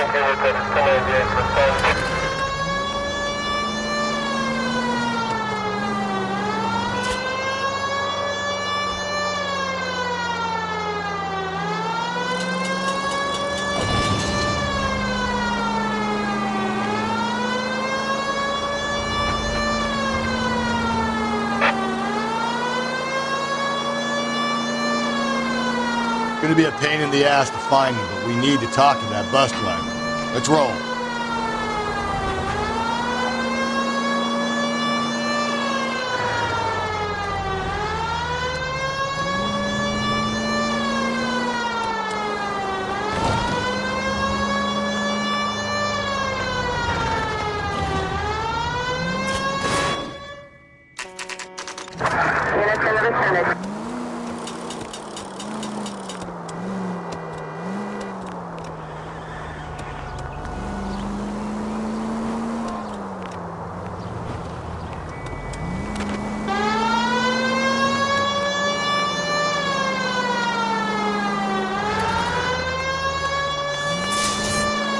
How long is this bus route? It actually covers an area around the size of Central Division. The probability is we'll find it about halfway around. Bad luck says we'll be chasing it all night.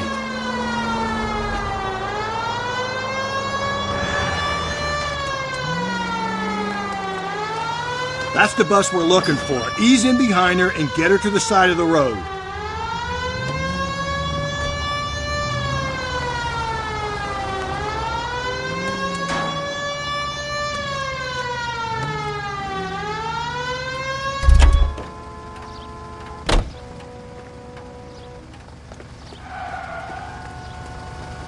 some kind of problem, buddy?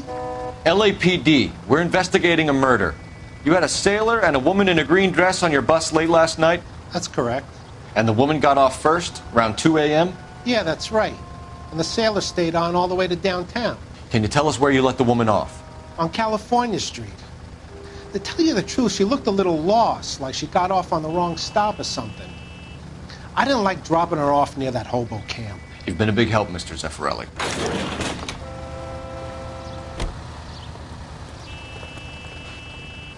So Sailor Boy escaped by the seat of his bell-bottom trousers. He left the broad alive. Left her by the hobo camp. Which means he's as good as killed her. We can't eliminate any of them, but the disfigured man should be our starting point. I'm gonna call for some backup. These bows hate cops. I think we ought to investigate the hobo lead. Well, if you think we ought to, then I guess we ought.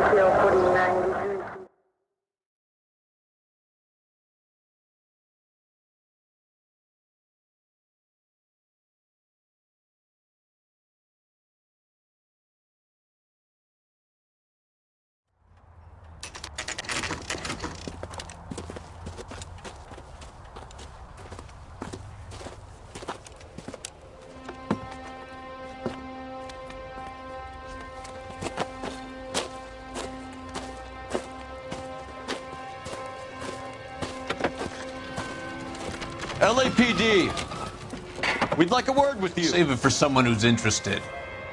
They're fascists. Come to move us on and steal what little we have left. 6 rounds won't get us far. I need you to stay copacetic, Phelps. You need to hold out to the cavalry line. How do we do that? Like this. Buckshot, keep you down, Phelps. If you want Killing your make you feel rightful powerful. share, we need to fight for it.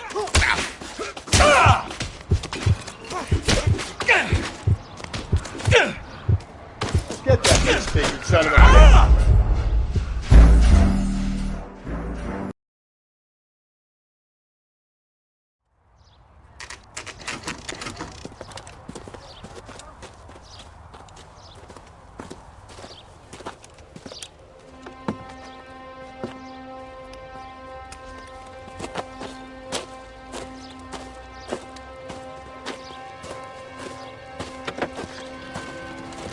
LAPD, we'd like a word with you. Save it for someone who's interested. They're fascists. Come to move us on and steal what little we have left. 6 rounds won't get us far. I need you to stay copacetic, Phelps.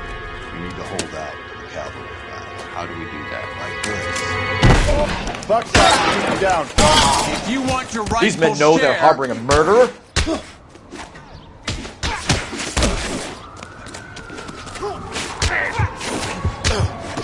Get that disfigured son of a bitch.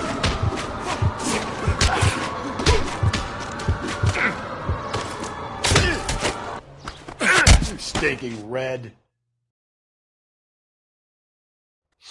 What's your name? Comrade Stalin. Very funny. We'll find out from your personal effects. Stuart Ackerman. You're under suspicion for murder, Ackerman. We're taking you downtown.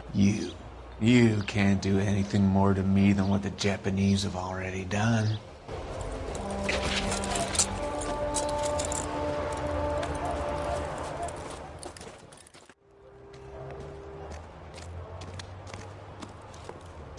The Kremlin's over here, Phelps. Toss it, see what you find.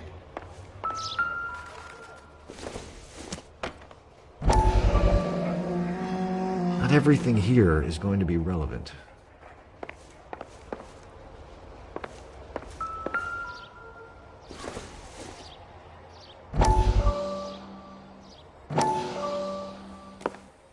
Still working, Jack. I'm off to the Lighthouse Club in Santa Monica. Hello, Jack. Mr. Benson, this is Courtney Sheldon. He's a buddy of mine from the war. Well, I'm sure you two will want to polish some old war stories. Good evening, Jack. Mr. Sheldon. Good night, sir. Take a seat, Courtney.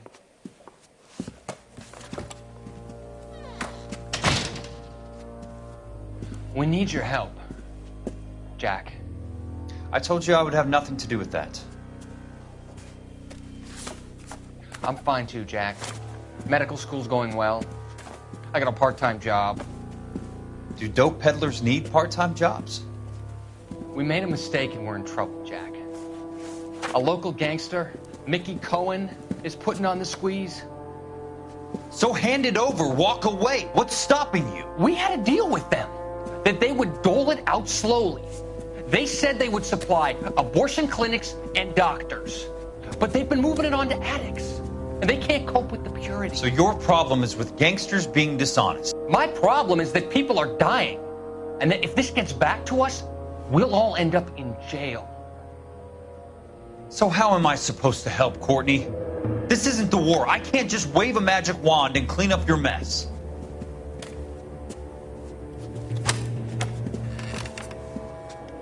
We want you to negotiate, Jack. The only thing these guys understand is force, Sheldon. They got to the top back east by proving to be more vicious than the English, the Irish, and the Dutch. They make their own laws. That's the nature of a secret society. God's sake, Courtney, you want to be a doctor. How can you fight with that? We are better trained, Jack. I didn't make it through the war to come back to this kind of shit, Sheldon.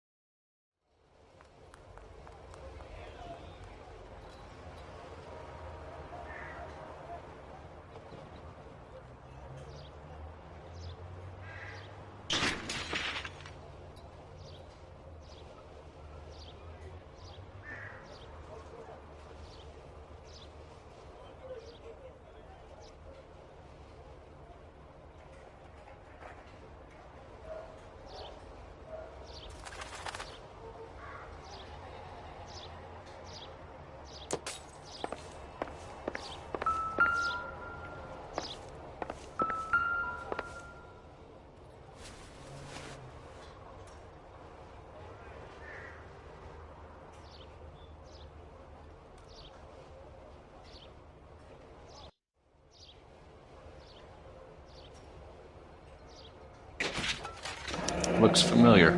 Safe bet it'll match the mark under Teresa Terrelson's chin.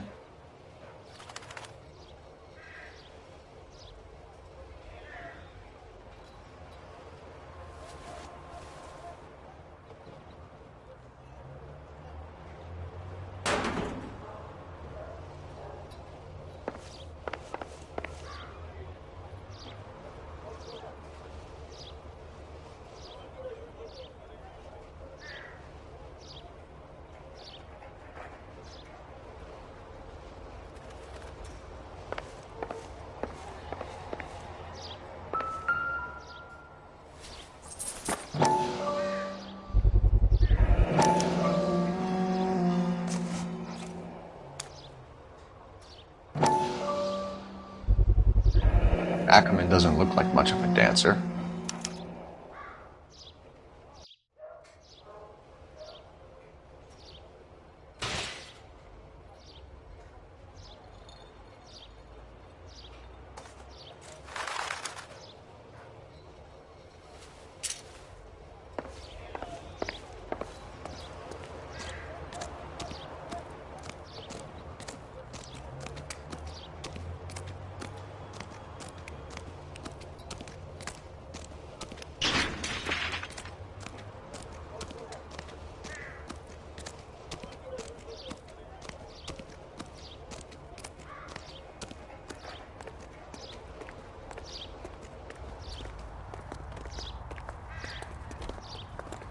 You drive. I need to go over the case notes.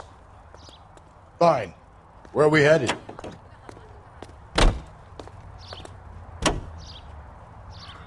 The husband has an alibi, but no real motive other than neglect. Jessup's alibi checks out. Bates is a recidivist. He'll be pulling the same shtick until we put him away for good. Ackerman has history, opportunity, hard evidence. What motive? We have the evidence. We know she was here. All we need is a confession, and we can charge the bum with murder.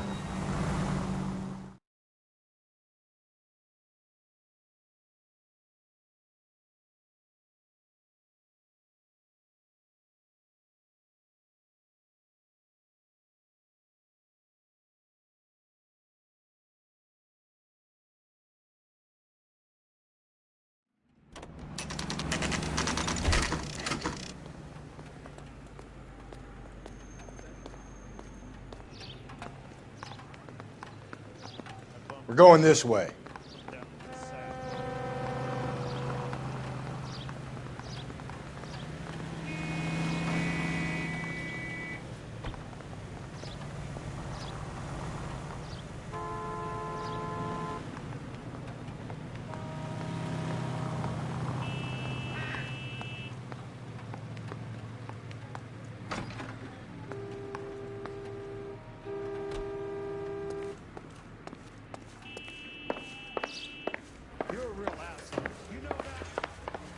No good John with me, detective.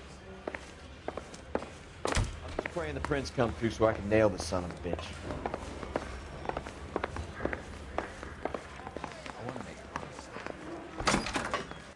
Ackerman, you were in the Marines. How do you know? The Corps selected big guys for flamethrower duty. That's how you got the burns. Life expectancy was 5 minutes for a guy in flamethrower detail. What kind of a government puts weight like that on a man's shoulders? You'll get no argument from me. It was a heavy load. You feeling sorry for this smelly fuck? Why did you kill Mrs. Terrellson? I have no recollection of the people I have killed. You hate women, Ackerman? More than you could ever imagine. How much did you hate Mrs. Terrellson? I ache to put my seed in them. Afterwards, I have no use for them. A bus driver dropped Mrs. Terrellson near your camp around 2 a.m. Why did you take her up to the hill? Which hill? I have many places. I go where I please. You are clearly insane, Ackerman. The state of California does not execute mental patients. I don't know the names of the women I've killed, but I've killed many of them.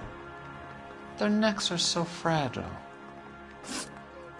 Where were you around 2 a.m. last night? At the camp. You were up on the hill. You were seen during the day. We have a witness. We have evidence. Come clean with me, Ackerman, and I'll see what I can do for you. I despise your pity. You have nothing that links me to this woman.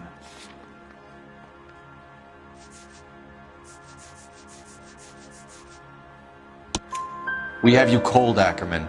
Her purse and the ballroom ticket were in your lean-to. Tell us why you did it.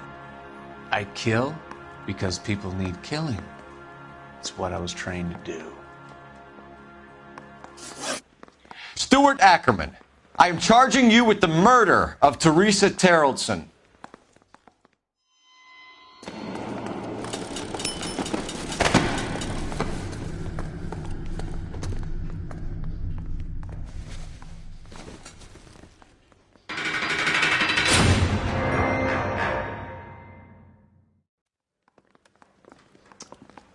A man down on his luck I can abide.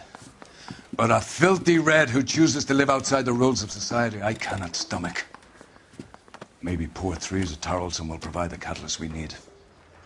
I've spoken to the chief and the mayor, and I think it's time we send some men in to remove the godless and send them on their way over the county line. And a grand result you have brought me. You two are fast becoming my finest crusaders.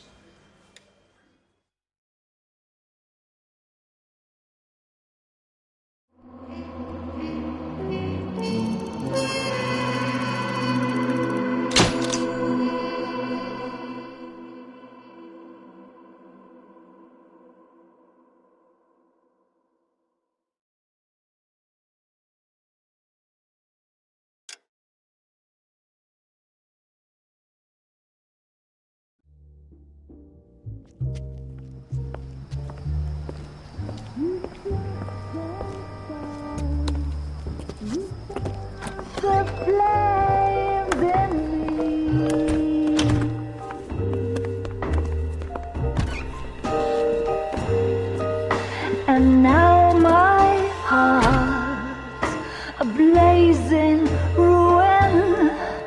You say that you were only fooling. Don't walk away. Don't do me wrong. Don't leave me washed song when I'm burning.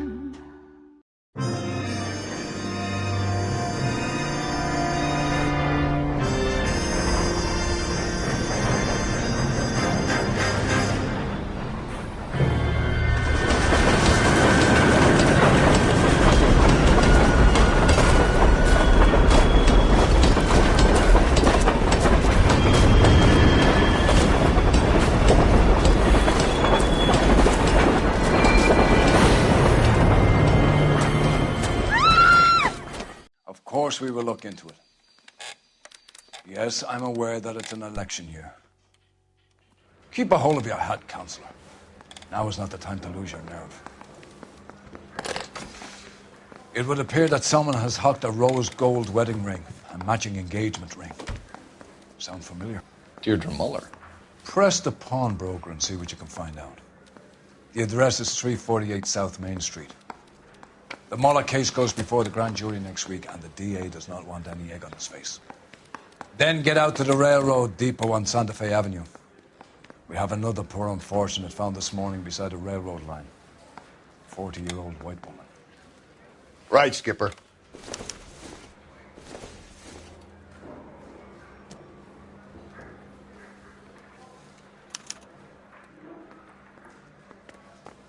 You're dawdling, lad. Get out there and catch me another evildoer.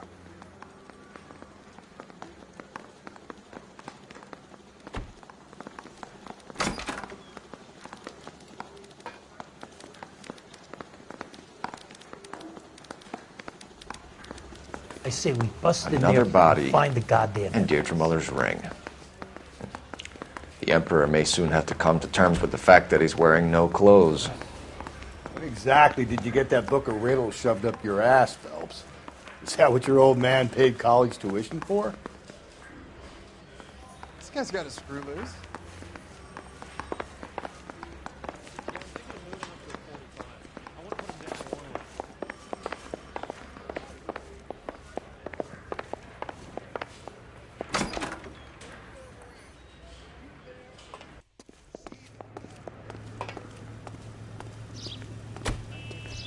You know the way. You can drive. And where exactly are we going?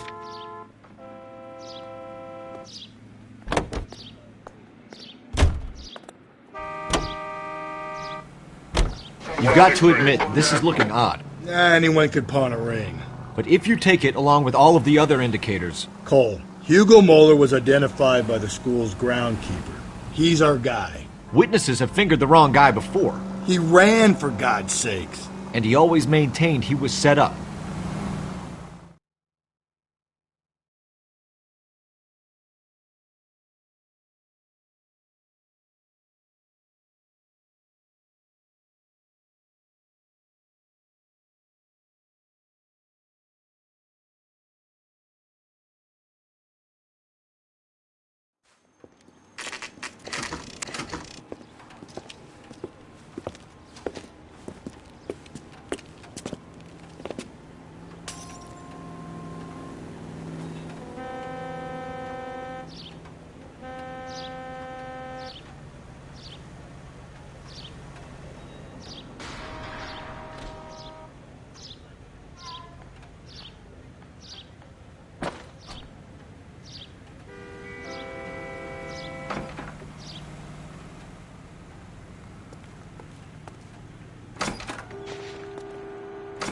How can I help you boys?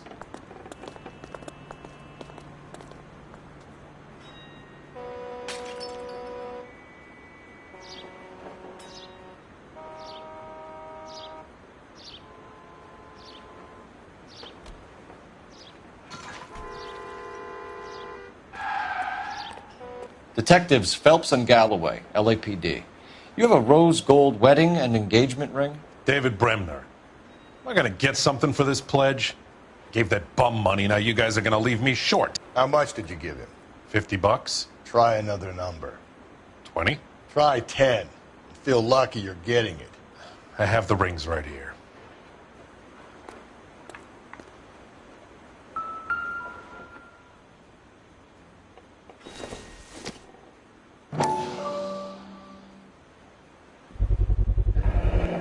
What's this this mark here?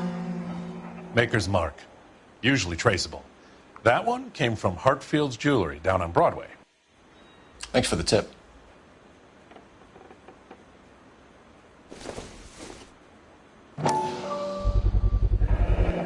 Does this mark mean anything? Hallmark. Gives you an idea of the quality.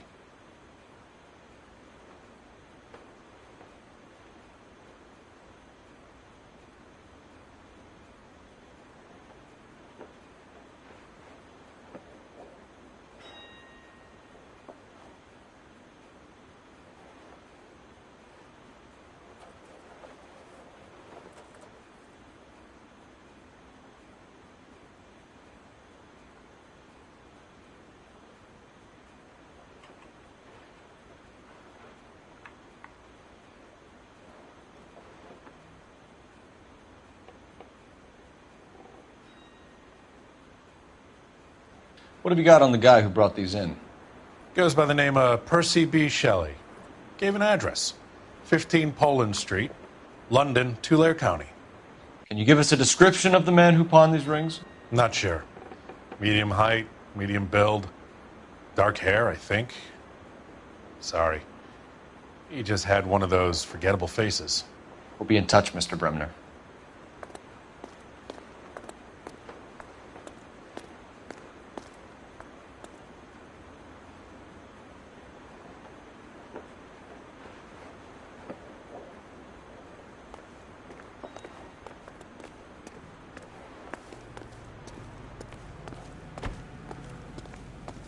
You can drive. Fine. Where are we headed?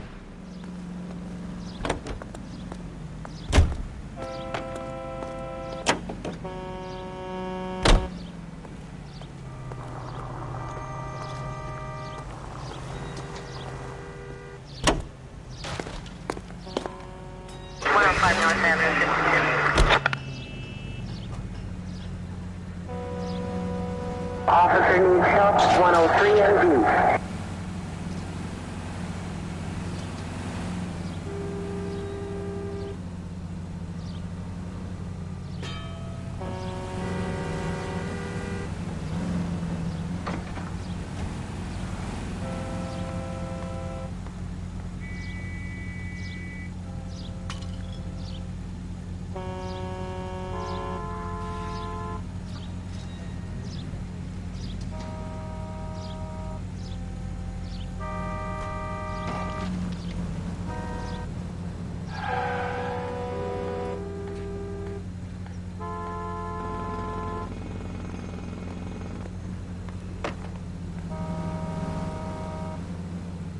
Continue to respond.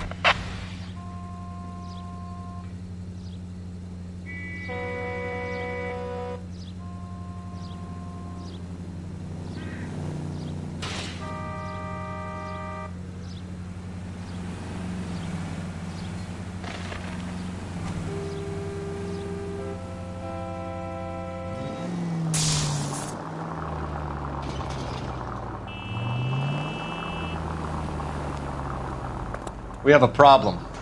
We could have the local troopers check out the Tulare County address. The address is bogus. Perp is having fun with us. The guy who's been sending the Dahlia letters is also the guy who pawned these rings. How do you figure that one? Percy Bysshe Shelley wrote the poem that came with the Dahlia letter.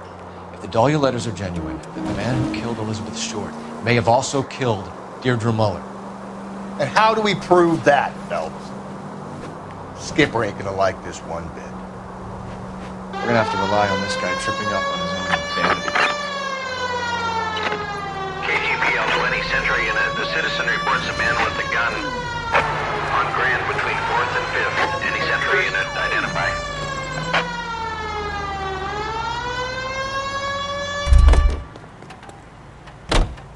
You drive. I need to go over the case notes.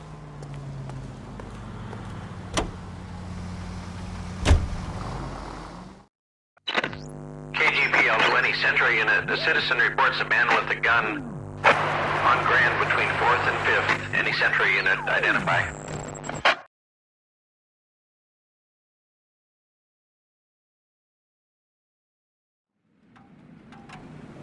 This is car 11K. Go ahead.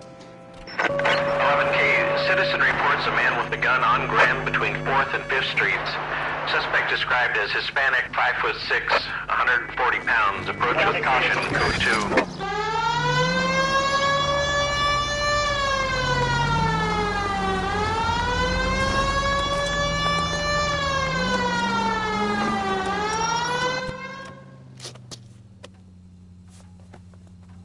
Please, you've got to call for help.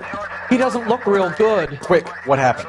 Some punk held up my stand. This guy tried to help and got a bullet for his trouble. He got hit and hightailed it through the parking lot. Get going!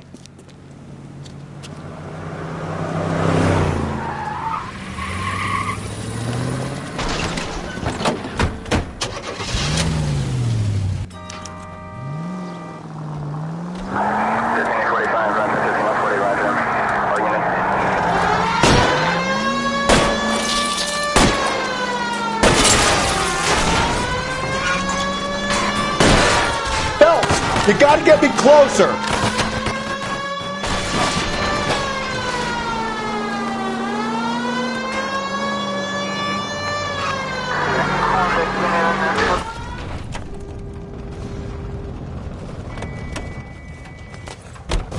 You come any closer, I'll pull the trigger.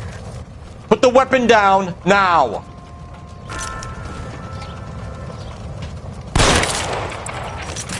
What the hell? What are you waiting for, Phelps? Up and at him. I'll hold up here, Phelps.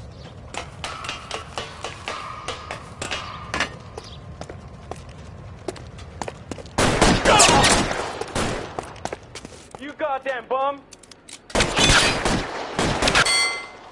Christ.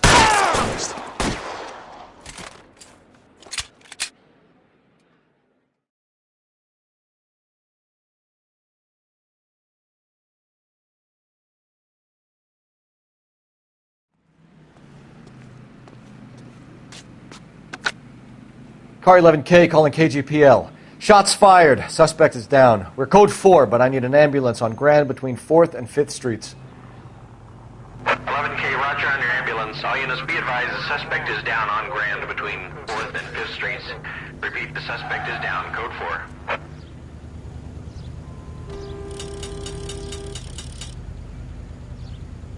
You're behind the wheel.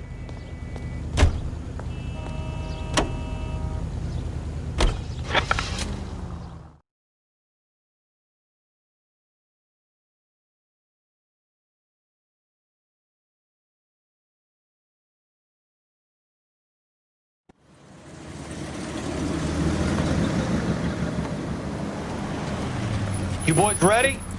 Follow me. We should keep this development with the rings under our hat until we speak with the captain. We're all on the same team, Rusty. Chain of command, Phelps. The skipper will decide who needs to know. You got it? I get it, Rusty. I just don't like it.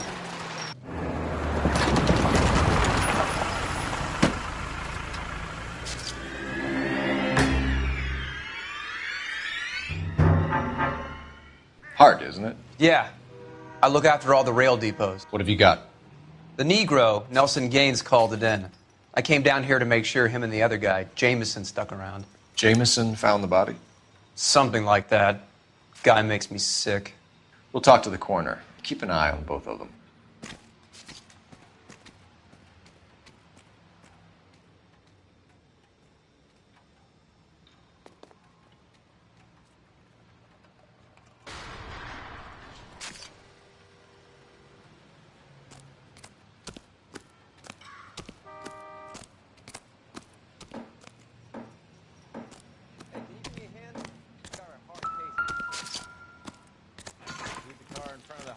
I'll give you a ticket. What are you thinking, Ray? The city keeps tossing us dead bodies. We're just running to catch up.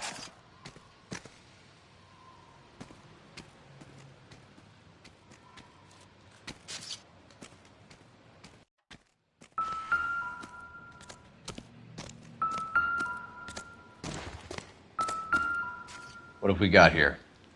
White female, approximately 40 years of age, lipstick smudges on the face, but no writing, at least nothing legible. A blunt force trauma to the temple, nose, and eye regions. Ligature marks point to the probable cause of death being strangulation. Any idea of the time of death? From her temperature, after midnight would be my guess.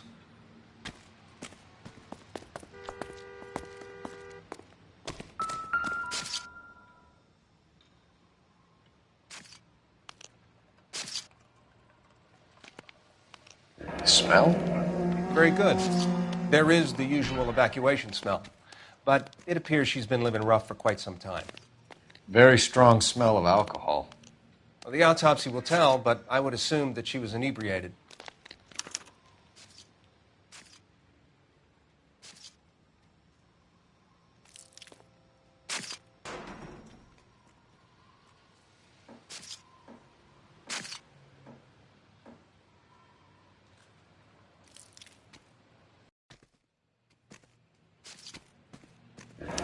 Another missing ring.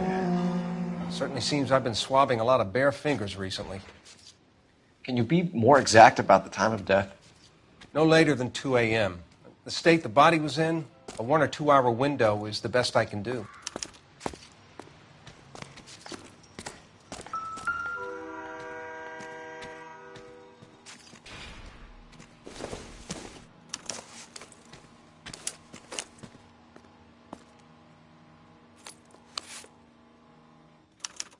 We could go over to the lot and see what they know about her. That's going to be difficult, Cole. Keystone Studio lot closed back in 41.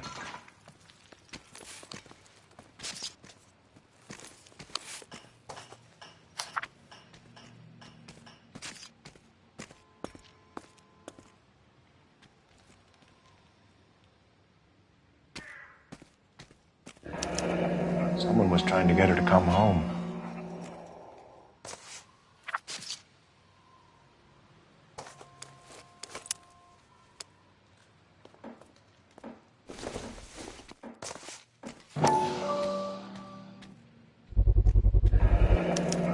Maybe someone at Mensch's will remember her.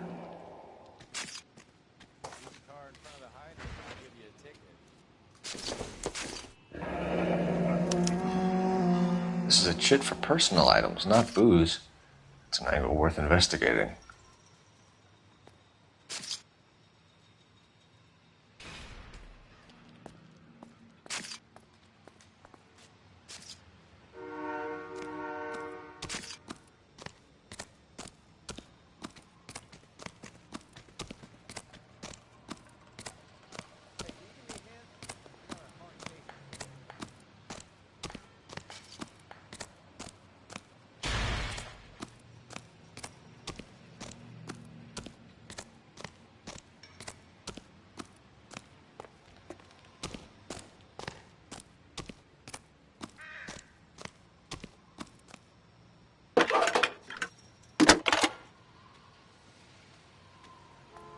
Phelps, badge 1247. How can I help, Detective? I need an address on Levine's Liquor. Closest store to the Santa Fe Avenue rail yard, if possible.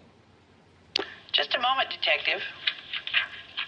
Closest store would be the one at 939 South Hope Street. Thanks, ma'am.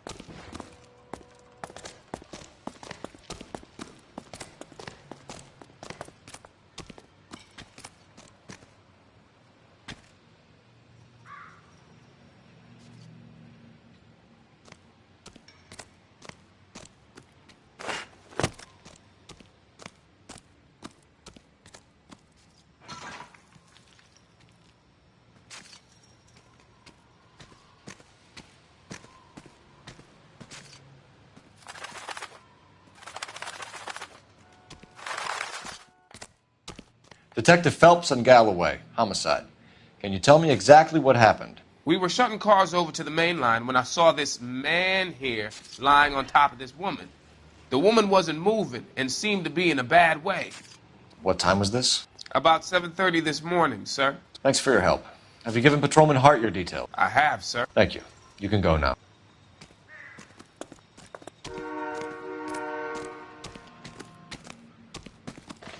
Detective Phelps, LAPD homicide. John Ferdinand Jameson. We need you to answer some questions, John.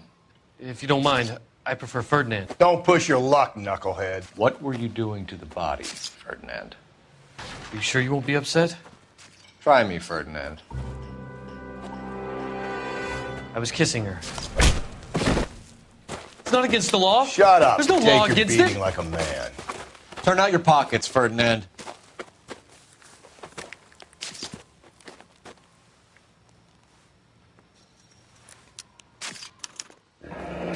Classic Carmine. Is this yours, Ferdinand? No. I found it near her purse. I thought she could use some lipstick. Rusty, stop! Don't hit him. You went through her purse? It wasn't like she needed it. I took a look. Did you take any money? Wasn't any to take. I found her lipstick and her matchbook over on the mat. Not much else. You found the body? Yes, I did. I work here. I was coming off shift and headed home. Why didn't you report the body, Jameson? Do you know how this is going to look to a jury? A jury? What gives? I could tell that she was dead. I came through here about midnight last night. She wasn't here then. Let me belt him again. You're under arrest, Jameson. We'll see how this plays out. Until then, you can think a little on how you'd like to be treated if you were found dead. I'm telling you, it's not illegal. Me and some friends of mine... Clyde, you get this sack of shit into a cell. I'll deal with him later. Sure, Rusty.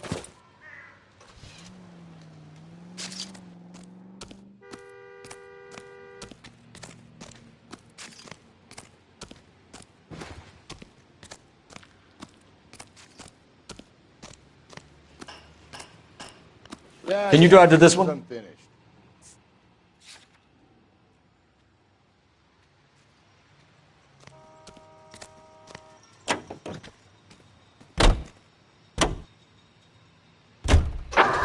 Read that those goddamn Chinese want to sell the relief food that we're sending them?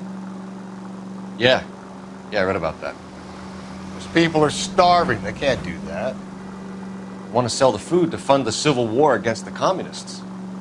Really? I guess that's okay then. Armies can't fight without food. You spend all your money on weapons, but you still have to have the will to fight. Fortunately, the Reds will win in China. Watch your mouth. You know what you're saying?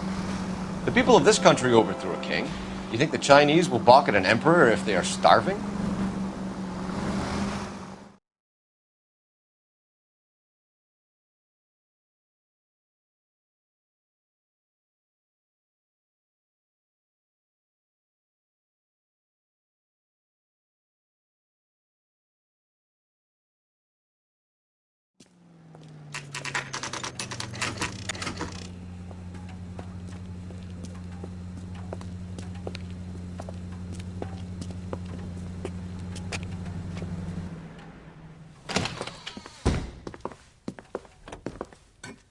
What can I do for you? LAPD, Phelps and Galloway. We're making inquiries into the murder of Evelyn Summers. Evelyn? She's dead? You knew Evelyn Summers, Mr. Robbins. Yes, I knew Evelyn. I was a good friend of her ex-husband. She kept some of her stuff here. Can you show us, please? Sure. Come this way.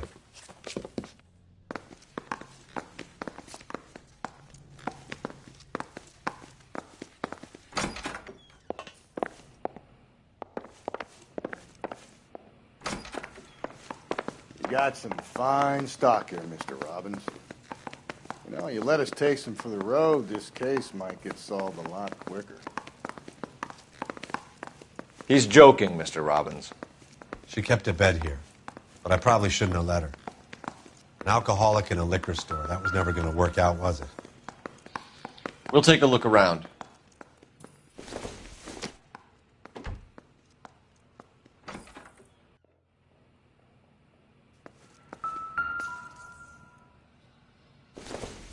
She wasn't always such a loner.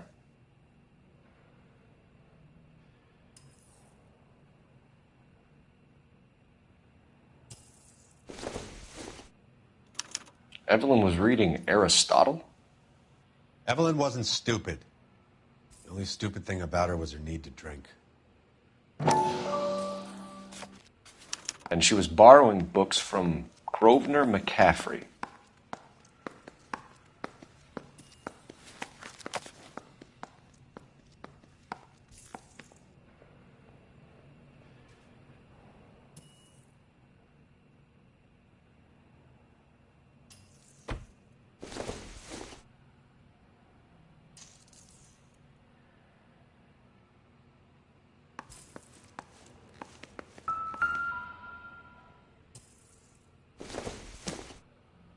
I'm guessing Evelyn hadn't held down a job for quite some time before she was killed.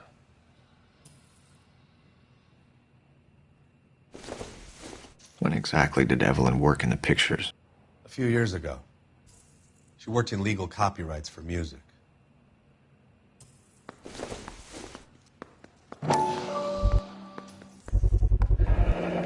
Rawlings Bowling Alley. Maybe Evelyn did something other than drink in her spare time. Rawlings. I know that place. Corner of 9th and Grand. A lot of cops bowl there on Tuesday nights.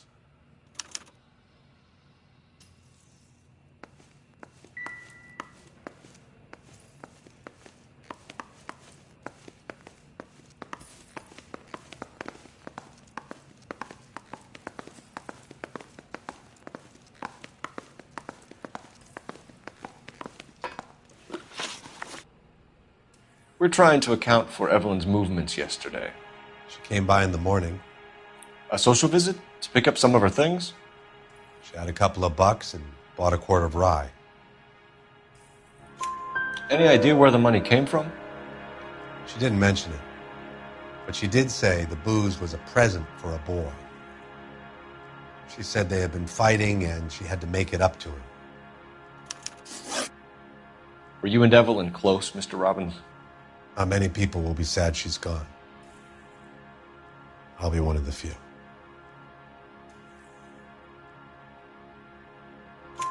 We got the impression that Evelyn had been sleeping rough of late. It became difficult for me to have her staying here. Her mother was trying to get her back on the straight and narrow. She's old now. And to be honest, you have to have a good reason to want to get back on.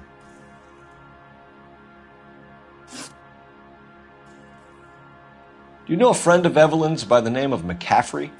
Not personally. We're struggling for leads, Robbins. Did she know McCaffrey? She idolized him.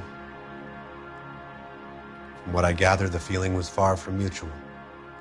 He seems to peddle a revolutionary stance, fixing the ills of society. You could see how it would appeal to down-and-outs like Evelyn. Thanks for your help, Mr. Robbins. No problem. Hey, I'd like to make arrangements for the funeral. You think I could get in touch with Evelyn's mother? Put in a call to the watch commander at Central Station, Mr. Robbins. He'll be trying to reach the next of kin. Thanks. Get the guy, huh? Evelyn never hurt anybody.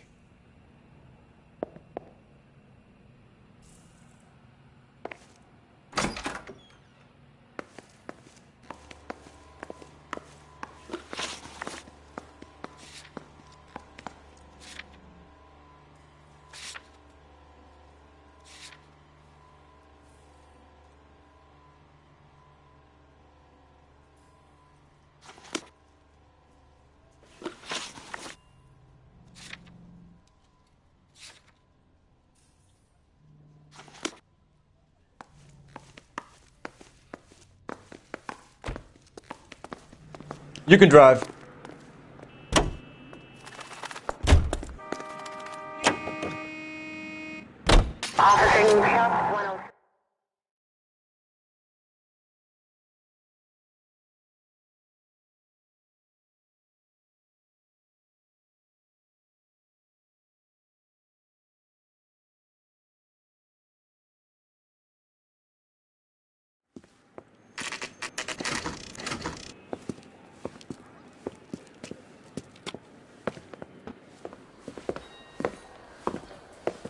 Drink, fellas.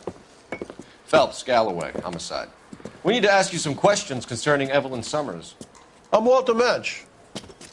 Evelyn Summers, what is it now? You knew Evelyn? As well as I wanted to know Evelyn. She's a pain in the ass, always coming in here, cadging drinks, never had any money. She was in just a couple of nights ago. Did she ever tell you where she was staying? I don't know. I think she was living rough. She had that kind of stunk about her. Who did she drink with? A bunch of these guys. Ask around.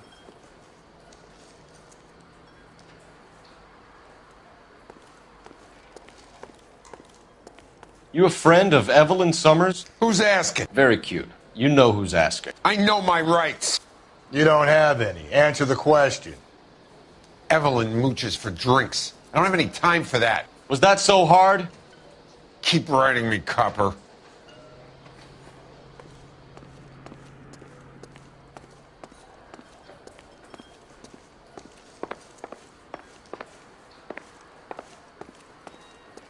What's your name? Grosvenor McCaffrey. Mind if I ask you some questions, Mr. McCaffrey? I'm just a starving writer, Detective. What do you want to ask about? Evelyn Summers, and why she was found beaten and strangled in the rail depot on Santa Fe. Okay. I see your point. How well did you know her? I can't say that I knew her. It was more like I was aware of her. Do you have a criminal record, Mr. McCaffrey? Nothing serious. I've had a few skirmishes. Do you want to save me some time, or do you want me to look up your file? Industrial disputes, strikes, workers' rights, that kind of thing. A regular fifth columnist. Nice to meet you, comrade. You say you barely knew Evelyn? Yes, that is correct. You're lying, McCaffrey. You looked down your nose at Evelyn, but you knew her, and you have some idea of what happened. I hope you're holding aces. I'm telling you again, I barely knew the woman.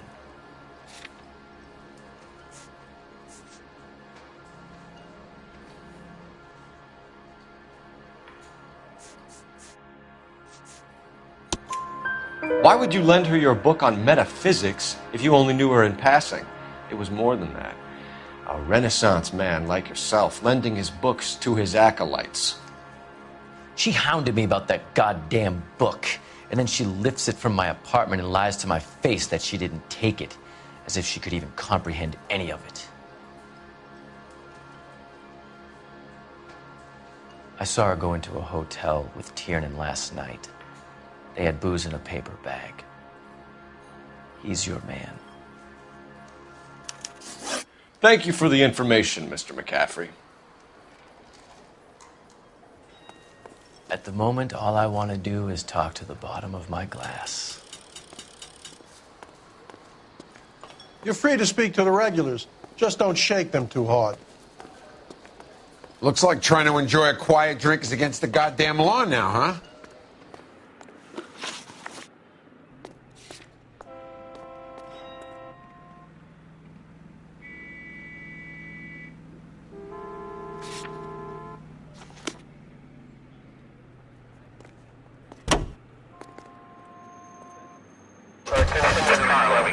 Car 11 King, KGPL.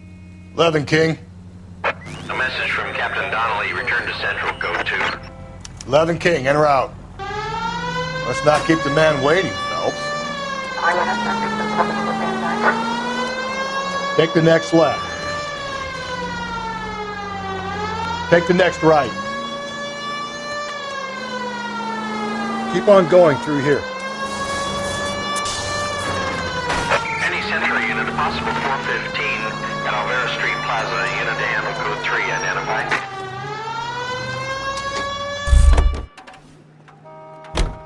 You're behind the wheel. The only reason some people get lost in thought is because it's unfamiliar territory. Any Century unit, possible 415 at Alvera Street Plaza, unit to handle code 3, identified.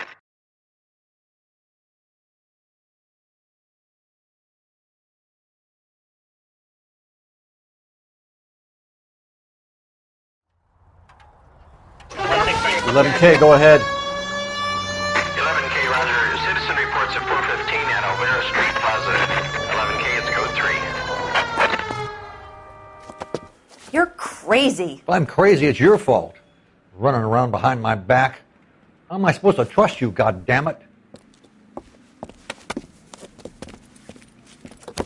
Whoa, sir. I think you ought to calm down. Mind your own goddamn business. Why is everybody always on my case?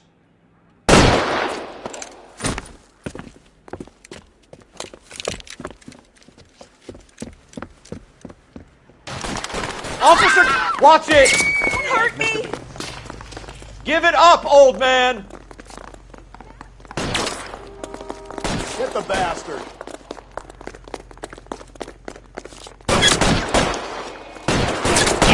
Kill a cop! And it's the electric chair.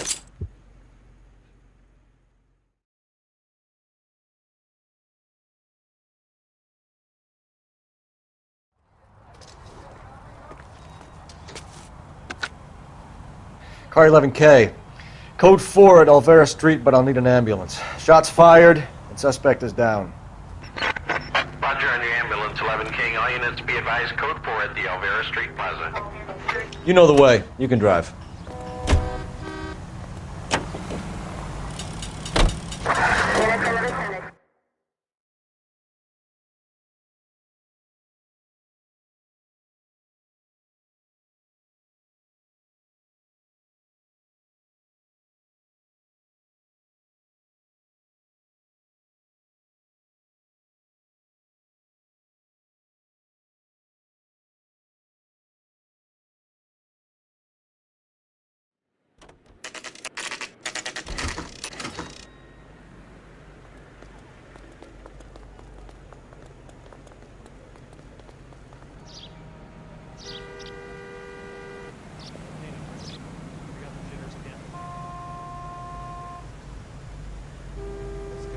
Screw loose.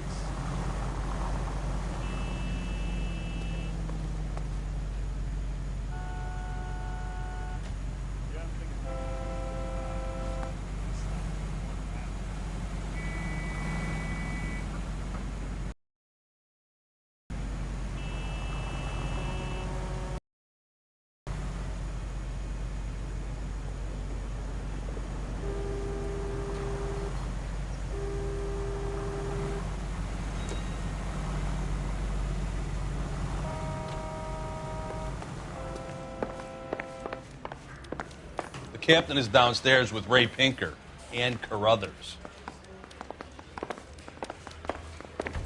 Come to California to be a second.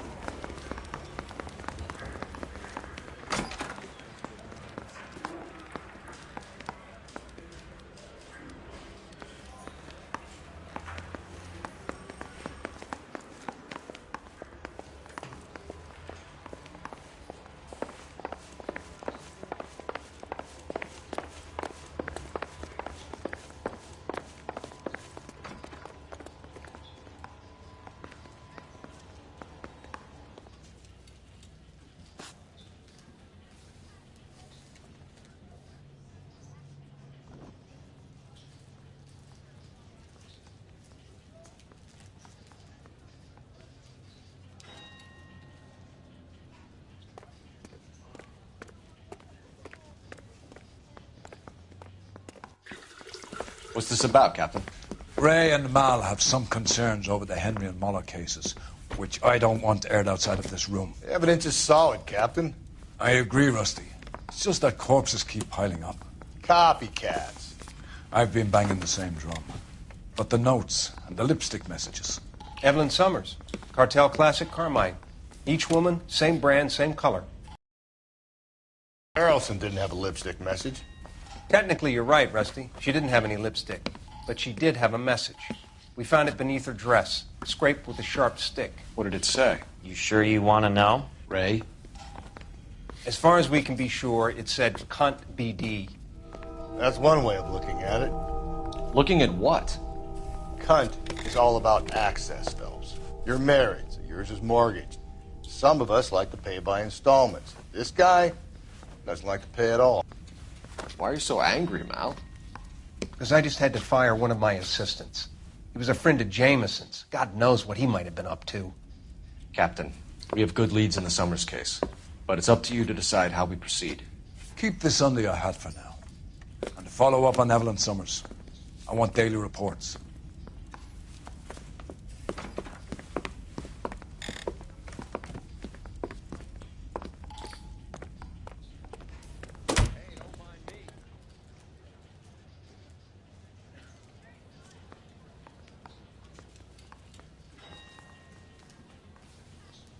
We got our orders. Back to the Summers case. Get an address for McCaffrey. He'll have blown the bar. I'll meet you outside.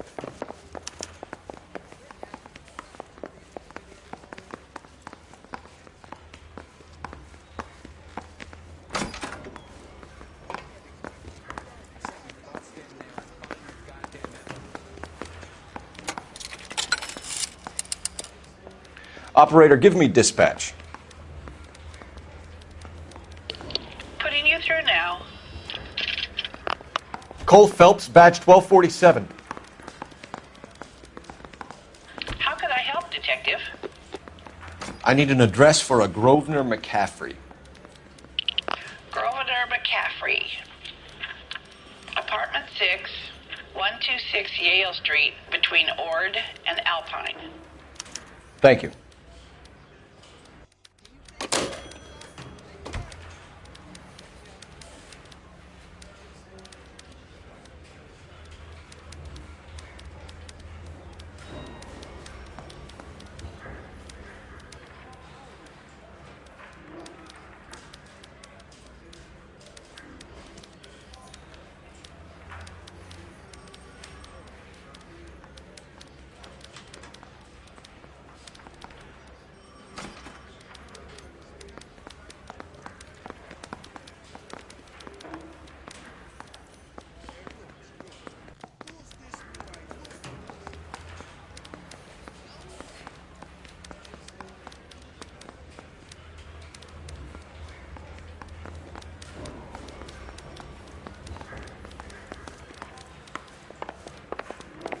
Guy gave his wife a tap. I said, oh.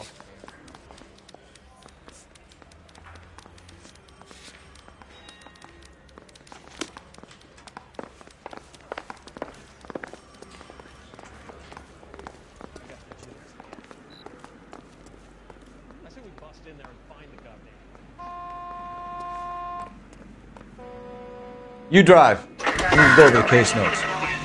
Let me pose a question. Depends. What's it got to do with? Morals. Would it bother you to put the wrong person away? Depends. On what? On whether anyone except the poor son of a bitch in the slammer ever found out.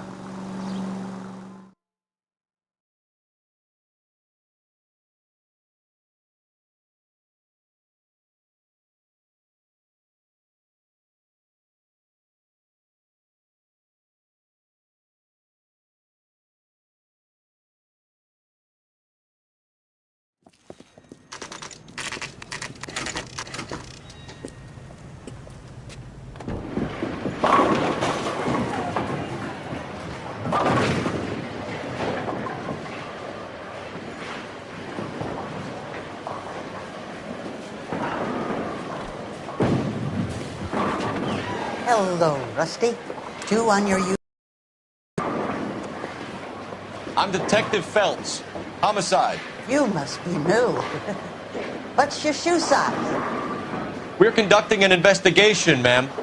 Do you know the name Evelyn Summers? Sounds like I should. Oh, maybe it could be Jimmy's friend. Jimmy? James Tiernan. He's a pin setter. One day he introduced me to a lady after work.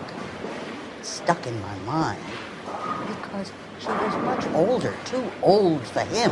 Where can we find Jimmy, Florence? He'll be hopping around the lanes toward the back. Thanks, ma'am. Let's go get him.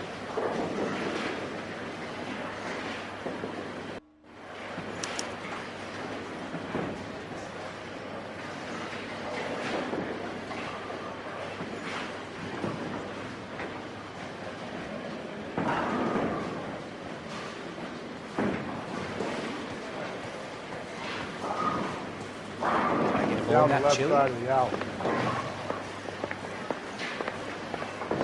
You gotta have it.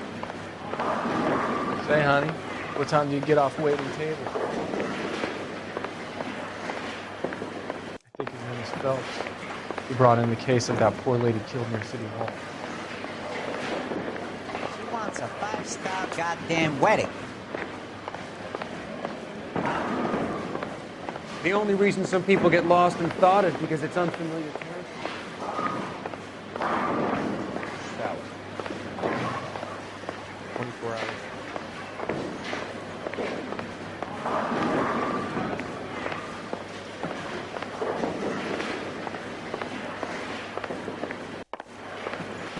Tiernan! LAPD!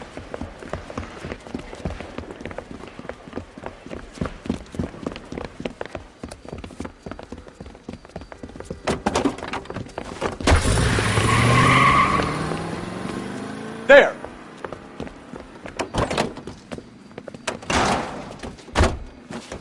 What are you waiting for? Get after him! We might go faster if we weren't carrying the extra weight. These are flashy cars to be parked outside a bowling alley. The lanes attract a fast-living individual with money to burn, Cole. Or a middle-aged individual with the need to feel virile.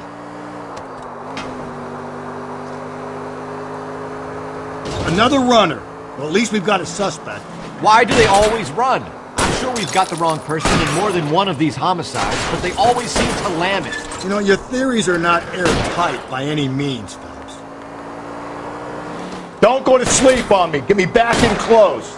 If this isn't the killer, we can at least get him for reckless endangerment. That's unless he runs into a wall and saves us all the trouble. Keep it steady and I'll try to bust his tires. Hit him. Clean this asshole off the road. And that is the end of that. It's about fucking time. Give it up, LAPD!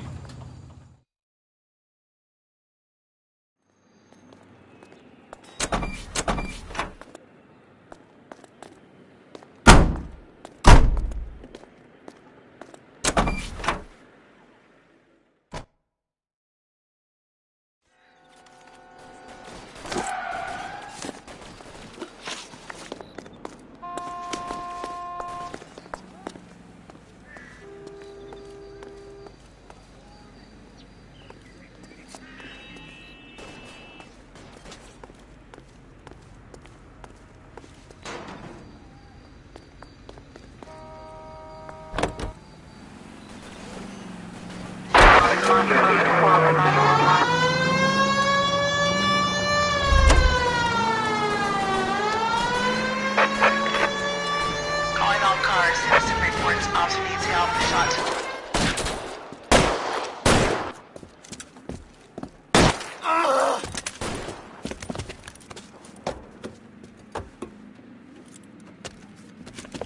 That alleyway leads to the rear of the building, sir. Someone's gonna have to climb up and take him down. Good luck. Don't let him get a beat on you like I did.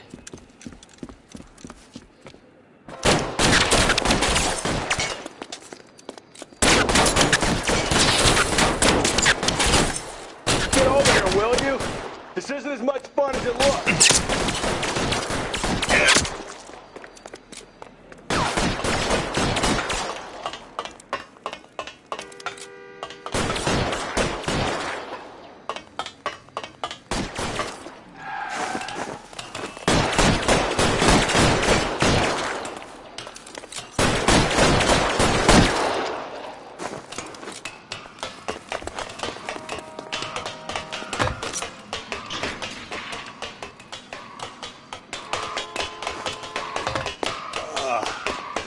Should have had that second lunch.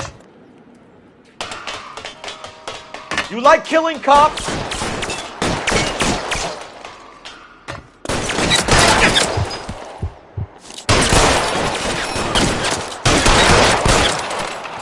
Won't help console the officer's family, but these guys are done.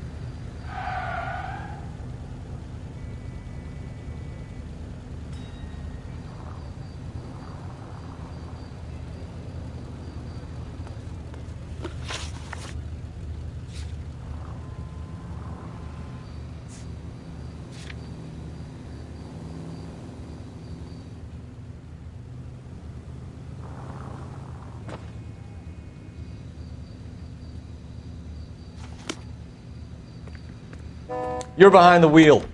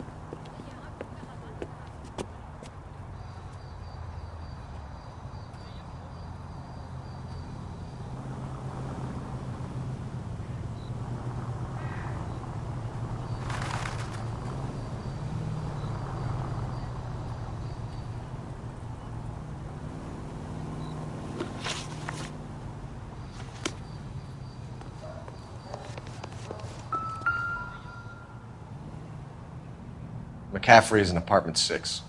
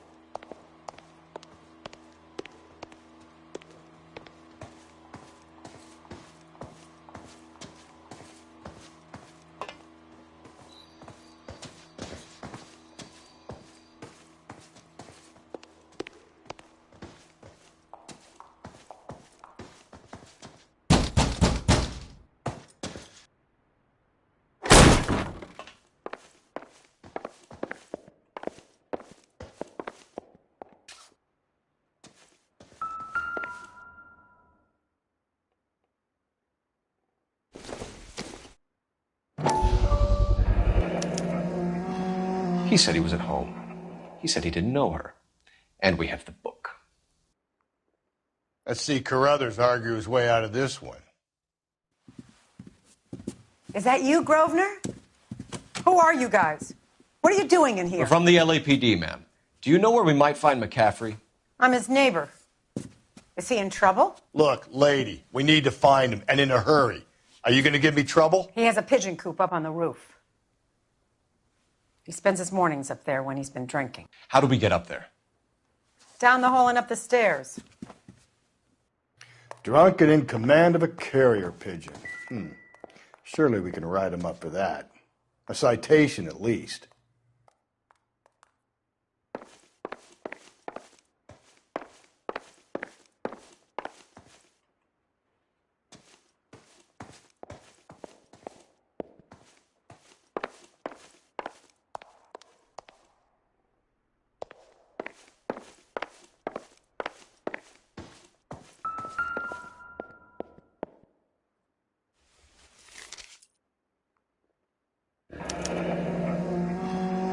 From the letter we found beside the body. At the very least, I'd say it ties McCaffrey to the scene.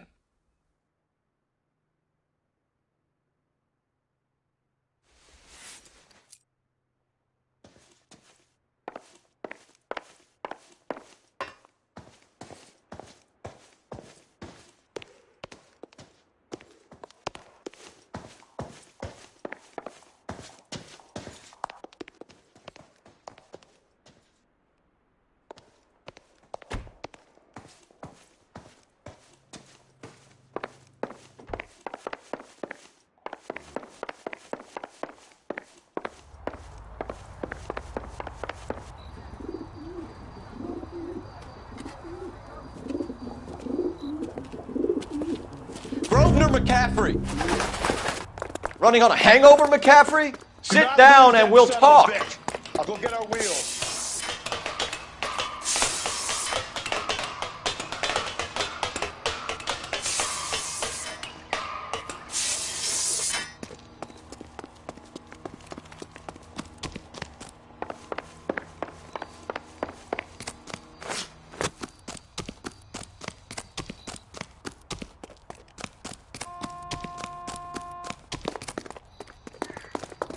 You a runner, McCaffrey? Stay and fight the good fight.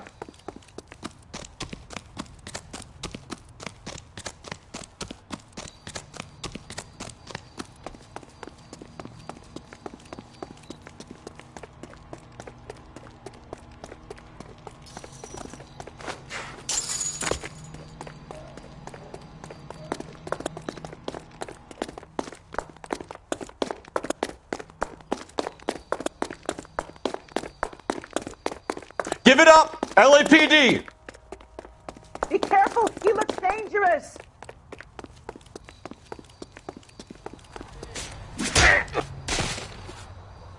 Can't we talk about this?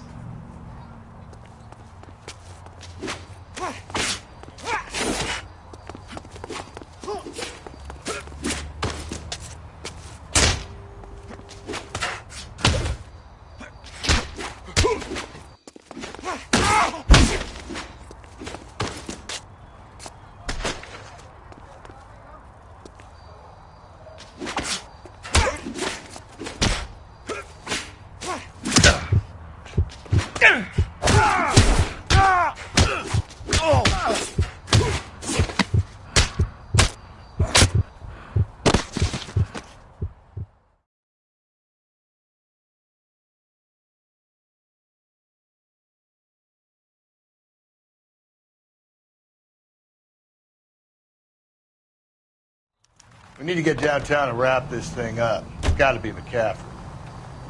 Unless Tiernan set him up. You don't think that asshole Jameson could have done it, do you? Whoever did it. At least it wasn't that Dahlia fuck. How do you know that McCaffrey didn't do the Dahlia? We have a list of over 200 suspects. His name was never on it.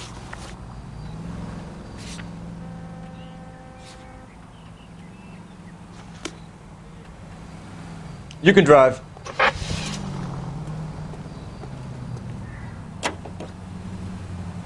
If you think the list is exhaustive, Rusty, who am I to argue? Listen, let's just work the case at hand, shall we? Then we can sit down and put all the puzzle pieces together at a later date. I'll hold you to that.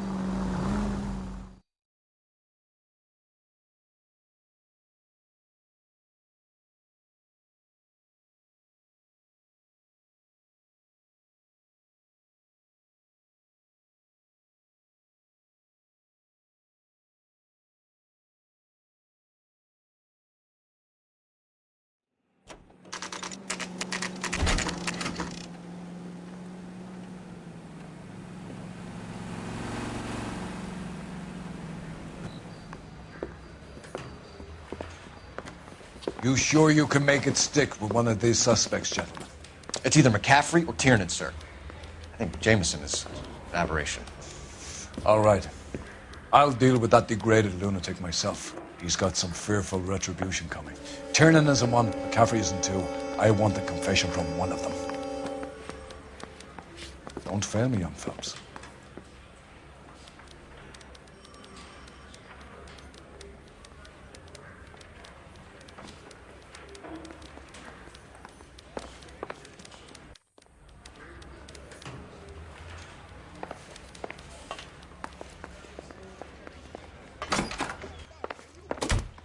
Why did you run, Tiernan? I was the last one to see Evelyn that night. I knew you would think it was me.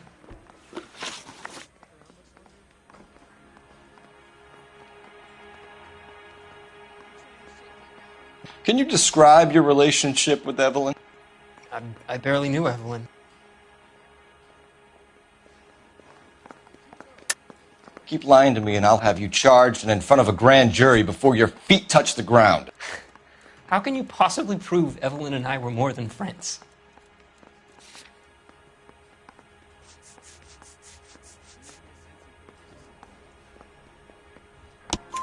McCaffrey gave you up, Tiernan. He says he saw you go into your hotel with Evelyn. I met Evelyn at the public library. We would read for a while and then go for a drink. Last night we went back to my hotel room and had some more to drink. I must have passed out. I woke up and she was gone. What time was this? Around midnight, maybe later. And there's no one who can confirm this? No, there isn't. I knew you wouldn't believe me. Aristotle's Metaphysics, the book that belonged to McCaffrey. McCaffrey saw her looking at her once and laughed in her face. And you're saying Evelyn stole it? She wanted something of his. We either hang this on you or McCaffrey. You better give us something. Well, McCaffrey's been in trouble with the law before. I mean, he always makes out it was some kind of labor dispute. but, you know, I'm not so sure. No, don't go! We both want the truth here.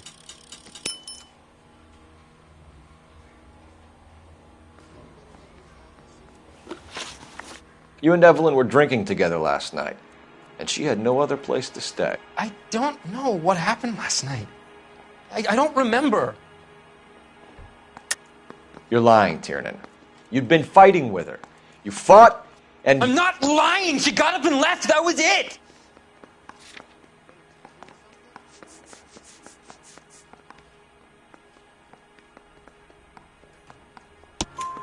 She left, but she came back. She bought you a quart of whiskey to make it up to you. She told the liquor store owner. You're in deep trouble, buddy. She said she loved me. She wanted to care for me. But she would never stop talking about McCaffrey. McCaffrey was a writer, and McCaffrey was a hero. McCaffrey cared for the little guy. Did you kill her, Tiernan? I might as well have. I kicked her out. She had nowhere to go. Do you own a car, Tiernan? No, I don't. Have access to a lug wrench? We use a lot of them to clear jams in the pin setting machines. Coroner's report says that Evelyn was killed with a wrench. I think you did it and then planted the evidence at McCaffrey's apartment for us to find. We went to his apartment. McCaffrey was up on the roof.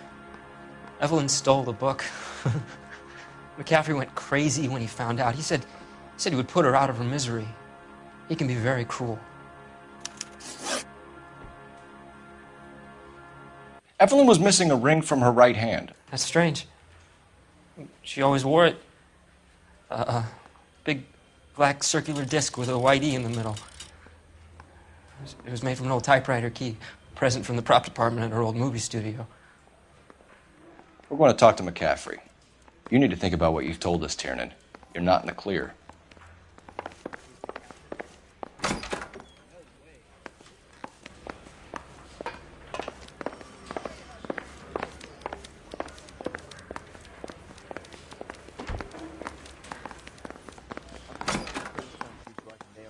You ready to answer some questions? You think I have all the answers? People who run from the police usually have something to hide. Touché, detective. Let's see where this takes us.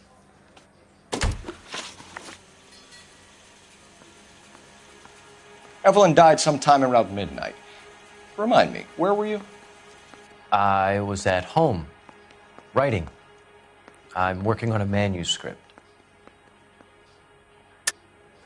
You're lying, McCaffrey. You were out at the rail yard. And what do you have that proves I was there?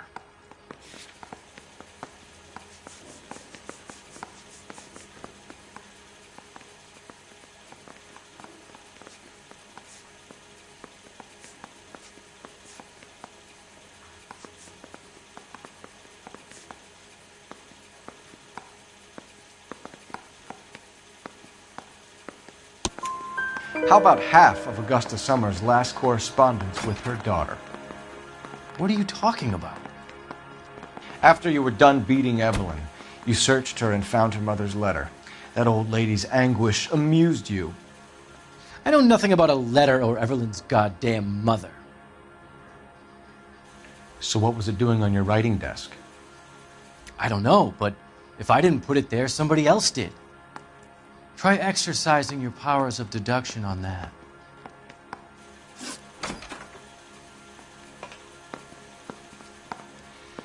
We found the lug wrench that Evelyn was battered with in your apartment, and the note from her mother, and your blood-stained clothing. We have you cold, McCaffrey. You think if I could be bothered to murder Evelyn Summers, I would be stupid enough to leave the evidence in my apartment?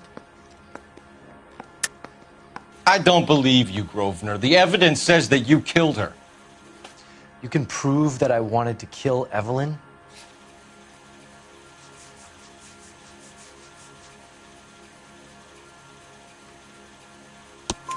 Tiernan is prepared to testify that you threatened Evelyn's life in his presence.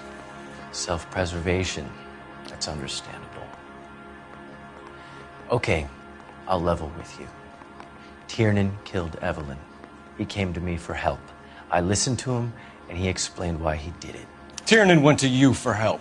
You expect me to buy that? That's how it went down. I told him he made a terrible mistake, but he would be throwing his life away if he went to the cops. I took his things and told him I would dispose of them. But you didn't. Speak to Tiernan. He'll give it up.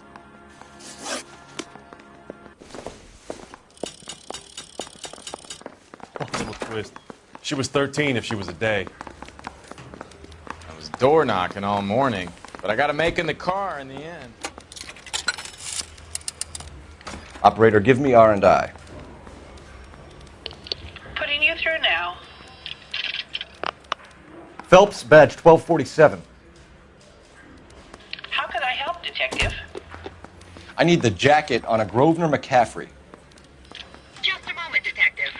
McCaffrey was formerly under surveillance by the Red Squad. Convictions for petty theft. Dishonorable discharge from the Army during training at Syracuse. Assault on a local woman. Says he almost beat the woman to death.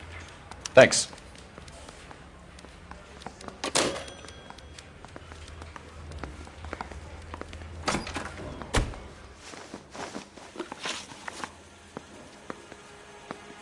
You were in the war? Yes, I was. Seeing the things that I saw, it changes a man. I came back here determined to change things. All I wanted was a pen and an opportunity to speak out. You told us before that you had only minor run-ins with the police. You didn't mention petty theft. I've never been in trouble for violence. That's the salient point here, isn't it? You're lying, McCaffrey. You have a history of violence towards women. How do you turn a couple parking tickets and a petty theft misdemeanor into an assault charge?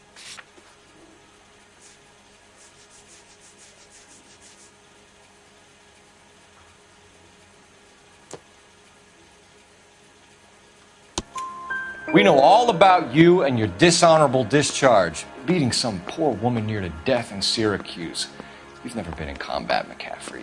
Your whole life is a fraud. She was a goddamn peasant whore! She tried to steal from my wallet! I could have fought for this country! I could have... You beat her because she stole from you. Because she tried to outsmart you. The ignorant audacity of the bitch! What is a man supposed to do? Sit there and take it? How is a man supposed to call himself a man? And Evelyn Summers, a poor, drunken nobody, stole your book. And she got what was coming to her!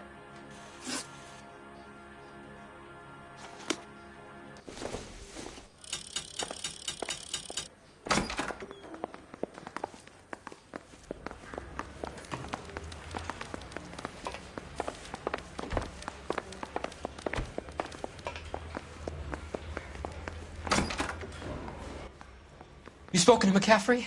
I can go? It's all been cleared up? Not quite. We have one more question we need to ask, James. Then I think we will be done. Sure. Go ahead. So Evelyn passed out, and you walked out. What happened next? I woke up in the morning, very hungover. I thought Evelyn would have come back. I know you're lying, James. You went out looking for her. Tell me what really happened.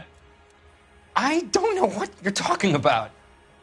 How can you say I wasn't in that hotel room?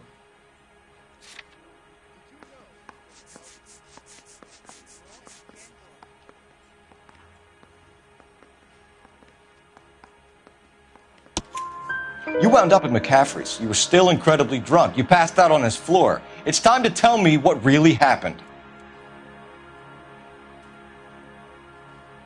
McCaffrey woke me up the next morning, and he showed me the lug wrench and the letter and the box, and he said I came in with him last night.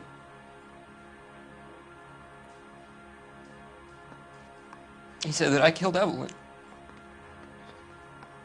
and that it was all over the radio, and that he would protect me. And I don't know, Detective, for the life of me, I can't remember a goddamn thing. And I was angry with her. Really angry. I could have done it.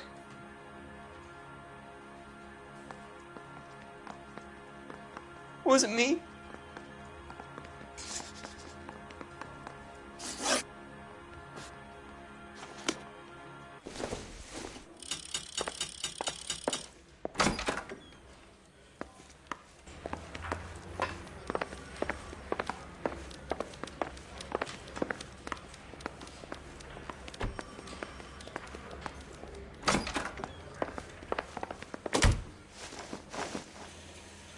Grosvenor McCaffrey, I'm charging you with the murder of Evelyn Summers.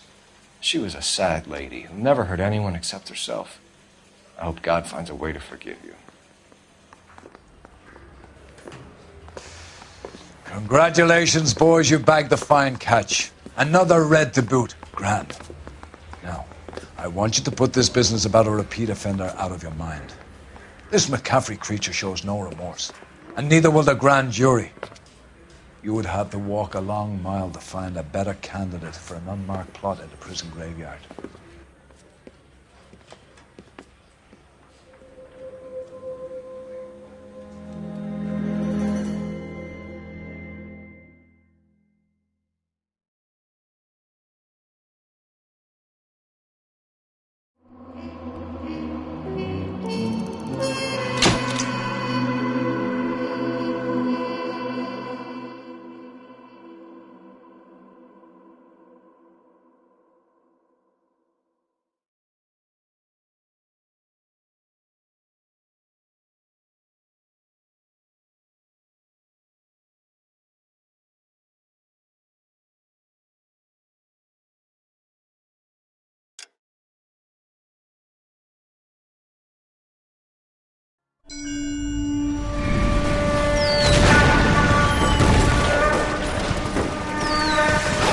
We have lost most of Shaughnessy and Dunn's squad. The gunny is dead, first platoon is in worse shape. That medic is either crazy or the bravest man alive. Then we rally with the first, then try for the Nambus. It's sheer to the left. To the right, it goes right through a pass with 2 Nambus and infilade. Mate, we can lose everyone. Lieutenant!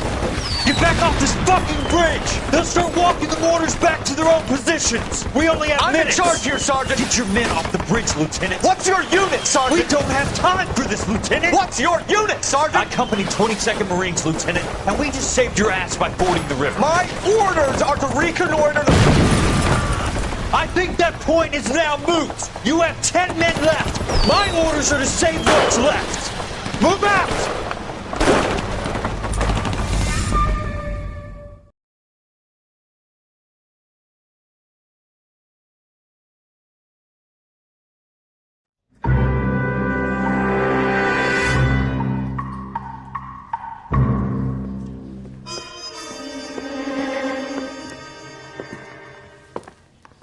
Well done, lads. You did well with the Summers case. But we have a problem. The examiner received a new letter today. Do you mind if I take a look, Ray? Go right ahead. They've both been rinsed in gasoline like the previous letters, so I can't lift a print.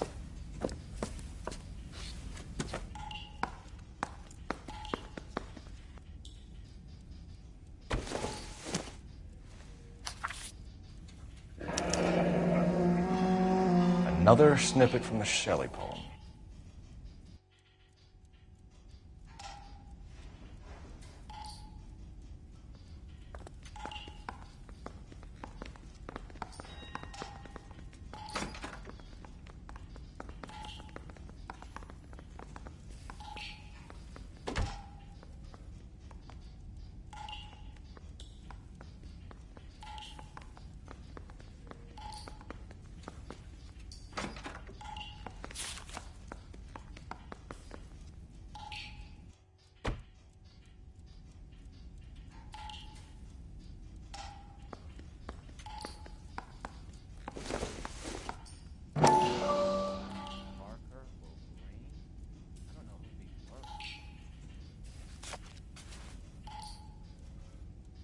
To suffer woes which hope thinks infinite, to forgive wrongs darker than death or night.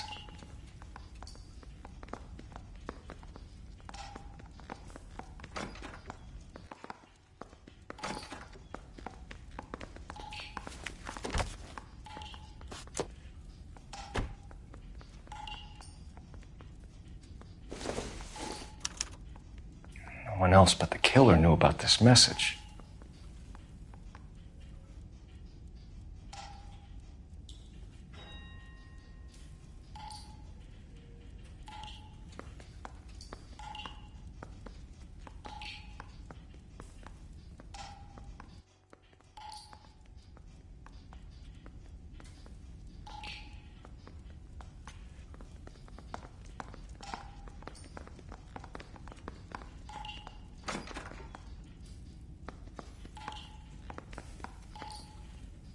If the note is from the Dahlia maniac, he definitely also killed Teresa Terrellson. Mal and I agree. But where does that leave us? If this is the Dahlia killer, and he is responsible for the Tarrelson murder, not to mention the Muller... Hang on a moment, Skipper. Let me finish, Rusty. We have 5 birds in hand and none in the bush. The department will not survive a scandal if we have to let them all go without catching a fiend first. Your careers will be over for a start, gentlemen. Looking in wonder... Ah, fuck it. I knew this run was too good to be true. I hid myself within a fountain in the public square. You like that stuff? What is it supposed to mean? It's supposed to... Forget what it's supposed to... What does he want it Where are you going with this, Cole? He's obviously taunting us. He believes he's far more intelligent than we are. Okay, it's some kind of story, right? A guy that God hates, chains him up. It's an allegory, Rusty. A what? Story with 2 meanings. A symbolic meaning. But that's what he wants us to think. Could he be using it literally? Within a fountain in a public square? Could it be that easy? Can somebody tell me what the fuck is going on? The fountain in Pershing Square. Come on, we have a clue. Captain, thanks, Ray. Be careful, Phelps. This is his game you're playing now. Mouthpiece tore strips off me at the grand jury. Case was thrown out. Now the DA wants my head.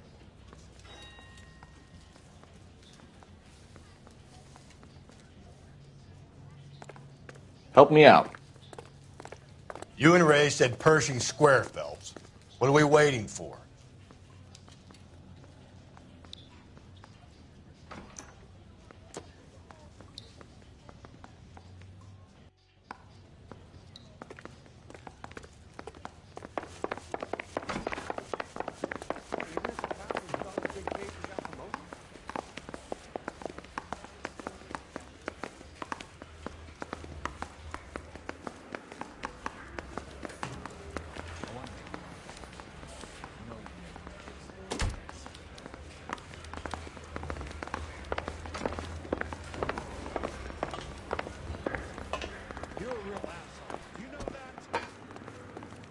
Can you drive to this one?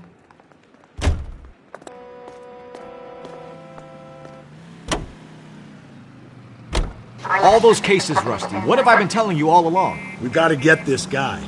I know. Enough women have died. Yeah, and it's our asses on the line too, Phelps. You heard what the captain said.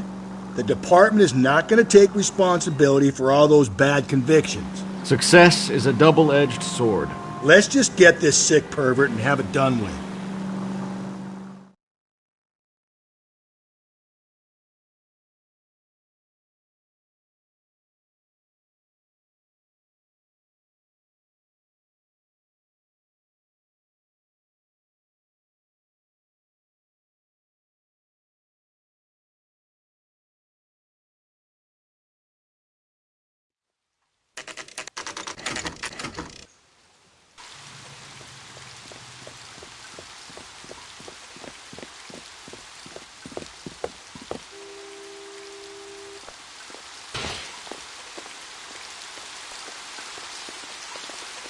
Rather you than me, Phelps.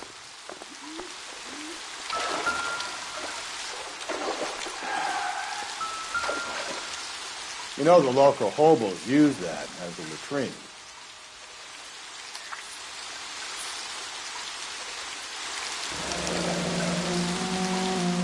There is a cave, all overgrown with trailing, odorous plants which curtain out the day. Where next?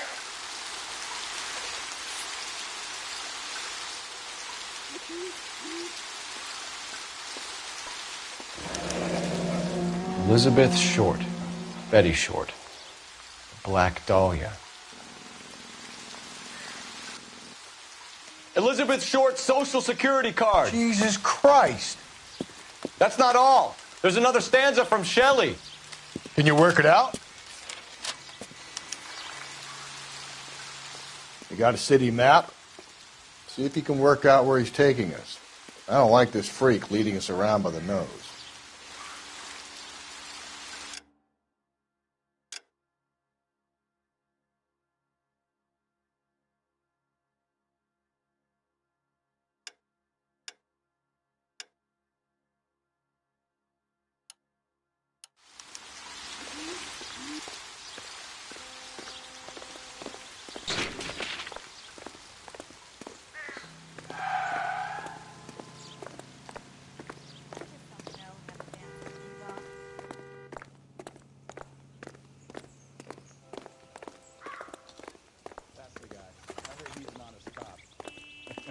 Now that's an oxymoron for you. Would you recommend the threshold?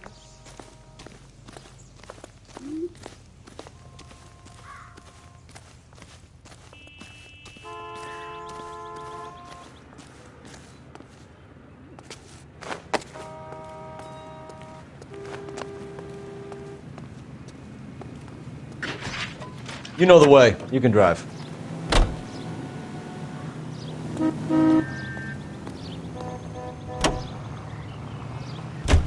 Him. It's really him, the fuck who killed the Dahlia. Can you believe this? He's leading us. It's his game, Rusty. He may want someone to catch him, but he's extremely dangerous. I doubt if he will give up easily. Suits me down to the fucking ground. We clip this fuck and we get citations. What a day to be a cop. That pencil-pushing Parker won't be able to shove me aside after this.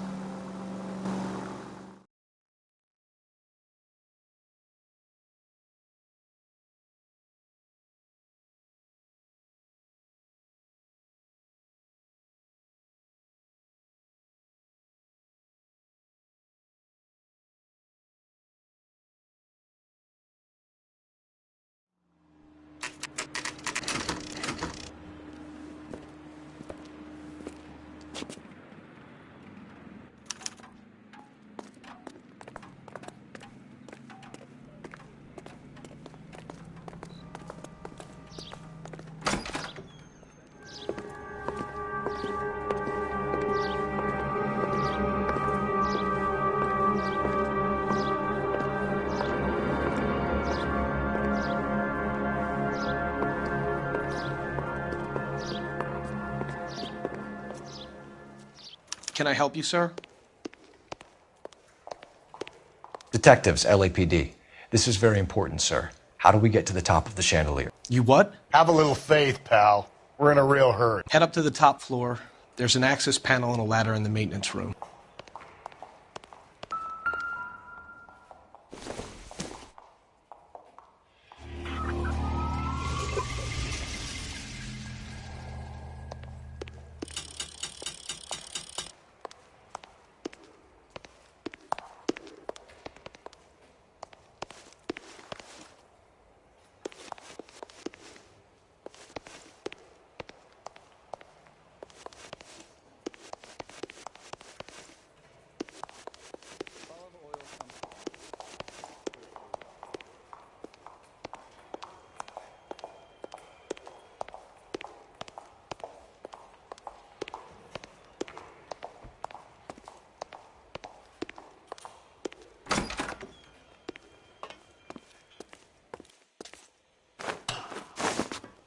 Let's go.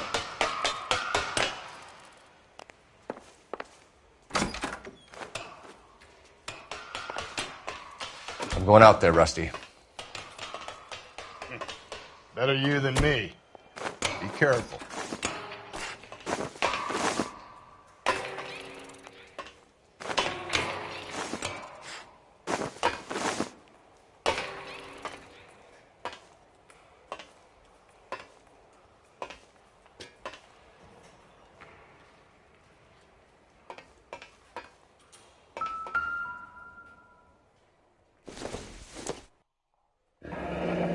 Deirdre Muller's missing watch.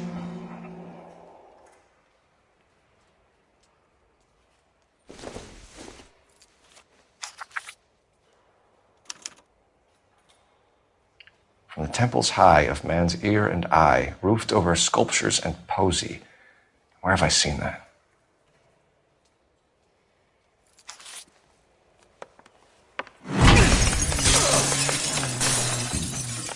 Jesus Christ, Cole, get off that goddamn thing.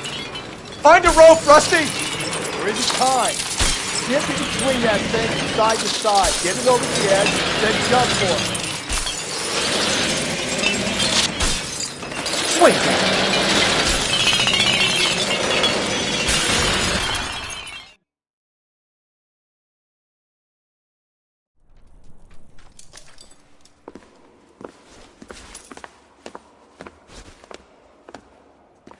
That was too close. Yeah, well, the higher you climb, the further you fall. Let's get out of here. Another Dahlia clue? No, a yellow gold wristwatch. A Molder dame. Yes, and a scrap of the poem. Another location. If I can work it out.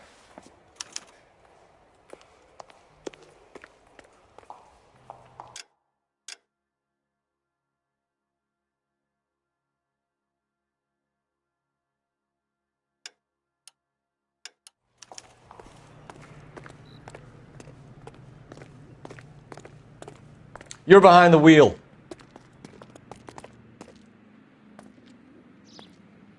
You can drive.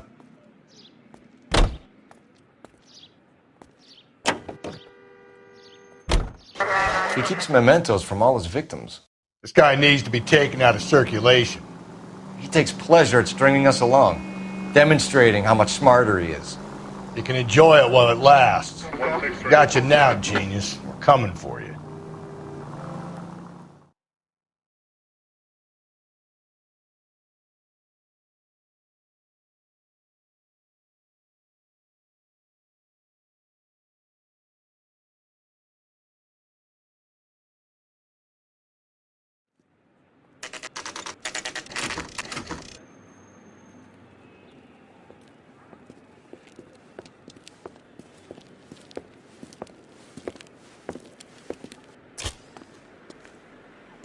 I'm pulling rank here, Cole. I'm not hauling myself up there. Go get him, Tiger. You'd slow me down anyway, old-timer.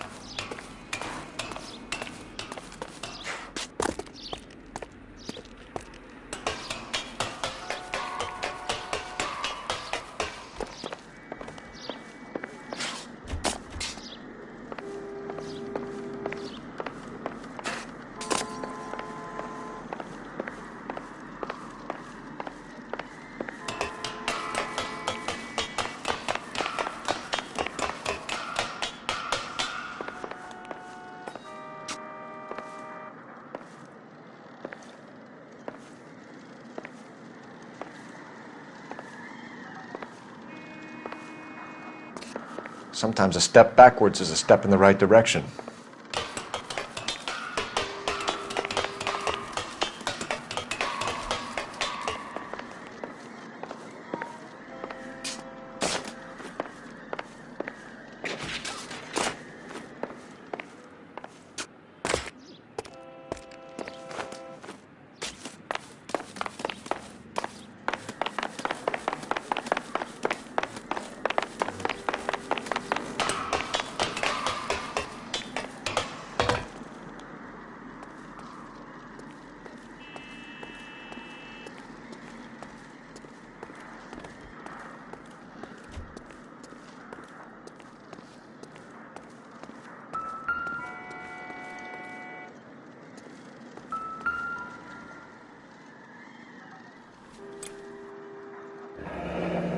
Our Lady of Guadalupe, ripped from Antonia's necklace.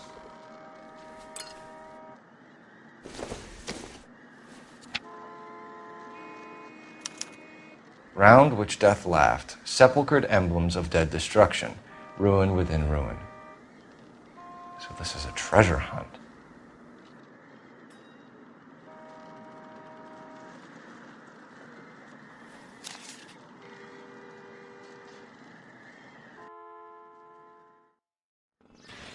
What is it this time? The religious medal from the Maldonado case. The Dahlia, Moeller, Maldonado. When this gets out... We still have to find the guy, Rusty. Another poem. Well, you must have some idea, right? Come on, Phelps. We're on a roll here. Don't let me down.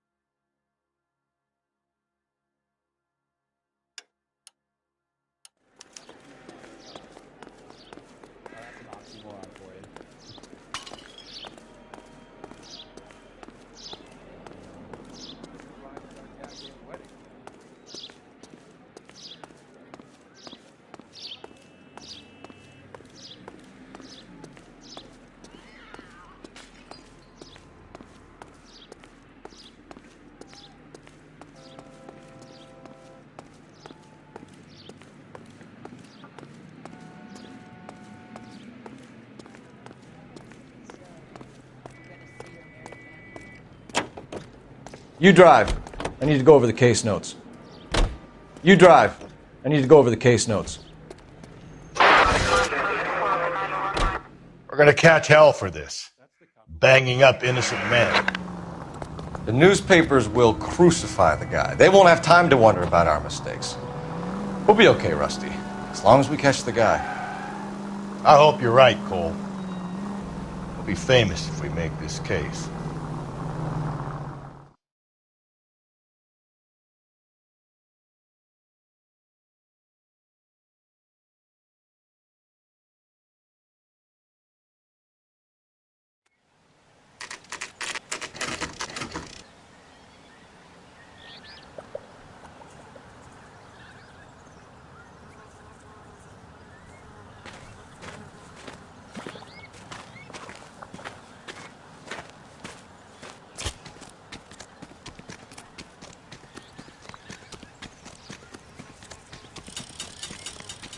So what next? I think there might be a walkway under the tar. You see those posts?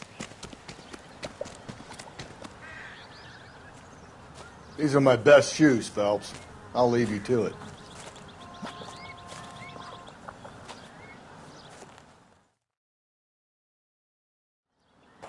Very funny.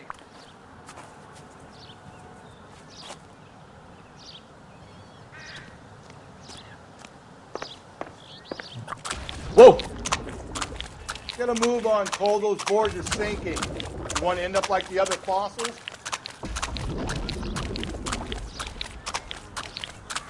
The gangway snakes around, Phelps. Can you see it through the car? Steady. How you doing out there? I'd be doing better if you were the one trying to get across this thing.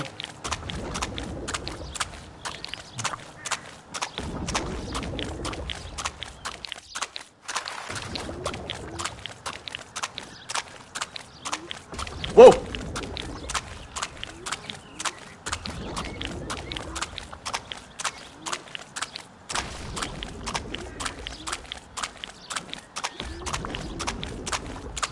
You don't want to fall in now, Phelps. That's at the forefront of my thinking. Steady.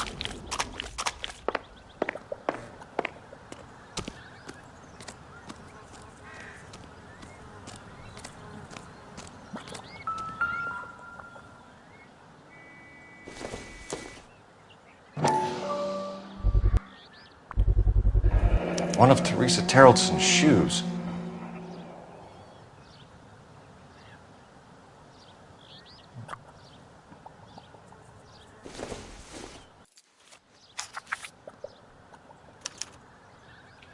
A sphere which is as many thousand spheres. Okay, where to now?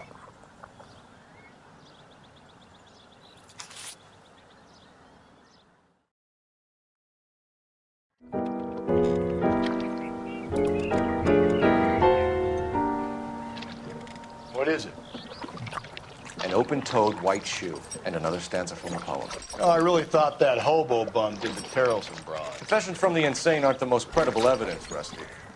Is this thing over? It's all part of his power over us, making us run around all over the city for the crumbs he's leaving us. So if we keep this up, we can find the guy?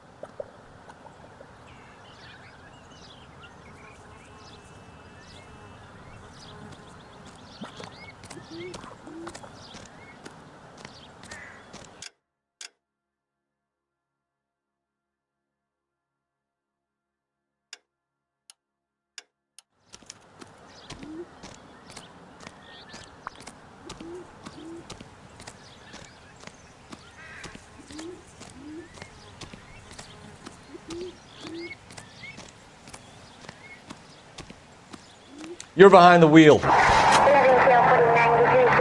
this guy looks out for women in bars who've had too much to drink. Who are emotionally disturbed. Need a shoulder to cry on, he plies them with booze. Probably offers them a lift home. Then beats their brains out and strangles them. Could be any schmo hanging out in the bar. No, not anyone. He displays the bodies, leaves us messages. For all the violence, it's very controlled behavior.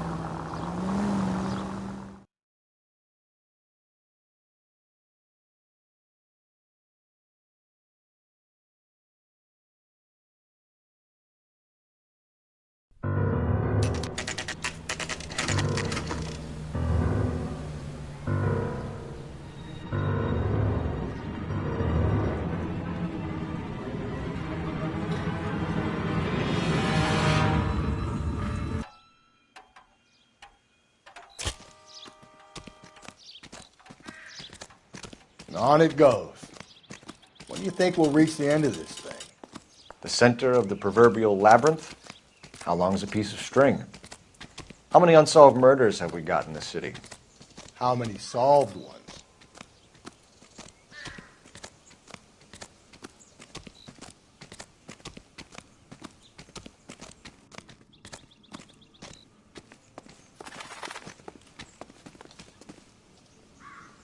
What do you think? Bunch of spheres. Planets, maybe? Got any idea?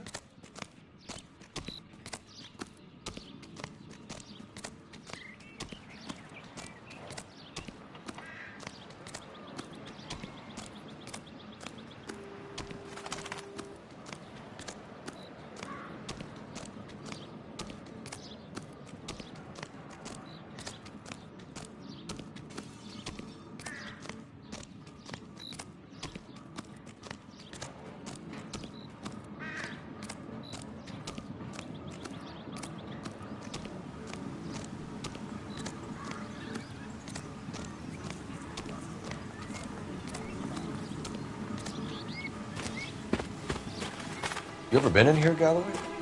No. I have no intention of going in. I heard that thing's tricky. I'm gonna wait here and have a quiet smoke. Think about hidden meanings.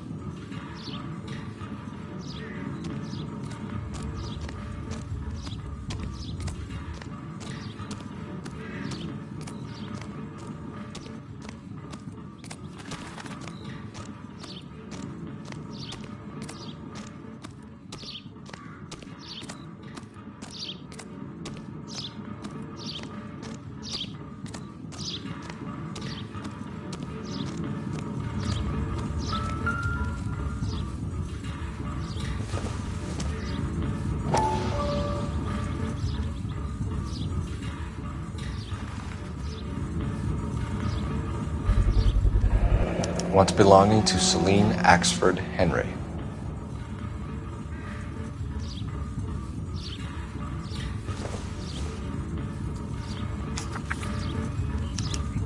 Thrones, altars, judgment seats, and prisons. No, it couldn't be.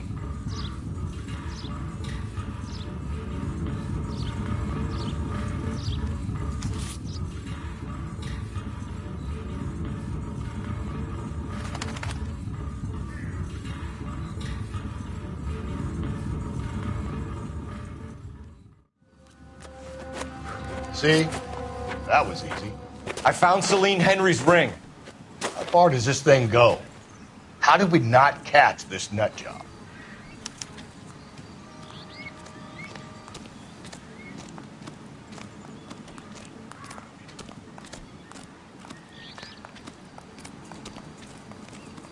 Advice? All right, think. We need to find some thrones and altars. Quick, smart.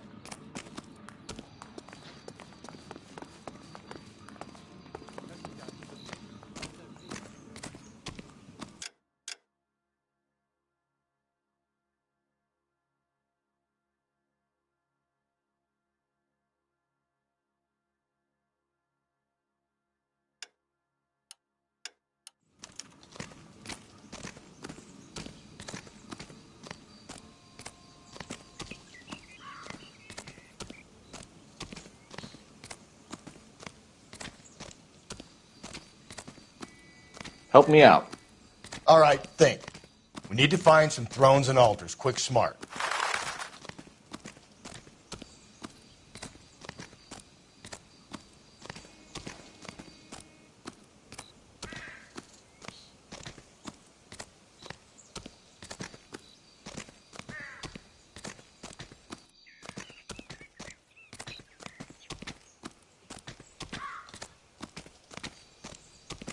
You know the way. You can drive.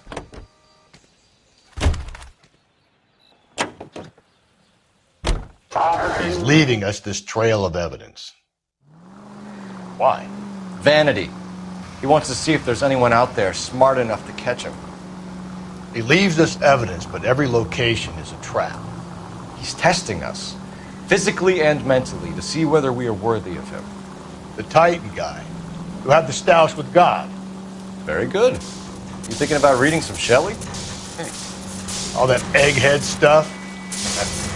I'm sticking to the funny papers and the form guide. You sleep better at night.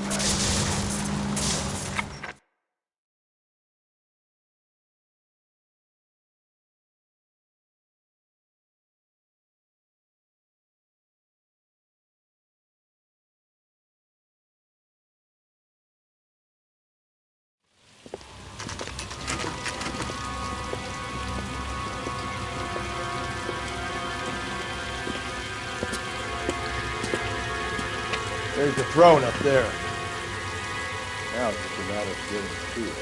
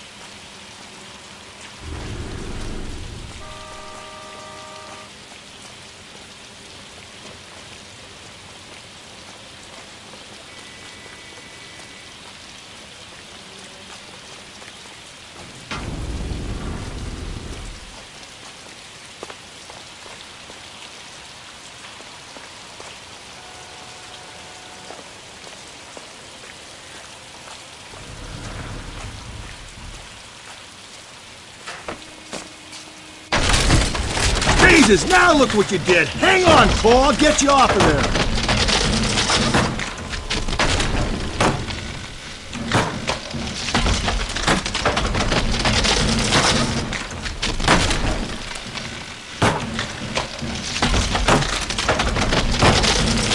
You gotta make it to the next platform. Get that thing as close as you can, then jump.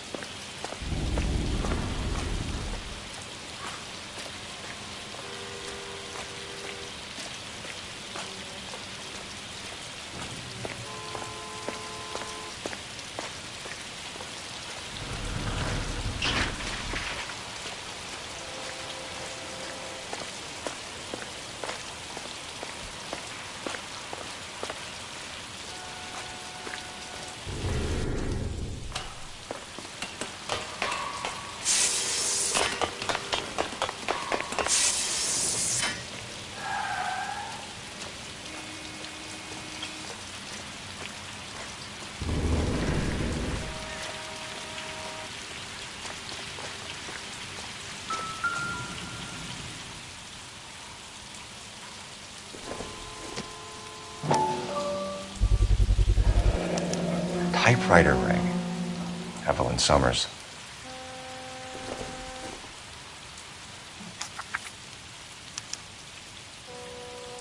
The place he calls home. End of the line.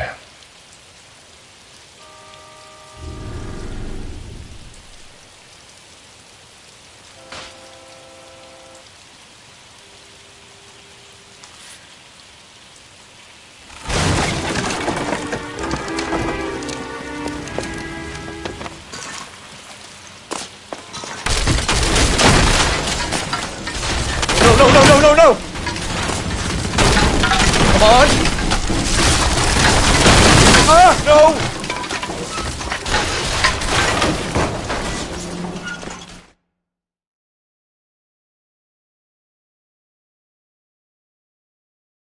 I thought the whole thing was gonna come crashing down on him.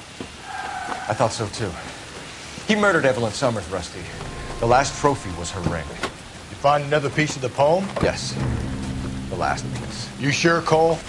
Let's find out.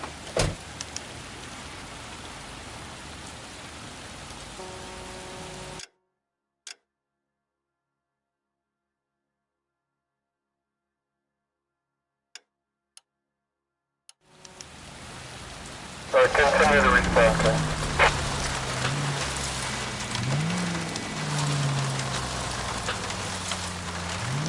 Hang her right. You might see this as a cry for help. For God's sake, Phelps. You're not trying to justify this. Hear me out, Rusty. This guy has been successfully slaughtering women in this town for half a year, maybe longer. He researches who he kills, and then plants evidence so that we always have someone to go after. If he hadn't sent the letters in the poem, he could have gone on forever. We would have been none the wiser. We would have 4 executed men on our conscience and have been happy about it. Why else is he doing this? You're the new face of the... KGPL to any unit. A citizen reports suspicious activity 111 South Alameda. Stand by for any Sentry unit.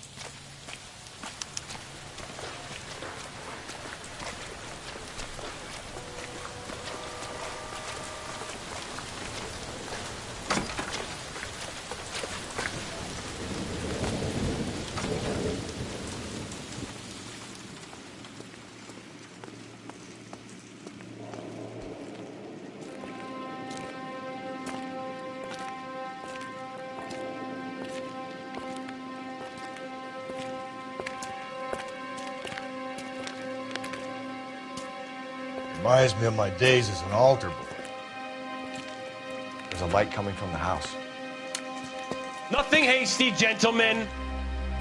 Keep your hands where I can see them, or I'll be forced to redecorate the stucco with your entrails. We're from the LAPD, sir. I'm gonna tell you only once to lower your weapon. The LAPD, you say? Is it really possible you could have found me after all this time? How interesting. Put down the gun, shitbird. Last warning. This boorish ignoramus could never have found me. It was you, wasn't it? Do you remember me, detective? The temp bartender. Yes, you found me. You know what I'm capable of, and yet you walk in here like lambs dressed for the slaughter. We'll see about that.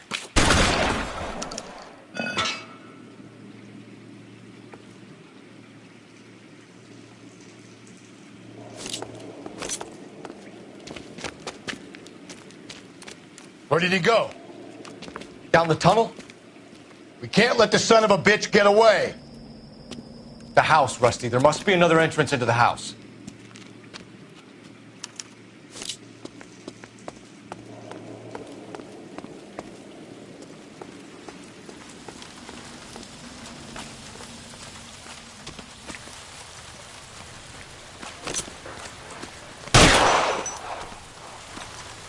LAPD, give yourself up.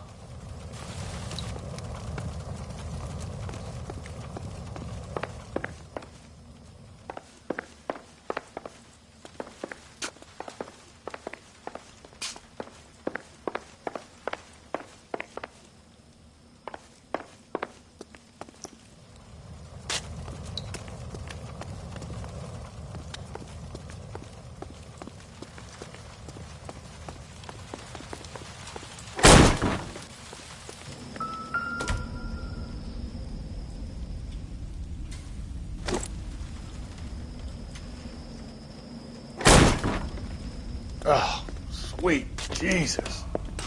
We're going down there? I'll go. Call for backup and keep an eye out above ground and see where this thing comes out. Don't let me down, Rusty.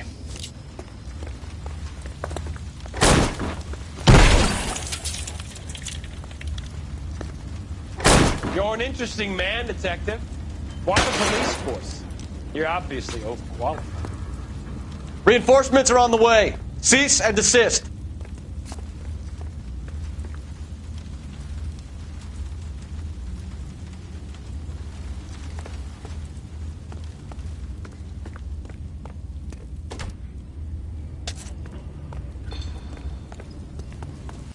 Surrender now, or I will use deadly force.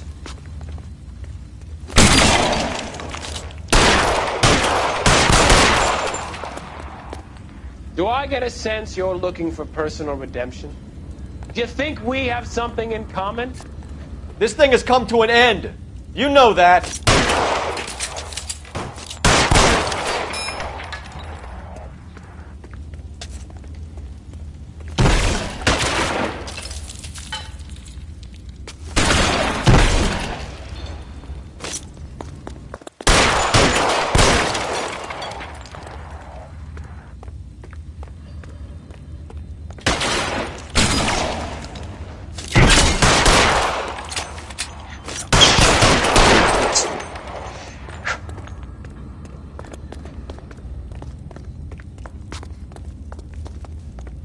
Acquainted with slaughter?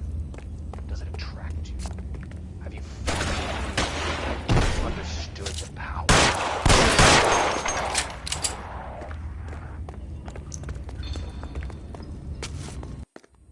You're exactly what I expected. We were looking for a low achiever. Are you comfortable out of the light, officer? Are you comfortable here?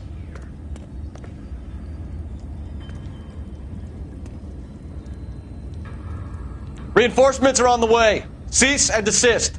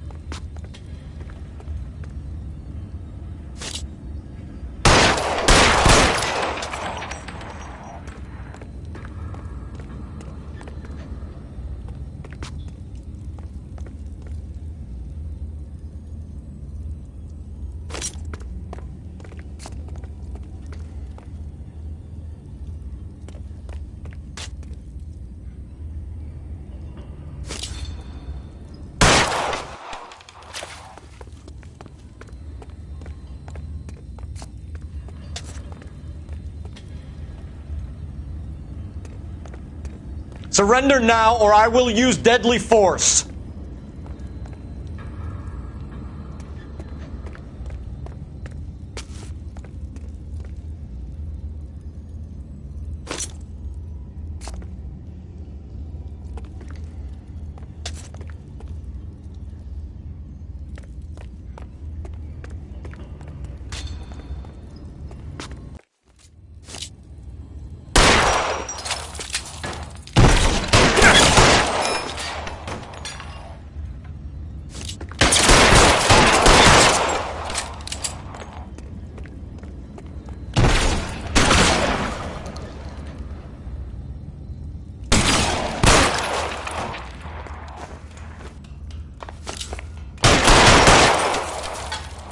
You're exactly what I expected.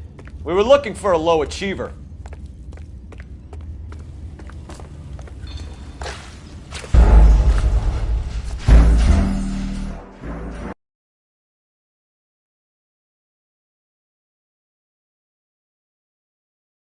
We're going down there? I'll go.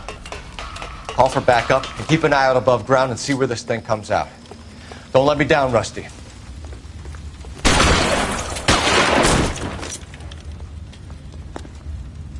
You're an interesting man, Detective. Why the police? You're obviously overqualified. Reinforcements are on the way. Cease and desist.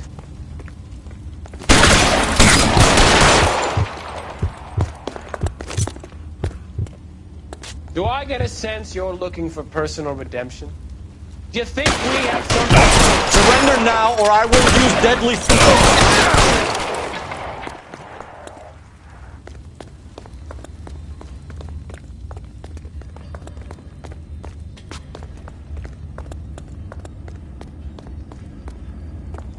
Are you acquainted with slaughter?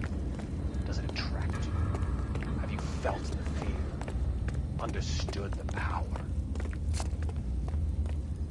Are you comfortable out of the light, officer? Are you comfortable?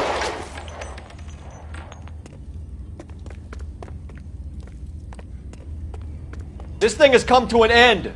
You know that.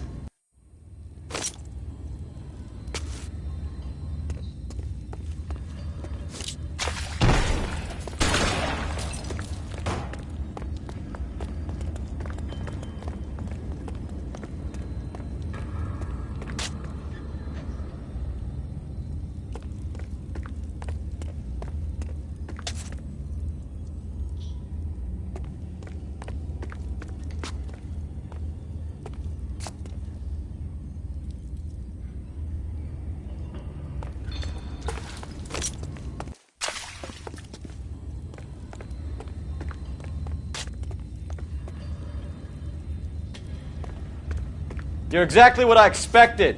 We were looking for a low achiever.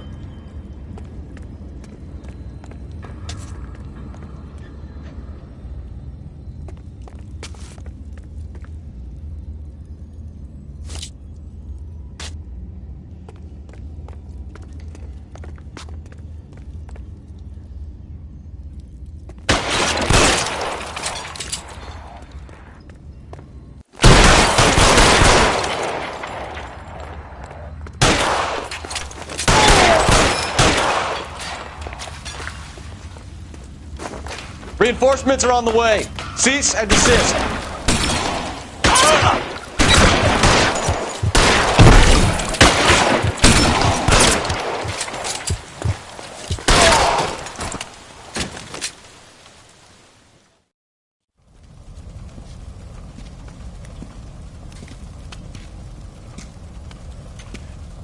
Where's the press, Cap?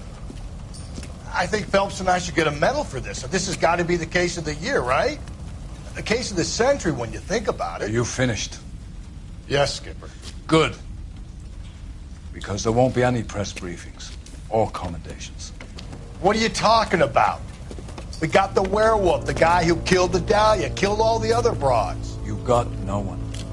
Mason was a ghost. Can you at least tell us why, Captain? Mason is the half-brother of one of the most highly elected officials in this country. How high? Beyond the moon for mere mortals like us, Rusty. There'll be no more mention of him. The city owes you both.